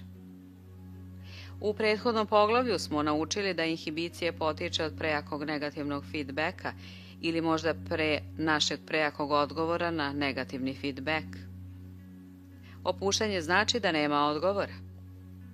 Zato vas svakodnevno opuštanje uči dezinhibiranju, a ujedno vam obezbeđuje i prirodan, opusti se sam, lek za umirenje, koji možete uvek nositi sa sobom i uzimati tokom dnevnih aktivnosti. Zaštitite se od uznemiravajućih nadražaja održavanjem opuštenog stava. U svome umu stvorite svoju mirnu sobu. Ljudi traže sebi utočište, kuću na selu, morskoj obali ili planini, i ti to za sebe želiš, rekao je Marko Aurelije. Ali to je obeležje najobičnijih ljudi, jer u tvojoj je moći da se u sebe povučeš kad god poželiš. Negde se sa toliko mira i toliko slobode čovek ne sklanja od nevolja kao u svoju vlastitu dušu, naročito kada u sebi gaji takve misli u koje čim uroni postaje savršeno opušten. I ja tvrdim da je mir samo dobra uređenost uma. Stalno obezbeđujte sebi ovaj mir i obnovite se. Tokom posljednjih dana Drugog svjetskog rata neko je primetio da se predsjednik Harry Truman bolje nosi sa teškoćama i stresom od prethodnog predsjednika, da ga vršenje predsjedničkih dužnosti nije učinilo starim, niti oslabilo njegovu vitalnost, što je prilično neobično, naročito kada se uzme u obzir svi problemi sa kojima se u ratno doba suočio kao predsjednik. Njegov odgovor je bio: ja imam zakon u svome umu. Hteo je da kaže da kao što se vojnik povlači u svoj zaklon radi zaštite, odmora i oporavka, tako se i on povremeno povlači u svoj mentalni zaklon, gde ničemu ne dopušta da ga uznemiri. Vaša prostorija za smanjenje pritiska. Svakome od nas potrebna mirna soba unutar uma. Neko mesto u nama, mirno kao dubine okeana koje nikada nisu uzburkane, bez obzira na jačinu talasa na površini. Ova mirna unutrašnja soba izgrađena u imaginaciji služi kao mentalna i emotivna prostorija za smanjenje pritiska. Ona vam smanjuje pritisak napetosti, briga, teškoća, stresa i napora. Osvežava vas i omogućava da se svakodnevnom životu vratite pripremljeni za suočavanje sa njim. Ja verujem da svaka osoba već ima svoje mirno unutrašnje središte, neometano, nepomično, kao matematička tačka u samom centru kruga ili osnovna tačka koja uvek ostaje na istom mestu. Ono što treba da uradimo jeste da se u sebi pronađemo ovo mirno središte i povremeno se u njega povlačimo radi odmora, oporavka i obnavljanja snage. Jedan od najblagotvornijih recepata koji sam ikada dao nekom pacijentu jeste savet da nauči da se vrati u ovo mirno tiho središte. A jedan od najboljih načina koji sam pronašao da bi se u njega stupilo jeste da se za sebe u mašti izgradi mala mentalna soba. Opremite je onim što vas najviše opušta i osvežava. Možda nekim divnim pejzažem, ako volite slikarstvo, knjigom omiljenih stihova, ako volite poeziju. Boja na zidovima bit će vaša omiljena prijatna boja, ali neka bude odabrana među opuštajućim nijansama plave, bledozelene, žute, zlatne. Soba je obično i skromno nameštena, u njoj nema ničeg što odvlači pažnju. Jednostavnost, mir, lepota, njene su glavne odlike. U njoj je vaša omiljena udobna stolica. Kroz jedan mali prozor možete gledati napolje i vidjeti divnu plažu. Talasi se valjaju kao obali i povlače, ali ih ne možete čuti jer je vaša soba veoma, veoma tiha. Gradnji ove sobe u svojoj mašti posvetite isto onoliko pažnje koliko biste posvetili gradnji prave sobe. Neka vam svaki njen detalj bude blizak. Svakodnevni mali godišnji odmor. Kad god tokom dana imate nekoliko slobodnih trenutaka između sastanaka dok se vozite autobusom, povucite se u svoju mirnu sobu. Kad god počnete da osjećate kako vam pritisak raste ili se osjećate uznemireni ili užurbani, povucite se na nekoliko trenutaka u svoju mirnu sobu. Samo nekoliko minuta provedenih na ovaj način tokom pretrpanog dana bit će više od nagrade. To nije protraćeno vreme, već uloženo vreme. Recite sebi, idem da se malo odmorim u svojoj mirnoj sobi. Zatim u mašti vidite sebe kako se uspinjete stepenicama do svoje sobe. Recite sebi, sada se penjem u stepenice, sada otvaram vrata, sada sam u njoj. Obratite pažnju na sve mirne opuštajuće pojedinosti.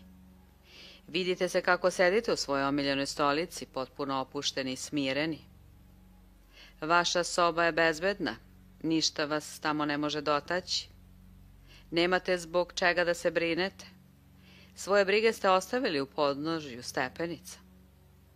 Ovdje se ne donose nikakve odluke, nema žurbe, nema brige. Potrebno je da u izvesnoj meri pobegnete od stvarnosti. Da, to je bežanje od stvarnosti. I san je bežanje od stvarnosti. Nošenje kišobrana na kiši je bežanje od stvarnosti. Izgradnja prave kuće u koju se možete skloniti od nevremena i prirodnih nepogoda jeste bežanje od stvarnosti. I odlazak na godišnji odmor je bežanje od stvarnosti.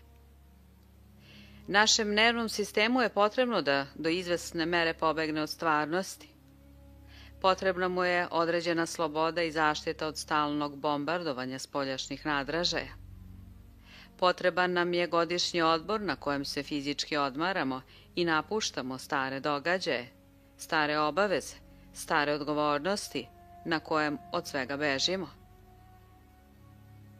Svakom deliću vaše duše i nervnog sistema potrebna je soba za odmor, oporavak i zaštitu, baš kao što je i fizičkom telu potrebna fizička kuća iz istih razloga.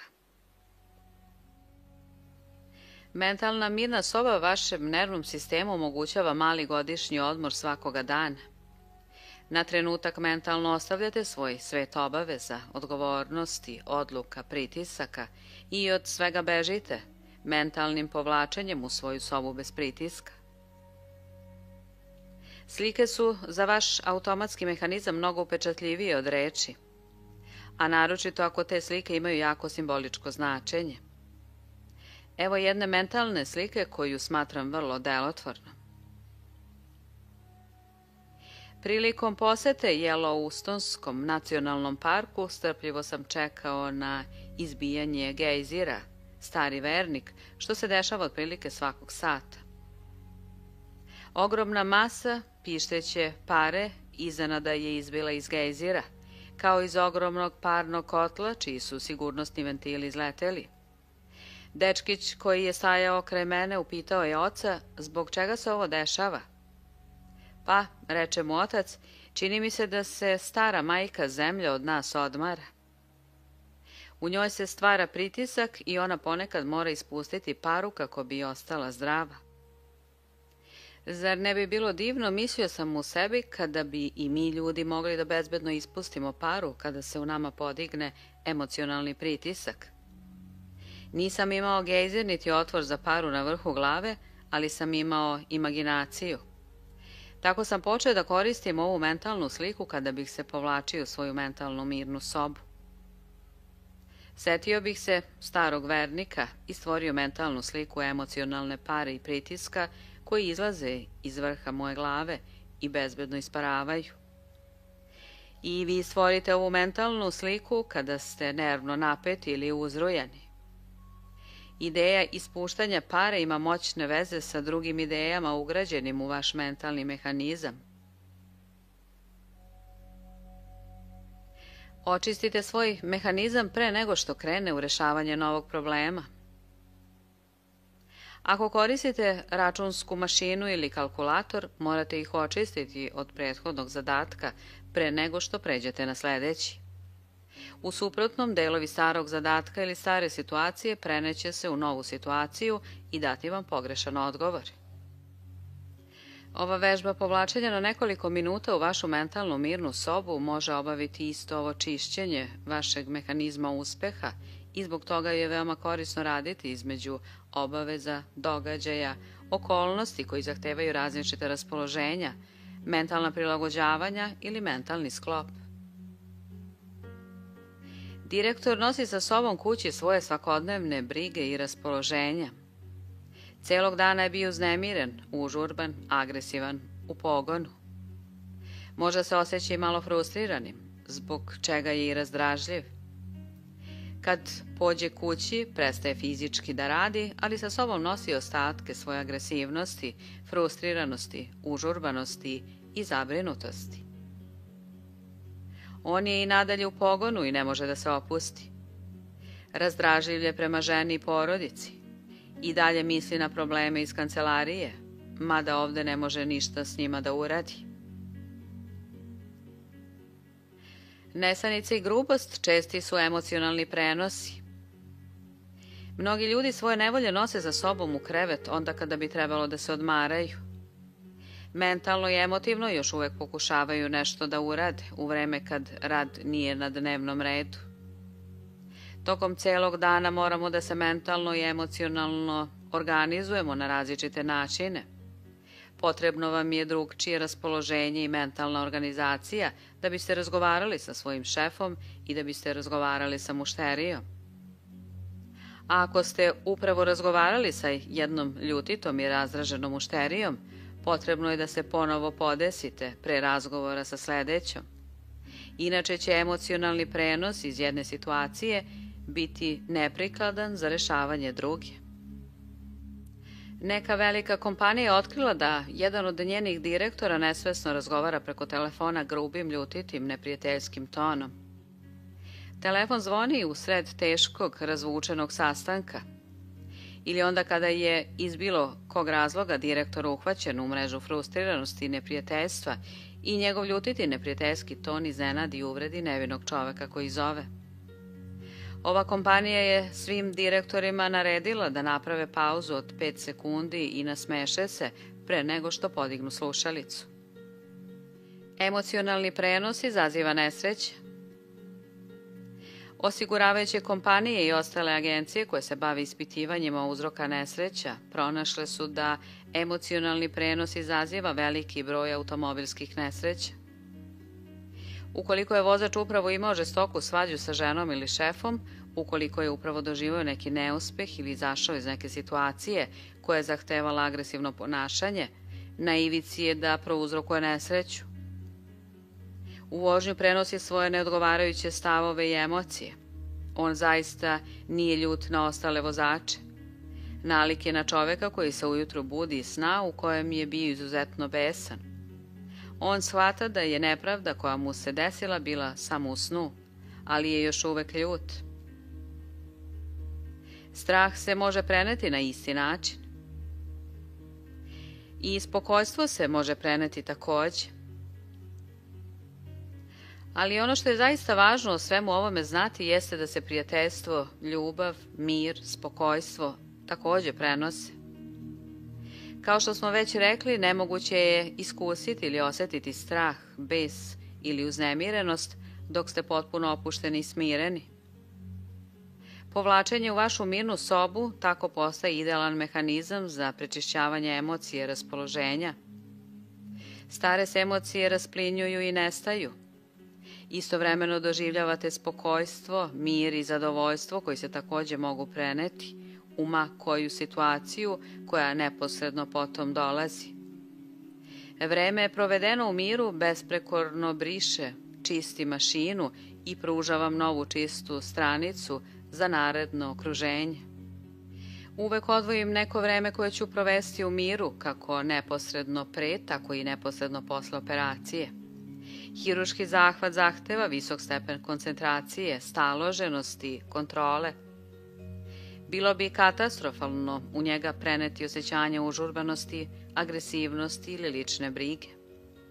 Zbog toga svoju mentalnu mašineriju čistim provodeći nekoliko minuta potpuno opušten u svojoj mirnoj sobi. S druge strane, visok stepen koncentracije, odlučnost i nesvesnost okruženja, toliko potrebnih pri operaciji, bili bi veoma neodgovarajući u društvenim situacijama, bilo da je to neki razgovor u mojoj kancelariji, bio veliki bal. Zbog toga, po završetku operacije takođe uvek nastojim da provedem par minuta u svojoj mirnoj sobi, da, tako da kažem, spremim palubu, kako bi bila spremna za novu bitku, za novu vrstu delatnosti. Napravite sami svoj psihički kišobran. Primenjujući tehnike iz ovog poglavlja možete sami napraviti svoj psihički kišobran koji će vas zakloniti od uznemiravajućih nadražaja, doneti vam više mira i omogućiti da bolje radite. Iznad svega imajte na umu i utuvite sebi u glavu da ključ za to jeste li uznemireni ili smireni, uplašeni ili staloženi, nije spoljašnji nadražaj, kakav god bio, već vaš vlastiti odgovor i reakcija. Vaš vlastiti odgovor je ono zbog čega se osjećate uplašenim, uznemirenim, nesigurnim. Ako uopšte ne odgovorite, već samo pustite telefon da zvoni, nemoguće je osetiti uznemirenost, bez obzira šta se oko vas dešavalo. Budite kao rt na kojem se valovi neprestano lome, ali koji dalje čvrsto stoji i kroti bes vode koja ga okružuje, rekao je Marko Aurelije. 91. psalm živa je slika u rečima o čoveku koji je doživeo sigurnost i bezbednost usred terora noći, strela koja su letele danju, kuge, intriga, neprijateljskih zamki, opasnosti. 10.000 ljudi je palo sa njegove strane. Zato što je pronašao tajno mesto u svojoj duši i zato što se nije pokolebao, to jest nije emotivno reagovao niti odgovorio na stravična zvona iz svoga okruženja. Emocionalno se na njih uopšte nije obazirao, baš kao što je i William James preporučivao da potpuno ignorišemo zlo i nesreće, činjenice kako bismo bili srećni, i kao što nam James Mangan preporučuje da potpuno ignorišemo nepovoljne situacije u okruženju kako bismo bili uravnoteženi. Vi ste po svojoj suštini akter, a ne reakter. U ovoj knjizi smo govorili o odgovarajućem reagovanju i odgovaranju na činioce okruženja. Čovek ipak nije prvenstveno reakter, već akter. Nije da mi samo reagujemo i odgovaramo, hteli ne hteli, na bilo koje prisutne činioce okruženja, kao ovce koje idu, bez obzira otkud vetar duva. Kao bića koja teže cilju, mi pre svega delujemo.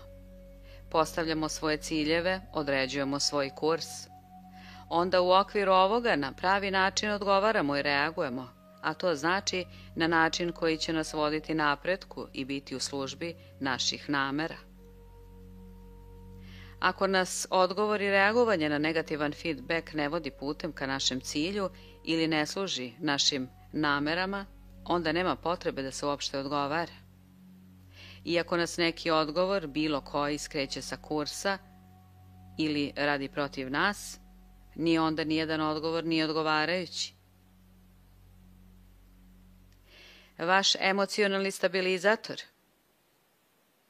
U skoro svakoj situaciji u kojoj se teži nekom cilju, važno je dostići unutrašnju stabilnost. Moramo biti osjetljivi na negativne feedback podatke koji nas obaveštavaju da smo izvan kursa, kako bismo mogli promeniti smer i ići napred. Ali istovremeno naš brod mora ploviti i biti stabilan. Naš brod ne sme plutati tamo-amo, niti se razbiti od stenje, niti se prevrnuti posle naleta svakog talasa, pa čak ni ozbiljnije oluje. Kao što je rekao Prescott Lecky, isti se stav mora održati uprkos promenama u okruženju. To što puštamo telefon da zvoni, mentalni je stav koji oslikava našu stabilnost. On nas čuva od toga da budemo bacani tamo-amo, izbačeni s kursa ili uzdrmani svakim talasom ili meškanjem u okruženju. Prestanite da se borite sa strašilima. Još jedan primer neprikladnog odgovora koji prouzrokuje brigu, nesigurnost ili napetost jeste loša navika da pokušavamo emotivno da odgovorimo na nešto što postoji samo u našoj mašti.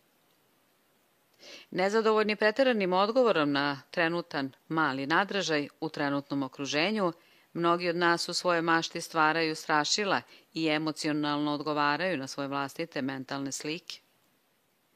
Uz sve one negativnosti koje zaista postoje u našem okruženju, mi se opterećujemo i vlastitim negativnostima. Ovo ili ono bi se moglo desiti. Šta ako se nešto tako i tako desi? Kada se brinemo, stvaramo mentalnu sliku, nepovoljne mentalne slike onoga što bi moglo postojati u okruženju, onoga što bi se moglo desiti. A onda na ove negativne slike odgovaramo kao da zaista postoje u stvarnosti. Zapamtite, vaš nervni sistem ne može reći kakva je razlika između stvarnog iskustva i onoga koje je živo zamišljeno. Ne činiti ništa pravi je odgovor na nepostojeći problem.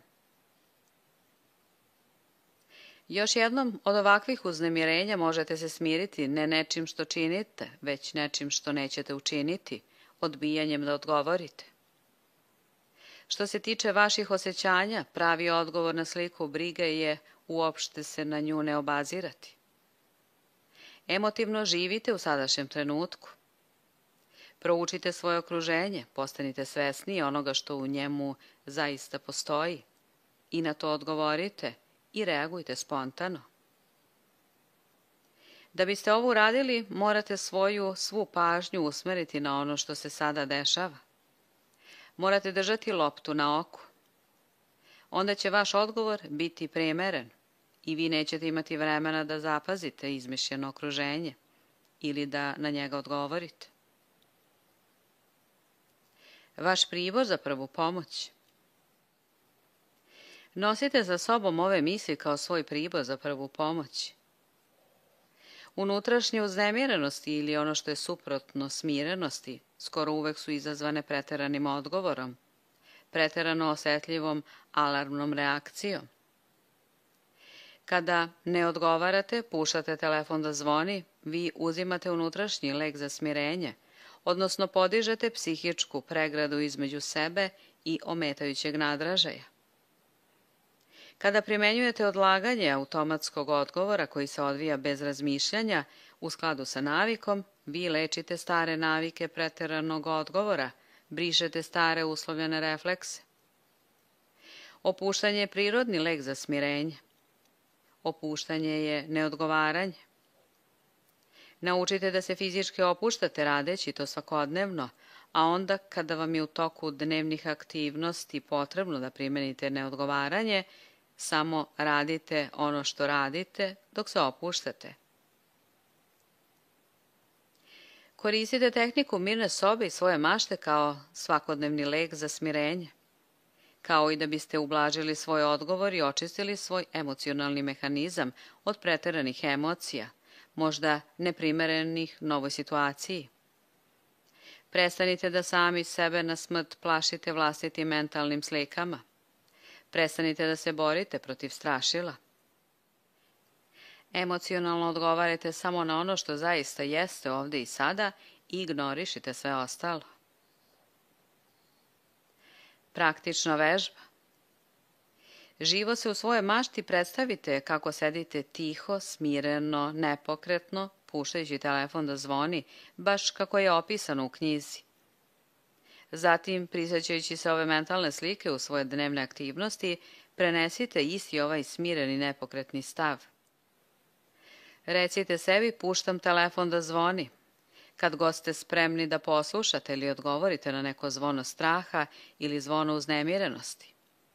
Zatim koristite svoju imaginaciju da biste vežbali neodgovaranje u različitim vrstama situacija. Vidite se kako tiho i nepomično sedite dok neki saradnik teatralno govori ili besni. Vidite se kako prolazite svakodnevnim obavezama jednom za drugom. Smireno, opušteno, bez žurbe, uprkos pritisku i preopterećenosti. Vidite se kako održavate isti ovaj nepromenjeni stabilni kurs uprkos raznim zvonima žurbe i zvonima pritiska i svoga okruženja.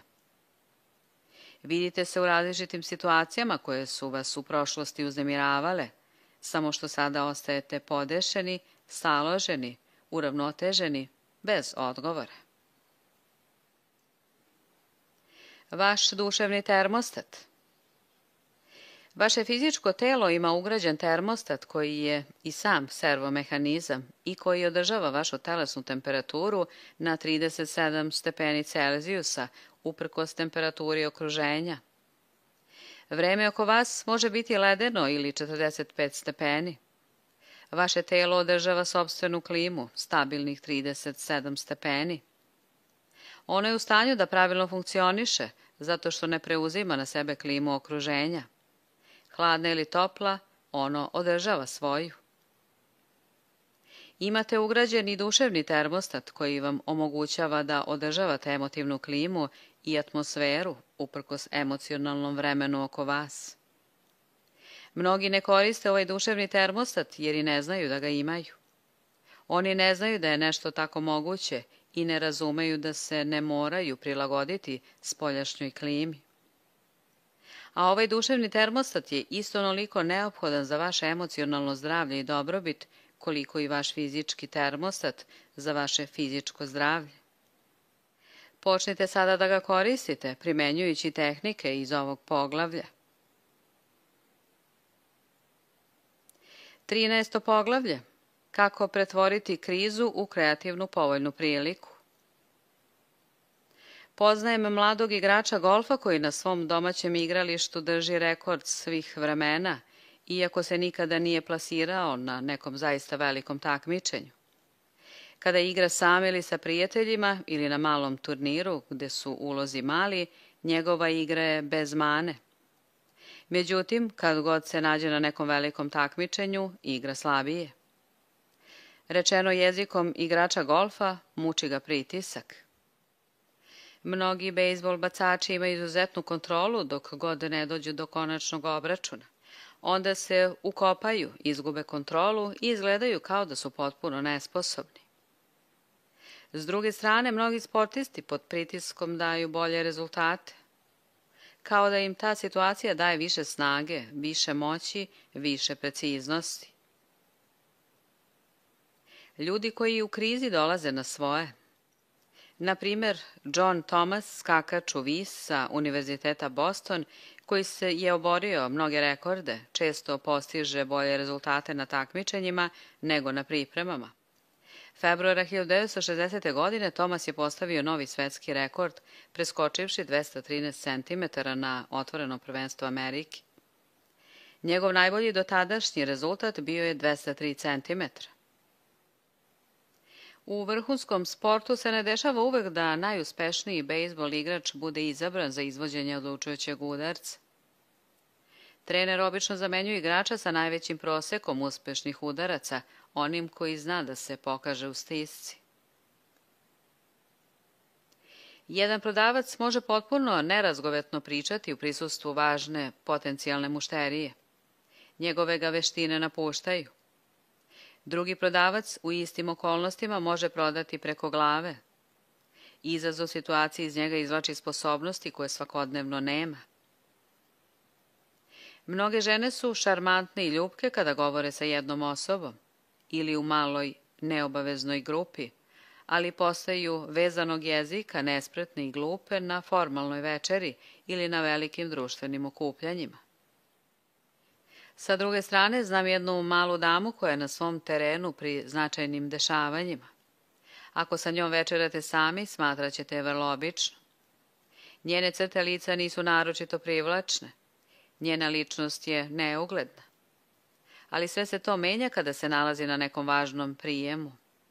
Posljedice situacije budi i oživljava nešto u njoj. Oči imaju drugačiji izraz.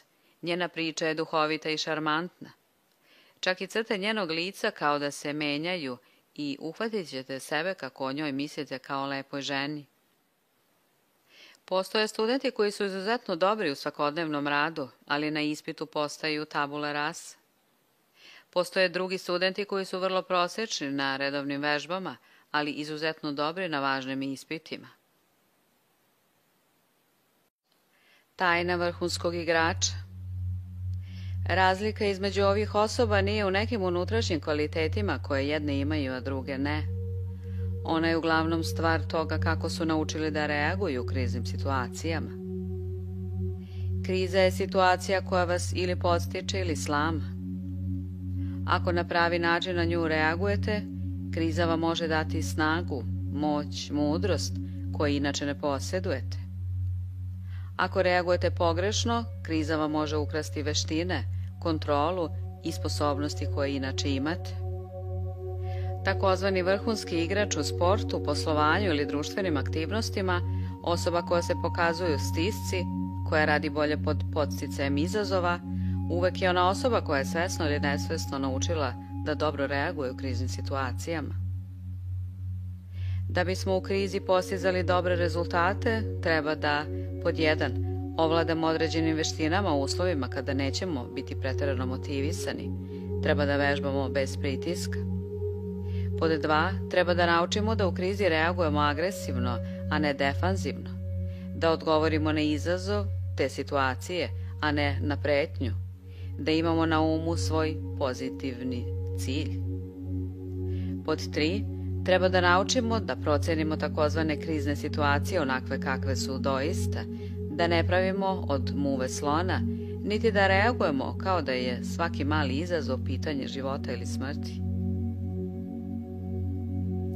Vežbajte bez pritiska. Iako možemo učiti brzo u kriznim uslovima, ne učimo dobro. Bacite čoveka koji ne ume da pliva u vodu preko glave i sama kriza će mu dati snagu da ispliva na sigurno. On uči brzo i uspeva nekako da pliva, ali nikada neće naučiti da postane šampion u plivanju. Nespretni, nesavršeni zamasi koje je pravio da bi se spasao, postali su fiksirani i za njega će biti teško da nauči bolje da pliva. Zbog svoje nespretnosti možda će propasti u stvarnoj krizi, kada se od njega bude zahtevalo da pliva na veliku udaljenost. Dr. Edward Tolman sa Univerziteta u Kaliforniji Psiholog i stručnjak za ponašanje životinja kaže da dok uče i životinje, ljudi stvaraju mape mozga ili kognitivne mape okruženja. Ako motivacija nije prevelika, ako u situacijama u kojima se uči nije prisutna prevelika kriza, ove mape su široke i generalne. Ako je životinja previše motivisana, saznajna mapa je uska i ograničena. Ona nauči samo jedan način na koji može rešiti svoj problem.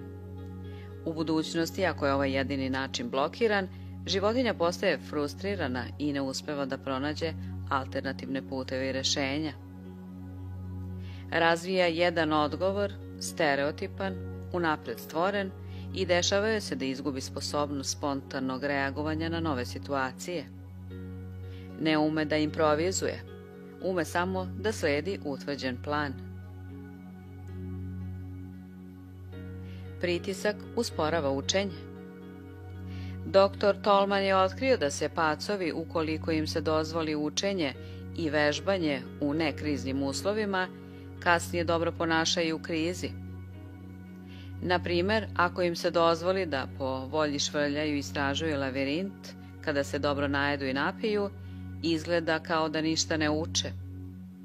Ali kasnije, ako se isti pacovi stave u lavirint kada su gladni, pokazat će da su itekako naučili brzo i uspešno dolazeći do cilja. Glad je ove uvežbane pacove dovodila u krizu u kojoj su dobro reagovali. Drugi pacovi koji su bili prisiljeni da nauče kako da izađu iz lavirinta, izloženi krizi gladi i žeđi, nisu bili tako uspešni. Bili su prejako motivisani i njihova je mapa mozga bila uska. Fiksiran je jedan ispravan put do cilja. Ako bi ovaj put bio blokiran, pacovi bi postajali frustrirani i imali velikih poteškoća da nauče drugi. Što je veća kriza u kojoj morate nešto da naučite, tim manje ćete naučiti. Profesor Jerome Bruner sa Univerziteta Harvard trenirao je 2 grupe pacova da nađu izlaz iz lavirinta kako bi dobili hranu. Jedna grupa koja nije jela 12 časova savladala lavirint iz 3 pokušaja. Drugoj grupi koja nije jela 36 sati bilo je potrebno više od 20 pokušaja. Protiv požarne vežbe u nekriznim situacijama uče ponašanje u krizama. I ljudi reaguju na isti način. Osobama koje su primorane da nauče kako da napuste zgradu u plamenu, bit će potrebno dvostruko ili trostruko više vremena da savladaju put za evakuaciju nego kada bi to učile u uslovima kada nema požara. Neke od njih nikada i ne nauče. Prejaka motivacija se meša s procesom razmišljanja. Automatski mehanizam za reagovanje zaustavlja se zbog prevelikog svesnog naprezanja, prevelikog truda. Razvije se nešto slično intencionom tremoru i gubi sposobnost jasnog razmišljanja. Oni koji nekako uspevaju da napuste zgradu, naučili su uski fiksirani odgovor. Stavite ih u drugačiju zgradu ili malo promenite okolnosti i oni će loše reagovati kao i prvi put. Ali možete uzeti iste ove ljude i podvrnuti ih protivpožarnim vežbama na suvo kada nema vatre. Pošto ne postoji pretnja, ne postoji ni preterani negativni feedback koji bi uticao na jasno mišljenje ili ispravno postupanje. Oni vežbaju da zgradu napuste mirno, uspešno i ispravno. Pošto bi ovo provežbali određen broj puta, možete biti sigurni da će se na isti način ponašati iako izbije pravi požar. Njihovi mišići, nervi i mozak upamtili su široku generalnu fleksibilnu mapu. Smireni stav i jasno mišljenje preneći iz praktične vežbe u stvarni požar. Šta više, oni su naučili da izađu iz bilo koje zgrade, odnosno da izađu na kraj sa bilo kojim izmenjenim okolnostima. Ne odgovaraju kruto, već su u stanju da improvizuju, da spontano reaguju na bilo koje prisutne okolnosti. Pouka je očigledna i za miša i za čoveka. Vežbajte bez pritiska i bolje ćete učiti i biti uspešniji u kriznim situacijama. Boksovanje sa zamišljenim protivnikom donosi čvrstinu. Jim Corbett je izraz shadow box, kojim se naziva boksovanje sa zamišljenim protivnikom, učinio popularnim. Kada su ga upitali kako je razvio tako savršenu kontrolu nad svojom levicom kojom je oborio Johna Sullivana, bostonskog snagatora, Corbett je odgovorio da je taj udarac vežbao na sopstvenoj slici u ogledalu više od 10.000 puta pripremajući se za meč. Gene Tunney je isto to radio. Godinama pre nego što je zaista potukao Jacka Dempseya u ringu, sa zamišljenim Dempseyem se borio više od 100 puta u 8 iz svoje sobe. Posmatrao ga je dok nije naučio svaki njegov pokret. A onda je boksovao sa zamišljenim protivnikom. Zamišljao je da Dempsey stoji pred njim. Kada bi taj zamišljeni Dempsey napravio određen pokret, on je vežbao svoj kontrapokret. Sir Harry Lauder, čuveni škotski glumac i komičar, priznao je jednom da je neke postupke vežbao više od 10.000 puta nasamo pre nego što bi ih izveo pred publikom. Lauder je u stvari boksovao sa zamišljenim protivnikom, zamišljenom publikom. Billy Graham je držao propoved panjevima Champressa pored obala močvare na Floridi pre nego što je razvio svoje izuzetno govorničke veštine pred živom publikom. Mnogi dobri javni govornici isto su ovo uradili. Najčešći oblik shadow boksa kod javnih govornika je da govor održe svoje slici u ogledalu. Jedan moj poznanik poređa 6 ili 8 praznih stolica, zamisli ljude koji u njima sede i vežba svoj govor pred zamišljenom publikom. Laka vežba dovodi do boljih rezultata. Dok je redovno igrao na takmičenjima, Ben Hogan je u svojoj spavaćoj sobi imao igralište za golf i svakodnevno je nasamo vežbao, pravilno i bez ikakvog pritiska, udarajući štapom zamišljenu lopticu za golf. Kada bi bio na terenu, pre udarca bi u svojoj mašti prošao svim ispravnim pokretima, a onda je izvođenje pravilnog udarca zavisilo samo od memorije mišića. Neki sportisti vežbaju nasamo pod najmanjim mogućim pritiskom. Oni ili njihovi treneri ne dozvoljavaju novinarima da prisustvuju treninzima, čak odbijaju i da za javnost daju bilo kakvu informaciju vezanu za pripreme, ne bi li se zaštitili od pritiska. Sve je tako uređeno da vežbe i treninzi budu što opušteniji i bez pritiska, koliko god je to za čoveka moguće. Rezultat ovoga je da u krizi pravog takmičenja ulaze kao da uopšte nemaju nerve. Postaju ljudske ledenice, imuni na pritisak, ne brinu o svome nastupu, već se oslanjaju na to da će memorije mišića sprovesti različite pokrete koje su naučili. Tehnika boksovanja sa zamišljenim protivnikom ili vežbe bez pritiska sasvim je jednostavna, a njeni rezultati tako upečatljivi da je neki povezuju sa nekom vrstom magije. Sećam se, na primjer, jedne plemkinje koja se godinama osjećala vrlo nervozno i neprijatno u društvu. Pošto je primenjivala boksovanje sa zamišljenim protivnikom, napisala mi je: "Mora da sam vežbala veliki ulazak u sopstvenu praznu dnevnu sobu više od 100 puta. Silazila bih u sobu, rukovala se sa nebrojenim zamišljenim gostima, osmehivala i svakome nešto ljubazno rekla, stvarno glasno izgovarajući reči. Zatim bih se umešala među goste, ćaskajući tu i tamo. Vežbala sam otmeno i samopouzdano hodanje, sedanje, pričanje.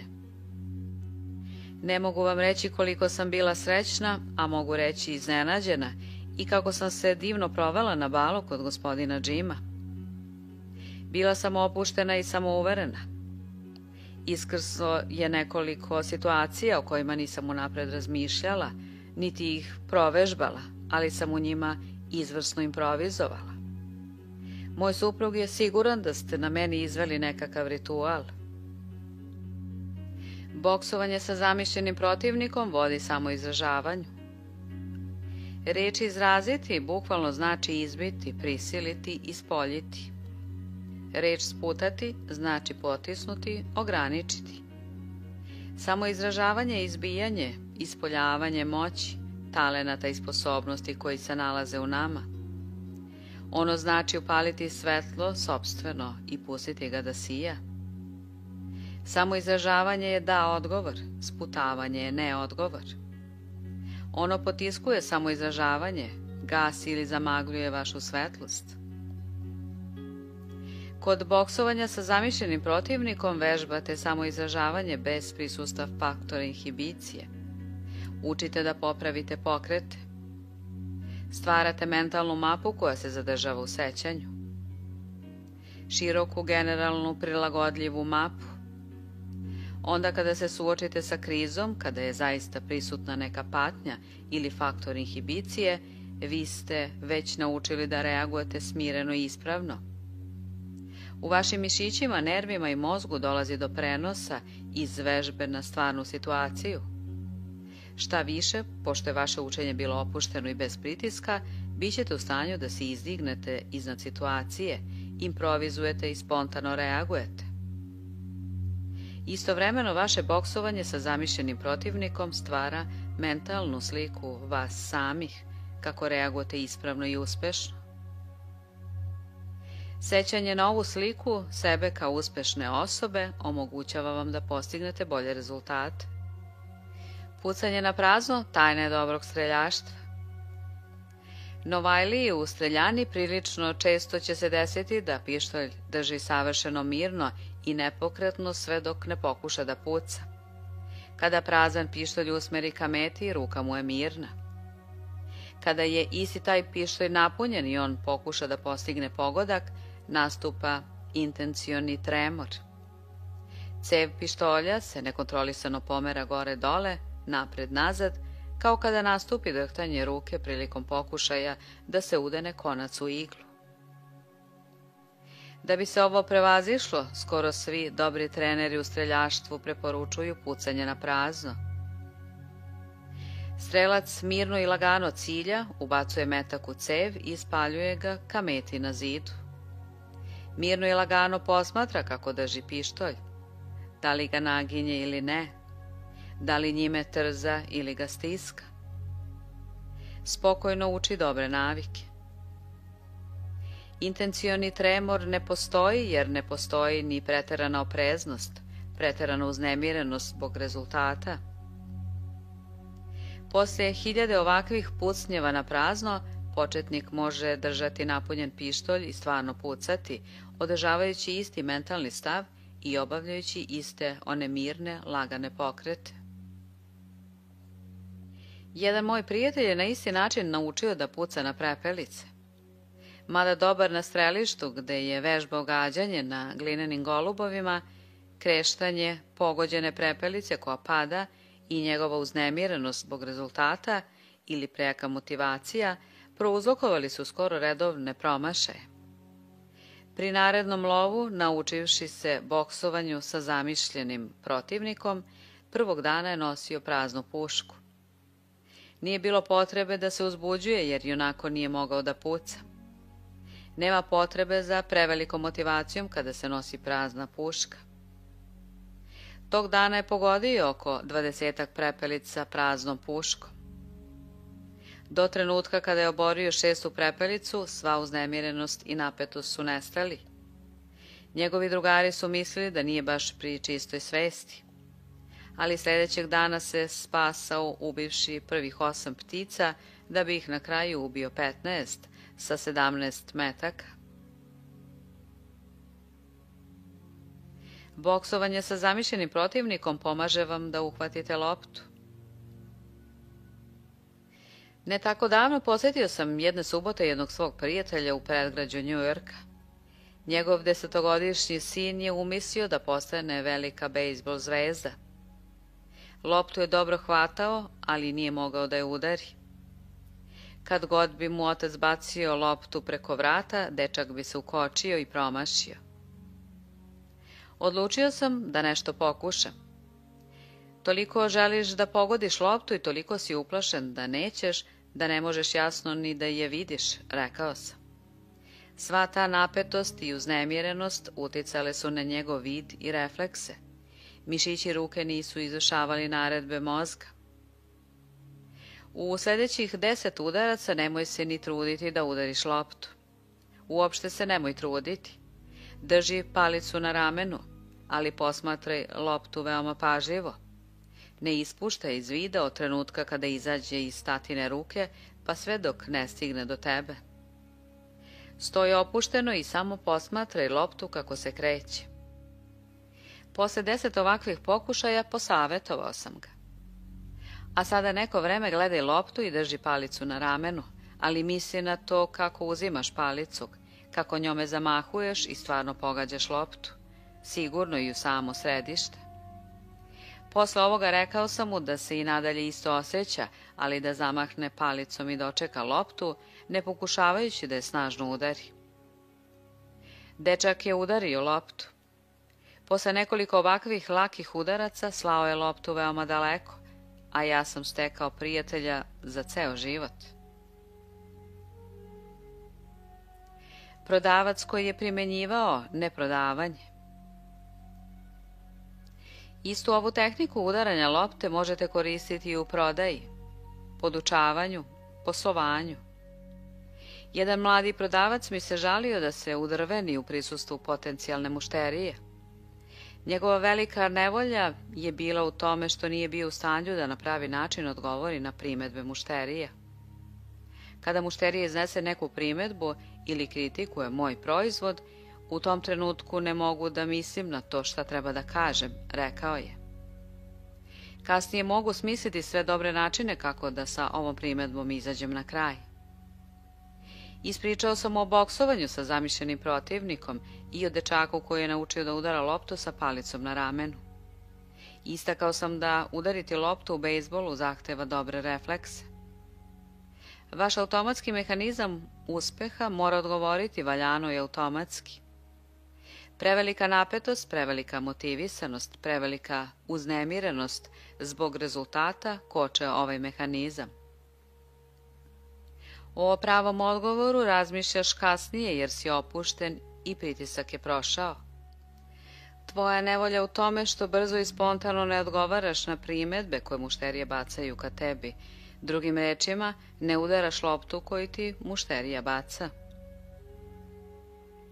Rekao sam mu da pre svega provežba izvestan broj zamišljenih razgovora, da uđe, predstavi se mušteriji, napravi odličnu prodaju, a zatim da zamisli svaku moguću primedbu, ma kako neobičnu, i da na nju glasno odgovori.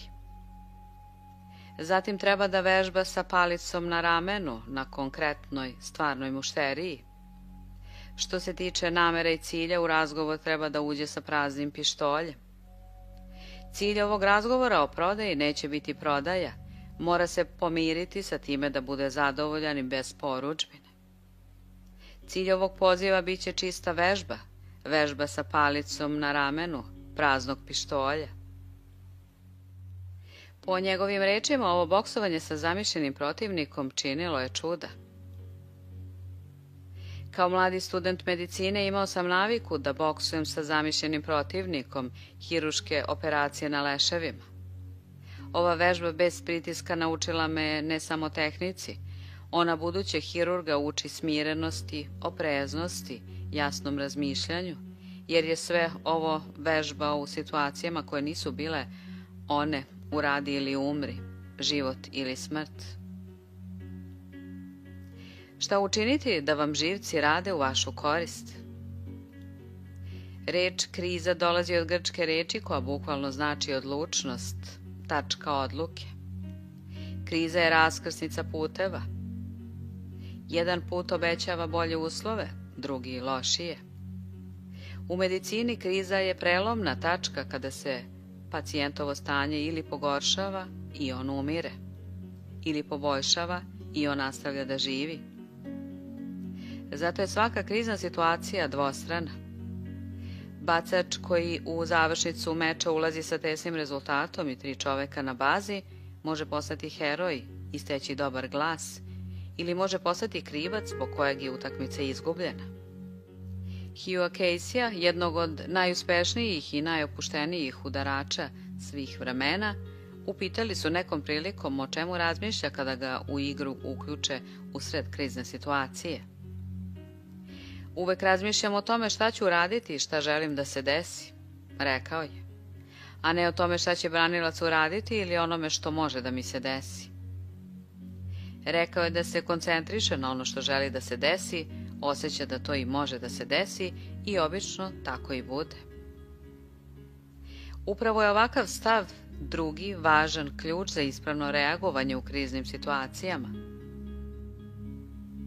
Ako možemo održati borben stav, ako na pretnje i krize možemo reagovati agresivno, a ne negativno, sama situacija će imati ulogu podsticaja kojim se oslobađaju netaknute moći. Pre nekoliko godina u novinama je izašla priča o divovskom crncu koji je uradio ono što nisu mogla 2 kamiona i grupa ljudi. On je sa umirućeg vozača podigao slupanu metalnu kabinu kamiona. Golim rukama je pomerio iskrivljenu papučicu za gas koja je vozaču priklještila nogu i golim rukama je ugasio vatru koja je izbila na podu kabine. Kasnije, kada je ovaj div pronađen, pokazalo se da nije nikakav div. Charles Dennis Jones bio je visok 185 cm i težak 100 kg. Njegovo objašnjenje ovog izuzetnog junaštva bilo je mrzim vatru. 14 meseci ranije 8-godišnja ćerka mu je izgorela u požaru u kojemu je kuća spaljena do temelja. Znam jednog visokog, priličnog slabunjavog čoveka koji je sam samcat nekako uspeo da iz svoje kuće u plamenu iznese klavir niz 3 stepenika preko praga od 10 cm i da ga spusti na sred travnjaka. Da bi se klavir uneo u kuću, bila su potrebna 6 snažnih ljudi. Jedan prilično slabunjav čovek, podstaknut uzbuđenjem i krizom, izneo ga je sam. Kriza donosi moć. Neurolog Hatfield uradio je jednu obimnu studiju o izuzetnim moćima, fizičkim, mentalnim, emocionalnim i duhovnim, koje obično muškarcima i ženama pritiču u pomoć u trenucima krize. Kako je divan način na koji nama, sasvim običnim ljudima, moć priskače u pomoć u trenucima nevolje. Rekao je, živimo preplašeni, izbegavamo teške zadatke, sve dok ne budemo možda na silu u njih gurnuti ili se na njih najzad ne odlučimo, a onda se istog trenutka otključavaju do tada neviđene snage. Hrabrost dolazi kada treba da se suočimo sa opasnošću, kada smo dugo izloženi pritisku iskušenja, u sebi pronalazimo snagu da istrajemo, ili kada nesreća konačno donese poraz kojeg smo se tako dugo užasavali, ispod površine osjećamo snagu neuništivog oružja. Uobičajeno iskustvo uči da, kada se pred nas postave veliki zadaci, ako samo neustrašivo prihvatimo izazov i sa poverenjem uložimo svoje snage, svaka opasnost ili teškoća donose svoju sopstvenu snagu. Kakvi su ti dani, takva ti je i snaga. Tajna leži u tome da neustrašivo prihvatimo izazov i sa poverenjem uložimo vlastite snage. To znači da treba zadržati agresivan stav usmeren ka cilju, a ne defanzivan, negativan.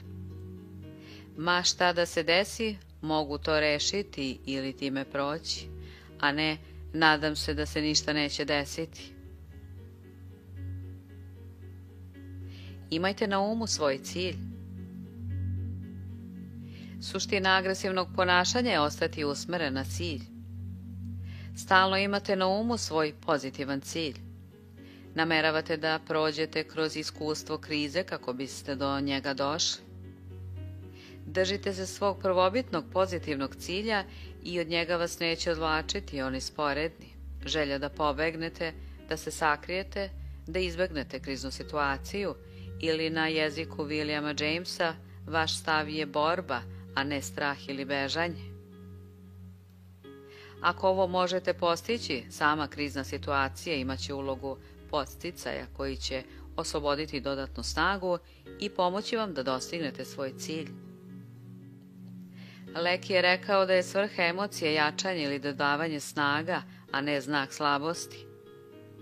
On je verovao da postoji samo jedna osnovna emocija, uzbuđenje, i da se to uzbuđenje ispoljava kao strah, bes, hrabrost i slično, u zavisnosti od naših trenutnih ciljeva, da li smo u duši spremni da razrešimo problem, pobegnemo od njega ili ga uništimo. Pravi problem nije u upravljanju emocijama, već u upravljanju izborom koji će tu težnju emocionalno ojačati. Ako je vaša namera ili krajnji stav napredovanje i izvlačenje maksimuma iz krizne situacije i pobeda uprkos njoj, tada će uzbuđenje zbog ove prilike pojačati ovu nameru, dati vam više hrabrosti, više snage da napredujete. Ako izgubite iz vida svoj prvobitni cilj i novi cilj postane bekstvo iz krize ili pronalaženje načina kako bi se izbegla, ova težnja ka bekstvu također će biti pojačana i vi ćete iskusiti strah i uznemirenost. Nemojte mešati uzbuđenje i strah. Mnogi su napravili grešku tumačeći ovaj osjećaj uzbuđenja kao strah i uznemirenost i tako ga shvatili kao dokaz svoje nedoraslosti situaciji. Svaka normalna osoba je dovoljno inteligentna da shvati kako situacija postaje uzbudljiva ili napeta neposredno pre nastanka krize. Dok ste usmereni ka cilju, ovo uzbuđenje nije ni strah, ni zebnja, ni hrabrost, ni poverenje, niti bilo šta drugo, već povećani, pojačani dotok emocionalne pare u vaš parni kotao. Ovo nije znak slabosti. Ono je znak dodatne snage koja se može iskoristiti na koji god način izaberete. Jack Dempsey je nekada bio toliko nervozan pred meč da nije mogao ni da se obrije. Uzbuđenje mu je bilo toliko da nije mogao mirno ni da sedi ni da stoji. On ipak ovo uzbuđenje nije tumačio kao strah. Nije odlučio da bi zbog njega trebalo da pobegne. Išao je napred i ovo uzbuđenje iskoristio da doda još dinamita u svoj udarac. Iskusni glumci znaju da je ovo osjećanje uzbuđenja neposredno pre predstave dobar znak. Mnogi se svesno emocionalno razdraže pre izlaska na pozornicu. Dobar vojnik je obično onaj koji osjeća uzbuđenje neposredno pred bitku.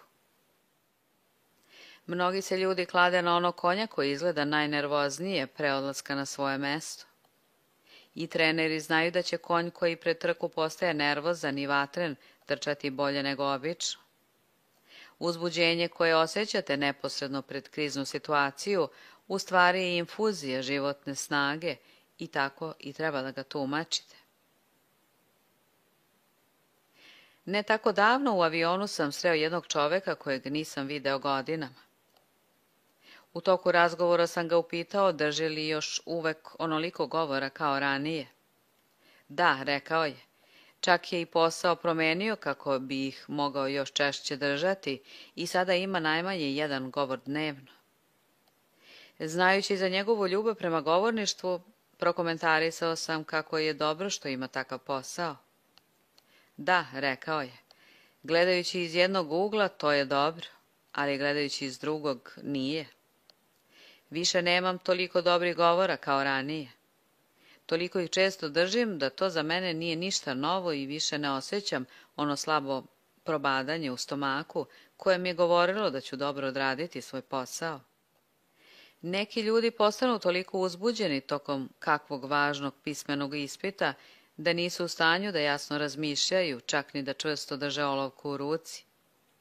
Drugi su u istoj situaciji toliko podstaknuti da rade preko svojih mogućnosti, um im radi bolje i jasnije nego obično. I pamćenje im je bolje. Razliku ne pravi uzbuđenje samo po sebi, već način na koji se ono koristi. Šta je najgore što se može desiti?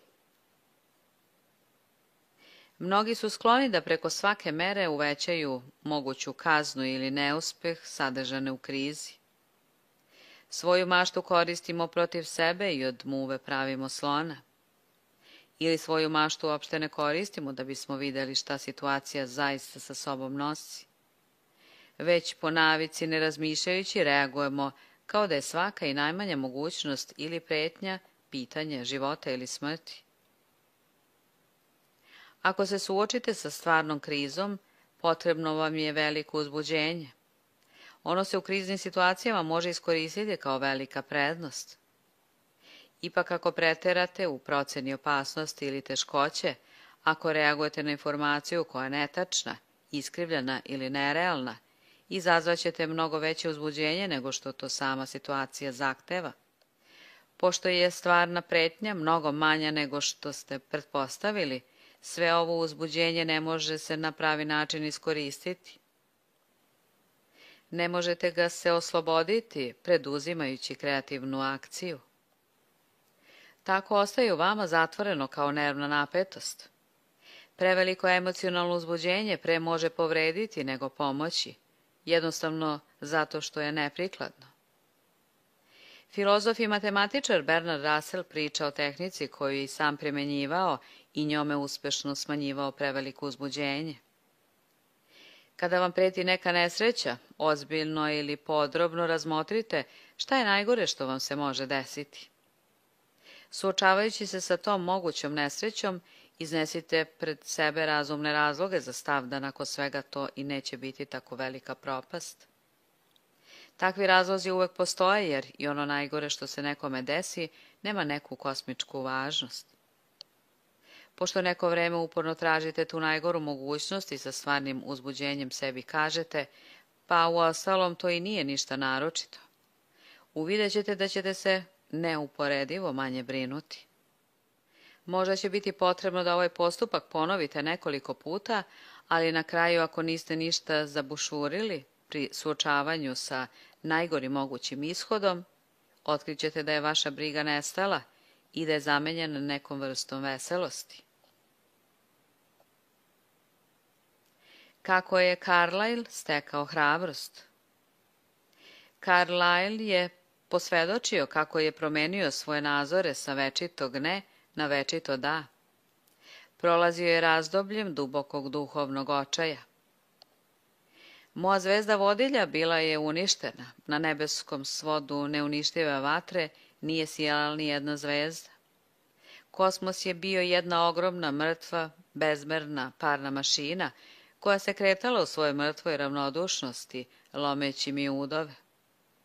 A onda usred ovog duhovnog bankrota došao je nov način života. I ja sam se upitao, čega se plašiš? Zašto kao kukavica uvek pijučeš i cmizdriš, zgrčen i uzrhtao? Nedostojni dvonošcu. Šta je najgore od onoga što je pred tobom? Smrt? Dobro, smrt. I reci i mukama pakla šta sve đavo i čovek mogu ili hoće protiv tebe da urade. Zar nemaš odvažnosti, zar ne možeš, a da ne patiš? I kao dete slobode, mada izopšteno samog đavola da zgaziš dok te proždire? Neka dođe onda, srešću se s njim i poraziti ga. I čim sam to pomislio, kao da je vatrena reka prešla mojom dušom, i za navek sam se oslobodio straha. Bio sam snažan od nepoznate snage, duh skoro božanski, i od tada se promenila i priroda moje bede. Nije bila strah niti cmizdrava tuga, već gnev i neuništivi vatreni sjaj prkosa. Russell i Carlyle nam govore kako da održimo taj agresivni, na cilj usmereni, nezavisni stav čak i u prisustvu stvarnih i ozbiljnih pretnji i opasnosti. Praviti od muve slona. Većina nas ipak dopušta sebi da bude izbačena s kursa zbog veoma malih, pa čak i izmišljenih pretnji, koje uporno tumačimo kao situacije života ili smrti, uradi ili umri. Neko je rekao da je najveći uzročnik čira to što pravimo od muve slona. Prodavac u prisustvu važnog kupca može se ponašati kao da je to pitanje života ili smrti. Devojka na svom prvom balu može se ponašati kao da ide na suđenje gde se bori za sopstveni život. Mnogi ljudi koji idu na razgovor za posao ponašaju se kao da su na smrt preplašeni i tako dalje. Možda je ovo osjećanje života ili smrti koje su mnogi doživjeli u bilo kojoj kriznoj situaciji, naše nasleđe iz mutne i daleke prošlosti, kada je za primitivnog čoveka neuspeh često bio sinonim za smrt. Međutim, bez obzira na njegovo poreklo, iskustva brojnih pacijenata pokazala su da se ono može izlečiti mirnim i racionalnim analiziranjem situacije. Bolje da se upitate šta je najgore što mi se može desiti ako ne uspem, nego da odgovarate automatski, slepo i nerazumno. Šta imate da izgubite? Pažljivo ispitivanje će pokazati da većina ovih svakodnevnih takozvanih kriznih situacija nije uopšte pitanje života ili smrti, već povoljnih prilika ili za napredovanje ili za ostanak tamo gde jesmo. Na primjer, šta je najgore što se može desiti prodavcu? On će ili dobiti porudžbinu i osjećati se bolje nego ranije, ili neće dobiti porudžbinu i neće se osjećati gore nego pre razgovora. Onaj što se javlja na konkurs ili će dobiti posao ili neće. Ako ne uspe da ga dobije, bit će u istom položaju kao i pre. Najgore što se može desiti devojci jeste da će ostati ista kao i pre bala, relativno nepoznata i da neće izazvati veliko uzbuđenje u društvenim krugovima. Malo ljudi shvata kako ova mala promjena stava može biti moćna. Jedan prodavac koga sam poznavao udvostručio je svoj prihod pošto je uspeo da izmeni svoj stav i da se sa preplašenog, paničnog, od ovoga sve zavisi, nazora, pređe na dobiti mogu sve, a izgubiti ne mogu ništa. Walter Pidgeon, glumac, ispričao je kako je njegova prva predstava bila potpuni fijasko. Bukvalno je bio na smrt preplašen. Ipak između činova razmišljao o tome kako je već postigao neuspeh, pa prema tome nema šta da izgubi, da će, ako sasvim odustane, biti potpuno neuspešan kao glumac i zato nema zašto da se brine zbog povratka na pozornicu. U drugom činu bio je opušten i samouveren i napravio je veliki hit. Ne zaboravite da ste pre svega ključ za svaku kriznu situaciju vi. Uvežbavajte i savladajte jednostavne tehnike iz ovog poglavlja i tako ćete, poput stotine onih pre vas, naučiti kako da kriza, pretvorena u kreativnu povoljnu priliku, radi za vas.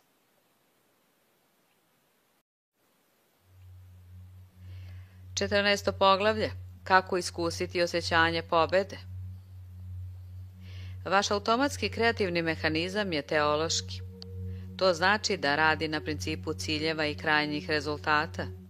Kada mu postavite jasan cilj koji želite da dostignete, možete se osloniti na njegov automatski sistem za navođenje da vas do tog cilja odvede i to mnogo bolje nego što biste to vi ikada učinili svesnim razmišljanjem. Vi ispunjavate cilj mislima o konačnom ishodu. Vaš automatski kreativni mehanizam mu zatim obezbeđuje sredstvo kojim će ga ostvariti.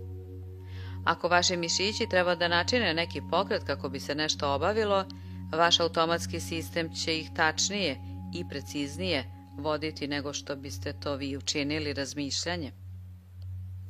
Ako su vam potrebne ideje, vaš automatski sistem će do njih doći. Razmišljajte o terminima mogućnosti.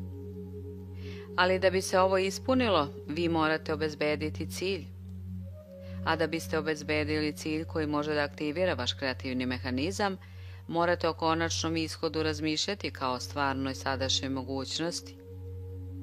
Mogućnost cilja mora biti jasna kako bi za vaš mozak i nervni sistem postala realna. U stvari, tako realna da se osjeti isto ono što bi se osjetilo da je cilj već postignut. Ovo nije ni tako teško ni tako tajanstveno kao što bi se isprva moglo činiti. Vi i ja to svakodnevno radimo.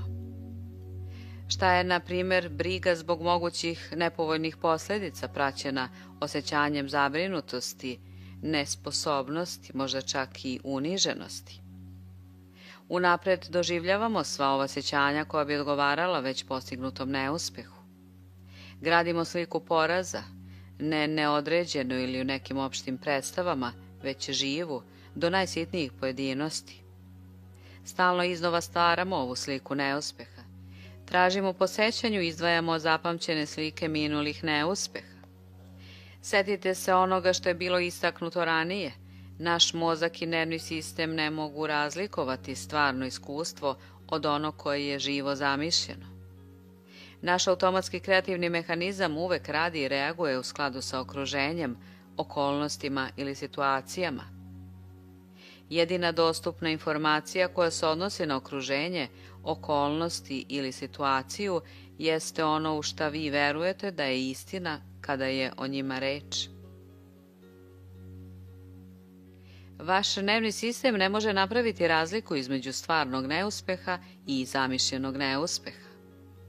To znači, ako se čvrsto držimo neuspeha i stalno tako živo predstavljamo slike neuspeha, da on za naš nervni sistem postaje stvaran, iskusit ćemo i sva ona osjećanja koja idu uz neuspeh.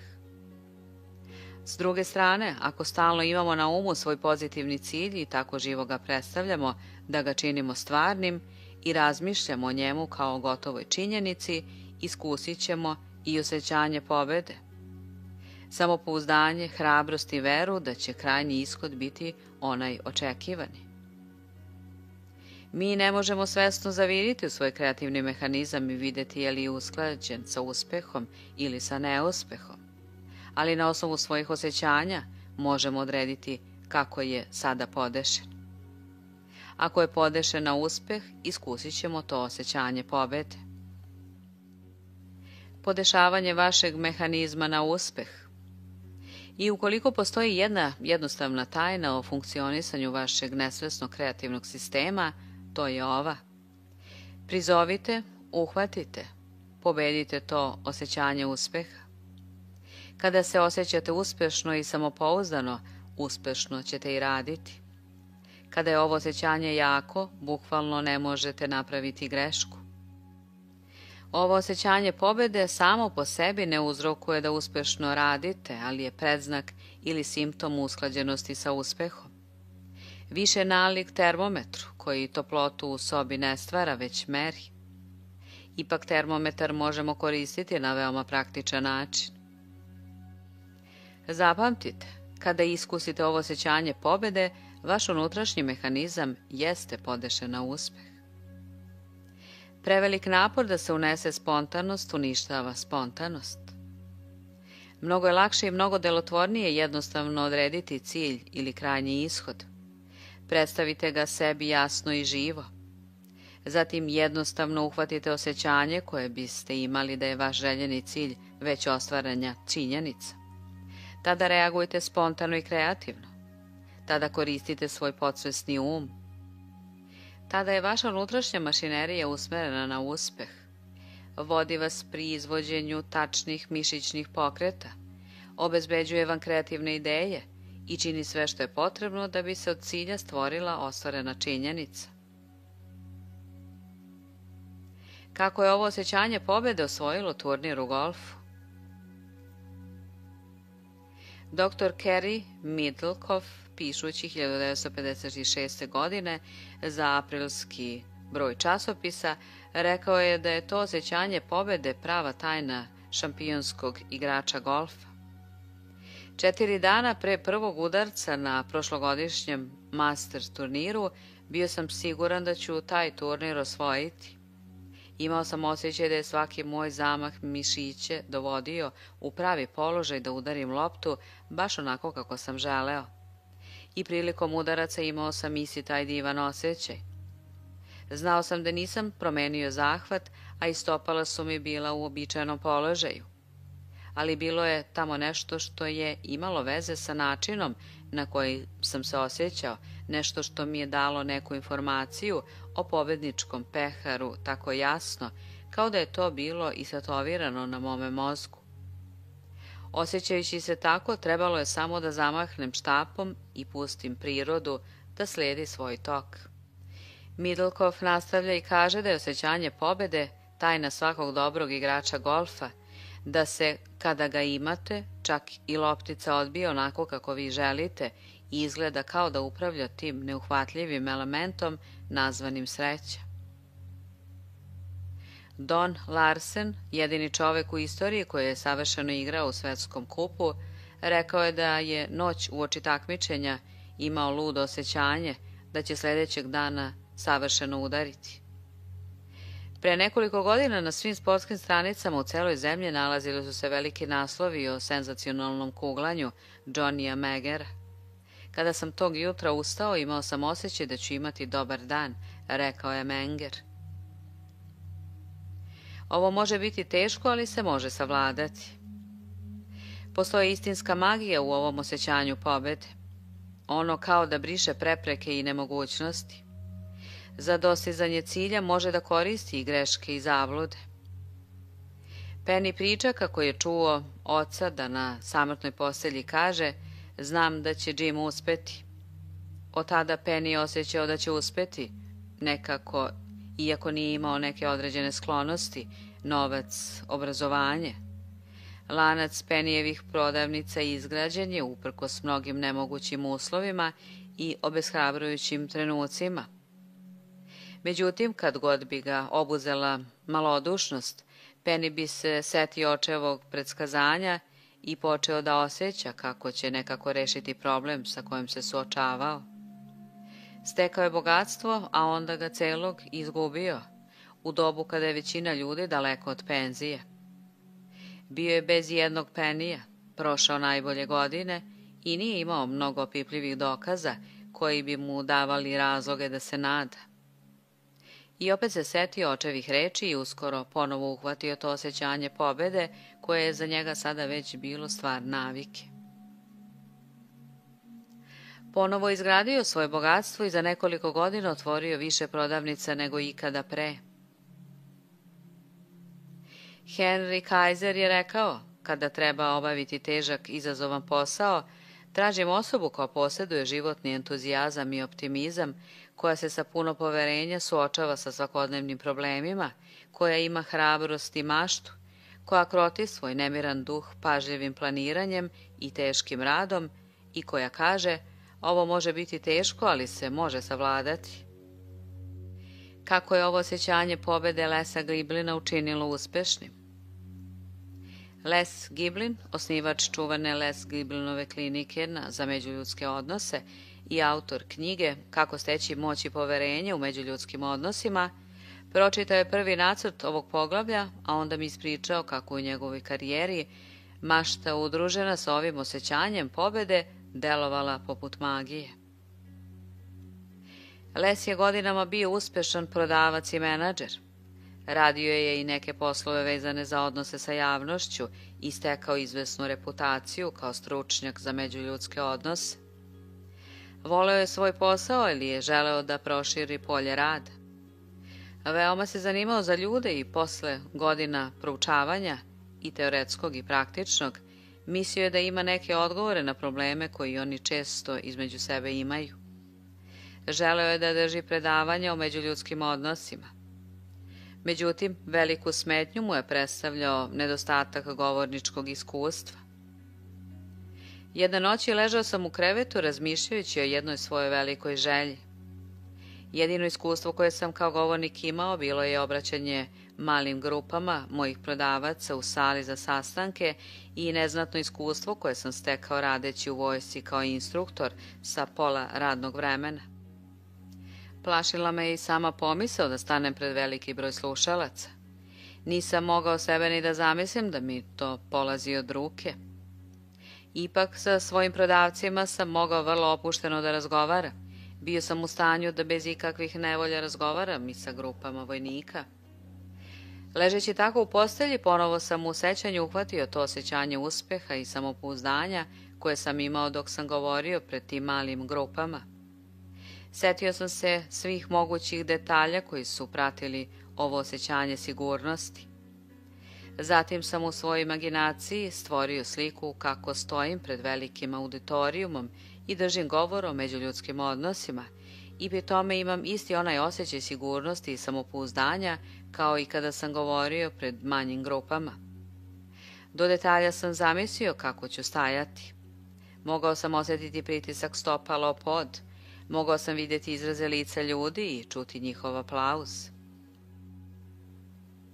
Video sam sebe kako uspešno govorim i kako postižem sjajan uspeh. Nešto kao da mi je kliknulo u glavi, bio sam ushićen i upravo u tom trenutku sam osjetio da to mogu postići. Ovo osjećanje samopouzdanja i uspeha koje sam doživao u prošlosti stopio sam sa slikom iz mašte o svojoj budućoj karijeri.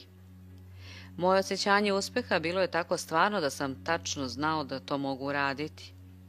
Imao sam to, kako se naziva, osjećanje uspeha i ono me nikada nije napustilo. Iako je u to vreme izgledalo da mi nijedna vrata nisu otvorena i da je taj san nemoguć, za manje od 3 godine doživeo sam da se moj san ostvari, skoro do istih onih detalja koje sam onda zamislio i osjetio. Zbog činjenice da sam bio relativno nepoznat i zbog nedostatka iskustva, nijedna veća agencija nije htjela da me stavi na svoju listu. To me nije sprečilo u mom naumu.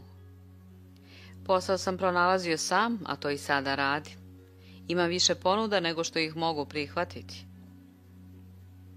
Danas je Les Giblin poznat kao veliki stručnjak za međuljudske odnose. Za njega nije ništa neobično da zaradi nekoliko hiljada dolara samo za jedno večernje predavanje.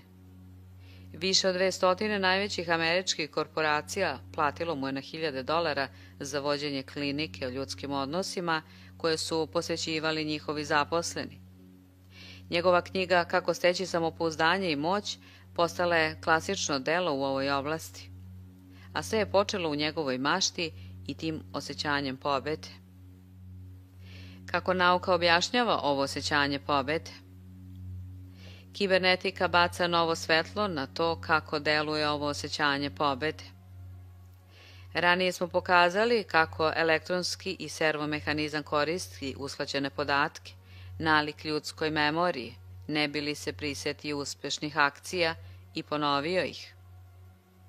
Osvajanje neke veštine predstavlja primjenu metoda pokušaja i pogrešaka, sve dok se izvestan broj pogodaka, odnosno uspešnih akcija, ne zabeleži u memoriji. Kibernetičari su napravili ono što zovu elektronskim mišem, koji može naučiti put kroz lavirint. Prolazeći njime prvi put, miš pravi brojne greške. Neprestano udara o zidove i prepreke. Ali kad god udari u neku prepreku, okrene se za 90 stepeni i ponovo pokušava. Ako natrči na drugi zid, ponovo se okreće i ponovo kreće. Vremenom, posle mnogo grešaka, zaustavljanja i okretanja, miš pronalazi izlaz iz lavirinta. Elektronski miš se međutim prisjeća uspešnih skretanja i sljedeći put kad prolazi kroz lavirint, ovu uspešni pokušaj bivaju ponovljeni, odnosno ponovo izvedeni i miš izlazi na otvoreno, brzo i uspešno. Predmet vežbe je ponavljanje pokušaja, stalno ispravljanje grešaka, dok se ne prikupi izvestan broj pogodaka. Kada se izvede uspešan obrazac akcije, ceo taj obrazac od početka do kraja ne samo da je uložen u ono što nazivamo svesnom memorijom, već i same nerve i tkiva. Narodni jezik može biti veoma intuitivan i opisan.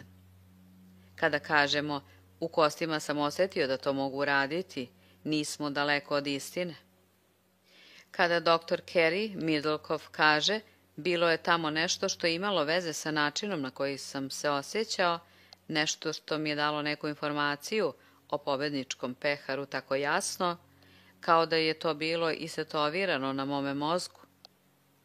On je možda i ne znajući veoma tačno opisao posljednju naučnu pretpostavku o tome šta se dešava u ljudskom umu dok učimo, prisjećamo se ili zamišljamo. Kako vaš mozak beleži uspehe i neuspehe?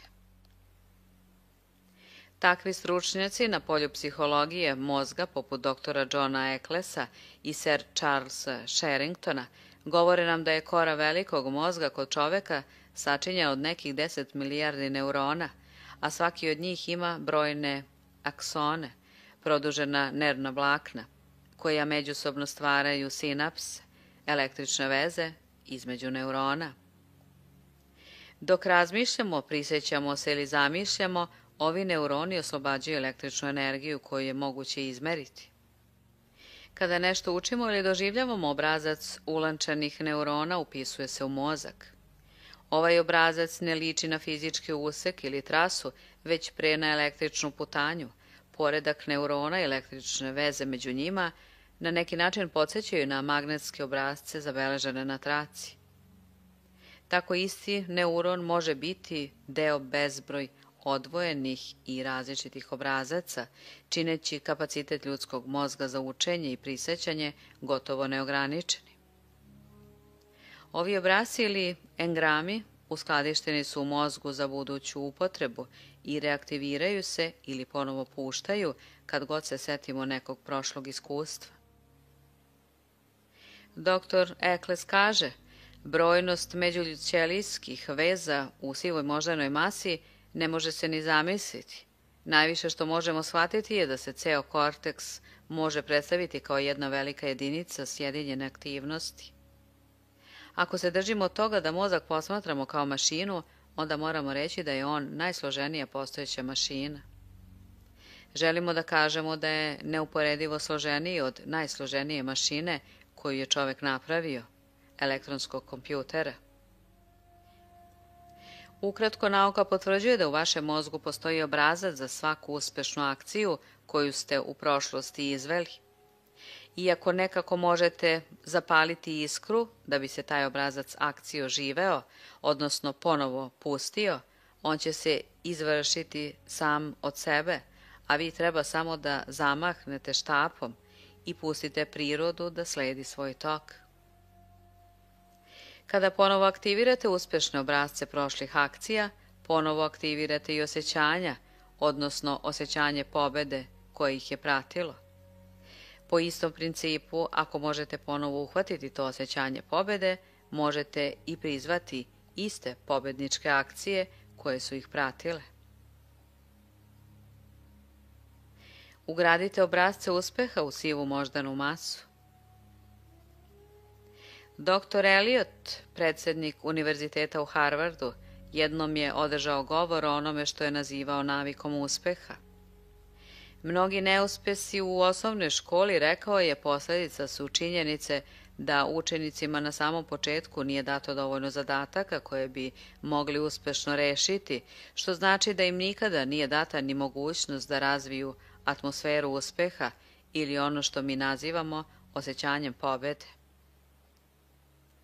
Učenik, rekao je, koji nikada nije iskusio uspeh u prvim školskim danima, nema mogućnost da razvije naviku uspeha, naviku da osjeti veru i pouzdanje pri započinjanju novog posla. I sve snage nastojao da učitelji u nižim razredima osnovne škole tako organizuju rad kako bi đacima omogućili da iskuse uspeh. Taj rad bi trebalo da bude u okviru đačkih mogućnosti, dovoljno zanimljiv da podstakne njihovo oduševljenje i motivisanost. Ovi mali uspjesi, rekao je dr. Eliot, učeniku će dati osjećaj za uspeh, koji će mu biti vredan saveznik u svim budućim poduhvatima. Naviku uspeha možemo stvoriti. U sivu moždanu masu možemo ugraditi obrasci i osjećanja uspeha bilo kada i u bilo kom životnom dobu, pridržavajući se dr. Eliotovog saveta učiteljima. Ako imamo naviku da budemo frustrirani zbog neuspeha, lako možemo izazvati osjećanja neuspeha koja boji sve nove poduhvate. Ali udešavajući stvari tako da postižemo uspeh u onim malim, možemo stvoriti atmosferu uspeha koju ćemo preneti na velike poduhvate. Možemo postepeno preuzimati sve teže zadatke i uspešno ih završavajući, bit ćemo u stanju da preduzmemo nešto još izazovnije. Uspeh je bukvalno izgrađen na uspehu I ima mnogo istine u izreci, ništa tako ne uspeva kao uspeh. Tajna je u postupnosti. Dizači tegova počinju sa težinom koju mogu podići, a onda je postepeno povećavaju. Dobri bokserski treneri sa novim bokserom počinju tako što mu odabiru lakšeg suparnika i postepeno mu daju sve iskusnije borce. Isti opšti princip možemo primeniti na skoro svaku oblast delatnosti.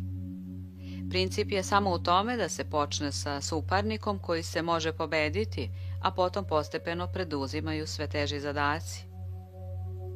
Pavlova su na samrtnoj postelji zamolili da svojim studentima da posljednji savjet o tome kako se postiže uspeh.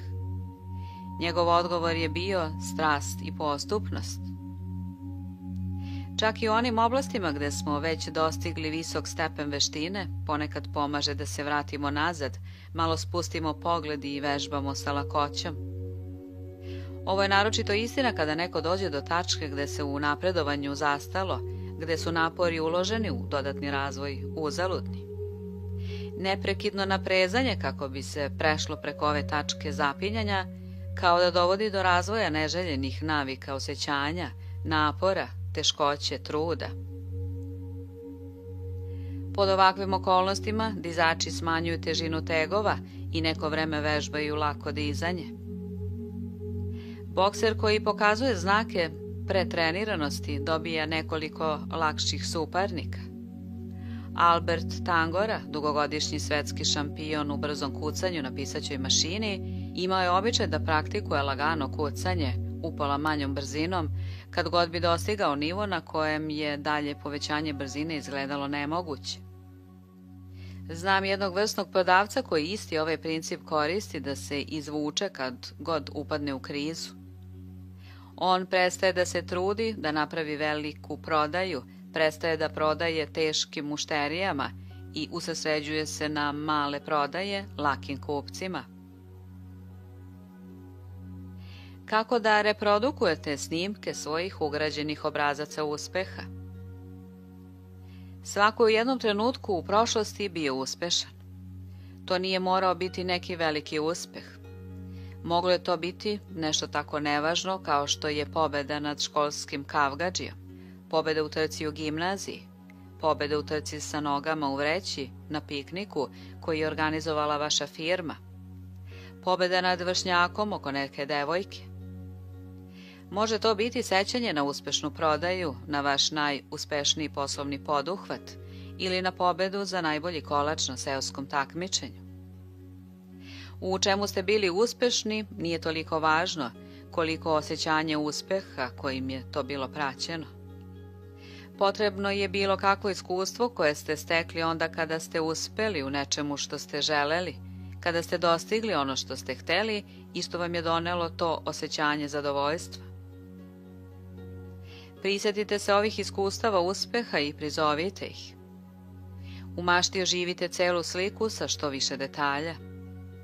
Vidite ne samo govor, poslovni sporazum, turnir u golfu, već i sve ono što je taj vaš uspeh pratilo. Šta se čulo, kako je bilo okruženje, šta se još oko vas tada dešavalo, šta se nalazilo, koje doba godine je bilo, je li bilo hladno ili toplo i tako dalje. Što više pojedinosti, to bolje. Ako se dovoljno detaljno možete prisjetiti svega što se dešavalo u trenutku vašeg uspeha, vidjet ćete da ćete se i osjećati isto onako kao i tada. Posebno pokušajte da se prisjetite svojih tadašnjih osjećanja. Ako se možete setiti svojih osjećanja iz prošlosti, ona će se ponovo javiti i u sadašnjosti. Otkrićete da se osjećate samopouzdano, jer je samopouzdanje izgrađeno na osnovu sećanja na minule uspehe. Sada, pošto ste probudili ovo generalno osjećanje uspeha, pomislite na važnu prodaju, konferenciju, govor, poslovni dogovor, turnir u golfu ili bilo šta drugo u čemu želite da budete uspešni sada. Upotrebite svoju stvaralačku imaginaciju da predstavite kako biste postupali i kako biste se osjećali da ste već uspeli. Pozitivna i konstruktivna briga. Mentalno počnite da se igrate idejom o potpunom i neizbežnom uspehu. Nemojte se siliti. Ne pokušavajte da obuzdate svoj um. Ne pokušavajte da koristite napor ili snagu volje da biste se ubedili u ono što želite. Samo radite isto ono što radite kada se brinete. Jedino se sada brinete zbog pozitivnog cilja i željenog ishoda, a ne zbog negativnog cilja i neželjenog ishoda. Ne počinjite prisiljavajući se da u potpunosti verujete u željeni uspeh. To je prevelik zalogaj da ga mentalno stvarite na početku. Koristite postupnost. Počnite da o željenom ishodu razmišljate onako kako se brinete zbog budućnosti. Kada se brinete, vi ne pokušavate sebe da ubedite da će ishod biti neželjen. Umjesto toga počinjete postupno. Obično počinjete sa pretpostavkom. Samo pretpostavi da se ovo ili ono desi, kažete sebi. Ovu ideju ponavljate u nedogled. Igrate se sa njom. Sljedeća ideja je mogućnost. To bi se moglo desiti. Potom dolazi stvaranje mentalnih slika. Počinjete da stvarate slike raznih negativnih mogućnosti. Puštate te zamišljene slike iznova i iznova, dodajući sitne pojedinosti i pojačanja. Kako vam te slike postaju sve stvarnije, počinju da se javljaju i odgovarajuća osjećanja, baš kao da se zamišljeni ishod već desio. I tako se razvijaju strah i uznemirenost. Kako odgajati veru i hrabrost? Vera i hrabrost se razvijaju na potpuno isti način. Samo su vaši ciljevi drugačiji. Ako imate nameru da provedete vreme brinući se, zašto se ne biste konstruktivno brinuli? Počnite sa tim što ćete odrediti ishod koji biste najviše želeli. Započnite svojom pretpostavkom. Pretpostavimo da se najbolji mogući ishod zaista desio. Zatim, podsjetite se da bi se na kraju krajeva to i moglo desiti. Ne da će se obavezno desiti, već u toj fazi samo da bi se moglo desiti. Podsjetite se najzad da je takav dobar i željeni ishod mogućan.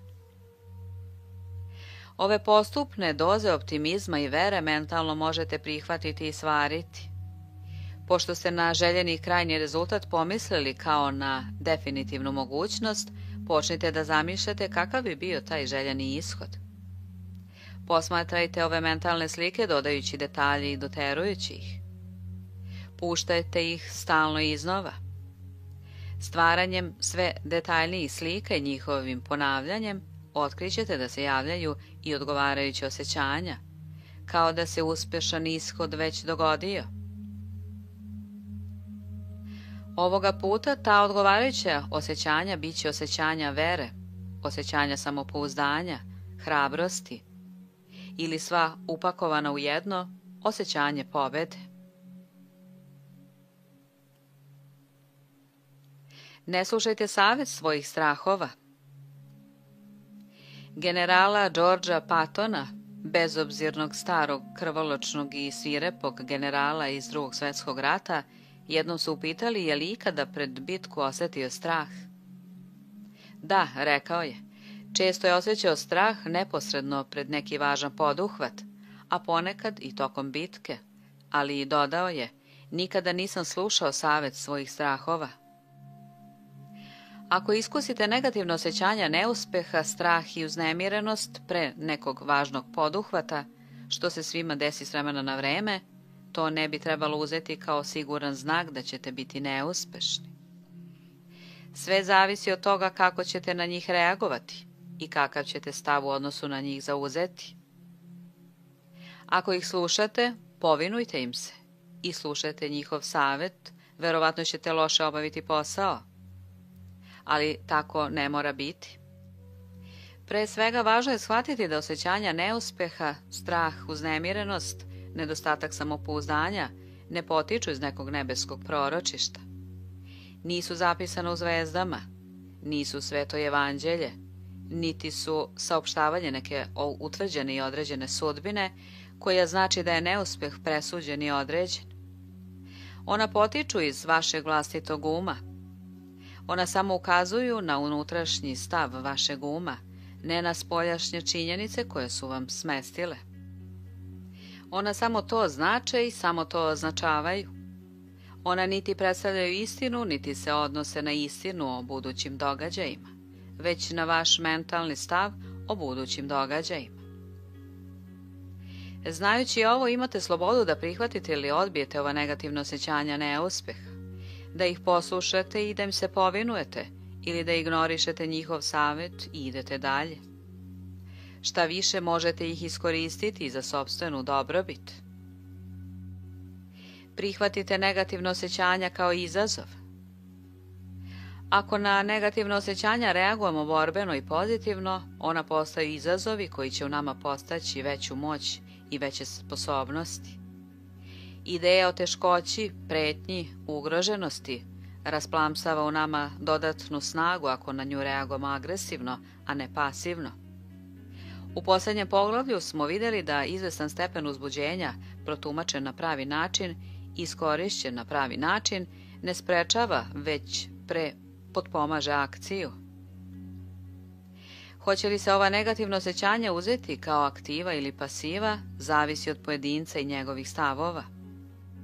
Udarni primjer za ovo jeste iskustvo doktora Rajna, dekana parapsihološke laboratorije Univerziteta Duke. Obično će, kaže doktor Rajn, negativne sugestije, odvraćanje pažnje, izražavanje neverice od strane posmatrača, imati odlučujući negativan efekat na rezultat koji će subjekt postići pri pokušajima da pogodi poredak karata u specijalnom špilu ili kada se na bilo koji način testiraju njegove telepatske sposobnosti. Pohvala, ohrabrenje, navijanje za subjekta skoro uvek utiču na njegov bolji rezultat. Osujećenje i negativne sugestije mogu skoro uvek dovesti do trenutnog i dramatičnog smanjenja broja bodova na testu. Međutim, ponekad će subjekt te negativne sugestije prihvatiti kao izazov i čak i bolje ispuniti zadatak. Na primjer, subjekt po imenu Pierce stalno imao visok procenat pogodaka, 5 pogodaka u špilu od 25 karata. Dr. Ryan je odlučio da pokuša da izazove Pierce-a, ne bi li ovaj postigao još bolje rezultate. To je uradio tako što se pred svaki pokušaj s njim opkladio da neće pogoditi sljedeću kartu. Bilo je očigledno da je to Pierce-a maksimalno podstaklo. Opklada je bila samo pogodan način da se dovede do toga da se na test baci sa većim oduševljenjem, rekao je dr. Ryan. Pierce je pogodio svih 25 karata. Lilian, 9-godišnjakinja, imala je bolje rezultate od proseka kada nije postojao nikakav ulog i kada nije imala zbog čega da brine u slučaju neuspeha.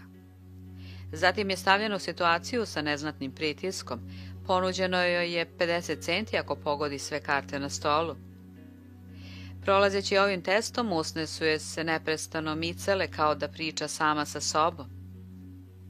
Pogodila je svih 25 karata.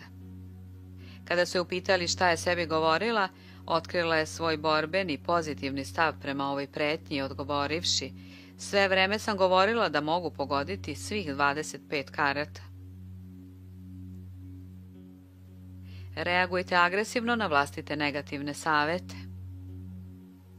Svako zna nekoga koga tuđi savet ti to ne možeš uraditi, obeshrabri i porazi.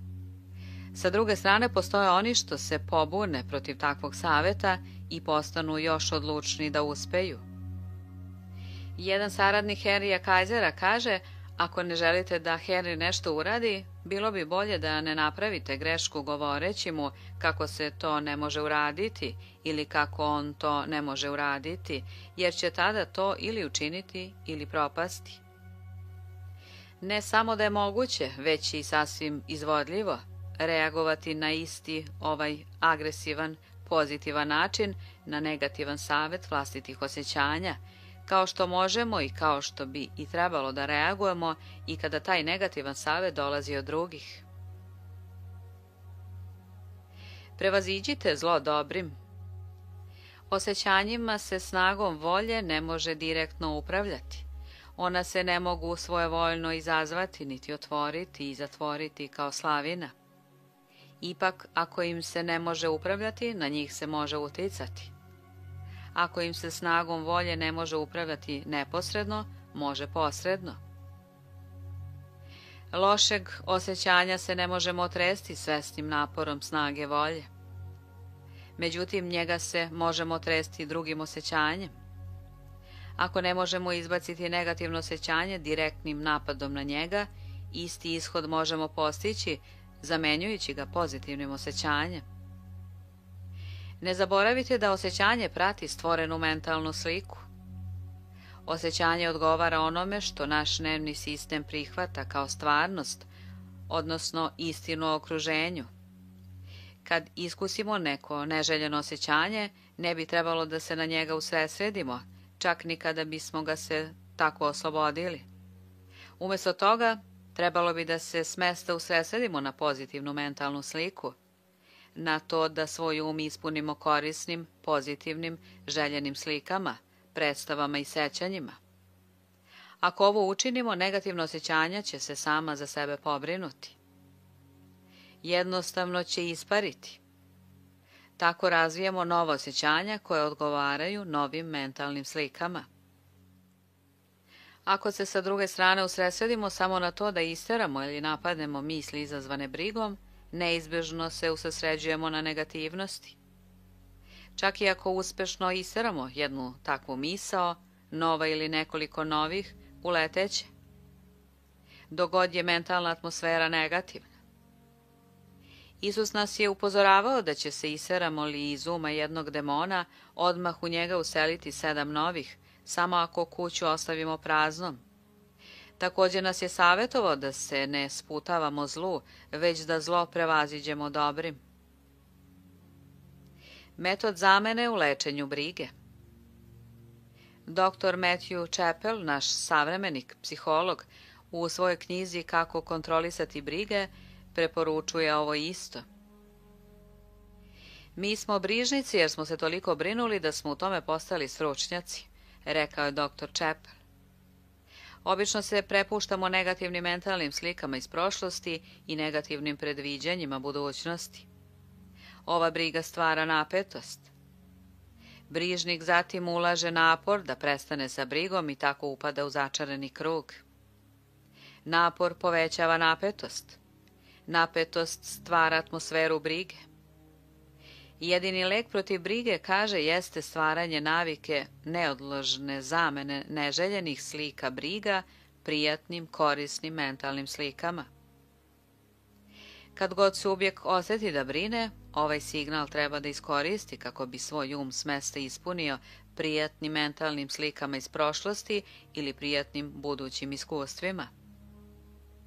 Vremenom će briga sama sebe poraziti, jer postaje podsticaj za primjenu protiv brige. Zadatak brižnika, kaže dr. Chappell, nije da prevaziđe neki određen izvor brige, već da promeni mentalne navike. Dok god je um podešen ili prilagođen na pasivan, malodušan, nadam se da se ništa neće desiti, stav, uvek će postojati nešto zbog čega će se brinuti. Psiholog David Seabury kaže da je najbolji savjet koji mu je otac ikada dao bio da stvara pozitivne mentalne slike s mesta i na mig kad god postane svestan negativnih osjećanja. Negativne osjećanja bukvalno sama sebe pobeđuju, postajući zvono koje postiče uslovni refleks da izazove pozitivno stanje uma. Sećam se da me je kao studenta profesor prozvao da usmeno odgovorim na neka pitanja iz patologije. Iz nekog razloga bio sam prepun straha i uznemirenosti kada sam stao pred ostale studente i nisam mogao tačno da odgovorim na pitanja. Ipak, u drugim okolnostima, kada sam gledao slajdove pod mikroskopom i odgovarao na pitanja, otkucana na papiru, bio sam drugačija osoba. Bio sam opušten, samopouzdan i siguran u sebe. Zato što sam dobro znao taj predmet, imao sam ono osjećanje pobede i na pitanja sam odgovarao veoma dobro. Kako je semestar odmicao, posmatrao sam sebe i kada bih ustao da odgovorim na pitanja, pretvarao sam se da ne vidim publiku, već da gledam kroz mikroskop. Bio sam opušten i tim osjećanjem pobede zamenio sam ono negativno koje sam imao pri usmenom ispitivanju. Na kraju semestra prolazio sam veoma dobro i na usmenim i na pismenim proverama znanja. Negativno osjećanje je na kraju postalo neka vrsta zvona koje je stvorilo uslovni refleks za izazivanje tog osjećanja pobede. Danas sa lakoćom predajem i govorim na bilo kojem skupu, bilo gde na svetu, zato što sam opušten i znam o čemu govorim. I ne samo to, u razgovoru uvlačim i ostale i pomažem im da se i oni osjećaju opušteno. Tokom 25-godišnje prakse u plastičnoj hirurgiji operisao sam vojnike osakaćene na vojnom polju, decu sa urođenim manama, muškarce, žene i decu povređene u nesrećama u kući, na putevima ili na radu. Ovi nesrećni ljudi su mislili da nikada neće osjetiti to osjećanje pobede. Ipak, pošto su se oporavili i ponovo izgledali normalno, svoja negativna osjećanja su zamenili osjećanjem vere u budućnost. Dajući im još jednu šansu da uhvate ovo osjećanje pobede, i sam sam postao umetnik u izazivanju ovog istog osjećanja. Pomažući njima da poboljšaju njihovu sliku o sebi, ja sam poboljšao svoju. Svi moramo to isto učiniti sa svojim unutrašnjim ožiljcima i negativnim osjećanjima, želimo li da dobijemo više života od života. Izbor je vaš. U vama se nalazi ogromno skladište prošlih iskustava i osjećanja i uspeha i neuspeha. Kao neaktivni zapisi na traci, ova iskustva i osjećanja zapisana su na neuronskim engramima sive mase vašeg mozga. Tamo su zapisane priče sa srećnim krajem i priče sa nesrećnim krajem. I jedne i druge su istinite. I jedne i druge su stvarne. Koje ćete izabrati da pustite, vaš je izbor. Još jedno zanimljivo naučno otkriće o ovim engramima jeste da oni mogu biti promenjeni ili izmenjeni, kao što i zapis na magnetofonskoj traci može biti promenjen umontiravanjem dodatnog materijala ili zamenjivanjem starog zapisa novim, snimljenim preko njega. Dr. Eccles i dr. Sherrington kažu nam da su engrami u ljudskom mozgu skloni neznatnim izmenama kad god se ponovo puste. Preuzimaju nešto od našeg sadašnjeg raspoloženja, razmišljanja i stavova prema njima. Također svaki pojedinačni neuron može postati deo možda stotine odvojenih i različitih obrazaca, kao što jedno drvo u bašti može sačinjavati deo kvadrata, pravogaonika, trougla ili bilo kog većeg mnogougla i tako dalje. Neuron u originalnom engramu, čiji deo sačinjava, preuzima neke od karakteristika narednih engrama, čiji deo postaje i tako na neki način menja i osnovni engram. To ne samo da je veoma zanimljivo, već je i ohrabrujuće. Daje nam razlog da verujemo kako negativna i nesrećna iskustva detinjstva, traume i sl. Nisu tako postojani ni kobni kako što su nas ubeđivali neki raniji psiholozi. Sada znamo da ne samo što prošlost utiče na sadašnjost, već i da sadašnjost jasno utiče na prošlost. Drugim rečima, prošlost nas nije ni osudila ni proklela.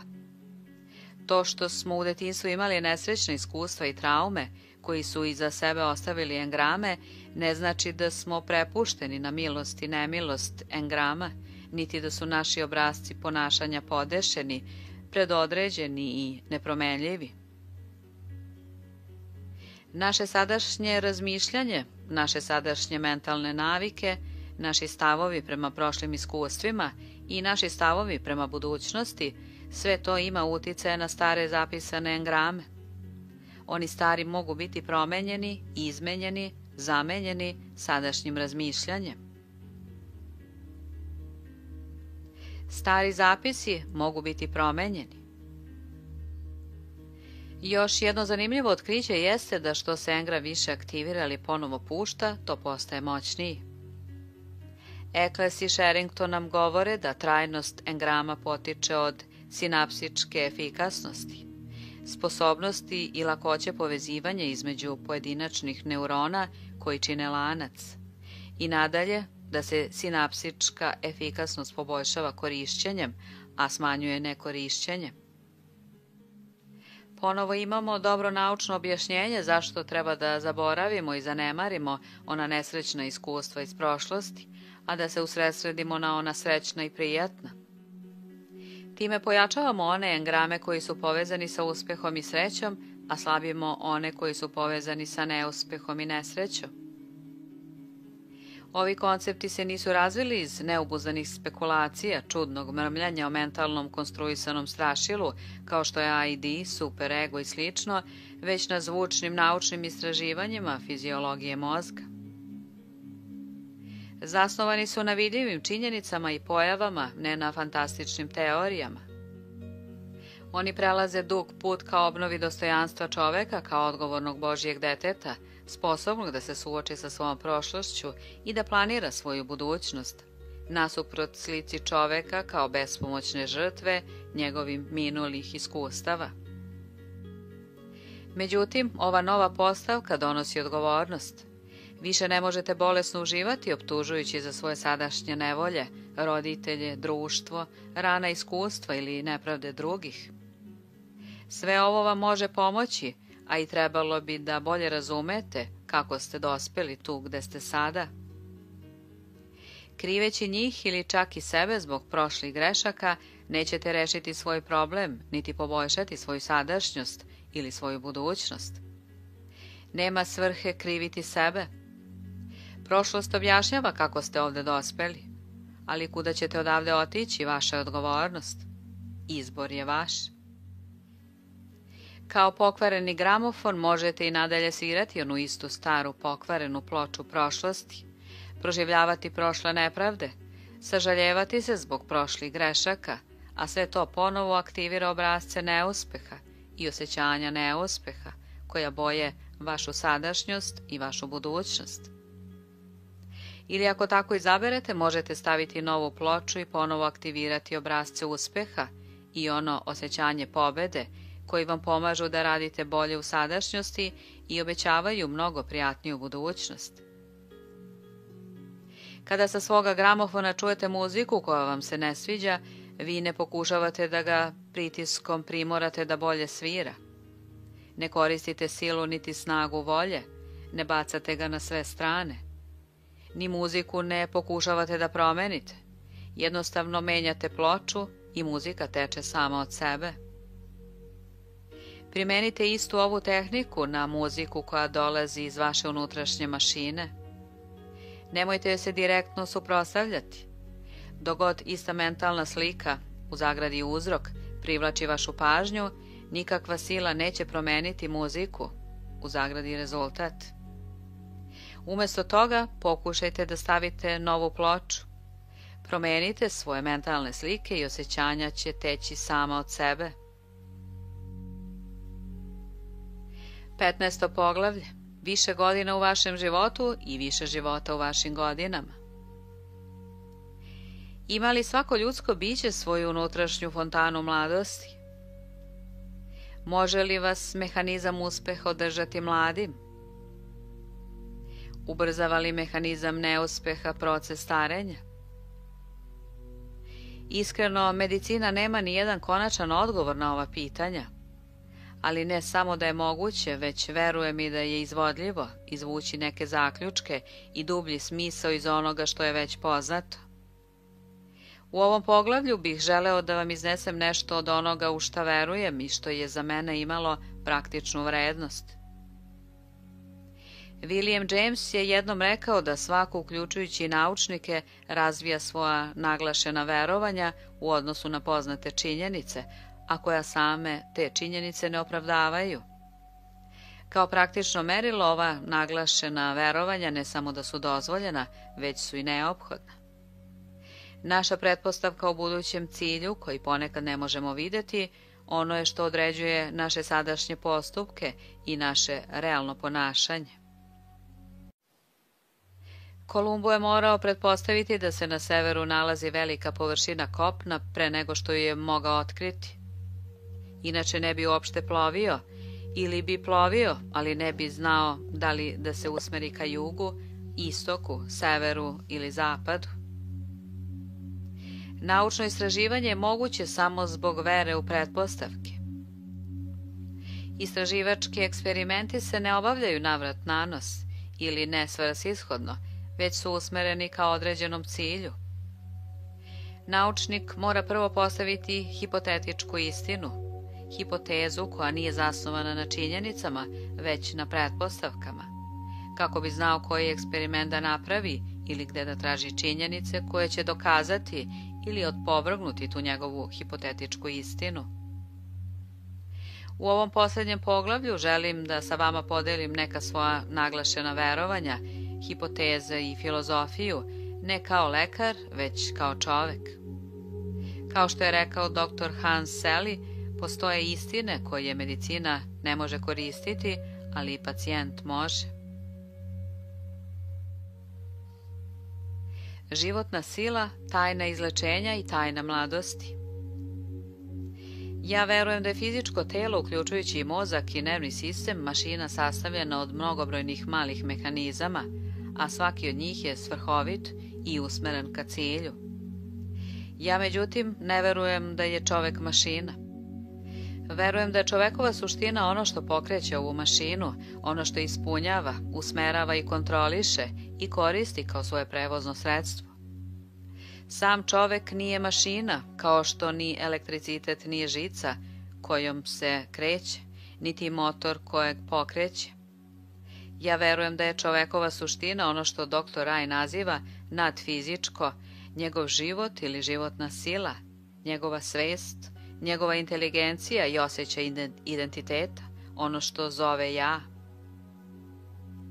Mnogo su godina pojedini naučnici, psiholozi, filozofi, biolozi pretpostavljali da postoji neka vrsta univerzalne energije ili životne energije koja pokreće ovu ljudsku mašinu i da raspoloživa količina te energije i način na koji se ona koristi objašnjavaju zašto su neki otporniji na bolesti od drugih, zašto neki stare brže od drugih i zašto neki žilaviji žive duže od drugih. Također je bilo vrlo očito da je izvor ove osnovne energije, šta god da bi to moglo biti, bilo nešto drugo, a ne površinska energija koju dobijamo od hrane koju jedemo. Energija kalorija ne objašnjava zašto se neko može brzo oporaviti posle ozbiljne operacije, ili izboriti sa dugotrajnom stresnom situacijom, ili naživjeti drugoga. Za ove osobe kažemo da imaju jaku konstituciju. Pre nekoliko godina dr. Handfield je napisao: istina je da nagomilavamo izvesnu količinu energije dobijene fiziološki unošenjem hrane i vazduha, ali nekolicina najvećih psihologa, naročito kliničkih, koji se moraju baviti aktuelnim bolestima čoveka, bili su skloni tome da na taj izvor moći gledaju kao na neki impuls koji kroz nas deluje, ali ga nismo mi stvorili. Ono što Žane naziva mentalnom energijom jeste sila koja opada kod neurastenika, a raste kod zdravog čoveka. Govori o libidu ili porivu kao o sili koja struji našim životom. Sada kao impuls prema hrani, sada kao seksualni instinkt. Tu je i Bergsonova životni elan. Svi oni pretpostavljaju da mi nismo samo prijemnici, nego i kanali energije. Život i moć nisu toliko u nama, koliko prolaze nama. Čovekovu snagu ne treba meriti po stajaćoj vodi u bunaru, već po neograničenim zalihama u rajskim oblacima. Hoćemo li na te impulse gledati kao na kosmičku energiju, kao na životnu silu, ili razmatrati kakvi mogu biti njihovi odnosi sa božanskim postojanjem u prirodi, na drugim je istraživačima da kažu. Nauka otkriva životnu silu. Danas je ovu životnu silu kao naučnu činjenicu ustanovio dr. Hans Selye sa Univerziteta u Montrealu. Od 1936. godine dr. Selye je proučavao problem stresa. Klinički i u brojnim laboratorijskim eksperimentima i studijama dr. Selye je dokazao postojanje bazične životne sile koju naziva energijom adaptacije, prilagođavanja. Tokom života od kolevke do groba mi se svakodnevno prilagođavamo stresnim situacijama. Čak i sam proces življenja stres, odnosno neprestano prilagođavanje. Dr. Selye je otkrio da ljudsko telo ima različite odbrambene mehanizme, sindrome lokalne adaptacije, koji brane organizam od specifične vrste stresa i opšti odbrambeni mehanizam, sindrom generalne adaptacije, koji brani od nespecifičnog stresa. Stres obuhvata sve što traži prilagođavanje ili podešavanje, kao što su ekstremna toplota ili hladnoća, napad virusa, emocionalna napetost, istrošenost života ili takozvani proces starenja. Termin energije adaptacije, kaže dr. Selye, skovan je za ono što se koristi tokom neprekidnog rada na prilagođavanju, kako bi ukazao da je to nešto drugo od energije kalorija koju dobijamo iz hrane. Ali to je samo naziv i mi još uvek nemamo precizan koncept toga šta bi ta energija mogla biti. Dalje istraživanja u tom pravcu mogli bi biti vrlo obećavajuća, jer izgleda da ovdje dodirujemo same osnove starenja. Dr. Selye je napisao 12 knjiga i 100 članaka, objašnjavajući svoje kliničke studije i koncept stresa, zdravlja i bolesti. Učinio bih mu medveđu uslugu pokušavajući da dokažem kako ima pravo. Dovoljno je reći da su njegove istraživanja potvrdili medicinski stručnjaci celoga sveta. Ako želite da više naučite o radu koji ga je doveo do tih otkrića, preporučujem vam da pročitate dr. Selyevu knjigu Stres života, napisana za laike. Za mene je zaista važno što je dr. Selye dokazao da je samo telo opremljeno da se održi u zdravlju, izleči od bolesti i ostane mlado, uspešno se hvatajući u koštac sa onim faktorima koji donose ono što nazivamo starost. Ne samo što je dokazao da je telo sposobno da se samo izleči, već i da je to pri konačnoj analizi jedina vrsta izlečenja koja postoji. Lekovi, hirurgije i razne terapije uglavnom deluju tako što ili podstiču odbrambene mehanizme samoga tela, ukoliko su ovi slabi, ili ih prigušuju ukoliko su prejaki. Sama energija prilagođavanja jeste ono što na posledku prebrodi bolest, izleči ranu ili opekotinu ili pobedi druge stresore. Je li to tajna mladosti? Ovaj životni elan, životna sila i energija prilagođavanja, nazovite to kako god hoćete, ispoljava se na mnoge načine. Energija koja leči ranu ista je ona energija koja održava rad ostalih telesnih organa. Kada je ta energija optimalna, svi naši organi rade bolje, mi se osjećamo dobro, rane se zaceljuju brže, otporniji smo na bolesti, brže se oporavljamo od bilo kakvog stresa, osjećamo se i ponašamo mlađe i u stvari biološki i jesmo mlađi. Zbog toga je moguće dovesti u vezu razne pojave, oblike ove životne sile i pretpostaviti da šta god nam ovu životnu silu čini dostupnom, šta god nam omogućava veći priliv ove životne tvari, šta god nam pomaže da je bolje koristimo, to nam bukvalno pomaže svud po telu. Možemo zaključiti da ta nespecifična terapija koja pomaže ranama da brže zacele, pomaže i nama da se osjećamo bolje. Ta nespecifična terapija koja nam pomaže da savladamo bol može, na primjer, poboljšati vid. I upravo u tom pravcu idu današnja medicinska istraživanja koja najviše obećavaju. Naučna potraga za eliksirom mladosti. Daleko najzanimljivije polje medicinskih istraživanja koje pruža i najviše nade jeste traganje za nespecifičnim terapijama koje će pomoći čoveku svud po telu, koje će ga odbraniti od bilo koje bolesti ili mu pomoći da je savlada nasuprot specifičnim ili lokalnim terapijama za ovu ili onu vrstu bolesti. Već je napravljen znatan napredak na ovom polju. Adrenokortikotropni hormon, kortizon, primjeri su nespecifičnih terapija. Oni deluju blagotvorno ne samo na jedno ili dva patološka stanja, već na celu armiju bolesti, delujući kroz generalni odbrambeni mehanizam samoga tela. Bogomolec je kasnim 40. stekao svetski renome svojim serumom mladosti, napravljenim od slezine i koštane srži, kome su klicali svi pisci časopisa, ali ne i sam Bogomolec, kao o leku za sve koji deluje kod svih bolesti. Trenutno je dr. Paul Nihans iz Švajcarske, čuven po svojoj celularnoj terapiji CT za sve bolesti, uključujući i degenerativne bolesti, uobičajeno povezane sa starošću. Nihans je koristio CT na papi Piju XII, zapadno-nemačkom kancelaru Konradu Adenaueru i mnogim drugim slavnim osobama. Oko 500 evropskih doktora sada koristi CT u lečenju svih vrsta bolesti. Sam postupak je prilično jednostavan. Iz klanice se uzme sveže embrionalno životinjsko tkivo. Ove nove i mlade ćelije ubace se u isečak tkiva i potom ubrizgaju pacijentu. Ako jetra loše radi, koriste se embrionalne životinjske ćelije jetre. Ako je bubreg bolestan, koristi se bubrežno tkivo i tako dalje.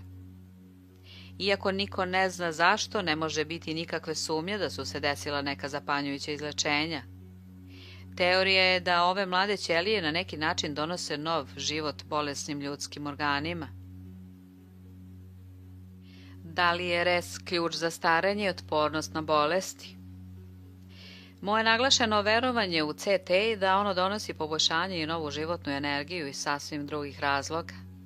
Studije profesora Henrya Simsa sa katedre za medicinu i hirurgiju na Univerzitetu Kolumbija, dr. Johna Hellera sa Instituta Nove Engleske za medicinska istraživanja u Richfieldu, država Connecticut, dr. Sanforda O'Byersa iz bolnice Brdo Cion u San Francisku i ostalih nezavisnih istraživača vrlo čvrsto pretpostavljaju da se pravi ključ i dugovečnosti i otpornosti na bolesti nalazi u radu ćelija koje čine telesno vezivno tkivo, a koje su poznate kao retikuloendotelijalni sistem ili RES.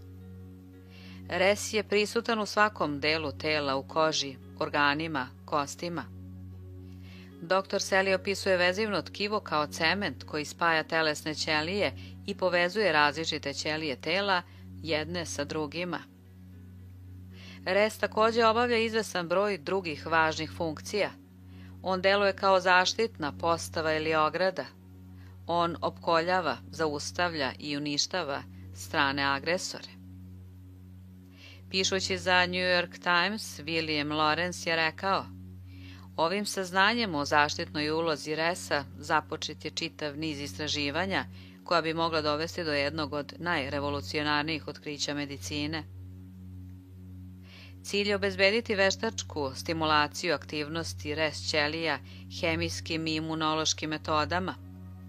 Umesto borbe protiv pojedinačne bolesti, hemijska stimulacija prirodnog odbrambenog telesnog sistema omogućila bi biološku odbranu protiv bolesti uopšte i infektivnih i neinfektivnih, uključujući i degenerativne bolesti koje znatno više napadaju starije starosne grupe. Takav jedan pristup zaista bi služio kao kočnica samog procesa starenja i, ovladavajući stepenom gubitka njegove opšte otpornosti, zadržavao čoveka u mlađem dobu. RES kontroliše faktore rasta i antirasta. Dr. Kurt Stern sa Čikaške medicinske škole otkrio je da rez ćelije kontrolišu telesne mehanizme rasta i antirasta. U ovom trenutku izgleda najbolje opkladiti se na rez kao na unutrašnju telesnu fontanu mladosti.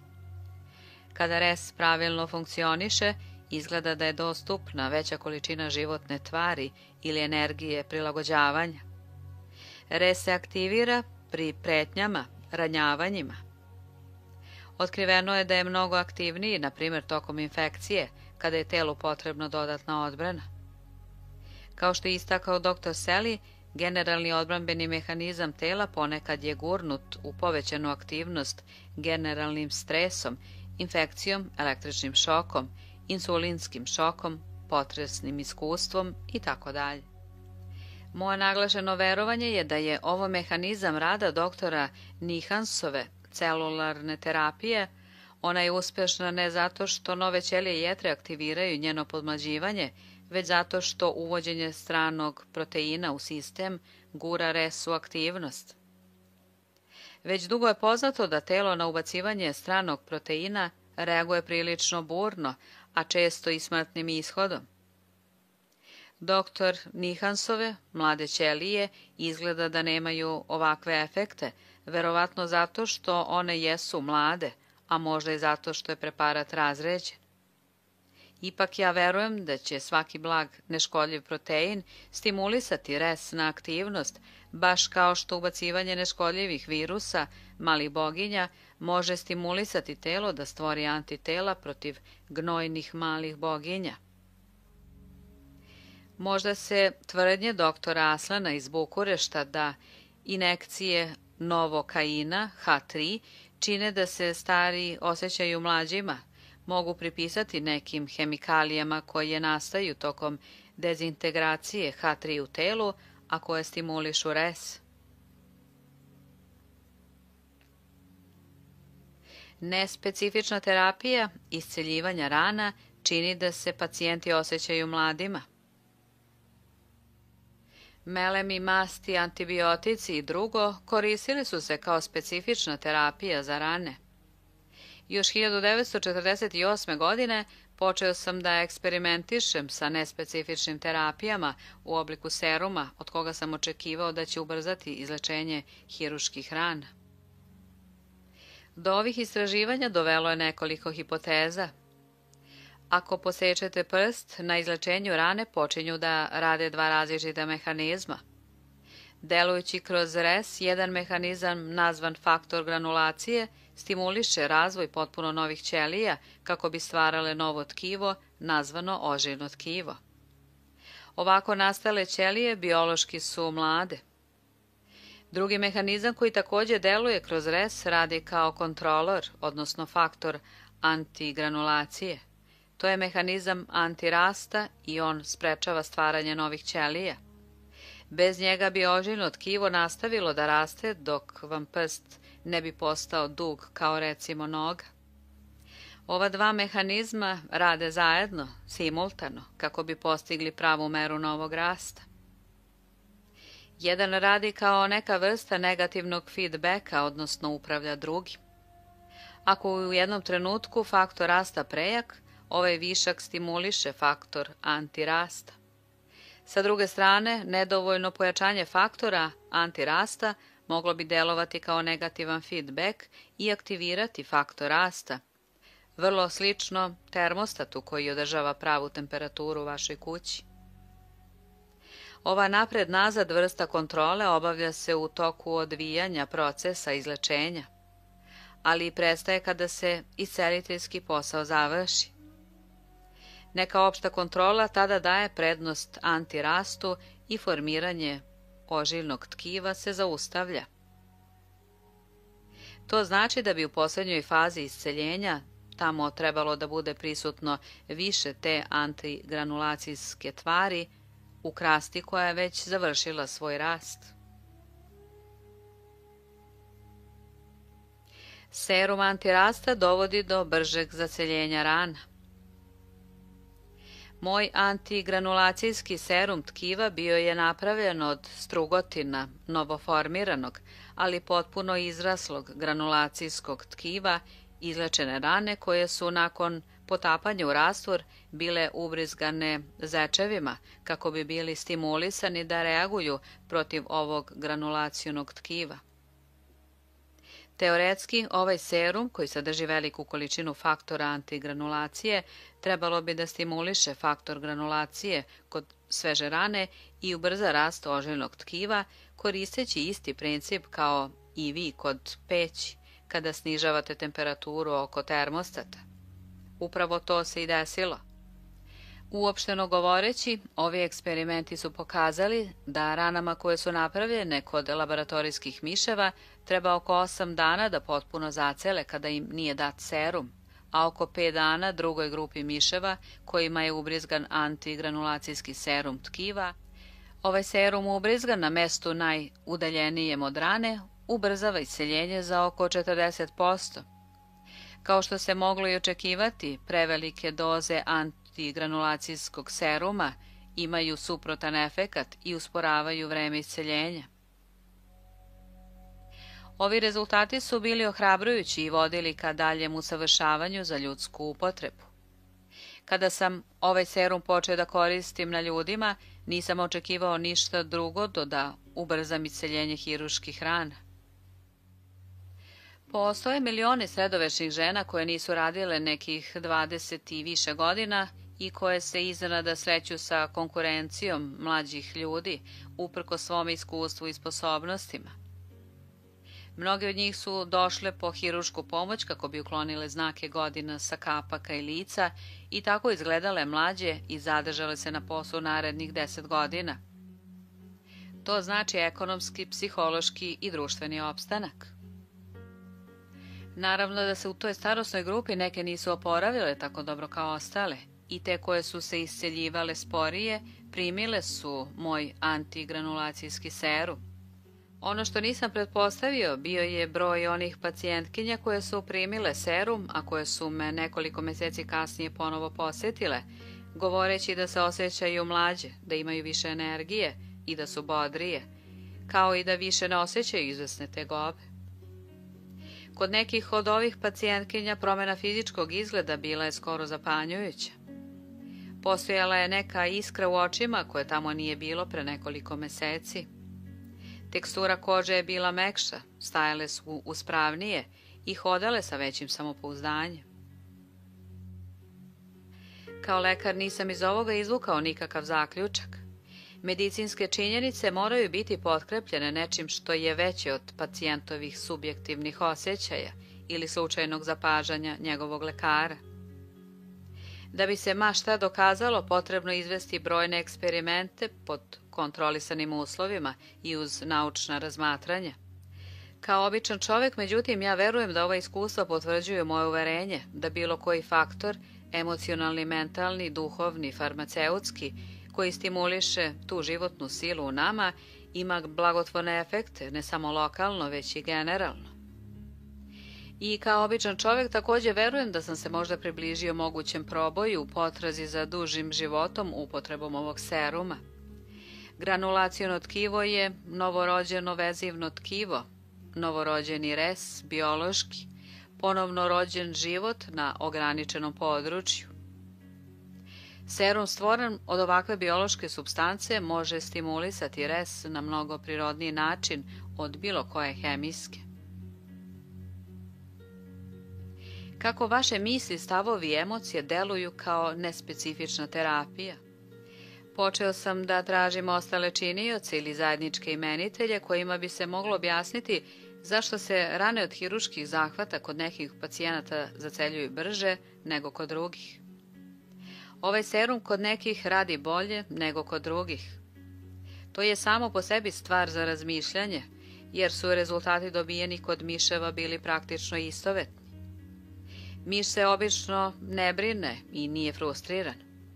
Međutim, frustracija i emocionalni stres mogu se proizvesti kod miševa imobilizacijom, čime im se ograničava sloboda pokreta. Imobilizacija frustrira svaku životinju. Laboratorijski eksperimenti su pokazali da pod emocionalnim stresom frustracije vrlo male rane zaceljuju brže, ali se svaka prava ozljeda pogoršava i isceljenje je ponekad nemoguće. Također je ustanovljeno da nadbubrežne žlezde na veoma sličan način reaguju na emocionalni stres i na stres prouzrokovan ozljeđivanjem telesnog tkiva. Kako vas ozljeđuje mehanizam neuspeha? Moglo bi se reći da frustracija i emocionalni stres, oni činioci koji su prethodno opisani kao mehanizam neuspeha, bukvalno dodaju so na ranu kad god fizičko telo pretrpi neko oštećenje. Ako je ovo fizičko oštećenje veoma malo, izvesna količina emocionalnog stresa može postaći rad odbrambenog mehanizma, ali ako se radi o stvarnoj i ozbiljnoj fizičkoj ozljedi, emocionalni stres se dodaje i pogoršava stanje. Ovo nam saznanje daje razlog da zastanemo i razmislimo. Ako starenje nastaje trošenjem naše energije prilagođavanja, što misle mnogi stručnjaci u ovoj oblasti, onda nas naše prepuštanje negativnim činiocima mehanizma neuspeha može odvesti u preranu starost.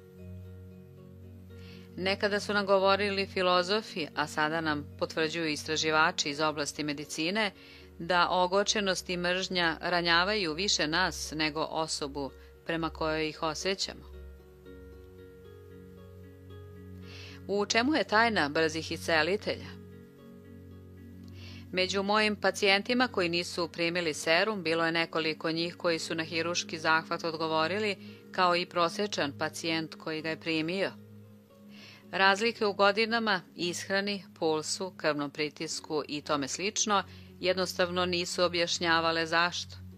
Međutim, bila je tamo jedna lako prepoznatljiva osobina, zajednička za sve brze iscelitelje. Oni su bili optimisti, vedri, pozitivni mislioci, koji ne samo što su očekivali brzo ozdravljenje, već su imali i neki jak razlog ili potrebu da brzo ozdrave. Imali su nešto što očekuju, imali su nešto zbog čega će ozdraviti, a ne samo nešto zbog čega će živeti.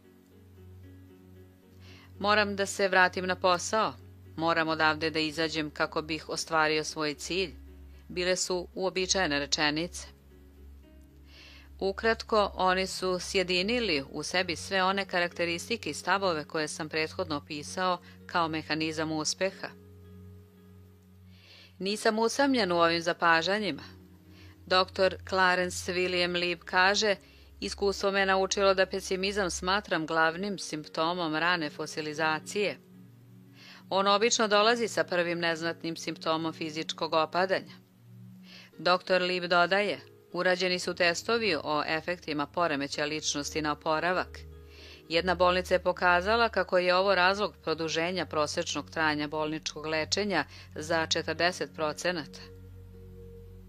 Zanimljivo je napomenuti da je ovih 40% skoro identično sa rezultatima mojih istraživanja sa serumom. Mogu li stvoreni optimizam, samopouzdanje, vera, vedrina, emocionalna ravnoteža imati isto tako dobar uticaj na ubrzanje isceljenja i održavanje mladosti kao i serum? Je li naš mehanizam uspeha neka vrsta ugrađenog seruma mladosti koji možemo upotrebiti za dobijanje više života, više energije? Misli donosi i organske i funkcionalne promene. Ovo vrlo dobro znamo. Mentalni stavovi mogu uticati na telesne mehanizme isceljivanja. Placebo ili šećerne pilule, kapsule koje sadrže neaktivne sastojke, dugo su bile medicinska tajna. U njima nema nikakvog leka koji bi mogao doneti izlečenje. Ipak kada bi se placebo dao kontrolnoj grupi kako bi se testirala efikasnost novog leka, grupa koja bi dobila lažne pilule skoro uvek bi pokazivala nekakvo poboljšanje, a često isto onoliko koliko i grupa koja je dobijala pravi lek. Studenti koji su dobijali placebo stvarno su pokazali veću otpornost na prehlade nego grupa koja je primala nove lekove protiv prehlade. Godine 1946. u njujorskom časopisu donet je izveštaj sa diskusije o placebo efektu koju su vodili članovi odeljenja za farmakologiju i medicinu Medicinskog fakulteta Univerziteta Cornell. Poboljšanja o kojima su govorili pacijenti uključivali su izlečenje nesanice, bolji apetit. To me čini snažnijim, creva mi bolje rade. Mogu duže da se krećem bez bolova u grudima. Priloženi su dokazi koji su pokazali da je u nekim slučajevima placebo bio efikasan kao i vakcina protiv hroničnog reumatoidnog artritisa. Tokom Drugog svjetskog rata kanadska kraljevska mornarica testirala je novi lek protiv morske bolesti. Prva grupa je primila novi lek protiv morske bolesti. Druga grupa je primila šećernu pilulu i samo je 13% iz ove grupe patilo od morske bolesti, dok se treća grupa koja nije primila ništa razbolela. Mnogi lekari danas veruju da je slična vrsta sugestivne terapije najbolja terapija za bradavice. Bradavice bi se namazale metilen plavim, crvenim ili mastilom bilo koje boje, a onda se pri njihovom lečenju koristilo svetlo u boji. Činjenice sugestivne terapije bradavica izgleda da vrlo ozbiljno idu u prilog realnosti ovakvih procesa. Sugestija ne objašnjava ništa. Pacijentima koji su primili placebo ili sugestivnu terapiju bradavica ne sme biti rečeno da je njihov tretman lažan ukoliko želimo da bude efikasan. Oni veruju da primaju zvaničan lek koji će ih izlečiti. Napisati da placebo deluje samo na osnovu sugestije ne objašnjava ništa. Mnogo je razumniji zaključak da se prilikom uzimanja leka postiče neka vrsta očekivanja poboljšanja. U umu se stvara slika cilja, zdravlja i kreativni mehanizam počinje da radi kroz telesni mehanizam za isceljenje kako bi ispunio taj cilj. Guramo li nekada sebe u starost? I mi možemo učiniti nešto slično, ali sa suprotnim efektom, kada u izvesnim godinama nesvesno očekujemo da ostarimo. Na Međunarodnom gerontološkom kongresu u St. Louisu 1951. godine dr. Rafael Ginzberg iz Čirokija, država Ajova, izjavio je da je tradicionalna ideja da se od čoveka očekuje da sa 70 godina ostari i postane beskoristan u velikoj meri odgovorna za njegovu starost u tim godinama i da u svetljoj budućnosti 70 godina moramo smatrati srednjim dobom.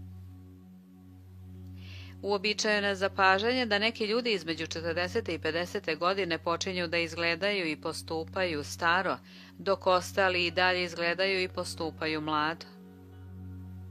Jedna nedavna studija je pokazala da starci od 45 godina misle o sebi kao sredovečnima, kao onima čije su najbolje godine prošle, koji su već dostigli svoj vrhunac, dok oni mladi smatraju da još nisu dostigli sredovečnost.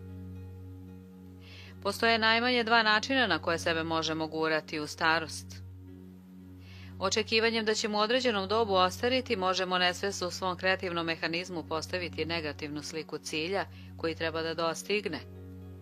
Ili očekujući starost i plašeći se njenog nastupanja, možemo i ne želeći to činiti upravo ono što do nje dovodi. Možemo početi da smanjujemo fizičku i mentalnu aktivnost. Izbacivanjem svake veće fizičke aktivnosti počinjemo da gubimo gibkost globova. Nedostatak aktivnosti utiče na skupljanje kapilara i njihov stvarni nestanak, a protok živodarne krvi kroz tkiva drastično je smanjen. Veća fizička aktivnost neophodna je za širenje kapilara koji hrane sva telesna tkiva i uklanjaju otpadne materije. Dr. Sally je gajio životinjske ćelijske kulture u živom telu životinje, ubacujući u njega praznu cev. Iz nekog nepoznatog razloga u unutrašnjosti ove cevi stvaraju se biološki nove i mlade ćelije. Međutim, ukoliko se o njima ne vodi računa, one umiru u toku mjesec dana. Ali ukoliko se tečnost u cevi menja svakodnevno, a otpadne materije uklanjaju, ćelije mogu zauvek živeti. One večno ostaju mlade i ne stare, niti umiru. Dr. Sally pretpostavlja da to može biti mehanizam starenja.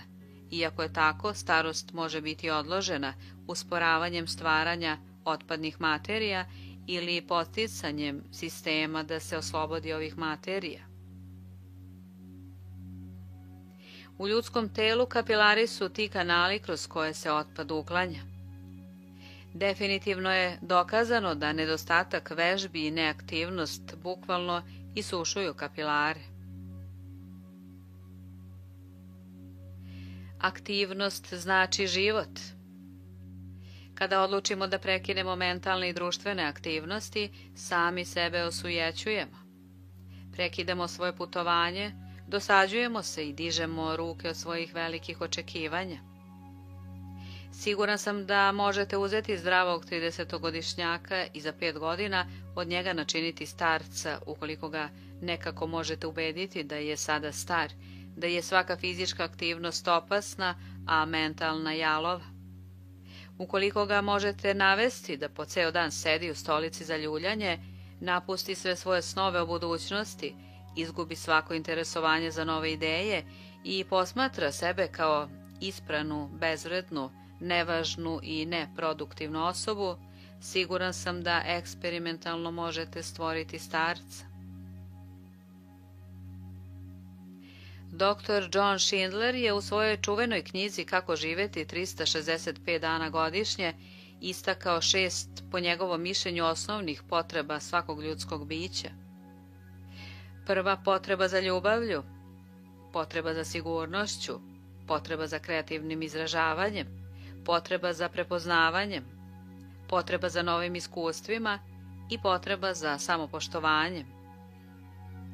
Uz ovih 6 ja bih stavio još jednu osnovnu potrebu, potrebu za više života, potrebu da se na sutrašnjicu i budućnost gleda sa zadovoljstvom i radosnim iščekivanjem.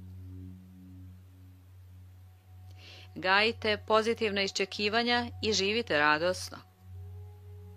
Ovo me dovodi do mog drugog naglašenog verovanja. Ja verujem da je sam život prilagodljiv, da život nije samo cilj po sebi, već sredstvo ka nekom cilju. Život je jedno od sredstava za koje imamo povlasticu da ih na različite načine koristimo kako bismo ostvarili važne ciljeve. Ovaj princip možemo uočiti u svojim oblastima života, od amebe do čoveka. Polarnom medvedu, na primjer, potreban je debeli krzani ogrtač kako bi preživeo u hladnom okruženju. Potrebna mu je zaštitna boja krzna kako bi neopaženo pratio plen i zaštitio se od neprijatelja. Ova životna sila deluje kao sredstvo ka ovim ciljevima i daje polarnom medvedu njegov beli krznani kaput. Ova prilagođavanja života radi suočavanja sa problemima iz okoline skoro da su beskrajna i nema svrhe nastavljati sa njihovim nabrajanjem. Ja samo želim da istaknem ovaj princip da bih doneo neke zaključke. Ako se sam život prilagođava na toliko različitih načina kako bi delovao kao sredstvo ka nekom cilju, nije li logično pretpostaviti da ćemo, stavimo li sami sebe u neku vrstu ciljne situacije za koju je potrebno više života i primiti? Ako o čoveku razmišljamo kao o nekome ko teži cilju, o energiji prilagođavanja životne sile, možemo razmišljati kao o pogonskom gorivu koje ga vodi ka tom cilju.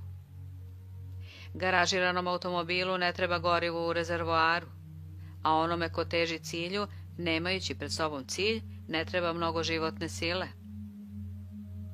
Verujem da se ova potreba stvara kada na budućnost gledamo sa zadovoljstvom i radosnim iščekivanjem, kada očekujemo da ćemo u sutrašnjici uživati i nadasve kada imamo nešto važno za nas da uradimo i nekuda da odemo. Stvorite potrebu za više života. Kreativnost je sigurno jedna od karakteristika životne sile, a suština kreativnosti je željno očekivanje cilja. Kreativnim ljudima je potrebno više životne sile. I statističke tabele pokazuju da je i dobijaju. Kao grupa stvaraoci, naučni istraživači, pronalazači, slikari, pisci, filozofi ne samo da žive duže, nego i ostaju produktivni duže nego nestvaraoci. Michelangelo je napravio neke od svojih najboljih slika kada mu je bilo preko 80 godina. Goethe je napisao Fausta kada je prešao 80. Edison je eksperimentisao i sa 90 godina. Picasso sa više od 85 godina dominira umetnošću današnjice. Wright se i u 90. smatrao najkreativnijim arhitektom. Shaw je svoje komande pisao u 90. Grandma Moses Anna Marie Robertson počela je da slika u 89. godini i tako dalje. Zato ja svojim pacijentima govorim da ukoliko žele da ostanu produktivni i vitalni, razvijaju nostalgiju za budućnošću, a ne za prošlošću. Razvijte entuzijazam za život, stvorite potrebu za više života i primit ćete više života. Jeste li se ikada zapitali zašto toliko glumaca i glumica uspeva da izgleda dosta mlađe od svojih vršnjaka i ima mladalački izgled i sa 50 i više godina? Zar ti ljudi nemaju potrebu da izgledaju mladi, da očuvaju svoju spoljašnjost i zato jednostavno ne odustaju od svog cilja da ostanu mladi, što većina nas radi u srednjim godinama? Mi starimo, ali ne zbog godina, već zbog događanja i naših emocionalnih reakcija na njih, kaže dr. Arnold Hatschnecker. Filozof Rubner je uočio da seljanke koje u nekim delovima sveta rade na poljima kao jeftina radna snaga, rano postaju smežurana lica, ali ne gube na fizičkoj snazi i izdržljivosti. Ovo je primer specijalizacije starenja. Možemo smatrati da su se ove žene odrekle svoje takmičarske uloge kao žene. One su se pomirile sa svojim životom pčela radilica, za koji nije potrebna lepota lica, već samo fizička sposobnost. Hatschnecker je prokomentarisao i kako udovištvo neke žene čini starijima, ali neke ne. Ako udovica smatra da se njen život priveo kraju i da nema zašta da živi, njen stav daje spoljašnji dokaz postepenog gubljenja snage, kosu koja sedi. Druga žena, stvarno starija, počinje da cveta. Može ući u takmičenje za novog muža, ili se upustiti u novu poslovnu karijeru, ili se može preokupirati onim interesovanjima za koje možda do sada nije imala dovoljno slobodnog vremena. Vera, hrabrost, interesovanje, optimizam, radosno iščekivanje daju nam novi život i više života. Jalovost, pesimizam, frustracija, življenje u prošlosti nisu samo odlike starosti, oni ka njoj vode. Povucite se iz posla, ali se nikada nemojte povući iz života. Mnogi ljudi po odlasku u penziju vrlo brzo propadaju. Čini im se da im je aktivan, produktivan život zaokružen i da su svoj posao odradili. Nemaju šta da radosno iščekuju, postaje im dosadno, neaktivni su i često pate od gubitka samopoštovanja, jer se osjećaju odbačenima, nevažnima. Razvijaju sliku o sebi kao osobi koja je beskorisna, bezvredna, okačena očiviluk. I mnogi od njih umiru već godinu dana posle penzionisanja. Ove ljude ne ubija povlačenje iz posla, već povlačenje iz života. Upravo to osjećanje beskorisnosti i uzaludnosti, slabljenje samopoštovanja, hrabrosti i samopouzdanja, naši sadašnji društveni stavovi podstiču. Treba da znamo da su to zastareli i nenaučeni stavovi. Pre nekih 50 godina psiholozi su mislili da mentalne sposobnosti čoveka dostižu vrhunac u njegovoj 25. godini i da onda započinje njihovo postepeno opadanje. Poslednja otkrića pokazuju da čovek svoj mentalni vrhunac dostiže oko 35. godine i da održava isti nivo i kad dobro pređe 70. Takva glupost kao starog psa ne možete naučiti novim trikovima, još uvek opstaje. uprkos činjenici da su brojna istraživanja pokazala da je sposobnost učenja u 70. skoro ista kao i 17.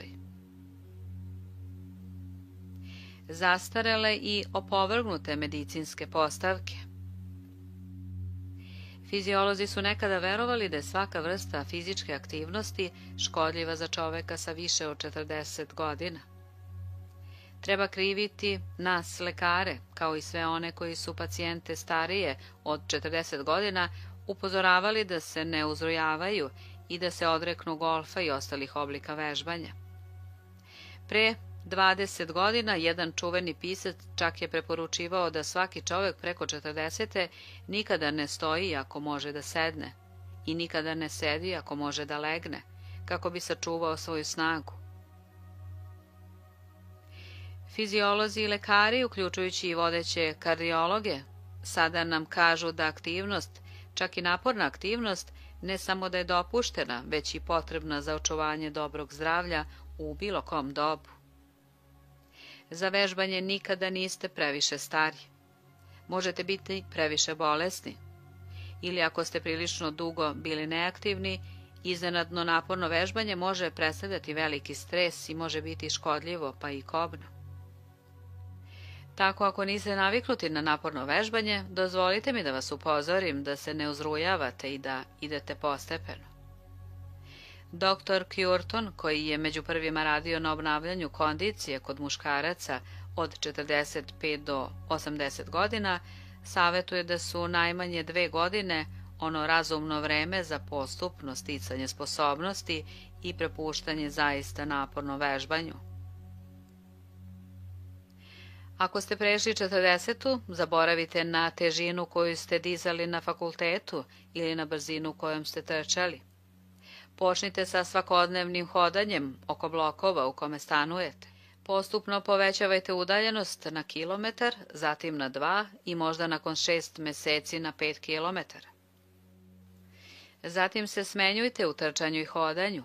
Prvo trčite pola kilometra, zatim kilometar. Još kasnije možete dodati sklekove, duboke čučnjeve i možda vežbe sa lakšim tegovima.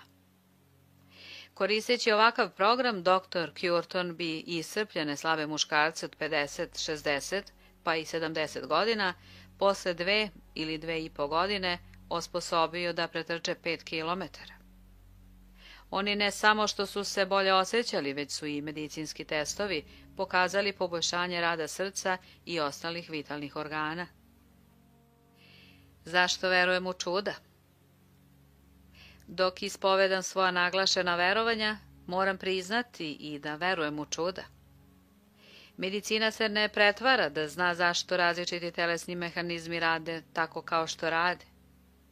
Nešto malo znamo o tome kako i nešto malo o tome šta se dešava.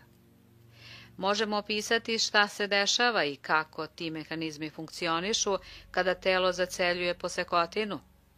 Ali opis nije objašnjenje, bez obzira kakvim se terminima izrazi. Ja još uvek ne razumem zašto, pa ni ono krajnje kako, kada se posečeni prst isceljuje sam. Ne razumem moć životne sile koja utiče na mehanizam isceljenja, niti razumem kako je ta sila primenjena, pa čak ni šta je pokreće. Ne razumem inteligenciju koja stvara te mehanizme, niti kako neka usmerena inteligencija njima upravlja. Dr. Alexis Carrel u zapisu o svojim ličnim zapažanjima o trenutnim isceljenjima u Lurdu rekao je da jedino objašnjenje koje bi kao lekar mogao dati to da su prirodni telesni mehanizmi isceljivanja, kojima je u normalnim uslovima potrebno izvesno vreme da dovedu do isceljenja, nekako ubrzani pod uticajem jake vere. Ako se čuda, kako dr. Carrel kaže, dešavaju ubrzanjem ili pojačavanjem prirodnih procesa, isceljenja i unutrašnjih telesnih moći, onda sam ja svedok malih čuda kad god vidim hirušku ranu koja se sama zaceli stvaranjem novog tkiva. Da li je za to potrebno 2 minuta ili 2 meseca, po meni ne čini nikakvu razliku. Ja sam još uvek svedok delovanja neke moći koju ne razumem. Medicina, vera, život, svi potiču iz istog izvora. Dubois, čuveni francuski hirurg, imao je velik natpis u svojoj operacionoj sali. Hirurg čisti ranu, Bog je leči. To isto bi se moglo reći za sve vrste lekova, od antibiotika do tableta za kašelj. Ipak ne mogu razumeti kako se razuman čovjek može odreći medicinske pomoći zato što smatra da je nespojiva sa njegovom verom. Ja verujem da je medicinsku veštinu i medicinska otkrića verovatno se činila ista ona inteligencija, ista životna sila koja isceljuje verom. I zato ne vidim da bi mogao postojati ikakav sukob između medicine i religije. I medicinsko isceljenje i isceljenje verom potiču iz istog izvora i trebalo bi da rade zajedno. Nijedan otac koji bi video kako mu besan pas napada dete, ne bi nezainteresovano stajao po strani i izjavio: ne smem ništa učiniti jer moram dokazati svoju veru. Ne bi odbio pomoć suseda koji bi doneo motiku ili pištolj. Ipak, ako veličinu tog besnog psa smanjite 1.000.000 puta i nazovete ga bakterija ili virus, isti taj otac će možda odbiti pomoć svog suseda lekara koji će mu doneti oruđe u obliku kapsule, skalpela ili šprica. Ne postavljate ograničenja životu. I to me dovodi do moje oproštajne misli. U Bibliji nam je rečeno da je proroku koji se nalazi u pustinji i bio gladan, Bog sa nebesa spustio hranu. Jedino se proroku ova hrana nije učinila dobrom. Bila je nečista i u njoj je bilo svakojakih stvari koje gamižu. Na to ga je Bog prekoreo, upozoravajući ga da ne naziva nečistim ono što mu je Bog pružio. Neki današnji lekari i naučnici okreću nos od svega što miriše na veru i religiju.